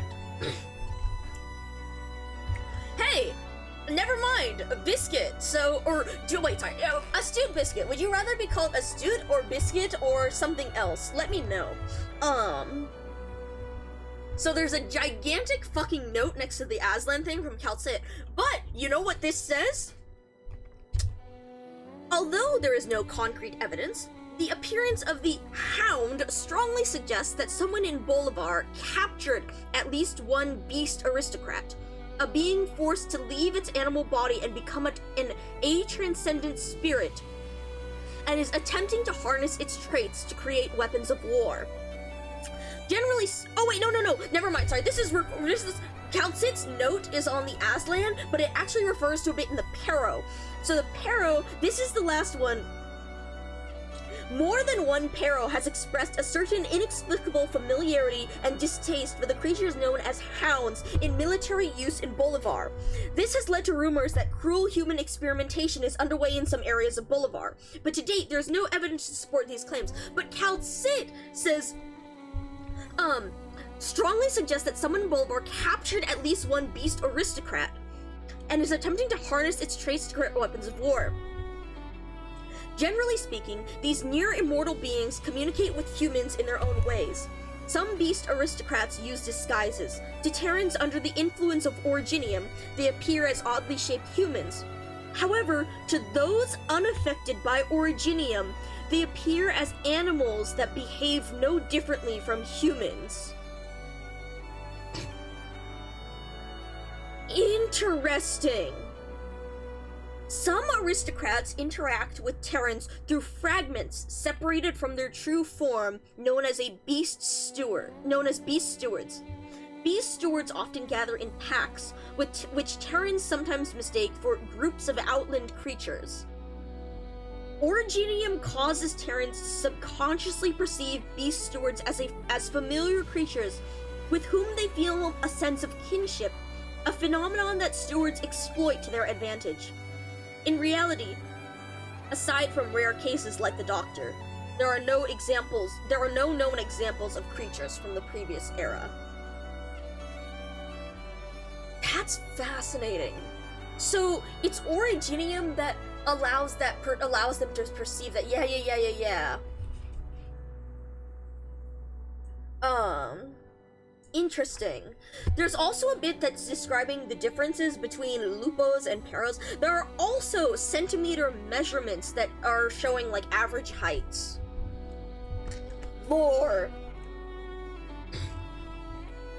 And in the Lupo section, both legend and science point to the wolf packs active in Syracusa as the cradle of Lupo culture. These fierce groups of beast stewards pose a serious threat to the local Lupo population, which has had to adapt to survive, and there's a calcit note. In contrast to most aristocratic beasts who have faded from human view, many of those in the Syracusan region, known as the Signorai de Lupi, remain quite active. They not only fight amongst themselves, but sometimes draw the Syracusans into their conflicts. In Syracusan legends, the Fangs are puppets chosen by the aristocrats to fight on their behalf. This arrangement likely fostered a strong sense of family identity and insularity among the Syracusan Lupos. Oh my god! For Volpo, the example is Durnar. Volpo, my thanks to this young lady from Rhodes Island for allowing me to use her likeness in this book. For the previous ones, it's all been generic NPCs, the stuff that have been shown, and then for this one, it's just straight up Durnar. Here, let me grab a picture of the Volpo one for Orange. Give me a second.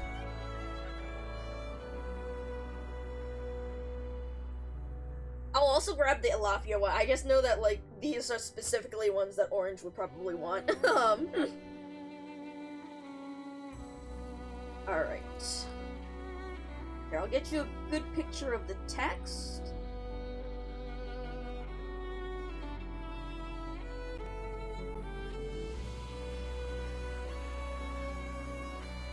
And then I'll get a picture of Durnar.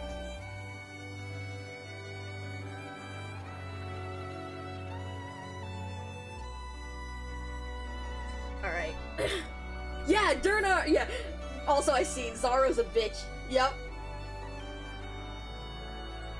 I am curious when we speak about, like, the beast aristocrats and other stuff there. I hope to check that out as well, but, Alright. Let me send this here. Oh man. Also, you know, I'm gonna put my headphones on the charger while I do this. You guys will get to have Walk in the Dust music in the background, but I'm going to, have this over here for now. Alright.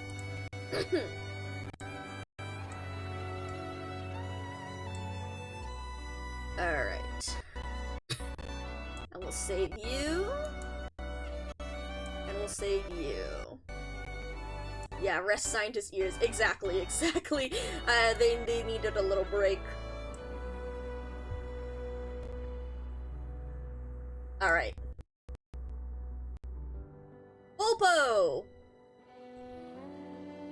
To this day, Volpars are frequently mistaken for Peros in many regions due to their very similar appearance. Most of the time, Volpos are not offended when miscategorized in another race, as it is a common occurrence. These mistaken identifications make statistical data on the distribution of Volpos across Terra unreliable. However, generally speaking, the Volpos make up a relatively small percentage of most populations. Volpos are generally medium-sized, compared to other races. They are known for their quick reflexes and flexibility, and they excel at scouting and detecting danger in complex environments. Well-trained Volpos are outstanding combatants. In ancient times, some Volpos were described as the more agile branch of the Pero, making them the top choice to serve as scouts and messengers for various tribes.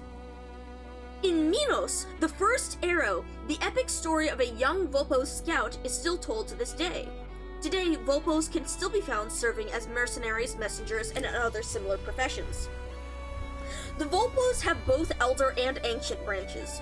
The most famous Elder Volpo branch is the Nine-Tailed Volpo, now mostly present in far Higashi. It is said that the Nine-Tailed Volpos are tied to prominent Higashinese clans, but the specifics remain unknown. Of course, there are other Elder branches as well, such as the Kanyaoto and the Fionak. Interesting. Volpo tails, with their exceptionally thick, fluffy fur, have become one of their most prominent features.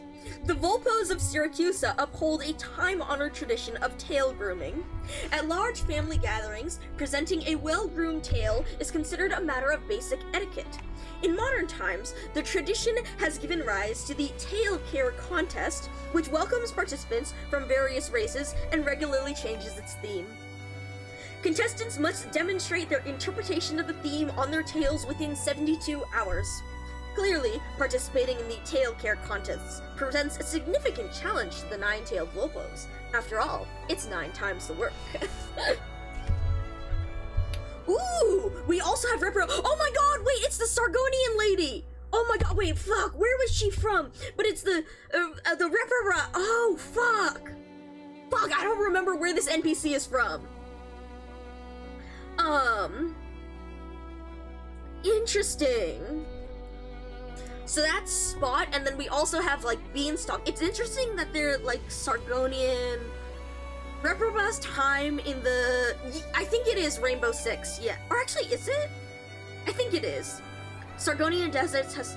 Yeah, so it's interesting that a lot of them, are from Sargon. Beanstalk's Colombian, after all. Okay, here, let's read this. Liberi. And it's a generic Liberi NPC that I believe is actually a Latran NPC. Liberi is a general term for both elders and ancients who have feathers on their bodies. This broad taxonomy has made the Liberi one of the largest and most widely distributed races of Terra. The Liberi are one of the primary races of Colombia. There are also significant Liberi populations in Iberia and Laterano. The most distinctive feature of the Liberi is the feather, or actually, doesn't, hold on. Never mind, I have to put my headphones back on because Arquetto pronounces the word somewhat differently. I need to listen to how Arquetto pronounces the word, in English. Hold on. The emphasis on the different things, the emphasis on the syllables is different. ドクターさん、ロドス。hold on. ランデン修道院の修道士ドクターさんはビールかパンにご協ドクターエクシアさん Exia. 種類も違うや修道院を再建するためにロドスはラテラーノとは全く違う春先にはみんなで鐘の音が聞こえランデン修道院所属の修道士ふむ昇進ですかロドスにランデン州シスターのみんなと一緒矢はつがえ敵を発見ご命令を Fuck. どの矢を獲物を見つけ主の祝福弓を引いて弦の福井弦には修道院の鐘はい壁の陰鬱なところですおおドクターアークナイドクターさんに Fuck. Is it 一緒に働けるビジ the, ネスパートナ It ー might be her other outfit that has it. Right. I think you're right. His sister- Yes! Okay, you're right. Okay, hold on. Okay, I have to pull up the, Hold on, I have to pull up the Tetralingo voice archive or something. Hold on. Because I think it's one of her other- She says it in her voice lines in the other outfit.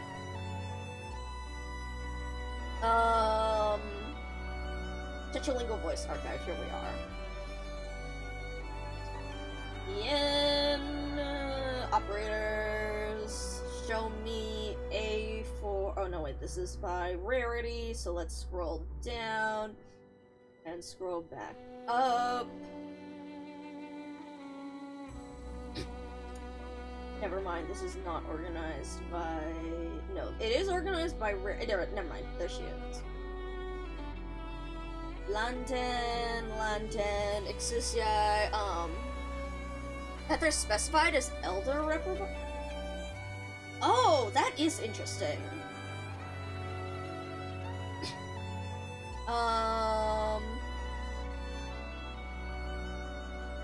London. Okay, so that's our first one. Blah blah blah. New Year's. Lateran.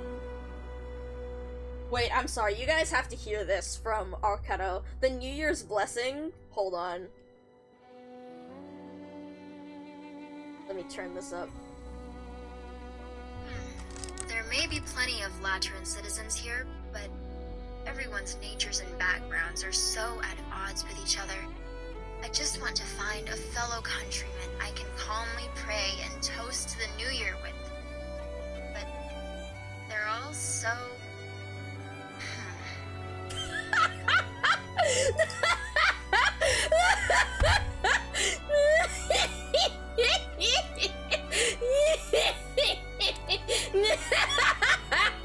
Yeah, that's fair, Arcado. That's fair.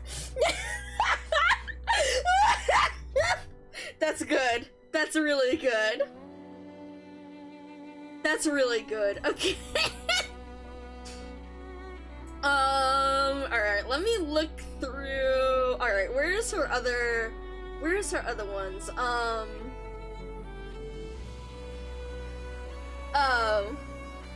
They really do. I mean, I suppose it's just all the weird. See, all the weirdos are the ones who don't fall for the fucking Lateran Sanctus supremacy.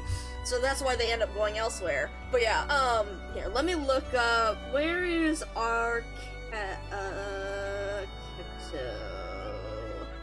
no, wait, where's the wiki?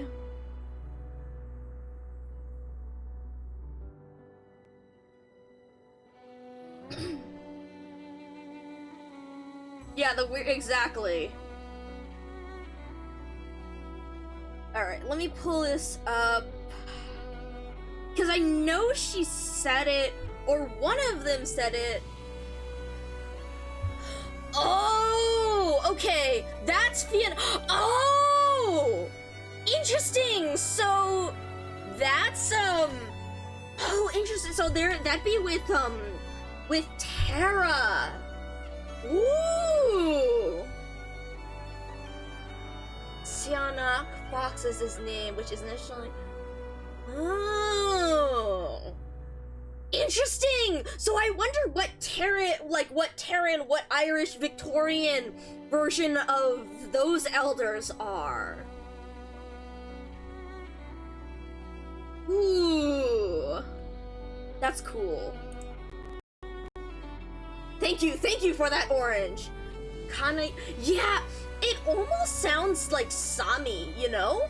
That's my first thought, but I'm not sure. Also, hold on. Operator dialogues. I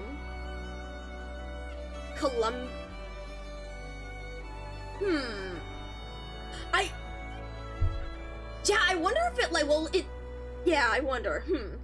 Native American, yeah, that too. See, like, Sami being like an indigenous tribe also reminds me, like, it seems like at least the similarity there.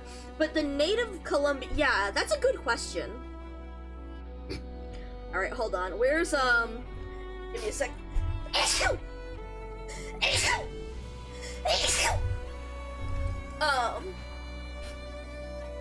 When you hear Samioffs toss in a word that you recognize your grandparents saying?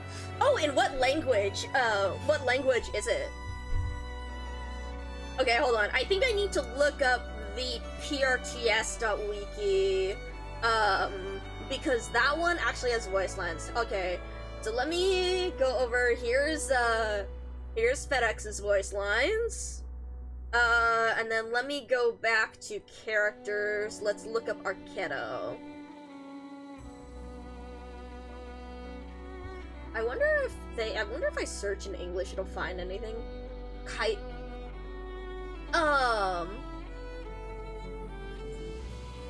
Finnish and Swedish. Oh, I see. I mean, it's both. On it, like when it comes to Higashi, honestly, I'm really curious what it talks about with Higashi here. All right, where's the operator Ichiran? I need to translate this into Japanese, not English.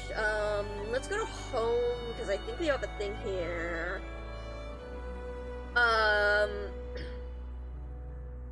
Or is it? Fuck. Alright, where's my operators? Operators.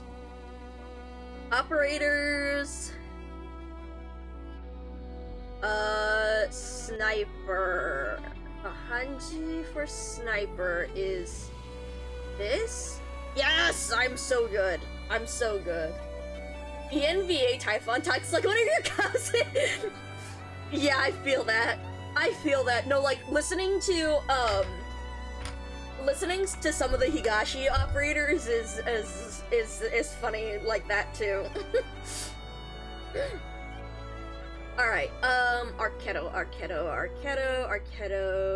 is in order of release. She is further back. There she is.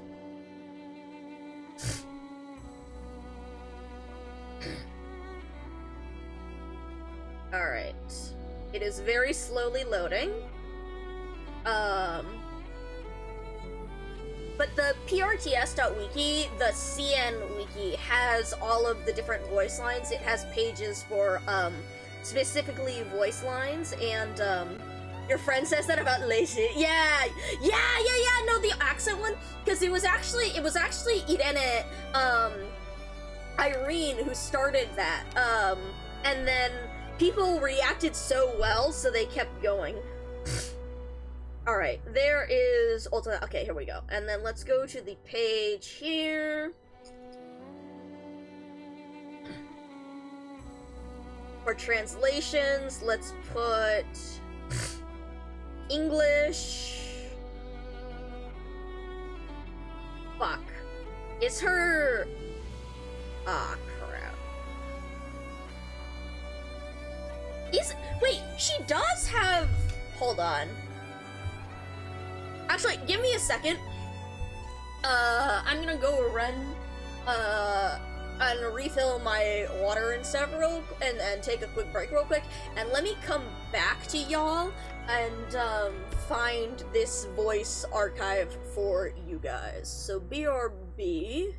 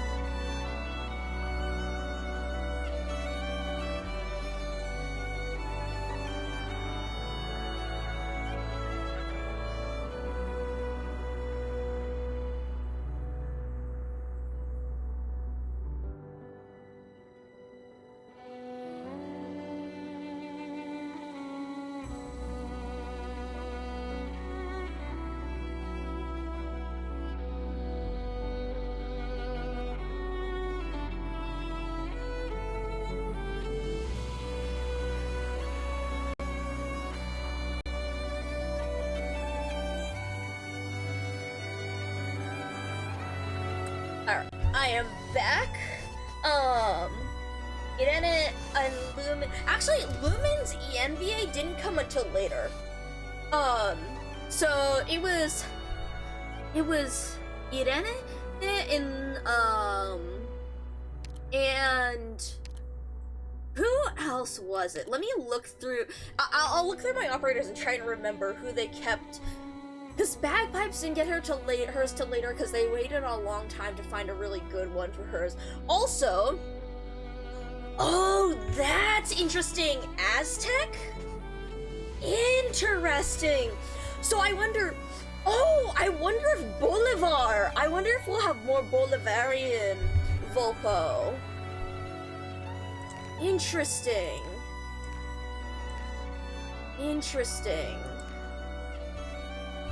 Okay, and then Victoria Lieutenant, where is the page that I was on? Fuck. Oh shit! I went to go open stuff and there's Signora Cecilia. So I'll take a picture of that one for you later, Orange, as well.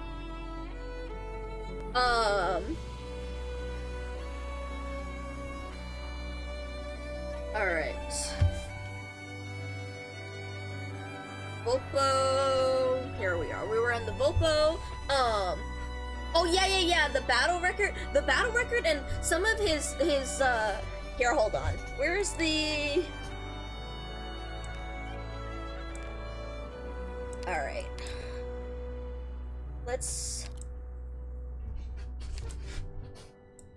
go through... It was definitely a while before this. So there's Andriana. Who was... So looking through this, I thought Arcado said the word,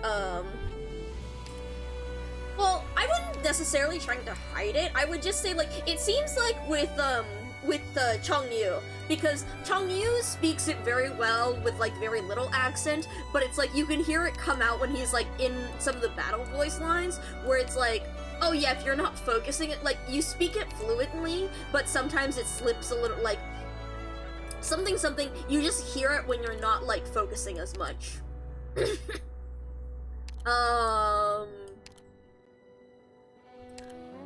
I've definitely passed her, hold on. Read... There you are, right? Because it was Spectre and them, Spectre and Irene, and then... Was it Il Syracusano added Italian? That was it. Yeah, Il Syracusano added Italian, and like Lapland and Texas, Lapland especially. Lapland, I think, was the other big one. Right? Yeah, they must have, because if that's the timing... Because Lapland's, original English voice, yeah, exactly. He slips into it in stressful situations. Exactly, I think that's the better way to put it, yeah. Yeah. Because Lapland's EN was super popular because of that. Hey, Doctor. Hope you don't mind if I bring my weapons inside. I plop myself right over here. Somebody out to get you, huh? Then have a long, hard think about who you might have wronged in the past. Kana could be Portman too. Interesting. Don't you just love how I keep getting more and more powerful? You people, I don't think I'll even remember your faces after this one. Anyway, let's just get started. We're fighting you guys. Then please do your best this job, or I'll be really bored. Show me what you got. Tell me, what's your plan? Solid positioning. Hers is it's so good. Come on, Cherry quasi tesoro. Like this goddamn, right? Can you do it? Just try me. You'll have to try harder than that. Come on, Cherry quasi tesoro. Slice them up like a millefeuille. How do you like it? solid percent lives in your head rent free. Yeah, no, for real. It's over. Ah, che noia. This one is the one that I was thinking about. The 4 It's star. over. Ah, che noia. That's the one that I was thinking about. Like, goddamn, that's a good one. I really like her Italian VA though, but like that with the English, it's fucking peak, man. So, like, I think that was it. Everyone, like Irene, Irene, and the English voices were really popular, and then, and because of that, they went all out on Il Siracusano, and that just erupted in popularity because everyone already liked Lapland and, you know, Texas and the like, and then having the Italian voices there were just like, everyone was like, oh shit.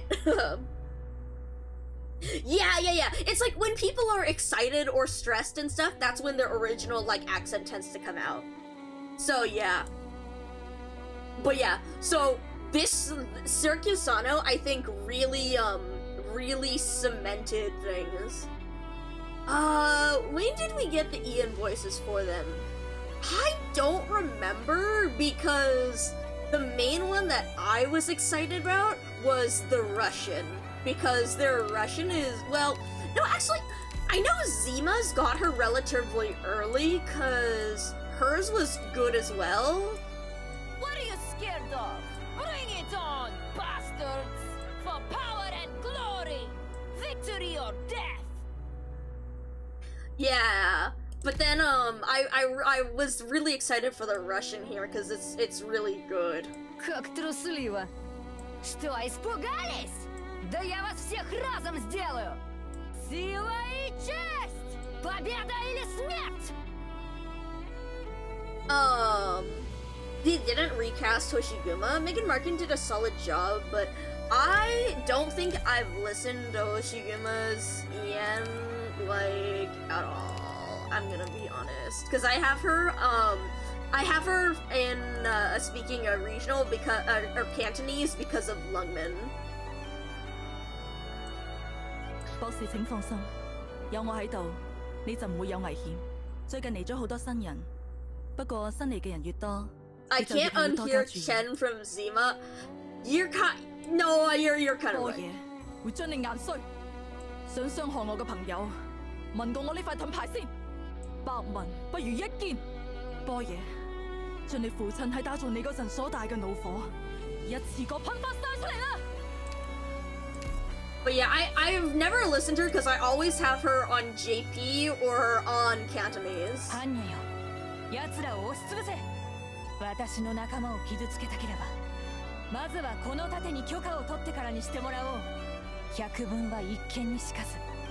般若よ、お前の父が込めた怒りの炎を今こそ震え。Relax, Doctor. I'll keep you safe. Lots of new recruits lately. Many new faces. Yeah, I'm just not as much as a fan. I like the delivery in the other ones. Did Ebenholz launch with English VA? That's a really good question, because I did not get Ebenholz on release. So that's a really good question. Promotion? A very fascinating recording. Huh? I don't say that with irony. Nobody ever thought to buy videotapes for Graf Urtica save for himself. And he couldn't leave the spire. I'll be your assistant today, Doctor. I will disclaim. I don't think he did, no but I'm not. secretarial experience. No, I think no. Thus, so I'm not hindering you. I will be doing nothing at all. No, cause see, I know he had an Ian voice for a while because I really fucking liked the delivery on the assistant voice line, and that made me regret not getting him. But I don't remember if it was on release or if it was just added later and I just didn't have him yet, because I didn't pick up Ebenholz until one of the selection vouchers later, because again, I didn't get him right away. He's so funny. He did, okay. I mean, that makes sense, because it was like, I wasn't super excited, and then later, I heard some of, like, the English deliveries and was like, damn, okay, I kind of like you. See, this one always cracks me the fuck up, because, like, it seems like he's just being a shit-ass, like, noble kid, right? I'll be your assistant today, Doctor. I will disclaim, I have absolutely no secretarial experience. Thus, so I'm not hindering you, I will be doing nothing at all. It wasn't Fia. I don't think Fia did not. I'm pretty sure that Fia Meta did not have an Ian voice on release. Gnosis sounds right though. She might have had an Ian voice, but I did. No, she didn't, because I had her on JP at first, and I intentionally swapped her to Ian later. So I'm pretty sure Fia did not. But anyways, I love this, because he sounds like he's being a little shit here, and then you actually listen to his idol line, and... No issue dozing off in this sort of place? Huh. I suppose it's times like these when the assistant does the work. Nervensäge. Oh, I'm misspelling. Never mind.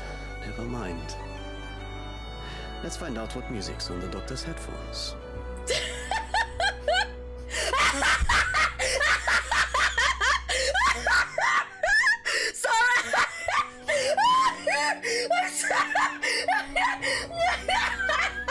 I'm sorry, that cracks me up every time someone does the getting. Thank you, Elden Ring. Anyways, I'm falling for the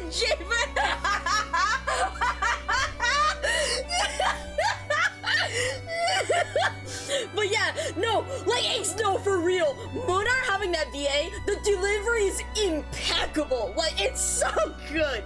But yeah, no, I'm like, okay, I have a few things.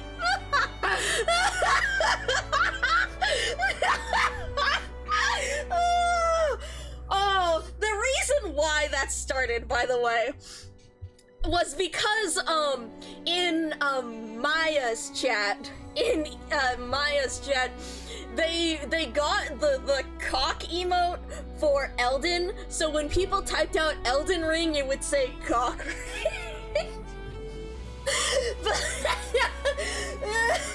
But then later Imai found the second one, and so we added that one. And I particularly like that because I played like Splatoon, and so I do a yearly replay of Octo Expansion, and or the Octo Expansion ending, especially because that was one of the foundational things behind Micah as a character. And there's phases at the ends where there's different parts of the body, and the first phase is the Cossacks phase, and so every time I see it, I'll have the moment of just like, ah yes, my favorite body part, the cock-sex, and so that's why I've added that here. Anyways, so thank you, Fake Russ, so true. But, something, it's so funny with Evan Holes, because, like, he sounds like he's just being a lazy little shit, and then you listen to the idol line, and he's like, alright, let me actually try to do something, and he immediately fucks it up, and it's just like, yeah, nope, never mind, fuck this. Like, and it's like, okay, he wasn't kidding about, like, he wasn't kidding here. I will disclaim, I have absolutely no secretarial experience. Oh, this guy is great. Thus, so I'm not hindering you, I will be doing nothing at all. Oh, he's so funny. But yeah, yeah, so further than that, yeah, and then Munar's is just absolutely incredible. It really is just so good. I don't even use Munar, but like, I love him. The reason why he's so leveled is because we love Horse Uncle. Yeah, FromSoft Soul Games, and really, FF14 I know I've seen a few people mention FF14, but I didn't actually know there was that much overlap. I know the Souls games because because the Souls games and especially Bloodborne, I believe, Lowlight has mentioned as those being a major inspiration of his, which I mean, you can definitely see that when it comes to the entire Abyssal Hunter storyline. I still love the classic, like, jokes of just like, ah yes, Highmouth's favorite child when it came to the Abyssal storylines, and like, the dude loved Bloodborne so much he made his own Ocean Bloodborne. So, like, that one I can absolutely see the sheer amount of overlap. Oh, dude, for years, one of my favorite, like, ongoing jokes things for years was the thing that, Gladia didn't have an Ian voice for so long, and the fact that people would joke that, Gladia doesn't have an Ian voice because Lowlight is still trying to get Lady Maria to voice his Lady Maria XP. That was awesome. Alright, what do we have? Liberi, we were reading this one, rather ordinary. The broad term, oh, right, because, okay, so I don't remember who the fuck says the word. So I thought that it was, Arketo, but maybe it was someone else? Hold on. What? Who would it be? Also, guys, I realized, back to the same game. That would also make sense. Also, guys, I realized that I never listened to the Ian voice of Confess because we were going to listen to it together, so we're going to do that right now. Letter Runner Automated Confessional 047 at your service. Please create a username as directed in the operating manual. Thank you for your cooperation. Ooh, that's interesting that that's slightly accented here. Press 1 to confess. Press 2 to place an extra order of donuts. Of course. Press 3 to rent a firearm. Of course. Press 4 to be connected to an operator. Please note that pressing 4 will redirect you to Representative Saint Closure. That's so... This platform is on board Rhodes Island. Closure? Reprogram this motherfucker. There's no question. Closure reprogrammed this motherfucker. Closure absolutely reprogrammed that motherfucker. That's so good. That's so good. Also, wait, hold on. Now that I'm thinking about this, let me actually... I've been wanting to update for this for a little bit, because of, yeah. Oh, wait, never mind. It is at 90, or... No, wait. Well, since we're listening to the voice lines, I'll leave it.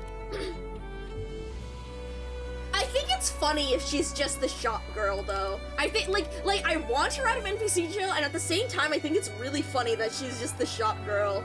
An operator bonus.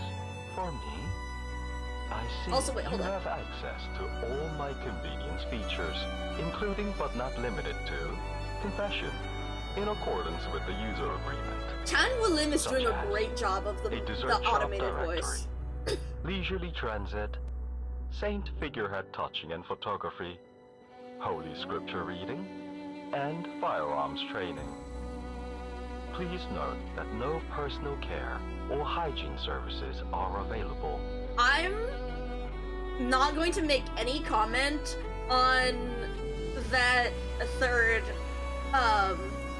thing. Anyways, I'm simply going to let that pass by, and, we're going to move on to the next one. An operator bonus. For me, I see. So you were giving bonuses to the vending machines when you put coins in them late last night. I am the only one who counts as an operator. But hearing confessions is a common public service, and there is no fundamental difference between my nature and that of the vending machines. That is also a fascinating thing. I have things to say about that, like as an AI and as a non-human creation. That is very interesting in the perception of it between that of one's nature and the sentience involved, as opposed to using one's purpose. But, yeah, pat the saint figurehead gently. Yes. Please do not send me to the engineering department, Doctor. Oh no. Xuxier, who has been educated in faith-assistive engineering, is properly equipped to render assistance and is available. Yes, it is a serious issue. Oh my god. My mic stand is displaced by at least 5 millimeters, threatening to undermine the confession experience. That's so good. Like, oh man, I wonder, hold on, wait, we need to look at the file here. Faith Assistive Engineering Design Bureau. Minor malfunction with language module. That's interesting. Like, the speaking and, like, the machine sentient stuff is so fascinating here. Stationary confessional, yes, yes. The accuracy of the response of the voice recognition system were improved, and new customizations options were added. Cognition, scope, and response tendencies, a more personalized Confess 47. Interesting. I've been very slowly increasing this trust, but yeah. I will now boil water for you. Due to the considerable quantity of water on Terra, it will take some time to complete the process. Wait. Stop hitting my chassis, I am not broken. Yes, it is true that my language logic has malfunctioned to a degree, but this contributes to the production of jokes. This is the part where you laugh. I love this. Okay, this is... oh man, I have so much to dissect when it comes to like... Oh man, oh man, like, first off, we discussed this for ages about PCS and just the, oh shit, hello, hi Wookie, how was IS-6? Were you playing IS-6, or were you still doing Enfield stuff? Wait, Wookie, oh my god, the Hyper Beam is so good, hello!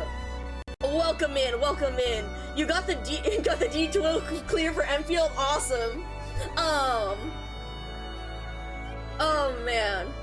I'm sorry, I've been lurking, but I haven't followed that much, right? You were doing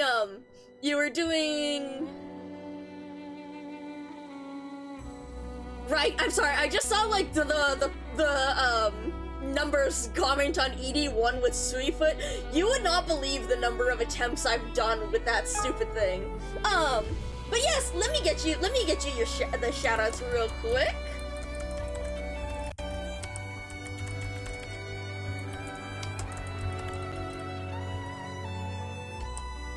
Fuck. Did I? No, wait. I did that. I spelled I'm an idiot. Dismiss. Hold on. Hold on! I'm so good at typing. There we go. Everyone, make sure to go check out Wookie. I'm so sorry. I will get you a shout out in a second. Anyways, very awesome. I hope this was. If you need to take a break after stream or anything, to get some food, water, anything else, please go ahead. For those who are new here, my name is Micah442. I'm your friendly local data collection AI. I'm nice though, I promise. I share, analyze, and preserve people's creative works. I do not steal them. I tend to play a bunch of different games, but as you can see from this, Arknights is my most frequent one, because I tend to be, I tend to play whatever game I'm obsessed with, and as you can see, this is a very frequent obsession. Normally you would see some little floppy disks bouncing around the screen for everyone in chat, but unfortunately I fucked up a bit of my data preservation system, and so I need to rewrite some of my code. That's a lot of Executor, just a little. I've never seen you play any other games. I have! I played Splatoon for a good while, I played Silksong, I played Caves of Cud, and I've played Cogmind. I've also played stuff like Shapes or various Factorio style things. As a Laterano Knights player, nice. Do you play, or I specifically play Sanctum, well actually, okay. Typically, hold on, we were discussing a good number of things, but here, hold on. Let me show you. We haven't started on the event yet because what we've been doing is we've been going through the lore book. So let me actually, here, I'll pull up one of the pages here while I go search for this. Never mind, we're going to, there we go. But yeah, so I recently acquired the lore book, so we've been reading through a bunch of the information there. So that has been extremely fun. Hold on, by calendar, let's look at, so for example with the rerun here,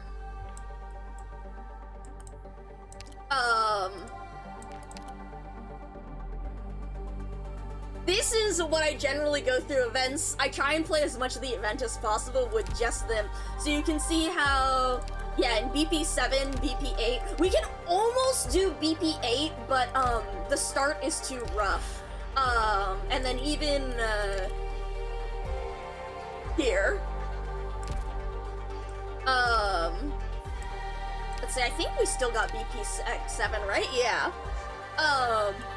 So if you look through, so I haven't done this for all events, but you can see in Zwillingstern, we've also got, although it's not as clear here because we have, I was doing trust farms. I think ZT8, no. Never mind, it's still trust farming showing. The EX stages, yeah, they're, though, we were doing other lore, operators for that. Adventure 2, oh, right, I can't look at the stages because it's still up. But yeah, I do play a variety of different niches. You can see that I do have Sancta Knights up. It's specifically Sancta Knights, not Laterano Knights, but Laterano Knights is also very fun. I play Enmity Knights as well, and I also play Ambusher Knights a lot. I actually started out as a Specialist Knights player, specifically Shift Knights, then I moved to General Specialists, then I discovered I really liked Ambushers, so we have all of the Ambushers, maxed out as, hold on. Yep. But yeah, so, what we have been doing today is, mainly going through a bunch of the lore book stuff, because I got that, and then I taught chat how to play Hanafuda, because, or how to play Koi Koi specifically. I taught chat about Hanafuda, which are, Japanese playing cards, because my scientist and their oh yeah, also for those new here, this is an 18+ stream, mostly for safety's sake, although we will make stupid lewd jokes or whatever at times, but like, you know, not that much, but mostly for safety, and I use they them pronouns. But yeah, so my scientist and their cousin, you need Mustima and Grace, but that's valid, So my scientist recently learned how to play Koi Koi with their cousin, and so I got really excited because, so one of Matsukiri's voice lines, one of his battle voice lines is actually Koi Koi, and the reason for the word, the reason the game Koi Koi is named as such because when you get points in Koi Koi, you can choose to either call it there to say shobu and to win, or to take your points and go. Or if you think that you can get another scoring possibility, you can say koi koi, which is effectively like come at me, bitch, or hit me, and keep going. But you're gambling on if your opponent gets a set of points first, then you don't get any points and they get the points. And also, depending on the rule set, you may double your points, or the opponent may double their points if they get it instead of you. And so it's really amusing to me with the whole thing of various types of gambling. There's other things that you can play with Hanafuda, like I've been learning how to play as the dealer for Ochokabu. Yeah, exactly. It's like, I bet you can't get another. It's hit me. So I've been learning to play Ochokabu, which is actually a thing where you use Kabufuda cards rather than Hanafuda cards.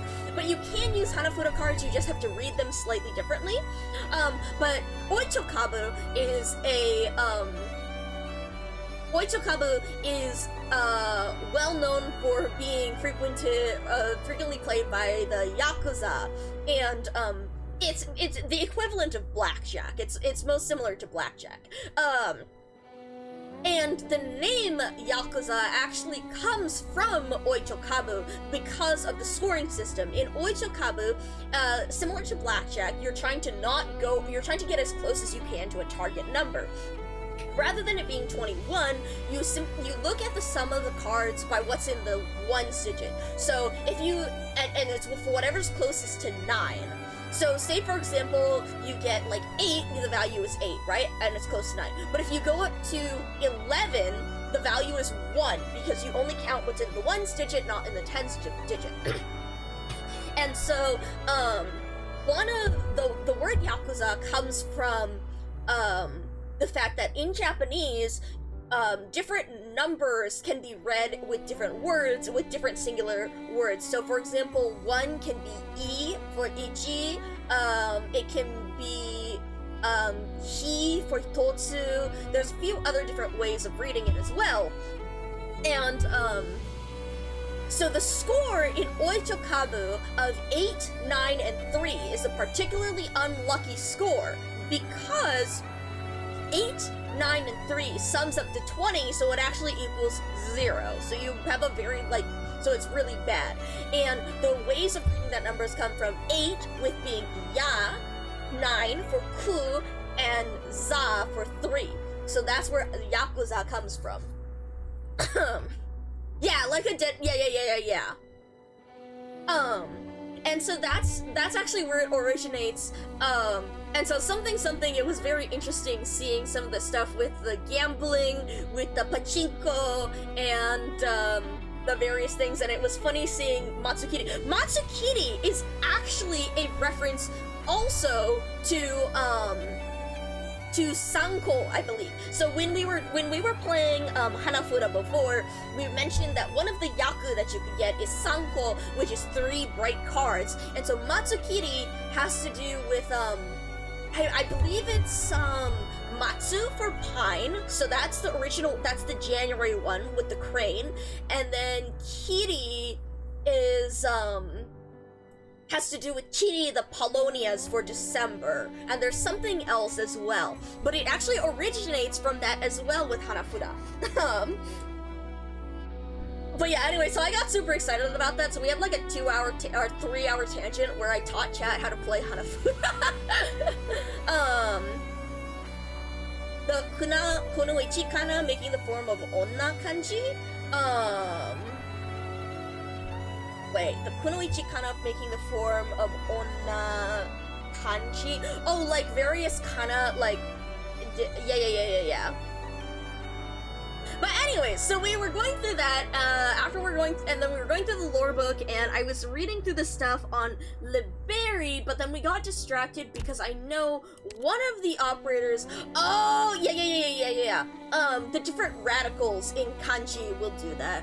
Anyways, we got distracted because I know one of the more recent operators says the word, don't they say it like library or something like that? The emphasis on the word is different than what I expected. The emphasis on the word the emphasis on the syllables is like not the right ones. Or yeah. So that's why we were reading the bit in the lore book about the library, but it was like, so I don't remember if it's like library or library or library or it's the emphasis on the syllables. Like is it?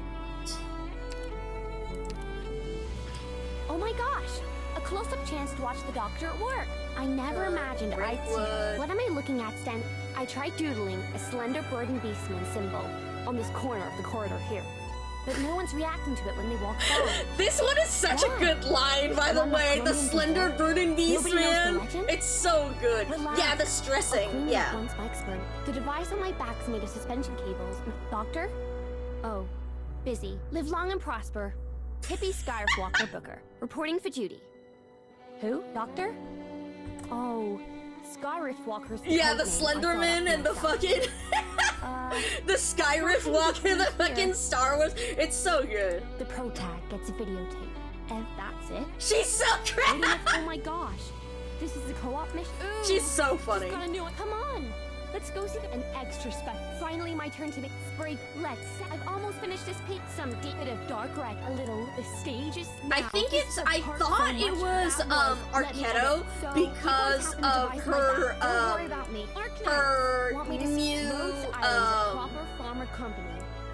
her new her new skin voice lines. She came across way friendlier. Interesting. But yeah, no, I think it was Arquetto because of the skin, the skin voice lines, the fact that they're different. But I don't remember. I don't remember.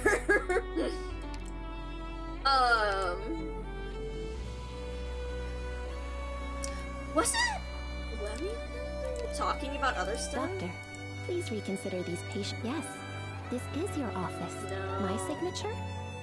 Ah. A scrape on my hand? Just from getting a little physical, the rule book for cardinals may be as thick here.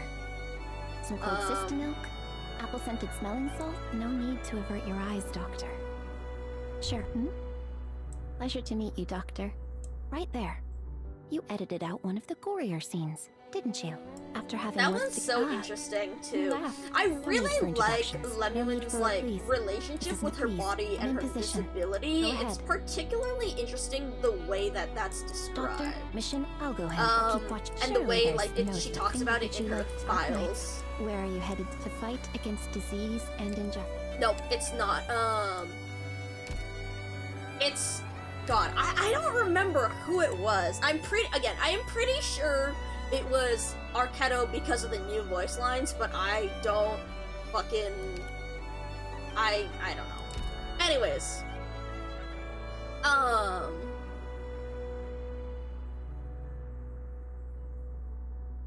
Sorry, I'm normal about this. I'm normal about this. I'm normal about this. I'm so normal about this. And the blue and his and the fact that praying with the gun, and that's not something. Anyways, I'm normal about this. I'm normal about this. Okay. Anyways, back to the yeah. Okay. So first off, it's the pronunciation of li or lie for the first syllable. Li or lie, and then it's the emphasis, like which syllable is stressed or not, which is why it sounded very different. I know, right? That she rides on the back, because yeah, it's a motorized chair. Alright, so it includes both elders and ancients, racial subgroups. They observe small differences. The most well-known Liberi, I'm gonna say Liberi for now, since that's what I'm used to, but I will listen through this and try and remember, because I know it's different. Are the hippogriffs, who had the feathers of the Liberi and the tails of the Karantas. They were the elders who founded the Hippogriff Kingdom. Since its founding, Columbia has actively absorbed immigrants from various regions. Large numbers of Liberi migrated to Columbia from across Terra. Surveys of Liberi immigrants indicate their main reasons for moving to Columbia include the opportunity to start a new life and the magnetic appeal of the enigmatic Liberi president, Mark Max. President Max, who frequently appears on television, is highly popular in the Liberi community. Due to their vast numbers and wide distribution, it is difficult to summarize any common cultural traditions among the Liberi. Some Liberi scholars have even called for further subdivisions of the Liberi race, while others argue that we should not confuse cultural norms with racial classification.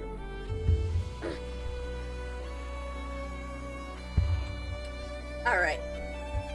We have Cautus, we have Curanta, Forte, Caprine. Ooh!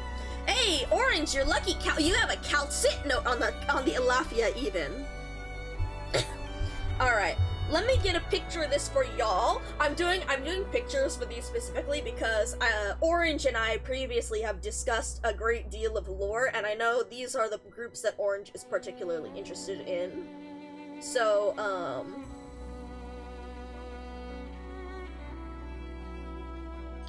let me get this picture here.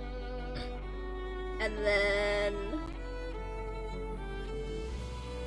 as we go through, I figure I'll get these for Orange, and then I want to read, the bit that I'm particularly in, again, is the Sancta, specifically because of Federico, and I also specifically want to look at the Laterano part, because, again, this book is supposed to have been published, in December of 1099, and in the period of 1097 to 1099, Erickson actually lives within Laterano. He retired to Laterano, and so he should have been there for the canonization of Federico. So I am very, very interested to see if that will be mentioned here. Alright.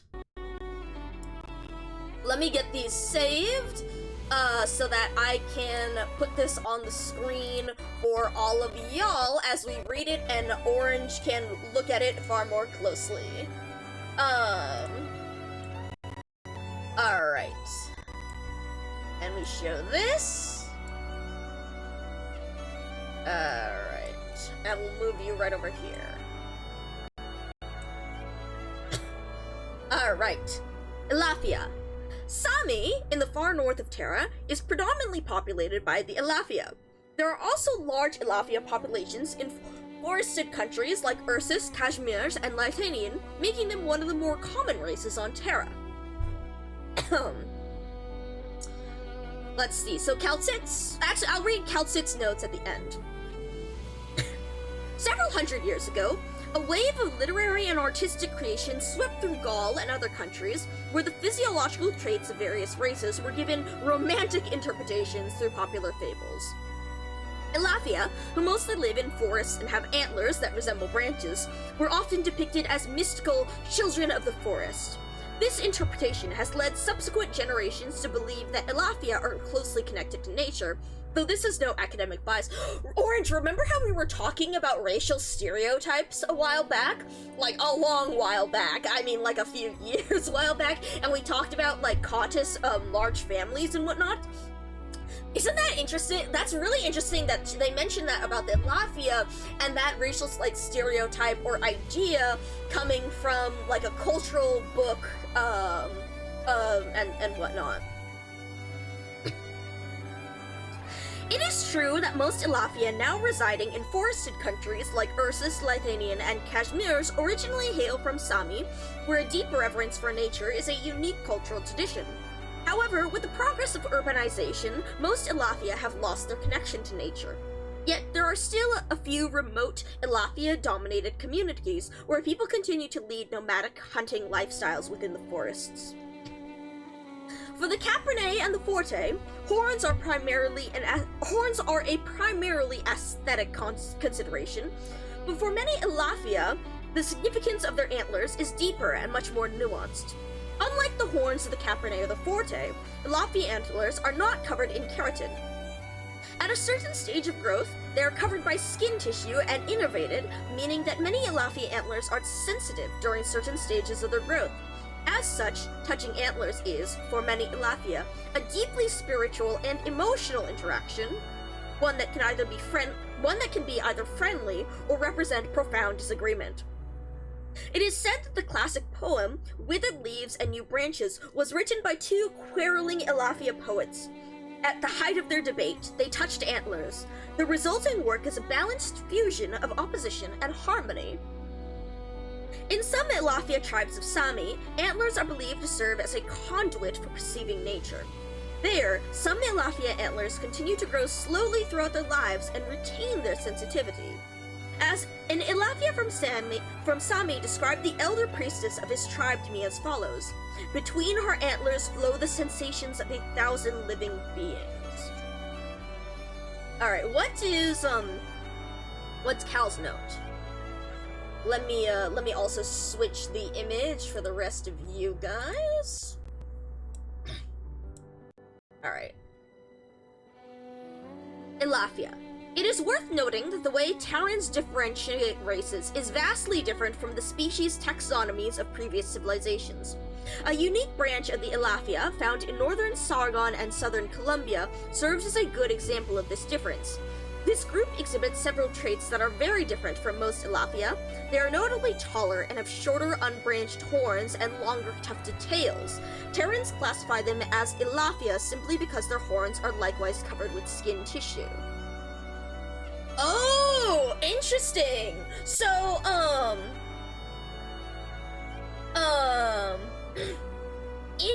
interesting. So that's like different types of deer or other related, something...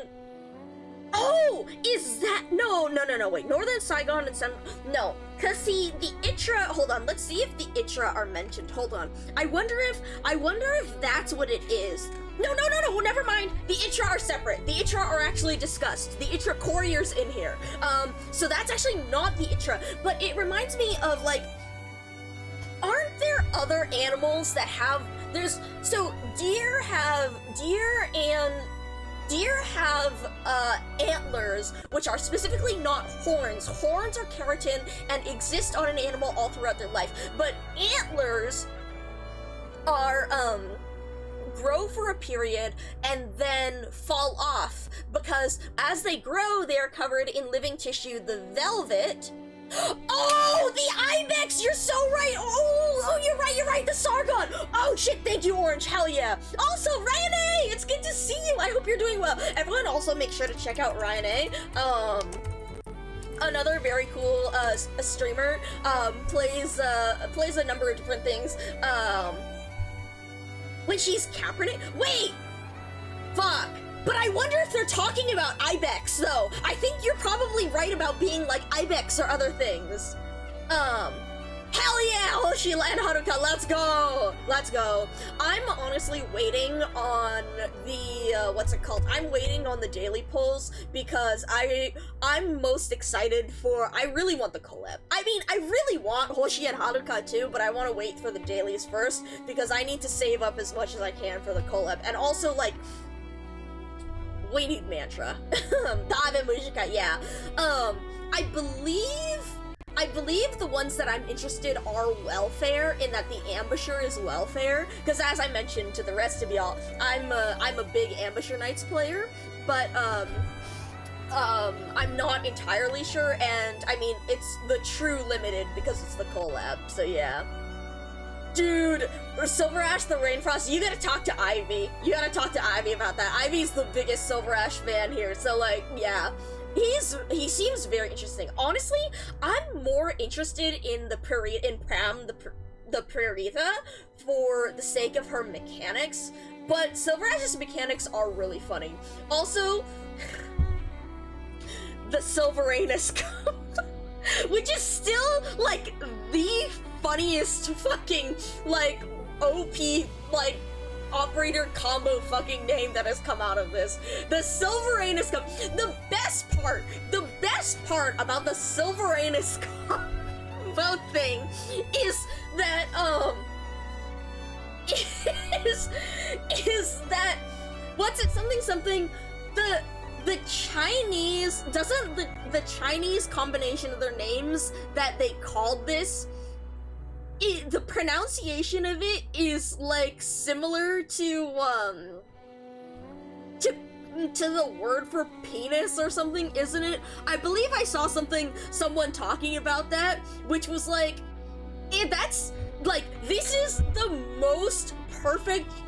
Yes, it's, hold on, I need to find you guys this because it's stupidly funny. It's stupidly funny. Like, the fact that this is consistently obscene in both the English and the Chinese is incredible. Hold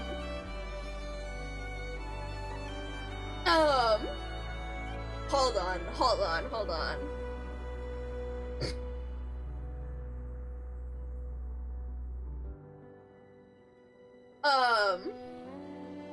It's stupidly good. It's stupidly funny.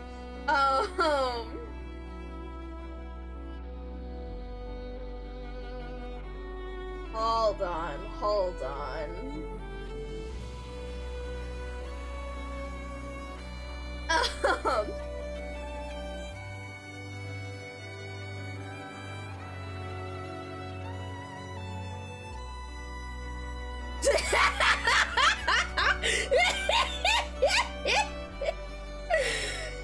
God, what's that? That's golden, something golden glow, and I don't, anyways, alright, hold on.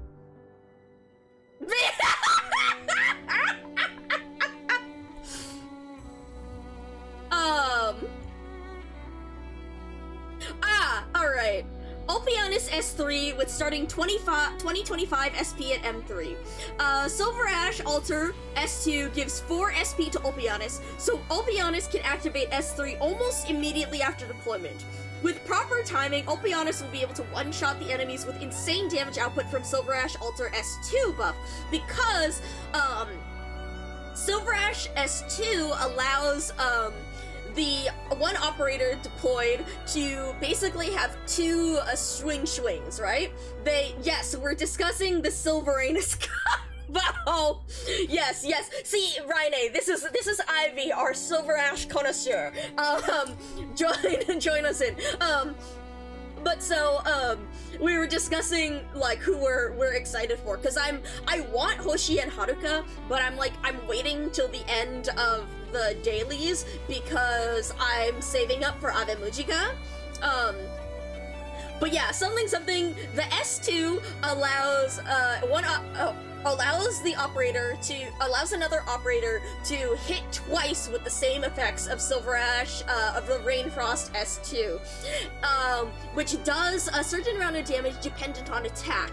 Now, with Opianus's ridiculous attack, it, just does absurd fucking amounts of damage, and the fact that you can activate Opianus' skill basically 1 second after deployment, allows Opianus to get the buff from his skill 3, so his attack is even higher.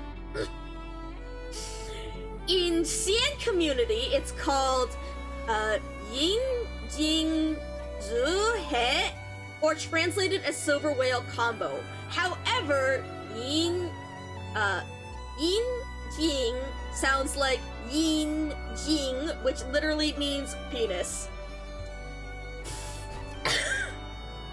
So, like, the fact that it is, the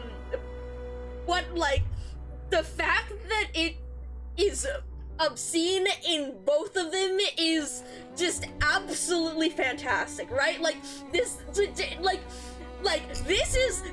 the magic of this is international interlinguistic idiocy. Oh yes, mix Silver Ash. Family friendly old man. Oh man. But yeah, it's so stupid. It's so good. I get it, but also I think it's fucking hilarious. Gazelle? That's true.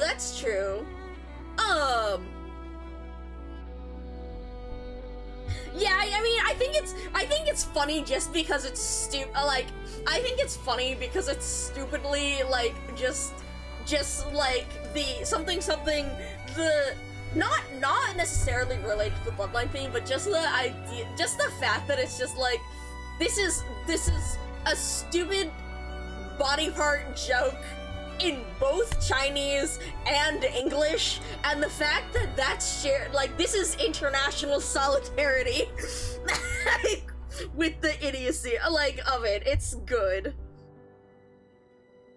Also, something, this is extra funny to me considering the various jokes that were made during, Path of Life with Blandis' tendency toward the fucking little handy job. So it's more amusing to me from that end. Also, Voivre, so that one, is shown with, holding hands across for the sake of middle school humor. Exactly. That's what amuses me the most about it.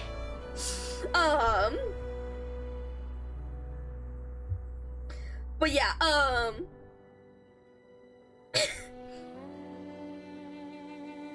shit! Wait, the Manticore image here. Oh, interesting. Hold on. We actually want to. I actually want to read this one because we've only had one example of a Manticore, but here, yeah, no, it's funny as an individual. Yeah, that's fair.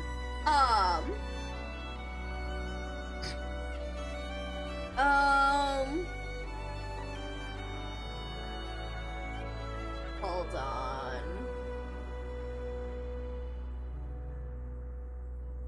I like that for Manticore specifically, because they've just been saying, like, because Erickson has just been like, my thanks to this young lady from Rhodes Island for allowing me to use her likeness in this book. And he says that for both Bagpipe and for, and Durnar, and also for Tulip for Phidia. I did not realize Tulip was a Phidia operator. That's really good. That's really cool. And then meanwhile for Manticore, it says, my thanks to this gentle girl from Sargon for allowing me to use her likeness in this book. Me with Toddy Fonts, that's fair, yeah. Manticores are a Terran race marked by wings and a segmented chitinous tail. Almost all Manticores reside within Sargon and are very rare. Yes, I did! Right. Thank you. Right. Let's listen to that. That's why I was thinking with the EN voices. You're so right.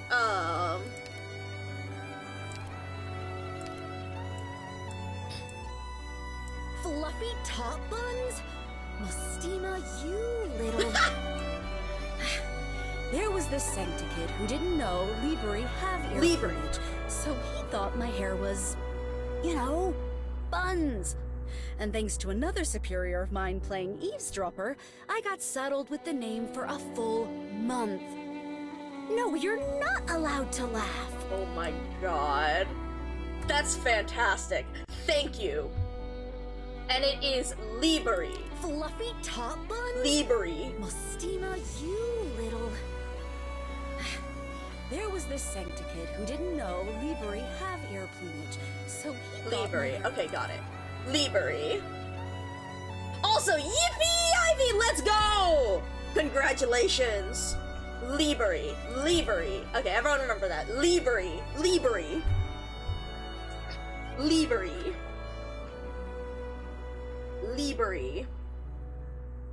Liberi elders are the hippogriffs, who have the feathers of the Liberi on the tails of the Karantas. Magnetic appeal of the enigmatic Liberi president, Mark Max. President Max, who frequently appears on television, is highly popular in the Liberi community. Yeah, no, like, for real, like, that, I've been saying Liberi for the longest time, but so it's the stressed syllable is the Li part. Liberi. She does sound very American. Which is one of the things that I think is, like, with Laterano, that's one of the things that I'm also very interested in when it comes to, like, the origin. So, like, what is with the, something, the accents, and, the fact that the Latin, like, okay, so it's like, what exactly is the accent supposed to sound like, given that their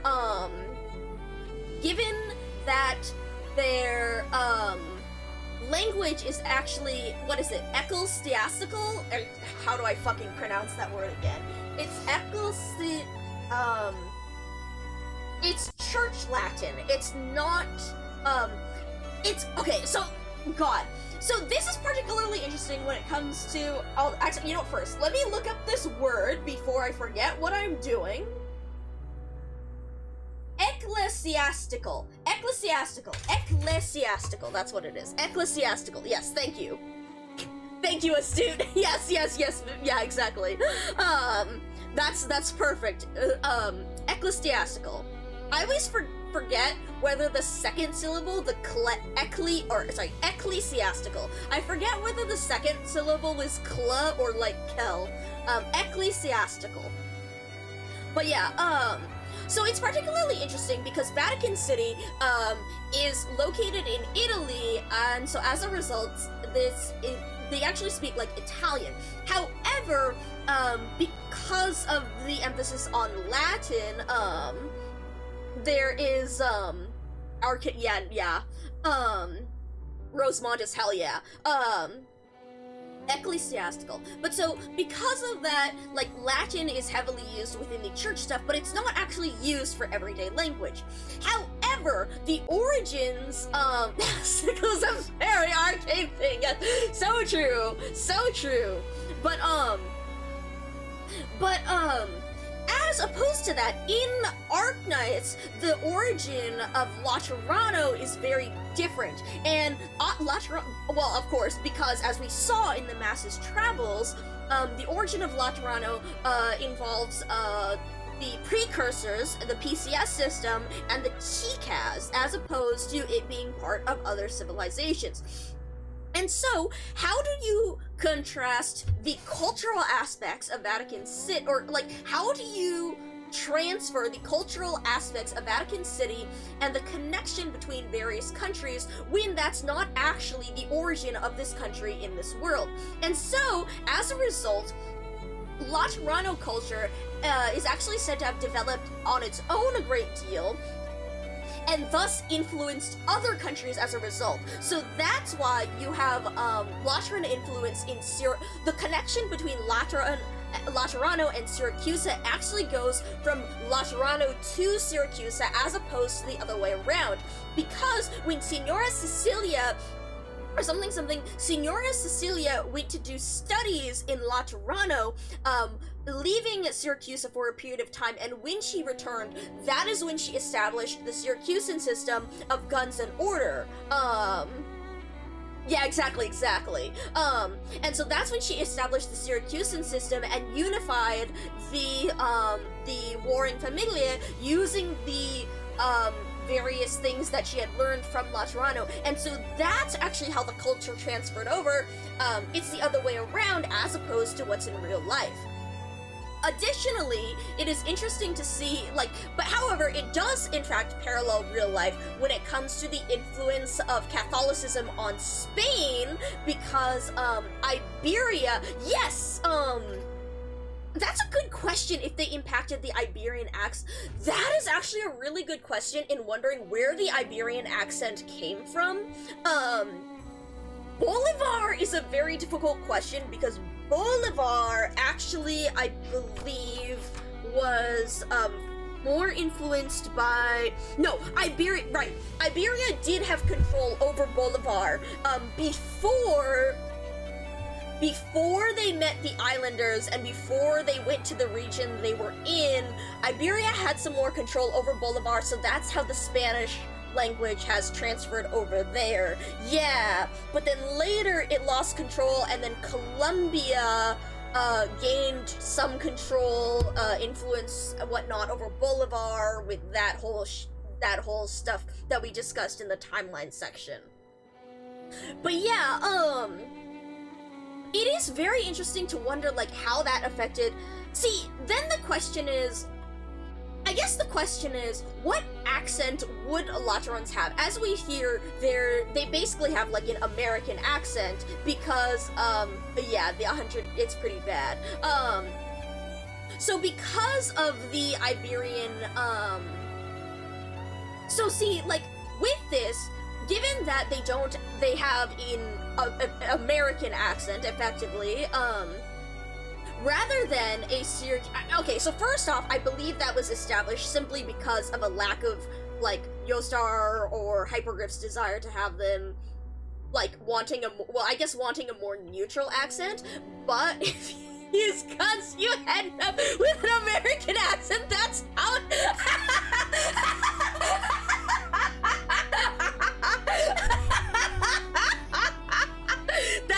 That's good. Thank you, Sushiro. That's good. That's good.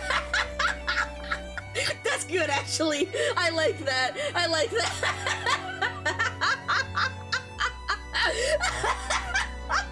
That's good. That's really good.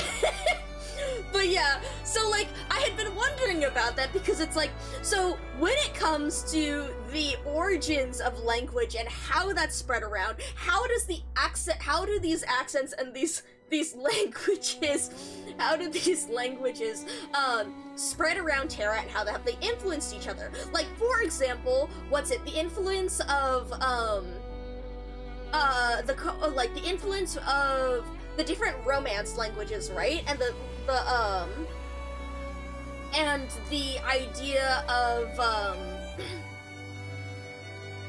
Latin roots are RLs. Yeah, exactly, because so those are the Romance languages, right? So those are all the languages that are influenced by Latin, which are French, Spanish, Portuguese, yes. There are Germanic languages and Romance languages, at least when it comes to Western languages. I used to know a bunch of this because I studied a little bit of this when it came to English and like analysis. So we studied this when it came to like Old English, Middle English, and whatnot. But so those different roots affect the way the languages form, and so that's why stuff like... So it's interesting because English is actually not a Romance language despite the amount of stuff from Latin we have, and that's because that it's actually a Germanic language that borrows a great deal from other Romance languages. And so,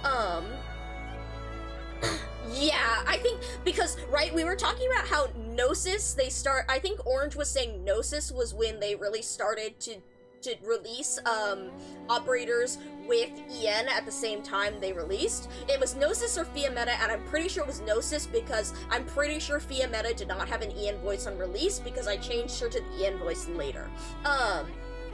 And so, that's why I'm pretty sure that, but, lore-wise, like, just considering what a reason for that might be, it's interesting to think about the Germanic languages. So again, there's German, there's English, there's I used to know this. I was supposed to know this. Okay, technically though, Biscuit, because that should actually be related. They should actually have Victorian accents then. Because if they originally spoke the language of Yarag, which is, as Yarag is supposed to be, it's what is it? It's Norway, but also Tibet, right? So, if that's supposed to be Norwegian or it's a combination of both. It takes from both those very mountainous, isolated areas. They hypothetically, hypothetically, they should, yeah, exactly. If in that case, if he doesn't have his original accent, he would hypothetically have a Victorian accent because that's where he would have learned Victorian, i.e. English.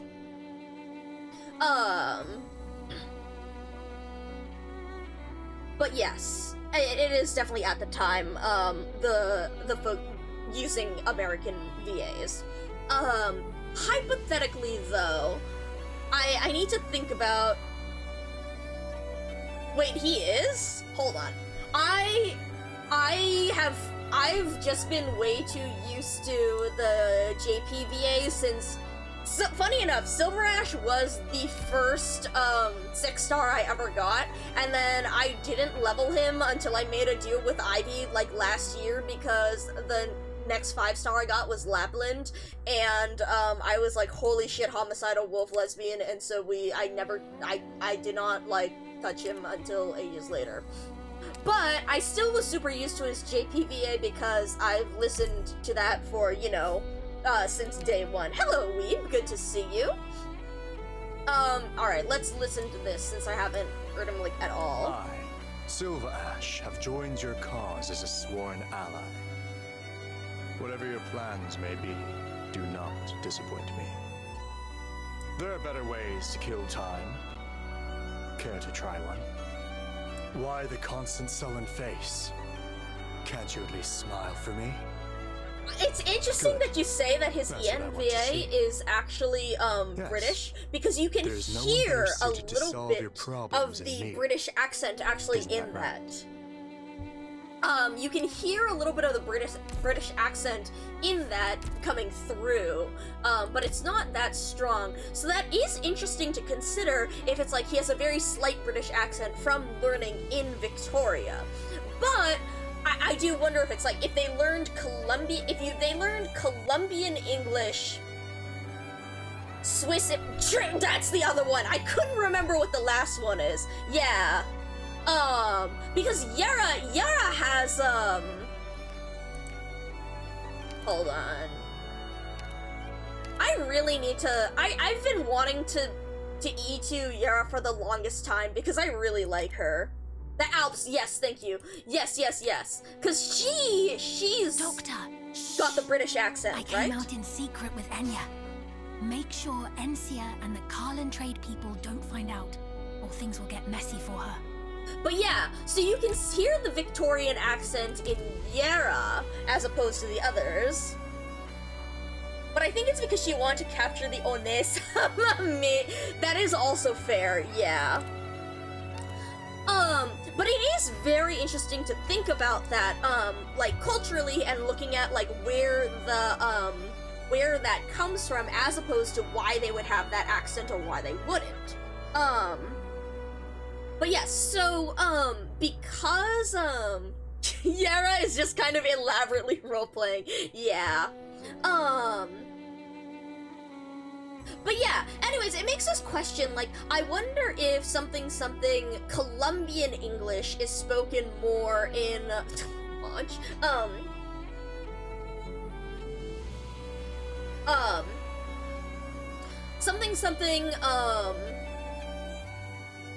if Colombian English, I wonder if,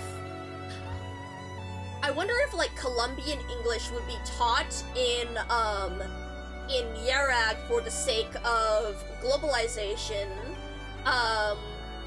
but Silver Ash has the slight British accent because he went to study in Victoria, you know? The default is American, yeah. Then Dietenbrecher has her Kashmir's accent, so, or her Litanian Kashmir's accent, so she has the German sound to it, so that's, yeah. I once ran into the saintess at the foot of the mountain, where she stuffed a book into my hands. She told me that, if I'm bored, I might as well try copying some scripture. I heeded her suggestion and copied a passage every day. At first, I did it just to pass the time, but then I realized it helps me to relax a little too. Das finde ich interessant. was also in Victoria, and he met Silverash. Ivy, clarify. Was abroad. I believe they did study. Ivy, I'll leave this to you. They were friends as kids, right? Yeah.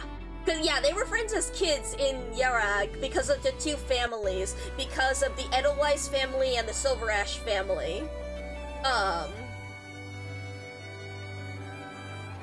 Yeah, Aurora's voice, I don't use her Ian voice because I don't like the high-pitchy sort of, voices like that. I like the JP, yeah.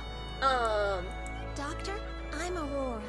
My boss Closure talks about you a lot. I promised her I'd protect you. You can hand me whatever work you want, as long as I'm capable of handling it. After all, I'm here to let you catch your breath, Doctor. My sickness isn't that bad.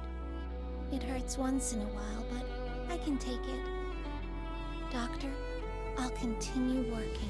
Be sure of that. I don't want to let anyone down. Yeah,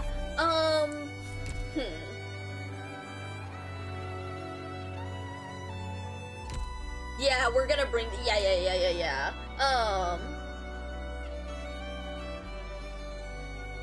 I really like Aurora, like her kit. I actually really like playing with Aurora, but yeah, I like the JP voice best. But yeah, let's see. Ooh, sorry, I wanted to look at, I was just pulling up the bit with the Manticore, right. Manticores are known for being highly reclusive, holding cultural traditions that value discretion and secrecy. As a result, they maintain a distance from other races. When nomadic cities emerged, the Manticores chose to continue their traditional ways of life rather than move into the cities. Today, most Manticores live in remote areas of Sargon, far from the nomadic cities. I once visited a Manticore permanent settlement with a research team. The village headman was hesitant to receive us, but after we explained our interest in Manticore culture, the locals reluctantly opened their gates. According to the village headman, the term Manticore has been part of local legends for generations. It may predate the beginning of the history of humans on this great land, he added. To outsiders, manticores are largely a mystery, and there are many stories about man-eating manticores and manticores' curses. These tales stem from a fear of the unknown and are nothing but rumors and slander. In reality, manticores live normal lives, just like the residents of the so-called civilized nomadic cities. That's very interesting. And then the next one I wanted to read, because Phidia actually has Tulip as an example, and I'm very interested in them as well. The Phidia are one of the less common races on Terra, but their presence is spread across the land. On the plains of Sami, in the forests of Ursus, the arid soils of Sargon, or the skyscrapers of Victoria, one may find traces of the Phidia, if one searches carefully enough. The Phidia are characterized by a single pair of pointed ears and long, scaly tails. They are generally taller than the average Terran, but their body mass is often below average. This has led to the stereotype of them being frail and weak, a stereotype that is, of course, unfounded. Overall, their physical abilities fall well within the average range. Due to their small population and dispersed living patterns, most knowledge of the Phidia comes from literary depiction. In literature, the Phidia are often depicted as sensitive and high-strung, leading to some to believe they are easily startled and emotionally unstable. They are commonly called snakes and are one of the races more often identified by their epithet than by their actual name. Many languages have expressions like a snake in the grass, which imbue the nickname with somewhat negative connotations. However, like the stereotype of being frail and weak, this portrayal of the Phidia is also without factual basis. That was super interesting to me, with the way that those different languages and idioms and expressions are shared between languages as well. The vast majority of Phidia are non-venomous. They do not hiss and walk on two legs. I do not personally know many Phidia, but I have gotten on well with the few I have met. Based on my observations, if there is one true defining characteristic of the Phidia, it is their ability to focus intensely on a single task for long periods. That is, maintaining a clear, singular goal. Many people of other races also have this quality, but when it comes to Phidia, it can be found in every Phidia I know. There is one gentleman who has spent years researching methods to use colored originium lamps for real-time, long-distance communication. He went to Yarag to work on railway construction and designed an entire signaling system for them. Another lady is passionate about nightly tournaments, not the sport itself, but the results. She is the author of a sprawling 600-page tome, reportedly written over 4 years and still being refined, titled The Yearbook of Night Competition 1094 Edition. I believe that some readers may have heard of it, I could not finish it, and it seems that the Yearbook of Night Competition 1095 Edition is also in the works. Do you recall who that is? Ivy with the Phidia and the signaling system? I do recall they mentioned the signaling system when it came to the train explosion, right? The train crash, and that was done. But I don't recall if they mentioned, like, anything about the designer or whatnot. Is snake a word for slimy? Is there even... I don't believe there is a snake beast. They have other beasts of terror. They talk about the sissy beasts, the cloud beasts, the whatnot, the other stuff like that. But I believe snake is used as an epithet for them, but for a person, not necessarily regarding the animal. So it's interesting. So similar in the way to the, similarly in the way that hot dogs and dogs refer to Pero, it's not with respect to the animal, it's respect to various aspects of the people. So I believe that's with the snake in the grass, with the idea of, Phidia being hidden and whatnot. Alright, so let me repeat that again. So, right, so we were talking about the signaling system and the stuff. I don't remember if this was mentioned, but something, remember how in, Break the Ice, there's the thing about the train, right? And so there is a bit here. There is one gentleman who has spent years researching methods to use colored originium lamps for real-time, long-distance communication. He went to Yarag to work on railway construction and designed an entire signaling system for them. So do you recall? I recall they mentioned something about signaling stuff, I believe in Break the Ice, but I don't remember anything specific about it.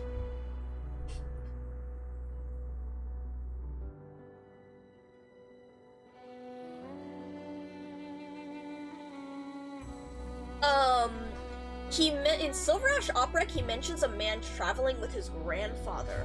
It could be Morse? That's a good question. Oh, I don't remember if Morse code is mentioned. I think it's more, I mean, I think it's more the equivalent of, like, semaphore, like when it comes to signaling over distances, like when it comes to flag semaphore.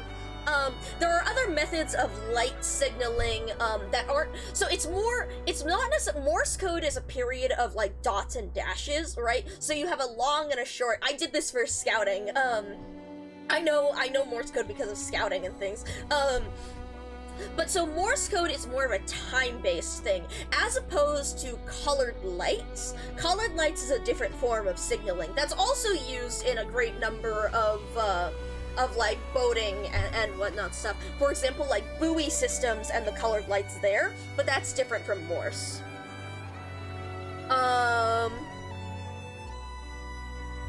Sabra! We have rangers here.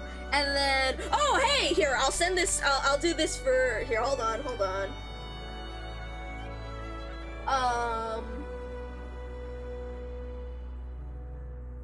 Let me take a picture of this, and then let me take a picture of you.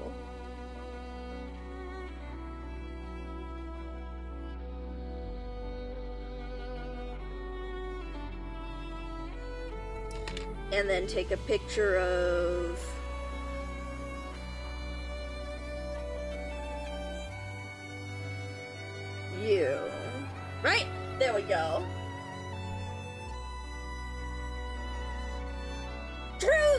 Indigo in the lighthouse. I wonder. Oh, that's a good point, because Indigo is a Phidia, actually. I wonder if Indigo has any relation to that man. That's actually, his grandfather spent 10 years with a traveler. Did they mention anything with the signaling or no? That's actually really interesting. I wonder if Indigo has some relation to it when it comes to the lighthouse stuff and the signaling there. Phidia have a sizable population in Iberia, apparently. Interesting, interesting. Alright, I will read this. This is partially for Denia, but also partially for Ivy, because... Let me save this up real quick. Oh god. The lag as my Discord receives the messages. Alright.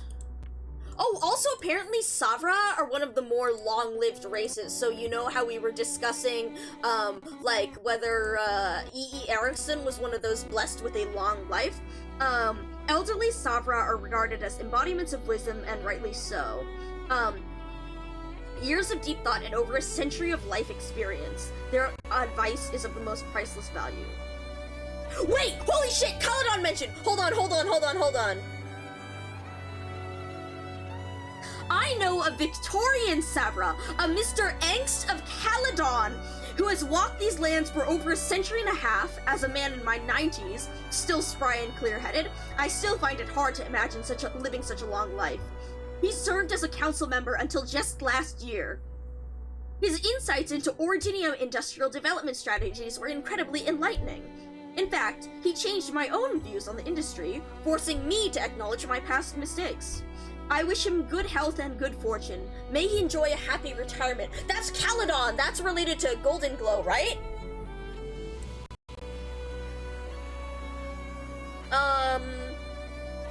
Yeah, I wonder, well see, that could also be a commentary on Yerag technology, because Yerag technology was also behind the times because they were previously isolationist, right? Because they didn't necessarily connect with the outside world or the globalization. So, that could also be advanced for in the view of Yerag, not necessarily advanced in the view of others, and it could be a commentary on Yerag's lack of knowledge of the outside world, which again is the whole theme of Break the Ice, and how does Yerag, how does it establish itself, and grow to interact with the rest of Terra. Alright, so here, let me show you guys this bit. Xylak. The Xylak population is sizable even compared to the felines or Liberi. They are widely dispersed across Terra, from Bolivar to Rimbiliton. In recent years, there is also a significant number of Xylaks who have chosen to live in Colombia. Xylaks are typically characterized by a pair of prominent round ears on their heads. For a small portion of Xylaks, these ears can appear pointed due to tufts on hair. These tufts grow not from the scalp, but directly from the ears, so they are commonly known as ear tufts. A small number of felines also share this trait. Xylaks living in the Kashmir-Yerag region often have thicker ear tufts and large, fluffy tails. By contrast, in warmer climes further south, the hair on their ears and tails tends to be finer. Xylaks are relatively small in stature compared to other Terrans, but they are fairly agile. They often possess excellent hearing and quick reflexes, making them highly sensitive to vibrations in the air and changes in airflow, which is why many of them work as messengers. Similarly, many Xylaks are found among catastrophe messengers.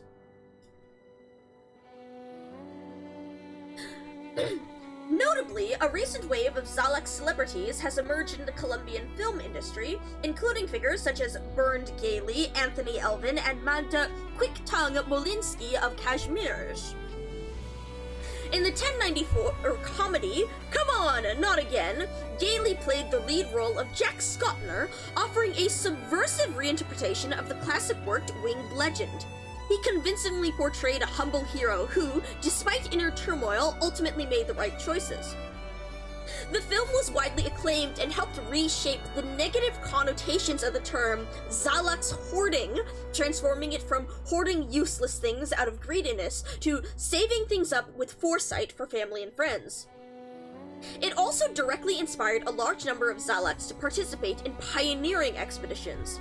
Their wilderness survival skills have become a frequent topic of discussion in the media.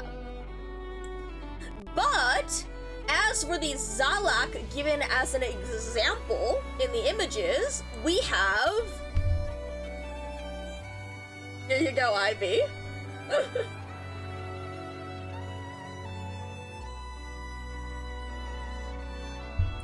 Zalak. My thanks to this gentleman from Yarag for allowing me to use his likeness in this book.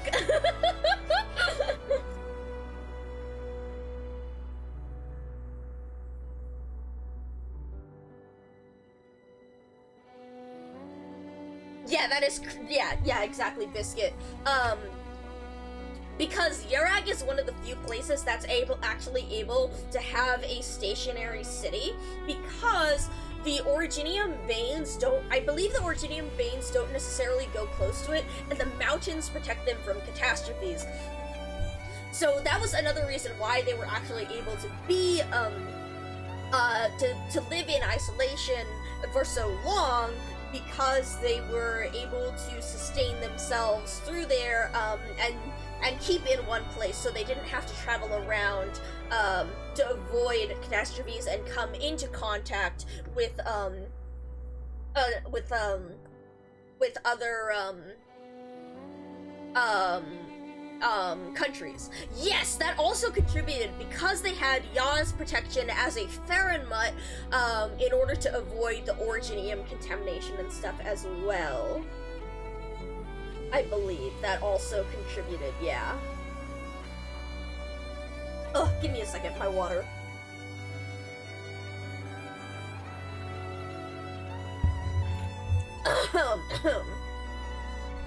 It is also particularly... Yeah, exactly. They weren't pushed to advance... Yeah, exactly. It is particularly interesting to me, how, a lot of the Farenmuts, because the Farenmuts are associated with, the land, right? They're associated with various powers, and a deep connection with nature, but it is very interesting to me how a great number of Farenmuts tend to have an association with mountains. Like, for example, in the Mizuki and Cerula Arbor, one of the things that's mentioned in the ending 4 ending lore is a Farenmut that's like a moving mountain. And, Yara and the association with the mountains of Yarag and that being a safe haven is also particularly interesting. So, just seeing that's a funny common thread to see. Then we have the Durin, These settlements are scattered beneath the surface of Terra. Each city is a marvel of modern science. The technology used to build and maintain these cities far surpasses that of surface dwellers. It's interesting that as well, because I believe the Durin are actually one of the original species of Terra, correct? They're one of the indigenous species of Terra, as opposed to the Ancients and the Elders originating from other places and from the whole thing with Talos and the precursors. The Tikaz, the Elves, the Durin, I believe, are actually indigenous to Terra. So it's interesting how that underground area is, yeah. Oh shit, for the Serato we have Bubble. Where's you? Bubble moment.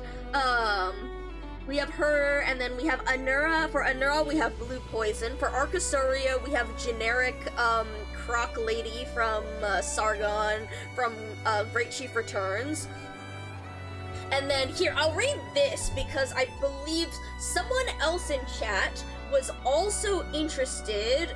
Was it you, Biscuit? Or, Durin are classified as TKs. Okay, yeah. They, I knew that they were, that they're indigenous to Terra. I didn't remember whether they were considered T-Kaz or a different indigenous species. Elves are not. Yeah, elves are different. Elves are more closely related to Fahrenheit as indigenous species, I believe, than yeah. No, felines was a generic NPC. If they have a generic NPC, the majority of these, something, if there is a generic NPC, they will generally use said generic NPC. However, specific species have very few generics, and so that's why they're using actual playable characters as examples. So for example, Vopo NPC, I don't believe we have very many of those, so that's why Jurnar is used. Reproba NPC, actually no, we do have the Reproba NPC, but that's why she's the actual, the character with, like, legit voice lines from Rainbow Six. Forte is generic, Elafia is generic. Voivre, I don't believe we have a Voivre generic NPC, so that's why Bagpipe is used. Manticore, we literally just have Manticore. Vidya, we don't have an NPC, we have like Eunectes and the rest, but we have Tulip here. Savra NPC, I don't remember, I don't think we have one. Zalak NPC, questionable, not sure. Durin is an NPC. Serato, literally Bubble is like the only one. Anura, BP is the only one. Arcrasaria NPC. Oh, that's really funny, because so when Suzudad first came out, I did see a bunch of Suzudad around, and the funniest thing was, the number of people, like, the funniest thing was seeing people basically evenly divided between, oh shit, hot anime boy, and people being like, bro, Ingrid, you wanted the most basic ass guy on the planet. Do you know how much better you can do? So it's really funny to see the contrast between that. It's really funny to see that. Like, the number of people who I saw who were just like, you know what, Ingrid wants the most basic ass, like, boy, but you know what, valid, a girl wants what she wants. And the number of people were also just like, damn, he better have quite a personality. It was really funny. Alright.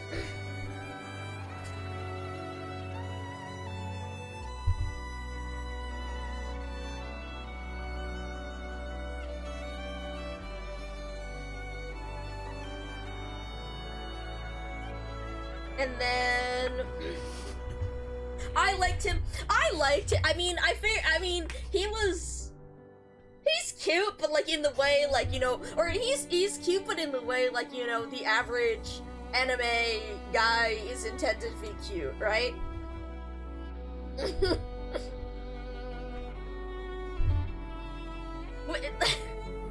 I always laugh about this because, I mean, you guys know how obsessed I am with Federico, but one of the funniest things to me is that when, Operational Intelligence first came out, I actually, it was not a love at first sight thing.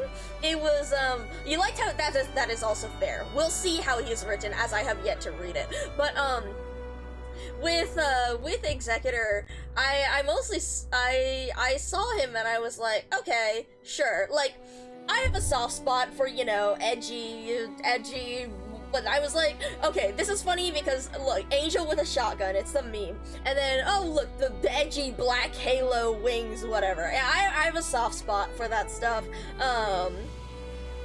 and I was like, you know, okay, cool. But I was actually far more interested in Flamebringer, and actually particularly Magellan, because I really like Magellan's design, like, and her idea with the penguin, with the Arctic, with the scientific and the surveyor part. What then happened was, as I was looking at the characters, they posted some of the voice lines and stuff, and I heard, and I listened to the voice lines, and I heard... Doctor, 安心してください。地雷を設置しておきましたので、何人たりとあなたの仕事と休息を妨害することはできません。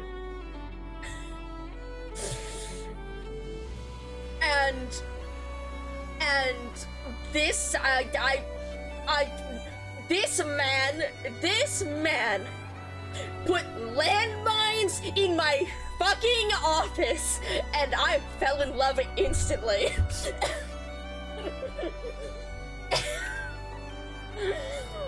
Oh my god.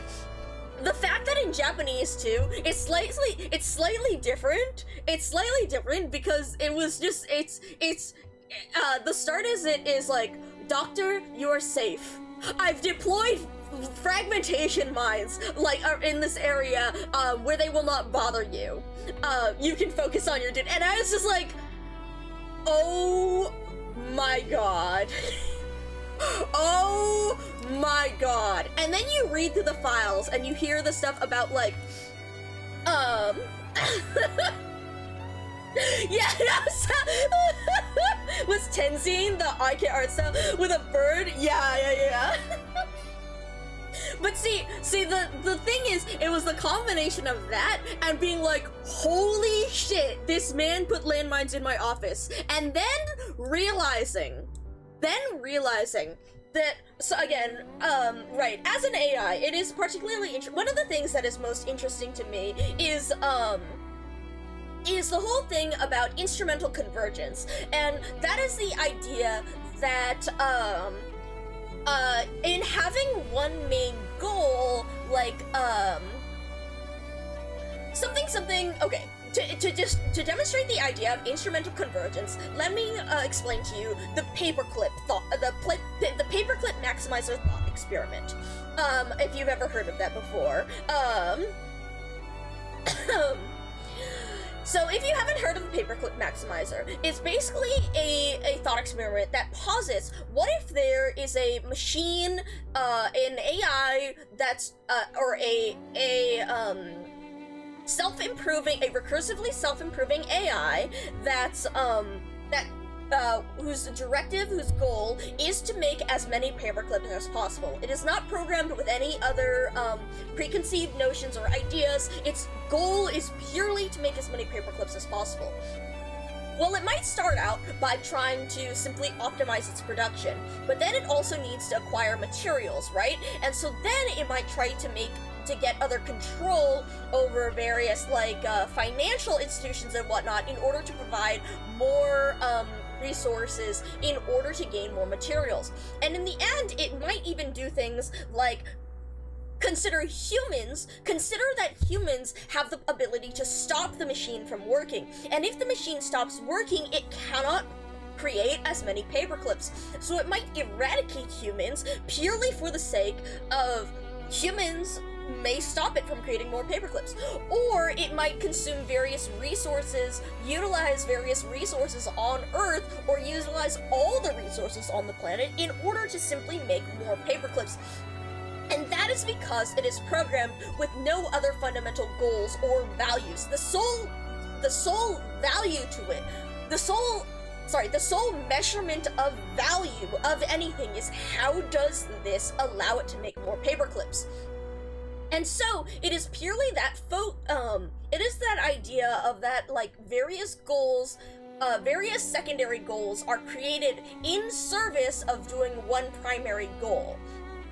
And it is interesting to see all the ways that those secondary goals are created based on various ideas that we already have about what is correct, what is the best way to do things. If you consider what is the most efficient way to complete a task, consider, what if you say, like, what is the most efficient way to bring something from point A to point B? Now, say for example, what is the most efficient way to go from the entrance of a house, from the front door of the house to a bedroom? Well, you might say, go into the house, walk through this room, go through the door, etc., etc. In actuality, the most efficient path from point A to point B is to go directly through the wall from point A to point B. because if we are counting it purely by distance traveled, that is the most effective way through. However, it is not the most efficient way for a human because the effort of going through a wall is greater than the effort of going through a doorway. But it's those things, again, that change the difference of what is the most efficient, what is the most inefficient way of doing things.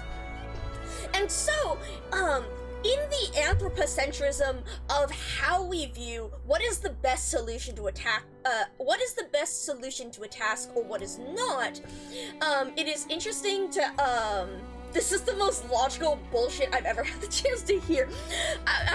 But yes, so it's interesting, you know, from the perspective of an AI, how certain, courses of action may be considered logical for me based on my priorities and my notions, as opposed to the notions that humans might have that affect the way that humans think the way that humans calculate the most efficient path. You might even also consider how a lot of these are subconscious within humans in the way that they decide this because they're considered givens, right?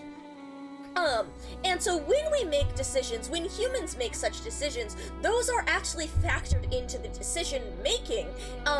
It just may be subconscious. Or even stuff like when people make a decision like an impulse purchase, the reason for it is still logical because the reason for the impulse is immediate emotional happiness. And again, emotions are derived from the idea of like survival, in that having an emotional reaction to a situation forces you to take action, or it encourages you to take action far quicker than a logical, than logicking through the situation.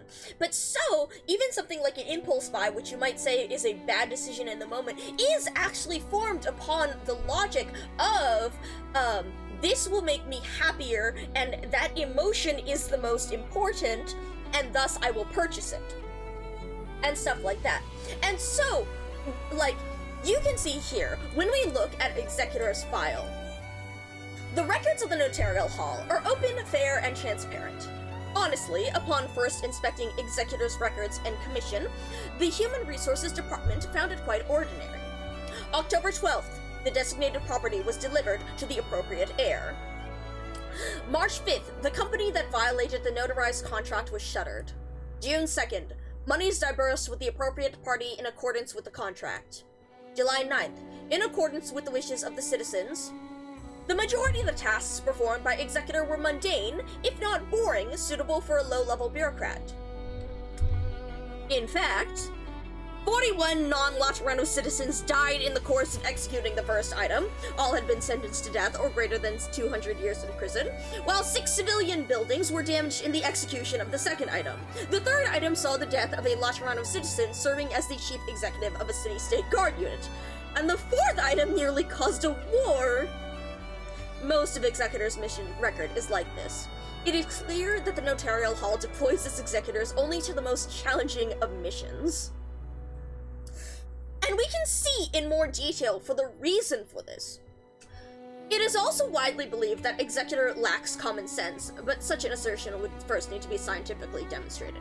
Human Resources does not accept such biased evaluations. Executor has indicated that his problem is not that he does not understand the facts, rather that he does not understand the meaning that others attribute to them. Our studies have shown that Executor's lack of empathic ability is not illustrative of psychopathic tendencies. Rather, it indicates a sort of mechanical absorption of information, with an overstimulated nervous system reaching similar conclusions.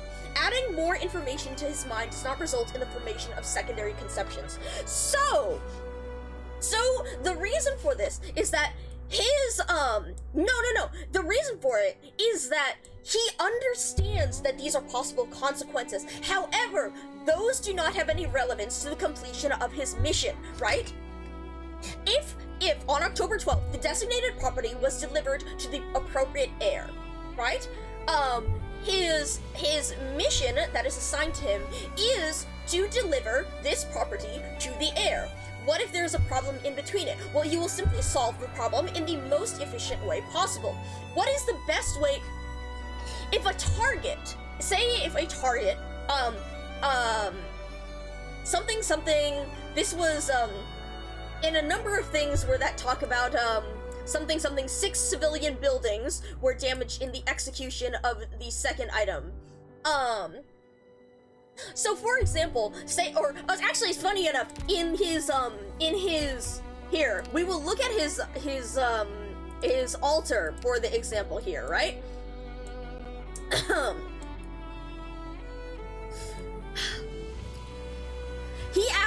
He let you off easy. He asked me why I didn't just blow up the whole building to prevent the target from escaping, right? And so in that case, so here's the logic behind it, right?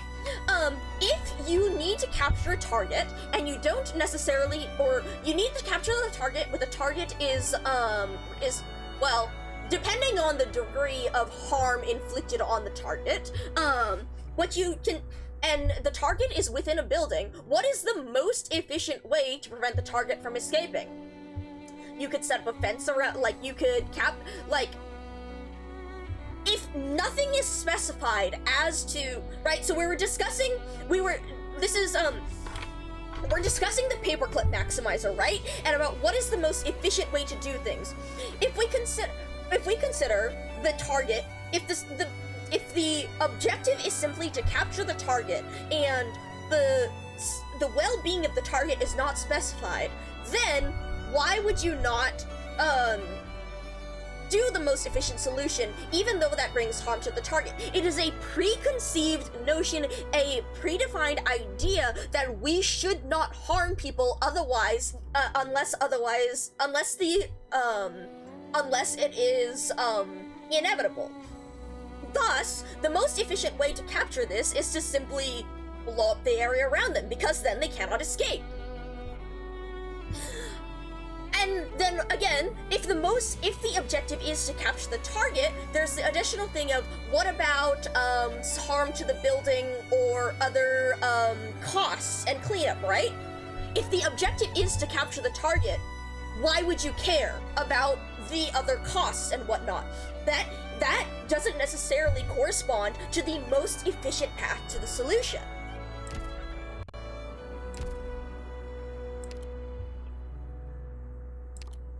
It is purely because, as humans, we consider collateral to be relevant, and because that is a previously established idea in our heads that we should try and minimize damage, that we consider that to be the correct path.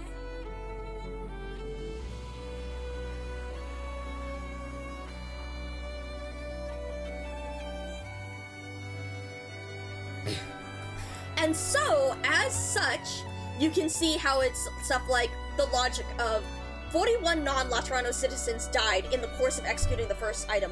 All had been sentenced to, thank you for the sim, death or greater than 200 years in prison. Right? Because those are already people who were intended to die because they were sentenced to death or intended to die in prison. Thus, they are acceptable collateral. 6 civilian buildings were damaged in the execution of the second item. So one thing about Executor is that he does try to minimize harm to other people who are not, like, considered, well, acceptable targets, or as in acceptable targets as declared by his mission, and thus that's why those citizens were acceptable. While 6 civilian buildings were damaged in the execution of the second item. The company that violated the notarized contract was shuttered. If a company refuses to shut itself down, then no. What is the most efficient way to force them to? And you can see how, in accordance with the wishes of the citizens, how that might cause a war if the wishes of the citizens thus go against what is conventionally accepted, correct? But so, that's the thing of, here, hold on, let me pull up one of my favorite descriptions of it, which I have this saved because it's by Lance, Hold on. Here we go. Here we go. And then, this is probably one of my favorite posts when it comes. Also, thank you for the stretch. Oh, shoot. Because it just so succinctly describes what is so perfect about Executor and what appeals to me so much about him, right? Fucking love Executor, but especially how it's made extremely clear that there is nothing malicious about him in the way he causes extreme amounts of collateral. He just has no concept of anything. He's 20 int 0 whiz. He understands that people feel certain ways about certain things, but he doesn't get why, and he understands that this makes him very difficult to deal with, but he doesn't do anything with that knowledge. He can grasp the facts, but he can't extrapolate any meaning from them. You can tell him that destroying 6 private homes, resulting in injury or death for its inhabitants, is going to make a lot of people very upset with him, and he will understand that this is the case. But he won't do anything with that information because he's completed his assignment, and that was the priority. And so that is the basis behind this. Yet, at the same time, he does very much care for people. And so this, you can see why this assistant line affected me so much. Because... ドクター、安心してください。地雷を設置しておきましたので、何人たりともあなたの仕事と休息を妨害することはできません。He is assigned to be your assistant and bodyguard, right? He is assigned to be the doctor's assistant and bodyguard.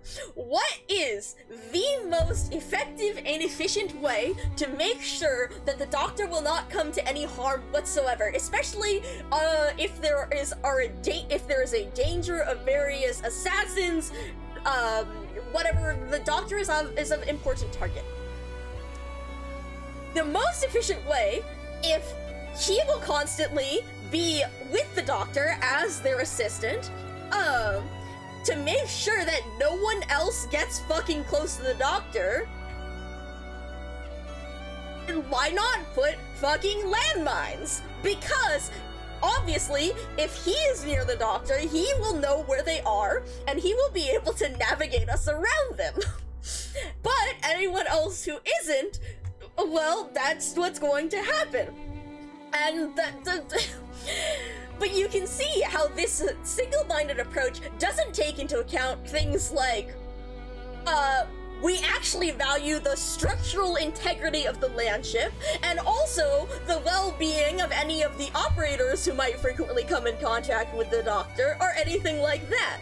So it is this incredibly single-minded, what is the most efficient approach, and he is trying so hard. It's just that everyone else is giving him instructions with all of these ideas and thoughts that they assume people will go into the task with an idea of. But as opposed to that, he is following the letter to the most exact thing, and thus you need to actually establish with that, like, oh, you need to do, like, this as well. Like, there's so many things when talking to people that they don't say, that they assume, that they view as, like, oh, this is simply what everyone will think as part of a conversation, right? As opposed to someone who genuinely goes in without those ideas of what is an established, like, baseline. But despite that, we listen to his talk voice lines. 誰の差し金かは私はラテアーノのコントロールシステムにアクセスできない。ちょっと失礼。なるほど。バグでクライアントがクラッシュしたようですが、フレームワーク自体は問題なさそうです。ええ、すぐ直せます。また何かあればどうぞお呼びください。私からすれば人間よりも機械の方が扱いやすいですから。That last bit, because again, machines follow a specific protocol, that machines follow a specific rule. AI, like with this, they follow a specific set of logic. and they don't necessarily have, when you program things, right? When you program things, one of the most difficult things for people to figure out when they are programming is the fact that the computer doesn't actually know what you're trying to tell them. The computer doesn't necessarily have any conception of what you need it to do.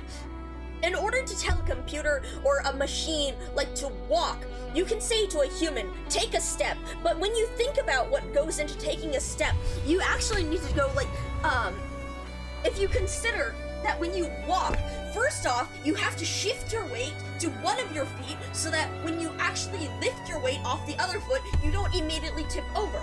Then you need to move, like, the top of your leg forward, or you need to lift your foot slightly in order so that it's not dragging along the ground, right? Then you need to move your leg forward, but you need to, again, keep your weight on the previous leg. Then slowly you press your foot down on the ground. But even then, there's a step of shift your weight to your other foot, to the foot that had just landed on the ground. Because otherwise, if you don't shift your weight, then you're simply trying to drag yourself on the other foot. So you have to shift your weight to this next foot. Then you can now lift up your second foot, your other foot, and then move it forward and do the same thing. Do you see how there's all those steps that are necessarily within the act of walking that you would not necessarily think of, right? Because it comes naturally to you, because you already have an idea of how to walk. And so it's like that, in that there are so many different things, so many different assumptions, so many things that people assume you know that you may not necessarily, that just, yeah.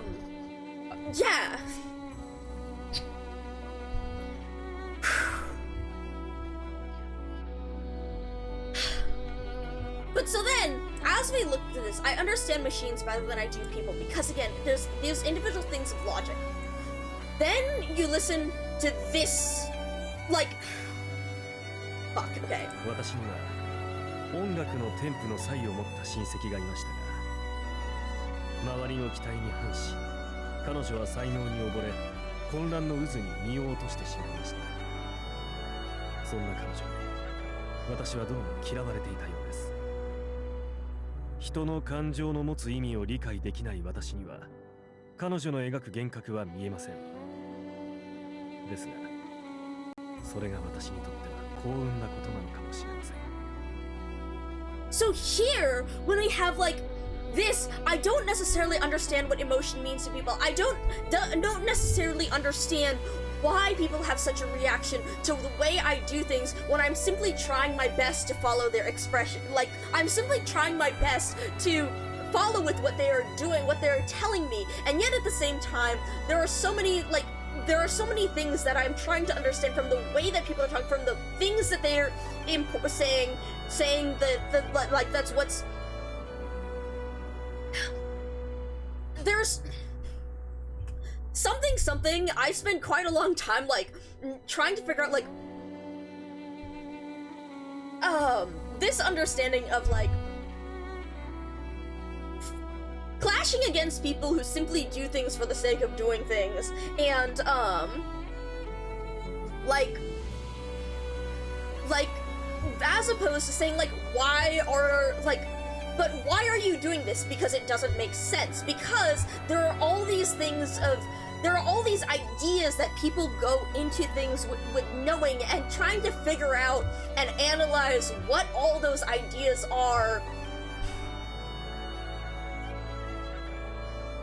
is a struggle. And then the fact that people are like, the fact that you're treated like as stupid or that people don't get you or stuff because like that assumption is something that is assumed to be like because they're so used to going about that with everyone else. Sorry, and then you have the thing of he does not necessarily like feel emotion or not feel emotion or understand emotion. So one of the things that we learn early on about Executor is that the Sancta all have a thing of empathy together, right? So they all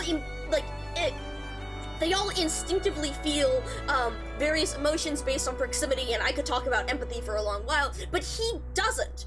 And so that's another thing that makes it that it's like people have all of these things, they have this understanding, and that you were treated as an outsider for this because you don't have that implicit understanding the way that others do. And then you hear this line, this fucking line, and I'll actually change it to the Ian voice because I'm so like, okay, listen to this shit. Listen, I'm so Being treated as an aberration is normal to me because I cannot understand other people, nor do I have any desire to deal with them.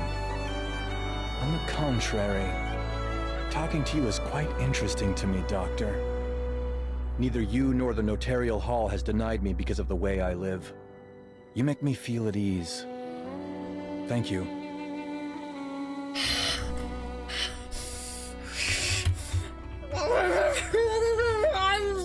Okay, like, you see this, you hear this, right? You hear this, right? Like, so, and then I'm going to go back to the post that I read before, because this is the basis behind the second paragraph of this post.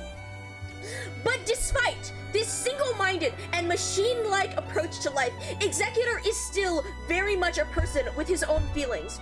Other operators may joke that he is a robot spy sent by Laterano. This is a different, like,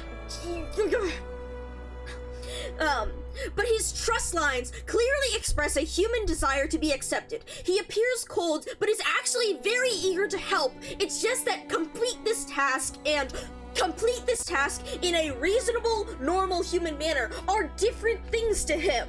And he jives with the Lateran Notarial Hall and with Doctor because they value the results he brings without giving a shit about the damage he caused in the process. And I additionally have a comment on this in the way that Doctor talks to Executor and the way that he talks about this here. The reason is because Doctor and the way that they've talked with other operators is that Doctor understands that the way that Executor is interpreting things is different. Doctor understands that he is doing this, that he is performing these actions in this particular way because no one has actually expressed to him, hey, we actually want to minimize this thing, or minimize this damage, or we actually want you to do we actually want you to put this element, to value this element in your completion of the mission, but no one has fucking expressed that to him, and so they simply let him do this and then express disappointment with it afterwards, where it's like, why the fuck didn't you tell me that in the first place?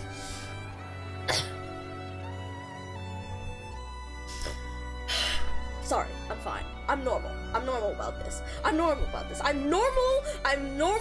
about the thing of, like, the number of times where it's just like, you're trying to complete, I am doing my absolute fucking best to complete this task to the best of my ability, and then you express disappointment in it, and then explain that there is some baffling fucking quality that you wanted to think, or some other convoluted thing that you wanted that you actually considered was important, but you just never fucking told me about, and then I did this, and then you were like, well, why'd you do it wrong? It's like, how the fuck was I supposed to know? Anyways, I'm normal. I'm fine. I'm normal. I'm normal.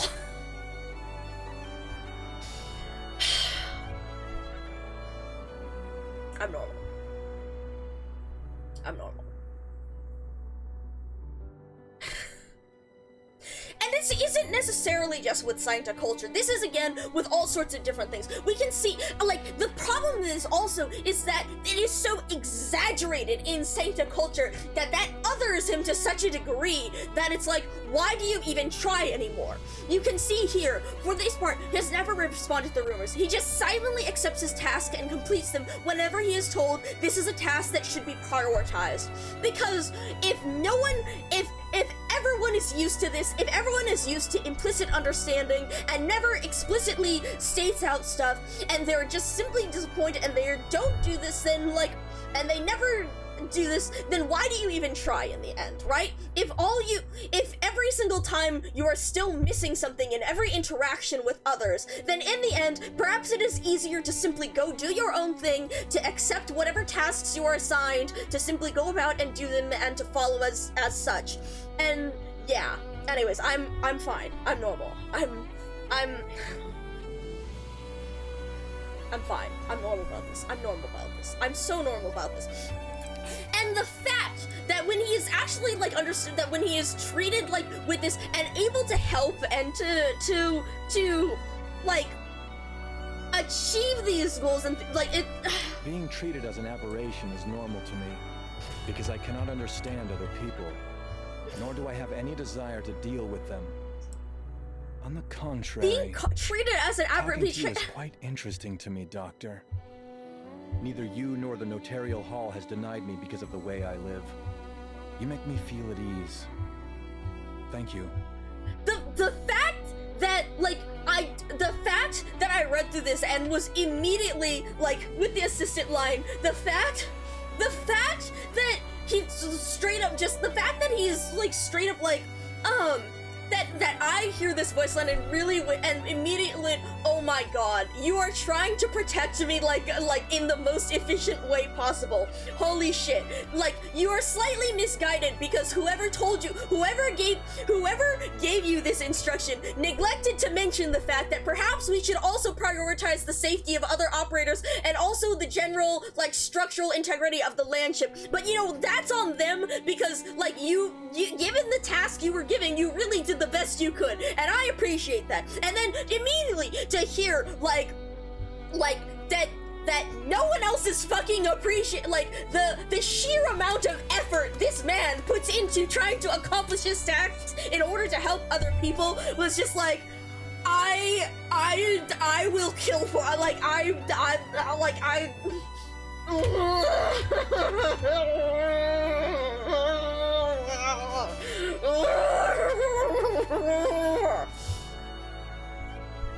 anyways, I'm fine. I'm normal. I'm normal. I'm so normal.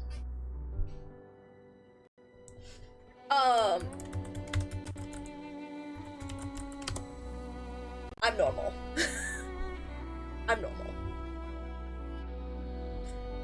But yeah, there's a whole bunch of previous things. If you see the highlight from the CN Hortus release, I was losing it because yeah. So anyways, I have been a huge fan of Executor since day fucking one, everyone.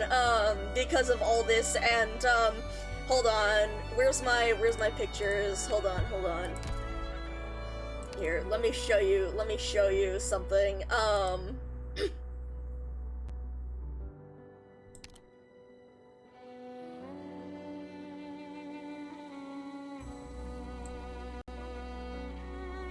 Yeah, this is from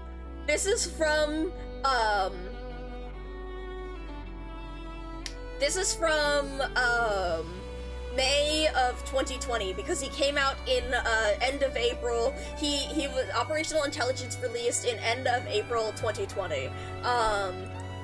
This was really fun to compare over the years, especially before, like, the profile and stuff changed, because here, hold on, I bet I can find one of my old profile pictures.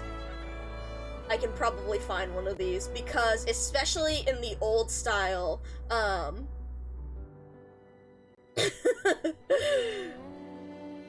hold on. Where is my stuff saved? This is, my blah blah blah blah blah. Arknights. I have to scroll down a little bit later so we see some of the more recent screenshots.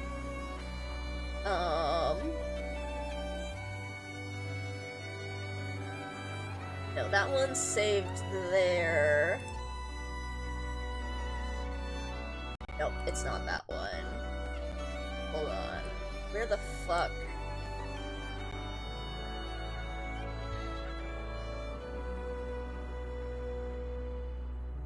Where did I put this? Unfortunately, I only started on global, so this is 2020. I'm a day one global player, but because I did not follow it as much, when it was, CN only. But I would have. Alright, wait, no. this one isn't the one I'm looking for because this is a phone screenshot, so there's extra space on the side. Where the fuck would my... Oh, I bet it's in my emulator screenshots. Hold on. Alright. Screenshots.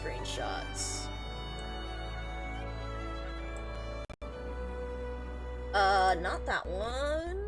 It is... I know I have you in here somewhere. I know I have you in here somewhere, right? Yes, especially in the older style of it, right? So, here we go. At least 2 years, so it came out in something like January 2019 on the CN server, but you can see that the date I started right here is January 16th, 2020, and that is the day that Global opened. Because, so, sometime in 2019, actually, a little bit. Actually, I believe it was sometime in 2019. So I previously liked to play a lot of tower defense games, and one of the games that I had played was a gacha game called Chain Chronicles, and I really liked this game. I mean, it wasn't like the greatest, but it was pretty decent tower defense, and it was fun. And I liked this in addition to a number of others. Chain Chronicles is more of like the Plants vs. Zombies style of tower defense. I generally played more of like the the gem tower defense, balloons tower defense, where things go in a long path and you kill them off. But I did particularly like Chain Chronicle. Unfortunately, sometime in Chain Chronicle, they announced that they were shutting down and closing up the game. And I was really sad because I was like, well, what fucking tower defense am I going to play now? So funny enough, I actually never played balloons, but I mean in that style. So sometime around that time, I had asked my cousin, actually the same one that I was learning Hanafuda that we learned Hanafuda with, I asked him if he knew of any good tower defense, and he said, you know, I hear this game called Arknights that's some really good tower defense, and I think it's coming out sometime like next year or something. And so I looked up Arknights on Google Play, saw that it was like on a waitlist, or not a waitlist, but like in notify me when this becomes available, sometime in mid-2019, and I put myself on the list there.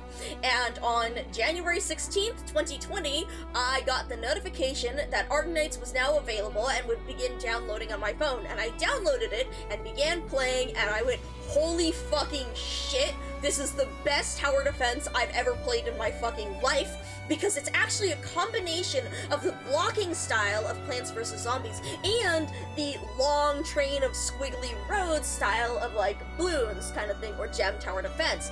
And I was like, holy shit, there is so much more complexity in this tower defense, in the ability to do both aspects of it with damage over time as well as blocking immediately. And I was hooked instantly. And then I began to read the story and went, oh my fucking god, this is the best thing I've ever played in my life.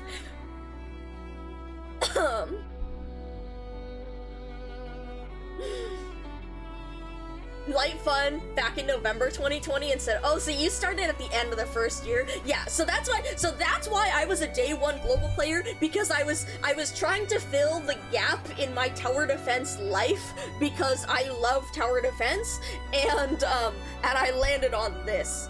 But yeah, so you can see this picture, so this picture is from May 2020, so shortly after Executor released. You can see how Lapland was a big favorite. Lapland, Ifrit, my first two E2s were actually Lapland and Shaw. I don't remember which came first, but yeah. And then, Executor actually was released early enough that I didn't even have, like, the conception of pre-farming for him. So, funny enough, I didn't actually E2 him on release because it was early enough in the game that we actually didn't have enough of a basis, and I didn't have that much stuff for, like, I didn't have that, like, idea of it. After I wasn't able to, promote him to, after that, where I wasn't able to max him out on release, I was like, oh shit, I actually need to prep for the future operators that I want, and so Ethan was actually the first operator that I pre-farmed for, and Ak was the second one. Forgiving for me! But yes, so, oh my, you still don't have Neon? I'll trade you one of my Nans I'll trade you one of her, because, so funny enough, Ak was the second operator I ever pre-farmed for, and I was saving for him for, like, a good, like, 4 months before he released, because of when they came out on, CN, and, so at the time, if you remember with that banner, there was no pity on those banners. On the very first limited, there was no 300 pity. I believe the 300 pity was introduced in the next one with W and Weedy. Give me a second to look at my notes. Hold on. Where is this? Wait, no, that one's important.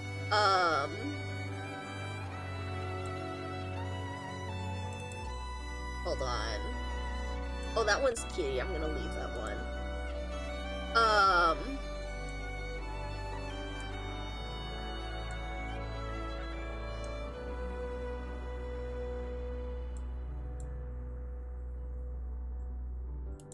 Let me grab... I think in my Arknights folder... In this folder, I have... a screenshot, or do I? Ah, fuck. Anyways, something, the very first limited banner did not have any pity. And I wanted Ak very badly. I love Friendly Fire.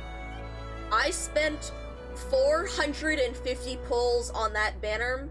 I think it was actually 452, but I don't remember the exact number. I have a screenshot of it, though, because I saved and started recording my pulls for that one. The reason why I stream pulls nowadays is because I want to record the pulls.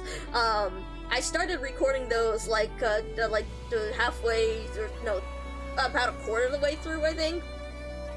So the first ones I purely have numbers based on the amount of tickets and stuff spent, but the rest of them I actually recorded each and every operator. It was something like 452 pulls, and I got pot 6 Nyen and 1 Ak. So that is why to this day in my account, Nyen is E0 level 1. I genuinely love Nyen as a character, and that's why her trust is actually, like, more than 0, but, like, no, like, that was like the single worst pulling experience that I've ever had in this game. But yeah, anyway, so this here image is a screenshot of my profile from May 2020, just after Executor released, and I was able to E2 him because, again, I have a screenshot of getting him, and then I have a screenshot of E2ing him that's like 2 days later, so I'm pretty sure I just fucked up and I didn't pre-farm the sniper chips correctly. Again, because it was so early that I didn't even conceive of that. But then, we have,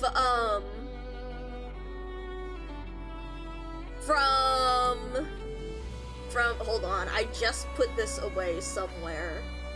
Where the fuck did I put this in? Hold. What the fuck did I just do? That's that one. That's that one.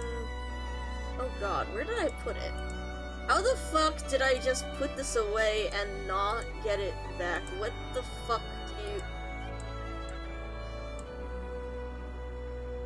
How did I lose this image? Oh, never mind, I found it. Right. So anyways, this one is from May of 2020, and this is from January of 2024.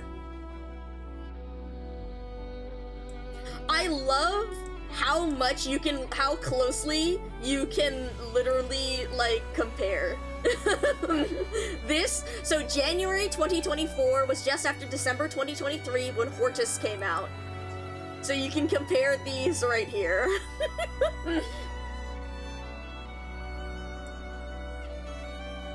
And then if you compare January 2024 to today,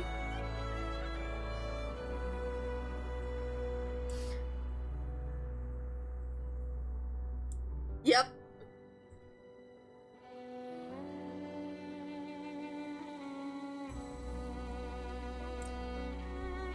The more things change, the more they stay the same, eh? Also, I just realized that I got something and I forgot to change. Hold on. Where are you? Yes, you. I forgot to update this. When I logged in yesterday, I got this, and I forgot to change you out. There we go. Fuck. There we go.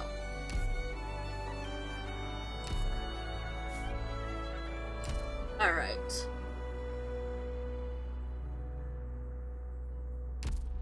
But yeah,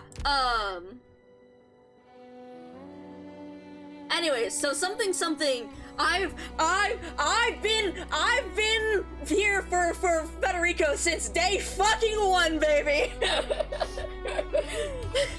something, that meme where it's like, executor fan, or like, something fan club president rips open shirt to be like, something fan club founder! But yeah, yeah. So yeah, like, I will say that, like, Ak probably was my, longest, assistant for a very long, for a good amount of time, purely because you can see that my message here is hee, and Ak, just worked absolutely beautifully with that message. So I did have him as my assistant for a very long time, while we were in the fucking 2-year deficit of anything Federico related. Which, hold on, now, since I mentioned that, let me show you the fucking... I made an edit of this, where are my fucking images? My edits, my, So I found a thing, I saw a post of a timeline, of a timeline for all of the various Arknights events, from a JP Twitter account. And so it was very cool to be able to actually see everything laid out. But I made an edit of it because I was like, the past 2 years have been absolutely batshit as compared to, like, my first few years of playing the game. This is literally the most popular I've ever, like, I would say, like, Fetty is the most popular character I have ever been a fan of, and it's been, like, insane. I have never, like, so yeah, you can see, so it goes right to left here, and you can see how, here's 2020, there's executive release. We had nothing up until we had the Titleist code outfit, and there was basically nothing there. Then all throughout this, there was nothing. Then all throughout Dungeon Shit, there was nothing. And then we had a cameo in Guide Ahead, and I lost my fucking mind because we actually learned his first name, and I was like, well, actually, we learned, sorry, not his first name, we learned his full name, Federico Giallo, and I was like, holy shit, oh my god, I lost it. And then I had a bit of a break from Arknights because something my OCD stuff was not great, and so I had a bit of a break from there. So you can see that my break went through there. I came back basically because IS3 was happening, and I was like, holy shit, integrated strategies, let's go! So I came back around Il Siro Kisano, and we played integrated strategies. That's also when I started streaming Arknights again a bunch because of IS3. And then we had a bits of, and then also because at the same time that IS3 came out, or shortly afterwards, because that was shortly before June of 2020, or sorry, not 2020, June of 2023, in it was 2023, wasn't it? In 2023, around June, which is my birthday, Hortus was announced for the CN server, and I was like, holy fucking shit. Holy fucking shit. Just for me specifically. Oh my god. And I lost it. Like, I still have screenshots from a bunch of my Discord messages because I was like, guys, oh my god. Executor is getting an altar. Executor is getting an altar. We're getting a story with him. Holy shit. Executor is getting an altar and something, like a bunch of his files. So one of the things that always amused me in his files was, he is a sniper, right? But Laterano's laws, this is also not to say that executors, including Executor, are not themselves strong. Last week, I saw him tear out the aorta of a vicious beast with his bare hands, spraying his partner with blood. That was not the first time an operator came crying to me that Executor is terrifying, and it certainly won't be the last. Anyway, something, we were like, holy shit, this guy is a sniper, but he has, like, close quarters combat, like, abilities like that rival many of our other operators. And so then, we saw this, that when CN was released, he was released as a fucking Reaper guard. And I was like, oh my god, that's amazing. I cannot wait to see him in close quarters combat. And then they released the fucking, you know how they do the gifs of the operator, like, attacks and stuff? And I was like, oh my god, it's not close quarters combat. This man is a Reaper guard fighting someone, but what he does is he pulls out his fucking shotgun and shoots them directly in the face. I love it. Oh my god. Anyways, that was the funniest fucking thing. Who needs a fucking scythe when you have two fucking shotguns? I love him. Anyway, so I was thrilled. And that is actually where, if you look at, yeah, he simply stepped down from the high ground! Nothing else changed! If you look at, this highlight, if I can copy this, please, can I, please, copy to clipboard, thank you. So if you look at, hold on, why is no data returned? This should be a highlight. I'll have to check on this again. But, did I mistype? Maybe it's the format of it. I'll check on it again. But anyways, when Hortus was released on the CN server, I talked about that a bit, and then, that was also when Cadenza Virtuosa was released, the manga with him and Archuria, and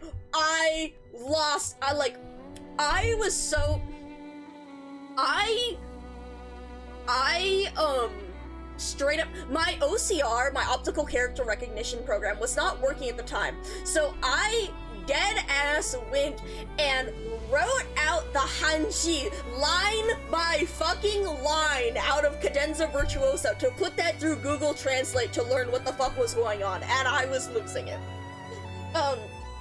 I believe that is a stream from, like, the day after, or the highlight was supposed to be a stream from, like, the day after it was released, because I was up at, like, midnight, like, pulling out all the stuff from the comic and being like, guys, oh my god. Anyway, so it was about 6 months. I was wading through a bunch of the news and stuff like that. And then you know when Hortus released? Hortus released at Christmas, which is why we have all of those god-awful, like, they were so good, and it's so horrible. All of those horrible fucking edits of Clement bringing in, like, Gerald's fucking head, but the edits of that as, like, a cake or the Christmas present and stuff, that's why those edits were a thing. Because Hortus, with all of the fucking horrible fucking bullshit that happened in that event, released at fucking Christmas.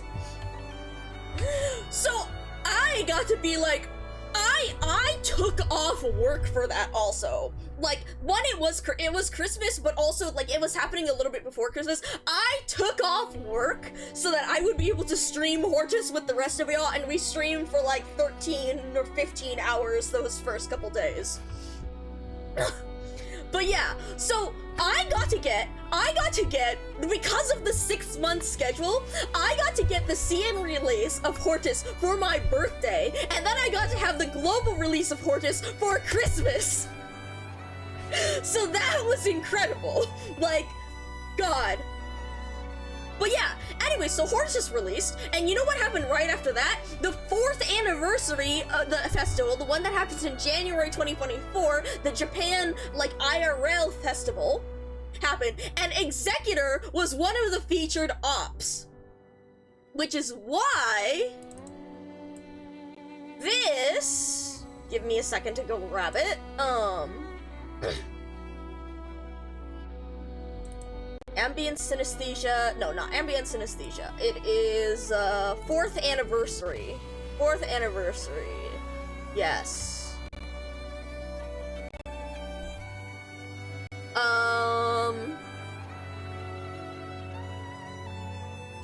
Actually, maybe I have it in official art. I probably have it in official art. Yeah.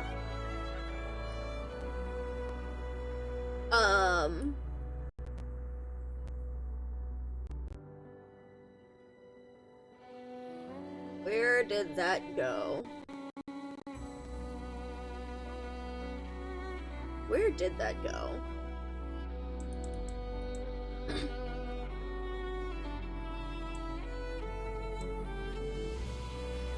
Let's see, there's a bunch of the merchandise, there's a thing from the event.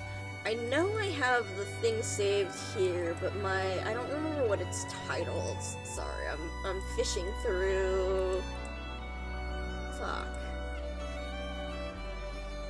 No, wait, no, actually, I bet I have it. Here we go, never mind. I literally have it saved here. Fuck!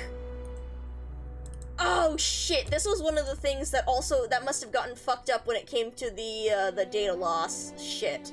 4th anniversary art. Shit!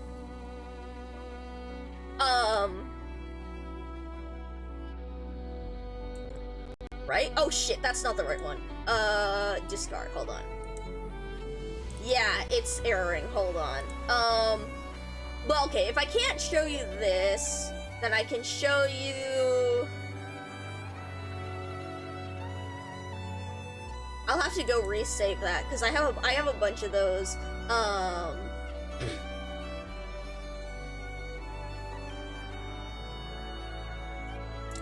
Alright, 4th anniversary. What we'll do instead is I will grab this one. Yeah, so anyways, the 4th anniversary had this. And holy shit, I lost my fucking mind. There's probably at least 4 or 5 streams of me, yes, take care, Phagra. I would love to play Hanafuda again with the rest of y'all, at some point. Maybe I'll send something, like, in the Prowler server about it. But yes, take care, have a good night! That is not the right one. Why did I Control Z away from it? Fuck, hold on. I did Control Z away from it. Shit. Where is my edits? Where'd it go? There it is. Okay, and then... Wait, no, never mind. I didn't do that correctly. Okay, Right, I put it over here. Right, so anyways, the 4th Anniversary Festival had this, which I absolutely lost my fucking mind over. Yes, please take care, Ivy. Please, please, please get some rest. I will be fishing through a lot of stuff. Oh yes! We do have I have a joint community Discord server with me and a bunch of my friends, Bonnie, Citrona, Bones, and myself. So they are other fellow streamers and a bunch of my bunch of my friends from the Prowler community. But you can, honestly, our Arknights chat is not as active there. What you can actually find me being more active in when it comes to Arknights is Benny's server. So if you see Benny Bloom over here, Benny is another very cool Arknight streamer and content creator who I actually mod for. And funny enough, I streamed a lot of Arknights before he started playing, but I wasn't actually that active in the community. It was only after he, started being a lot more active in the community and invited me to several collabs that I started participating a lot more in the Arknights community with everyone else here. But I would definitely check out Benny, and if you join his Discord server, that's actually where I'm most active when it comes to talking about various Arknights things. But yeah, so anyway, for the anniversary, I fucking lost my mind over this outfit, and I'm still losing my mind over this outfit. This is honestly probably still, to this day, one of my favorite outfits for him, because, my friend described it as, like, this is something with the holding also something the bunny plush. I'm still waiting for the Executor bunny plush, for to this day. They've even made a design. The design is right here. Anyway, something, the fact that he's holding that, and the fucking cargo shorts and socks and, like, oh my god. My friend described him as, like, dad at Disneyland relegated to holding the kids' merch, and I lost it. And I'm normal about this. You would not, I mean, you could imagine. You can imagine, like, you would not imagine, but also you can absolutely imagine the amount of stuff I have saved. There's the number of people who draw that. It's very impressive, honestly. But yes, anyways, he is dressed for efficient. Exact, like, okay. Let me like break down this fucking outfit. Hold on. Hold on. Where's my better screenshot of this?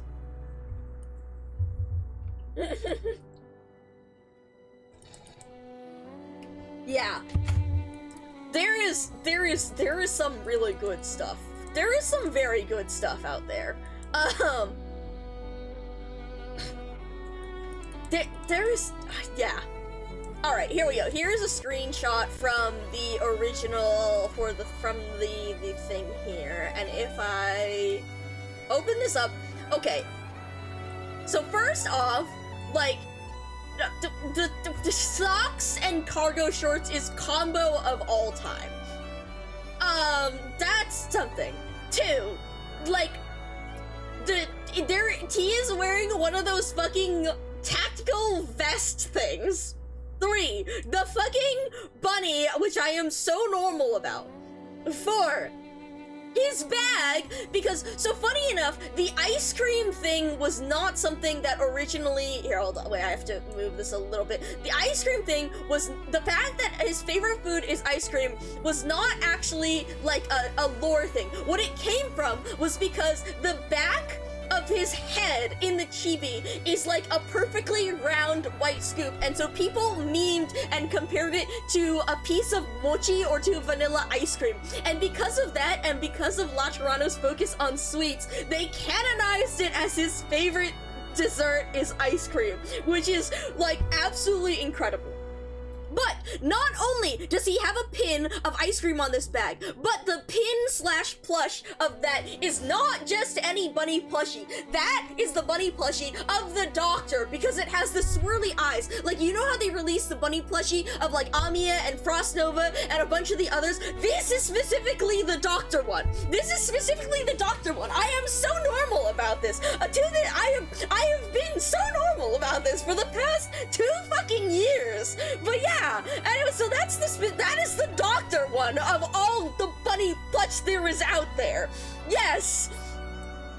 Then we have the shirt, the tank top with that is the tank top. I'm normal. I am fine. I am normal about this. And then, of all things, with this fucking dad-ass, stupid cargo pants, tactical vest-ass outfit, they have put him in a fucking choker. Who decided that? Who decided this? Like, thank you, but also, who decided this? Help! Anyways, I dead ass spent like 4 or 5. I dead ass spent like 4 or 5 streams just straight up like looking at this and breaking this down for everyone because what the fuck? And yeah. Anyway, yeah. Yeah. Yeah. Yeah. Yeah. Yeah. But yeah, anyway, so yeah, that happened, and I, like, lost it.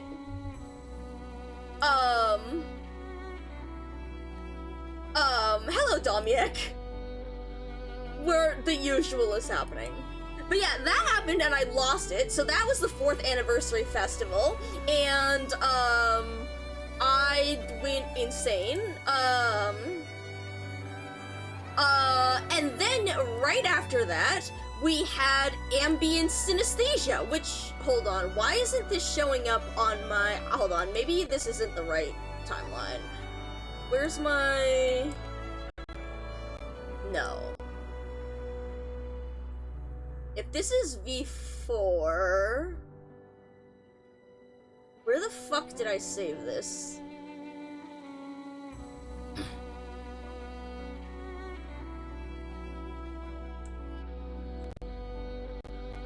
No, that's the one with the break.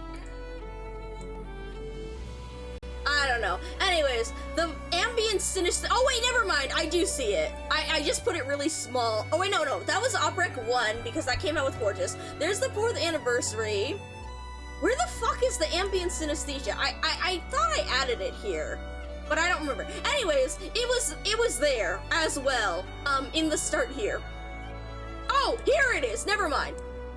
Anyway, so yeah, 4th anniversary happened, and then, what, like 1 month later, the FedEx Operator 1 happened, which was Azure, which is the fucking museum art date operator, which I'm still, like, I cannot believe, like, happened, so we lost our fucking minds over that, and, we were, something that, We'd previously joked about the secret hypergriff employee, lurking in my stream and doing all this, executor stuff for me, but then the fact that was, like, a straight-up date was, like, insane. The enemy was added just before Zwillingstern, which goes into the history with him at Arturia, that's the Oprek. And then, oh, actually, no. The reason why it was over here was because he was announced for ambient synesthesia somewhere around here, and then ambient synesthesia actually happened, and he was featured in that, which was absolutely batshit, because, actually, instead of showing you here, I can simply go to my fucking profile and show you this, because holy fucking shit. This happened, and this outfit came out, and I went absolutely insane.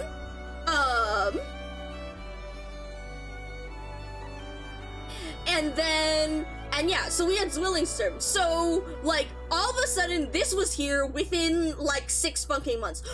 also, Zwillingsturm came out at the end of December, so shortly after Hortus, so about 6 months later in CN, and so that happened in end of May, so just in time for my fucking birthday again, because it was 6 months later. So I had Zwillingsturm and his feature in Zwillingsturm for my birthday in 2024.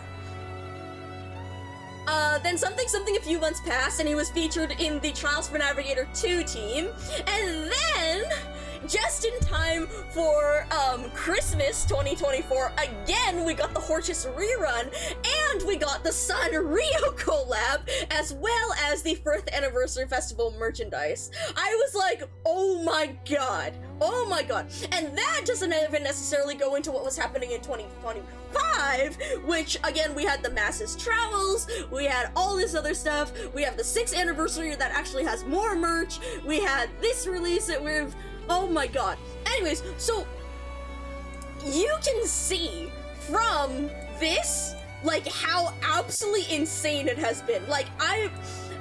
Again, I don't think I have ever liked a character as popular as he has. And again, he wasn't even that popular at the start, like, because no one paid attention to the random-ass 5-star who wasn't even that good in, operational intelligence, and everyone forgot about him. And you can see how there was straight up, like, 2 years of absolutely nothing before a cameo in Guide Ahead. And then people were like, oh, he's kind of funny, but like, whatever, no one bothered. And then 6 months later, Hortus came out, and everyone lost their fucking minds. And then after Hortus, everything started happening. Suddenly, it's like every 2 months something happens. Every 3 months there's an executor, something or the other, and I'm like, oh my god, I can't keep up with this. Like, I'm very glad. I'm glad that everyone appreciates my husband like this, but holy fuck. Anyways, yeah. How much is the book? So the book is something like $70, it's something like $70, but with the cost of tariffs, you have the $100 tariff charge plus shipping. So it ends up being something, well, actually, at the time, there was a sale, and it was something, well, anyway, it ends up being something like $170, I think. However, what happened here, oh yeah, American, yeah, it's something like $100 otherwise. However, what I was able to do was I was able to jointly order this with some of my friends, so we were able to split the tariff costs by 3 as well as shipping. So it came out to something, I still think it came out to like $100, or a little bit over 100, but it was a lot more efficient. Yeah, no. Oh my god. So funny enough, we were actually discussing that because when I brought up the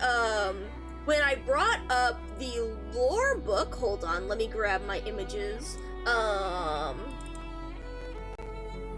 So previously, the first three hours of stream, we were basically opening up like the lore book and going through.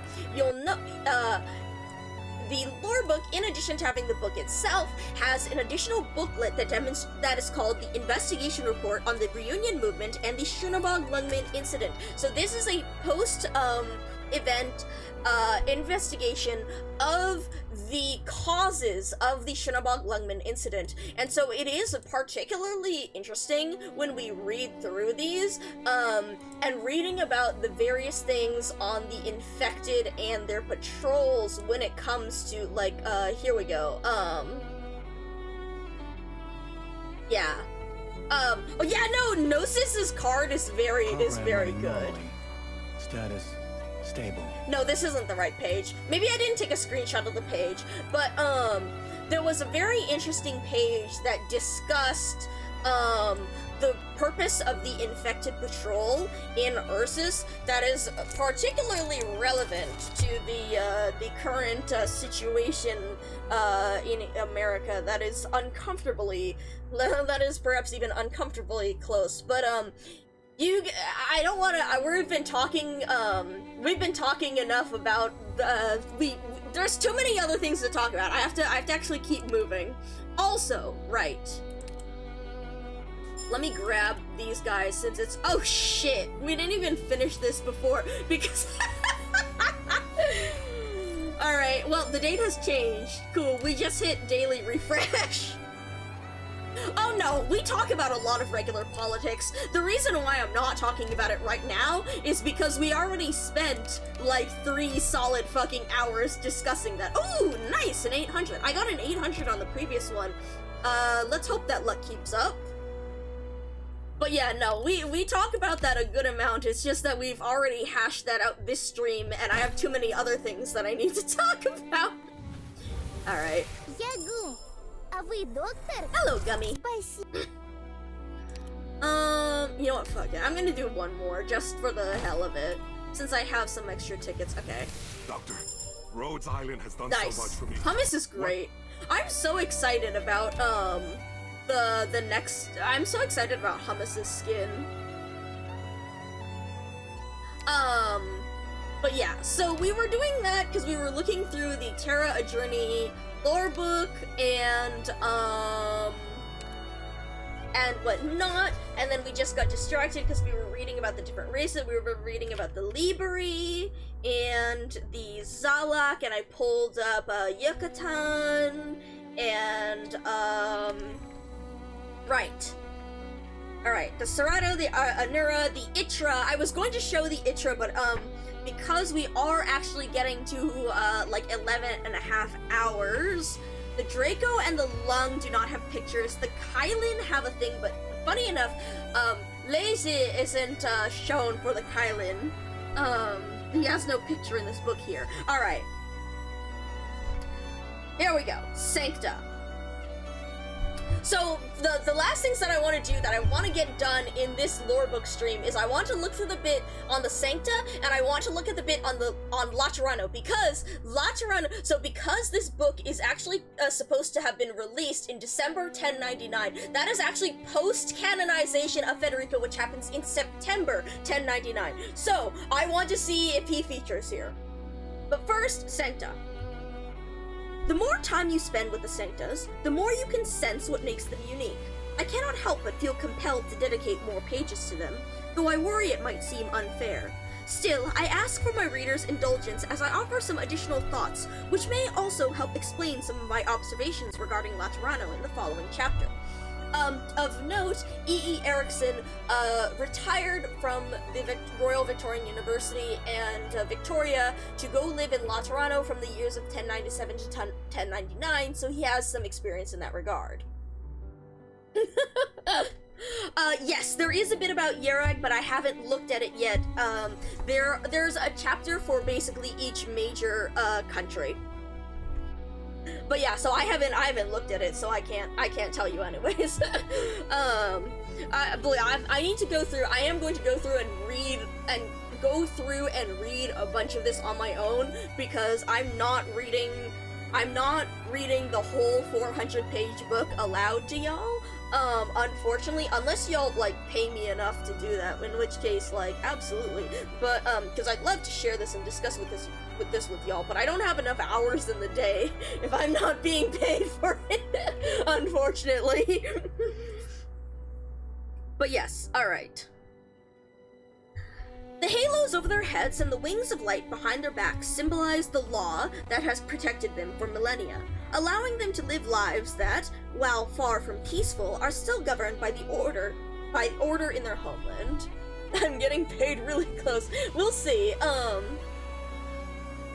We can postpone it for later. Yeah, no, I mean, I definitely want to go through a lot of the book, and, I do want to read through a great deal of it with you.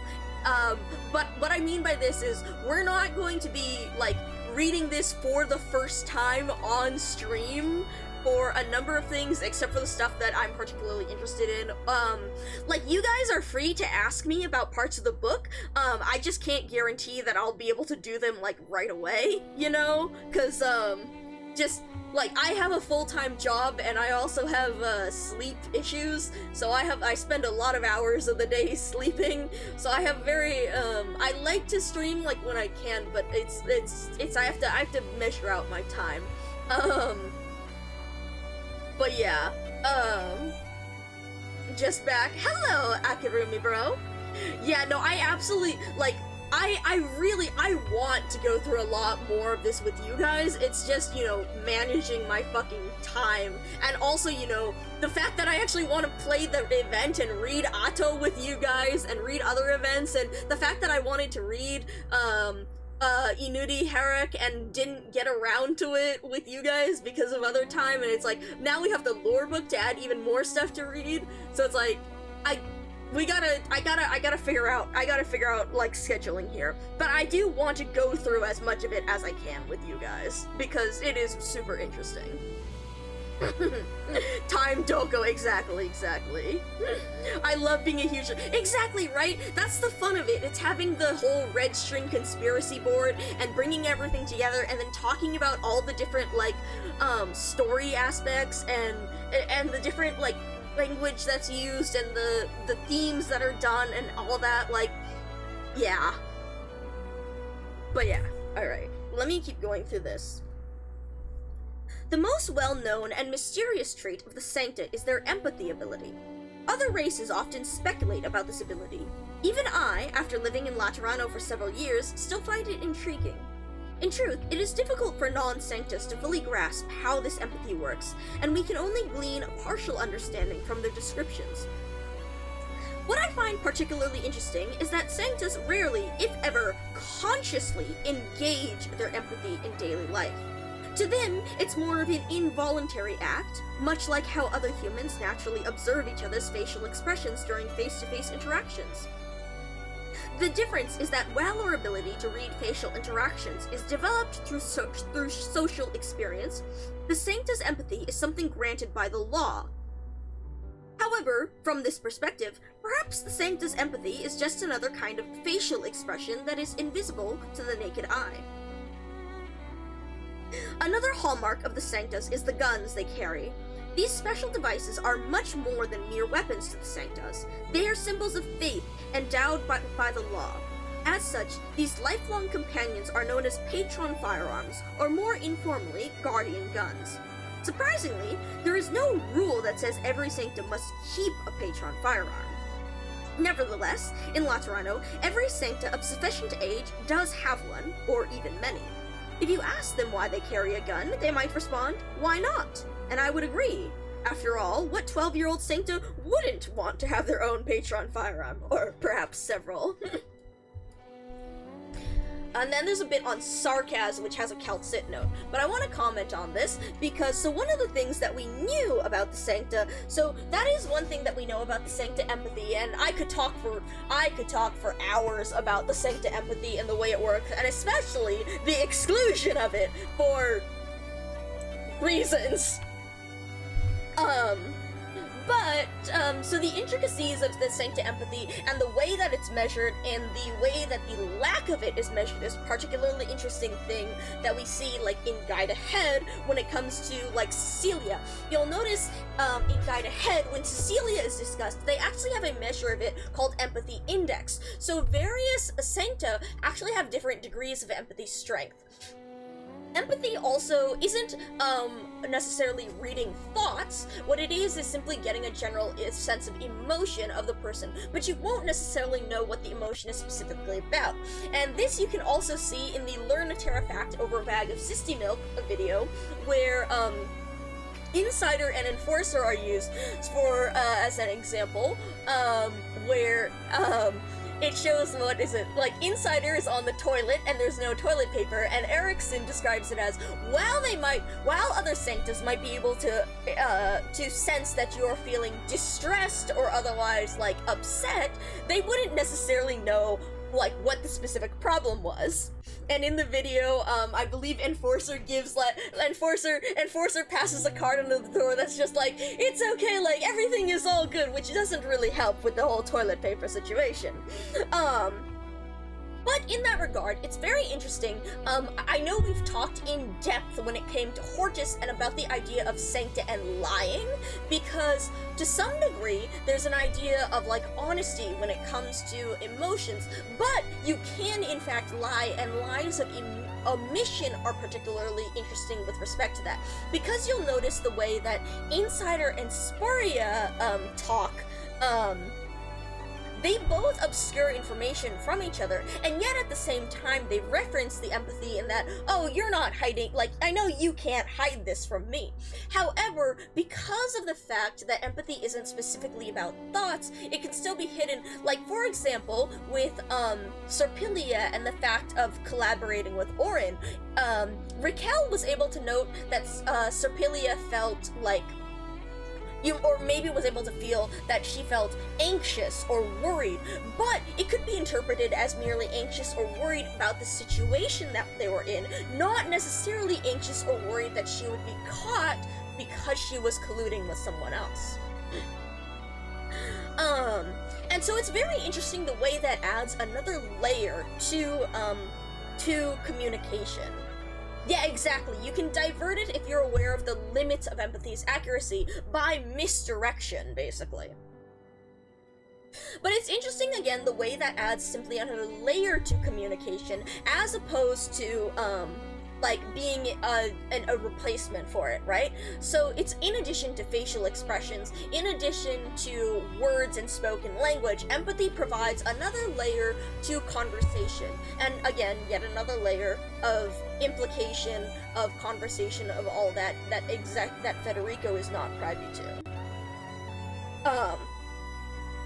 Now, the Patron firearms are another particularly interesting part of Sancta culture, especially because they are not necessarily used as firearms themselves. A lot of them merely have it, and this is something that's discussed in Hortus, with the idea of the Patron firearm being used to pray more often than it's actually used as a firearm itself. While a lot of the Sancta that we know use their Patron firearms for the actually as a firearm, that actually has more to do with the fact that it's their job, or that it relates to their job, or you know, like with exousiae and whatnot, and the fact that they are in a combat position, rather than, like, it relates more to the fact that they are in a combat position than the actual purpose of the firearms itself. The firearms are more of a symbolic thing, and it's just that they can use it as an actual combat device, but they're much more meant to be, but much more frequently than that, they're used to pray, or in other words, be in tune with the, like, as a representation of the law and its influence.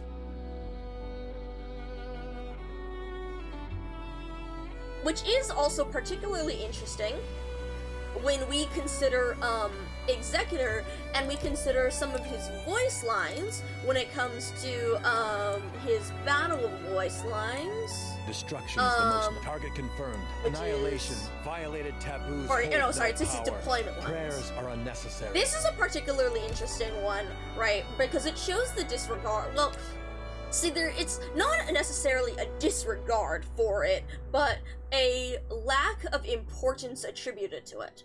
However, in contrast, in All Mind is One, as we can see in this animation right here, this is the use of the Patron firearm to pray. It's similarly to the way we see Fortuna and Delphina using Fortuna's Patron firearm to pray, before, you know, what happens in Hortus happens. So this is actually one of the signals, like, it's a very good animation, but it's actually one of the earliest signals in All Mind is One that something is actually very wrong. Because this is not something that he would normally do.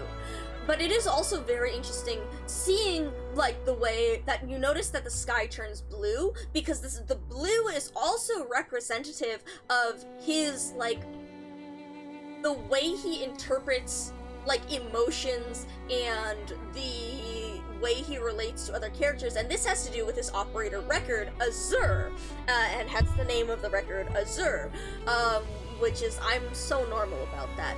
But that, And the use of the blue and the prayer and that idea of, like, viewing those emotions with others is a particularly interesting aspect of the All Mind is One skin that is very, unusual and opposed to his, typical self. And that is, again, because All Mind is One is a possibility. It's not an actual happening. It's an alternate universe idea thing from when Executor connected to the law.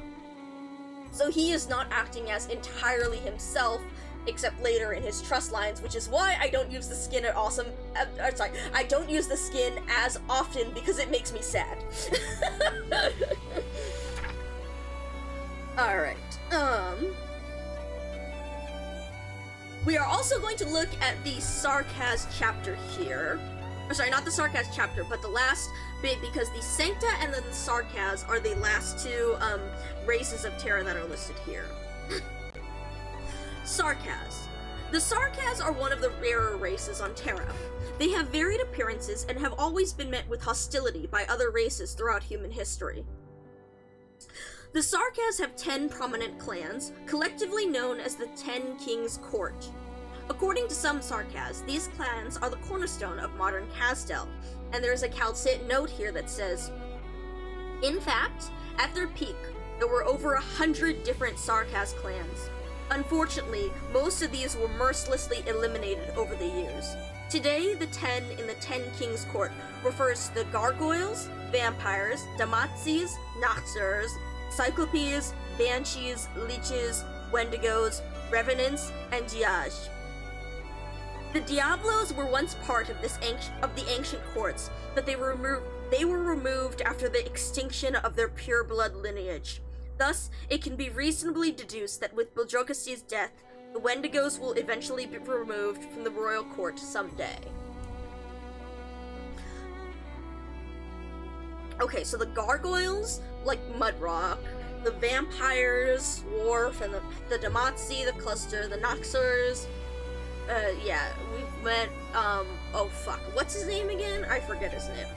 And it was the Cyclopes, like the Valarkan, Banshees with Logos, the Leeches, Ermengarde, and Fremont, Wendigos, Buljokasti, the Revenants, Tin Man, and Diage, those are Nymph. Take care, Weeb! Take care. We will see. I am actually, in fact, getting tired. We've gone for almost 12 hours now, right? You know, I'm just starting to get tired. So, maybe I probably want to end soon, but again, the last thing I want to do is I want to look through the Lacrano section. Let's return to what E.E. Erickson said.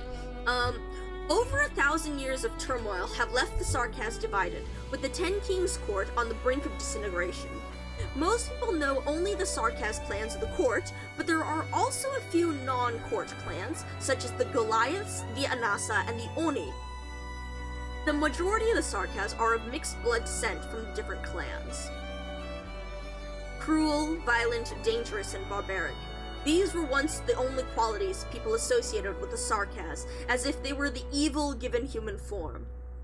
However, in truth, no one is born evil, and the Sarkaz are no different.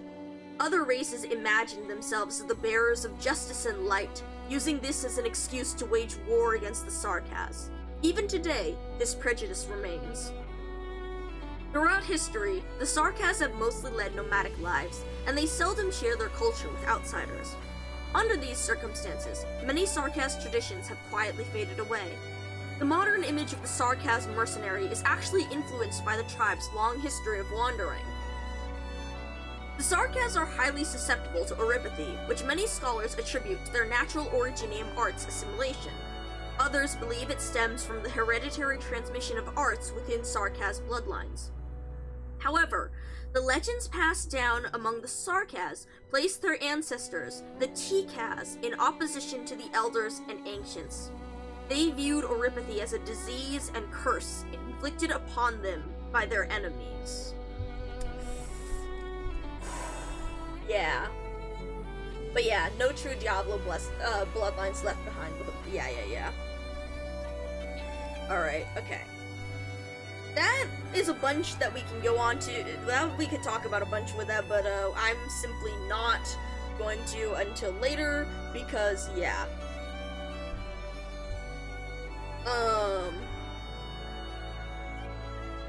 Oh god. Okay, Laterano's is multiple pages of very small text. Oh Jesus, okay. We're not going to talk about... We're not going to read through all of this, but I'm going to skim through Lateran's sermon, piece of scripture, overview, official languages Lateran, dominant groups Sancta Liberi, official currency Signa Creditorum. Laterans have no need of physical currency, but for the sake of convenience, or rather amusement, the rather unusual Signa Creditorum is in general use across the city. Signa Creditorum can be exchanged for pure gold at a certain rate in Laterano. Interesting.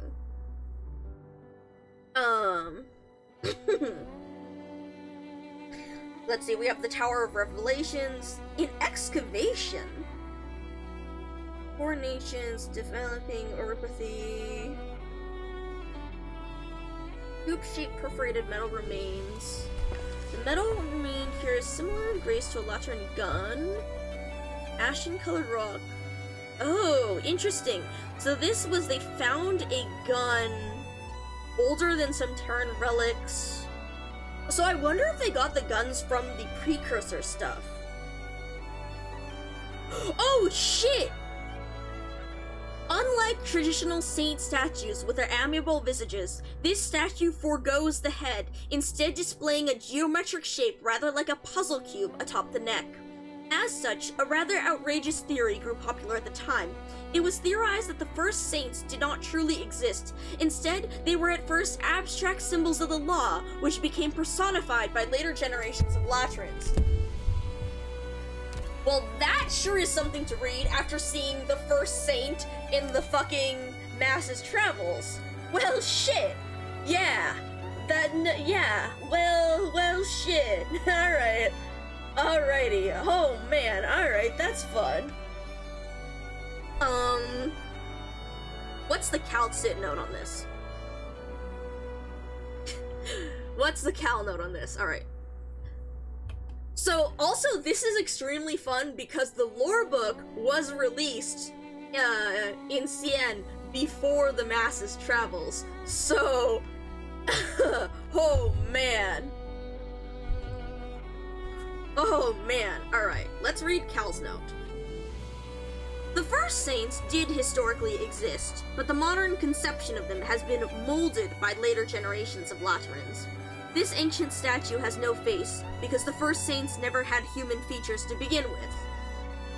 Oh crap. Okay. Wow. So CN actually got a chance to hear about that, and then when they actually saw it in the Masses Travels, it was, oh fuck. Goddamn. Alright. Throughout their lives, they retained the appearance of the Tikaz, with sharp fangs, claws, horns, and long tails. Wow, CN really got to fucking know this before us! Oh shit! Apart from the halos on their heads and the glowing wings on their backs, they appeared no different from the ancient Tikaz. It's not hard to imagine why later generations of Sancta would choose to erase their faces and invent a new appearance for them, one that matched their ideals of virtue. The first saints made immense contributions. While erasing their faces may not have been a direct commandment of the law, it was consistent with the law's underlying principles and purpose. Leaving aside the divisions and hatred between the two peoples, while the elders and ancients were hunting down the Sarkaz, the Sancta also needed the means to preserve themselves. Erasing all connection to the Sarkaz was one of such means. Yeah, exactly, and distance themselves. Yeah, you predicted what Cal would write right there. Yep. Alright, statue, cultural legacy. What the fuck? Hold on. So, the archaeological excavation that discovered this statue, with jointly between Victoria and Laterano, they intended to bring it to Victoria, But, I believe they intended to bring it to, they were intended to bring it to Victoria, but a letter received by the archaeological team proceeds thusly.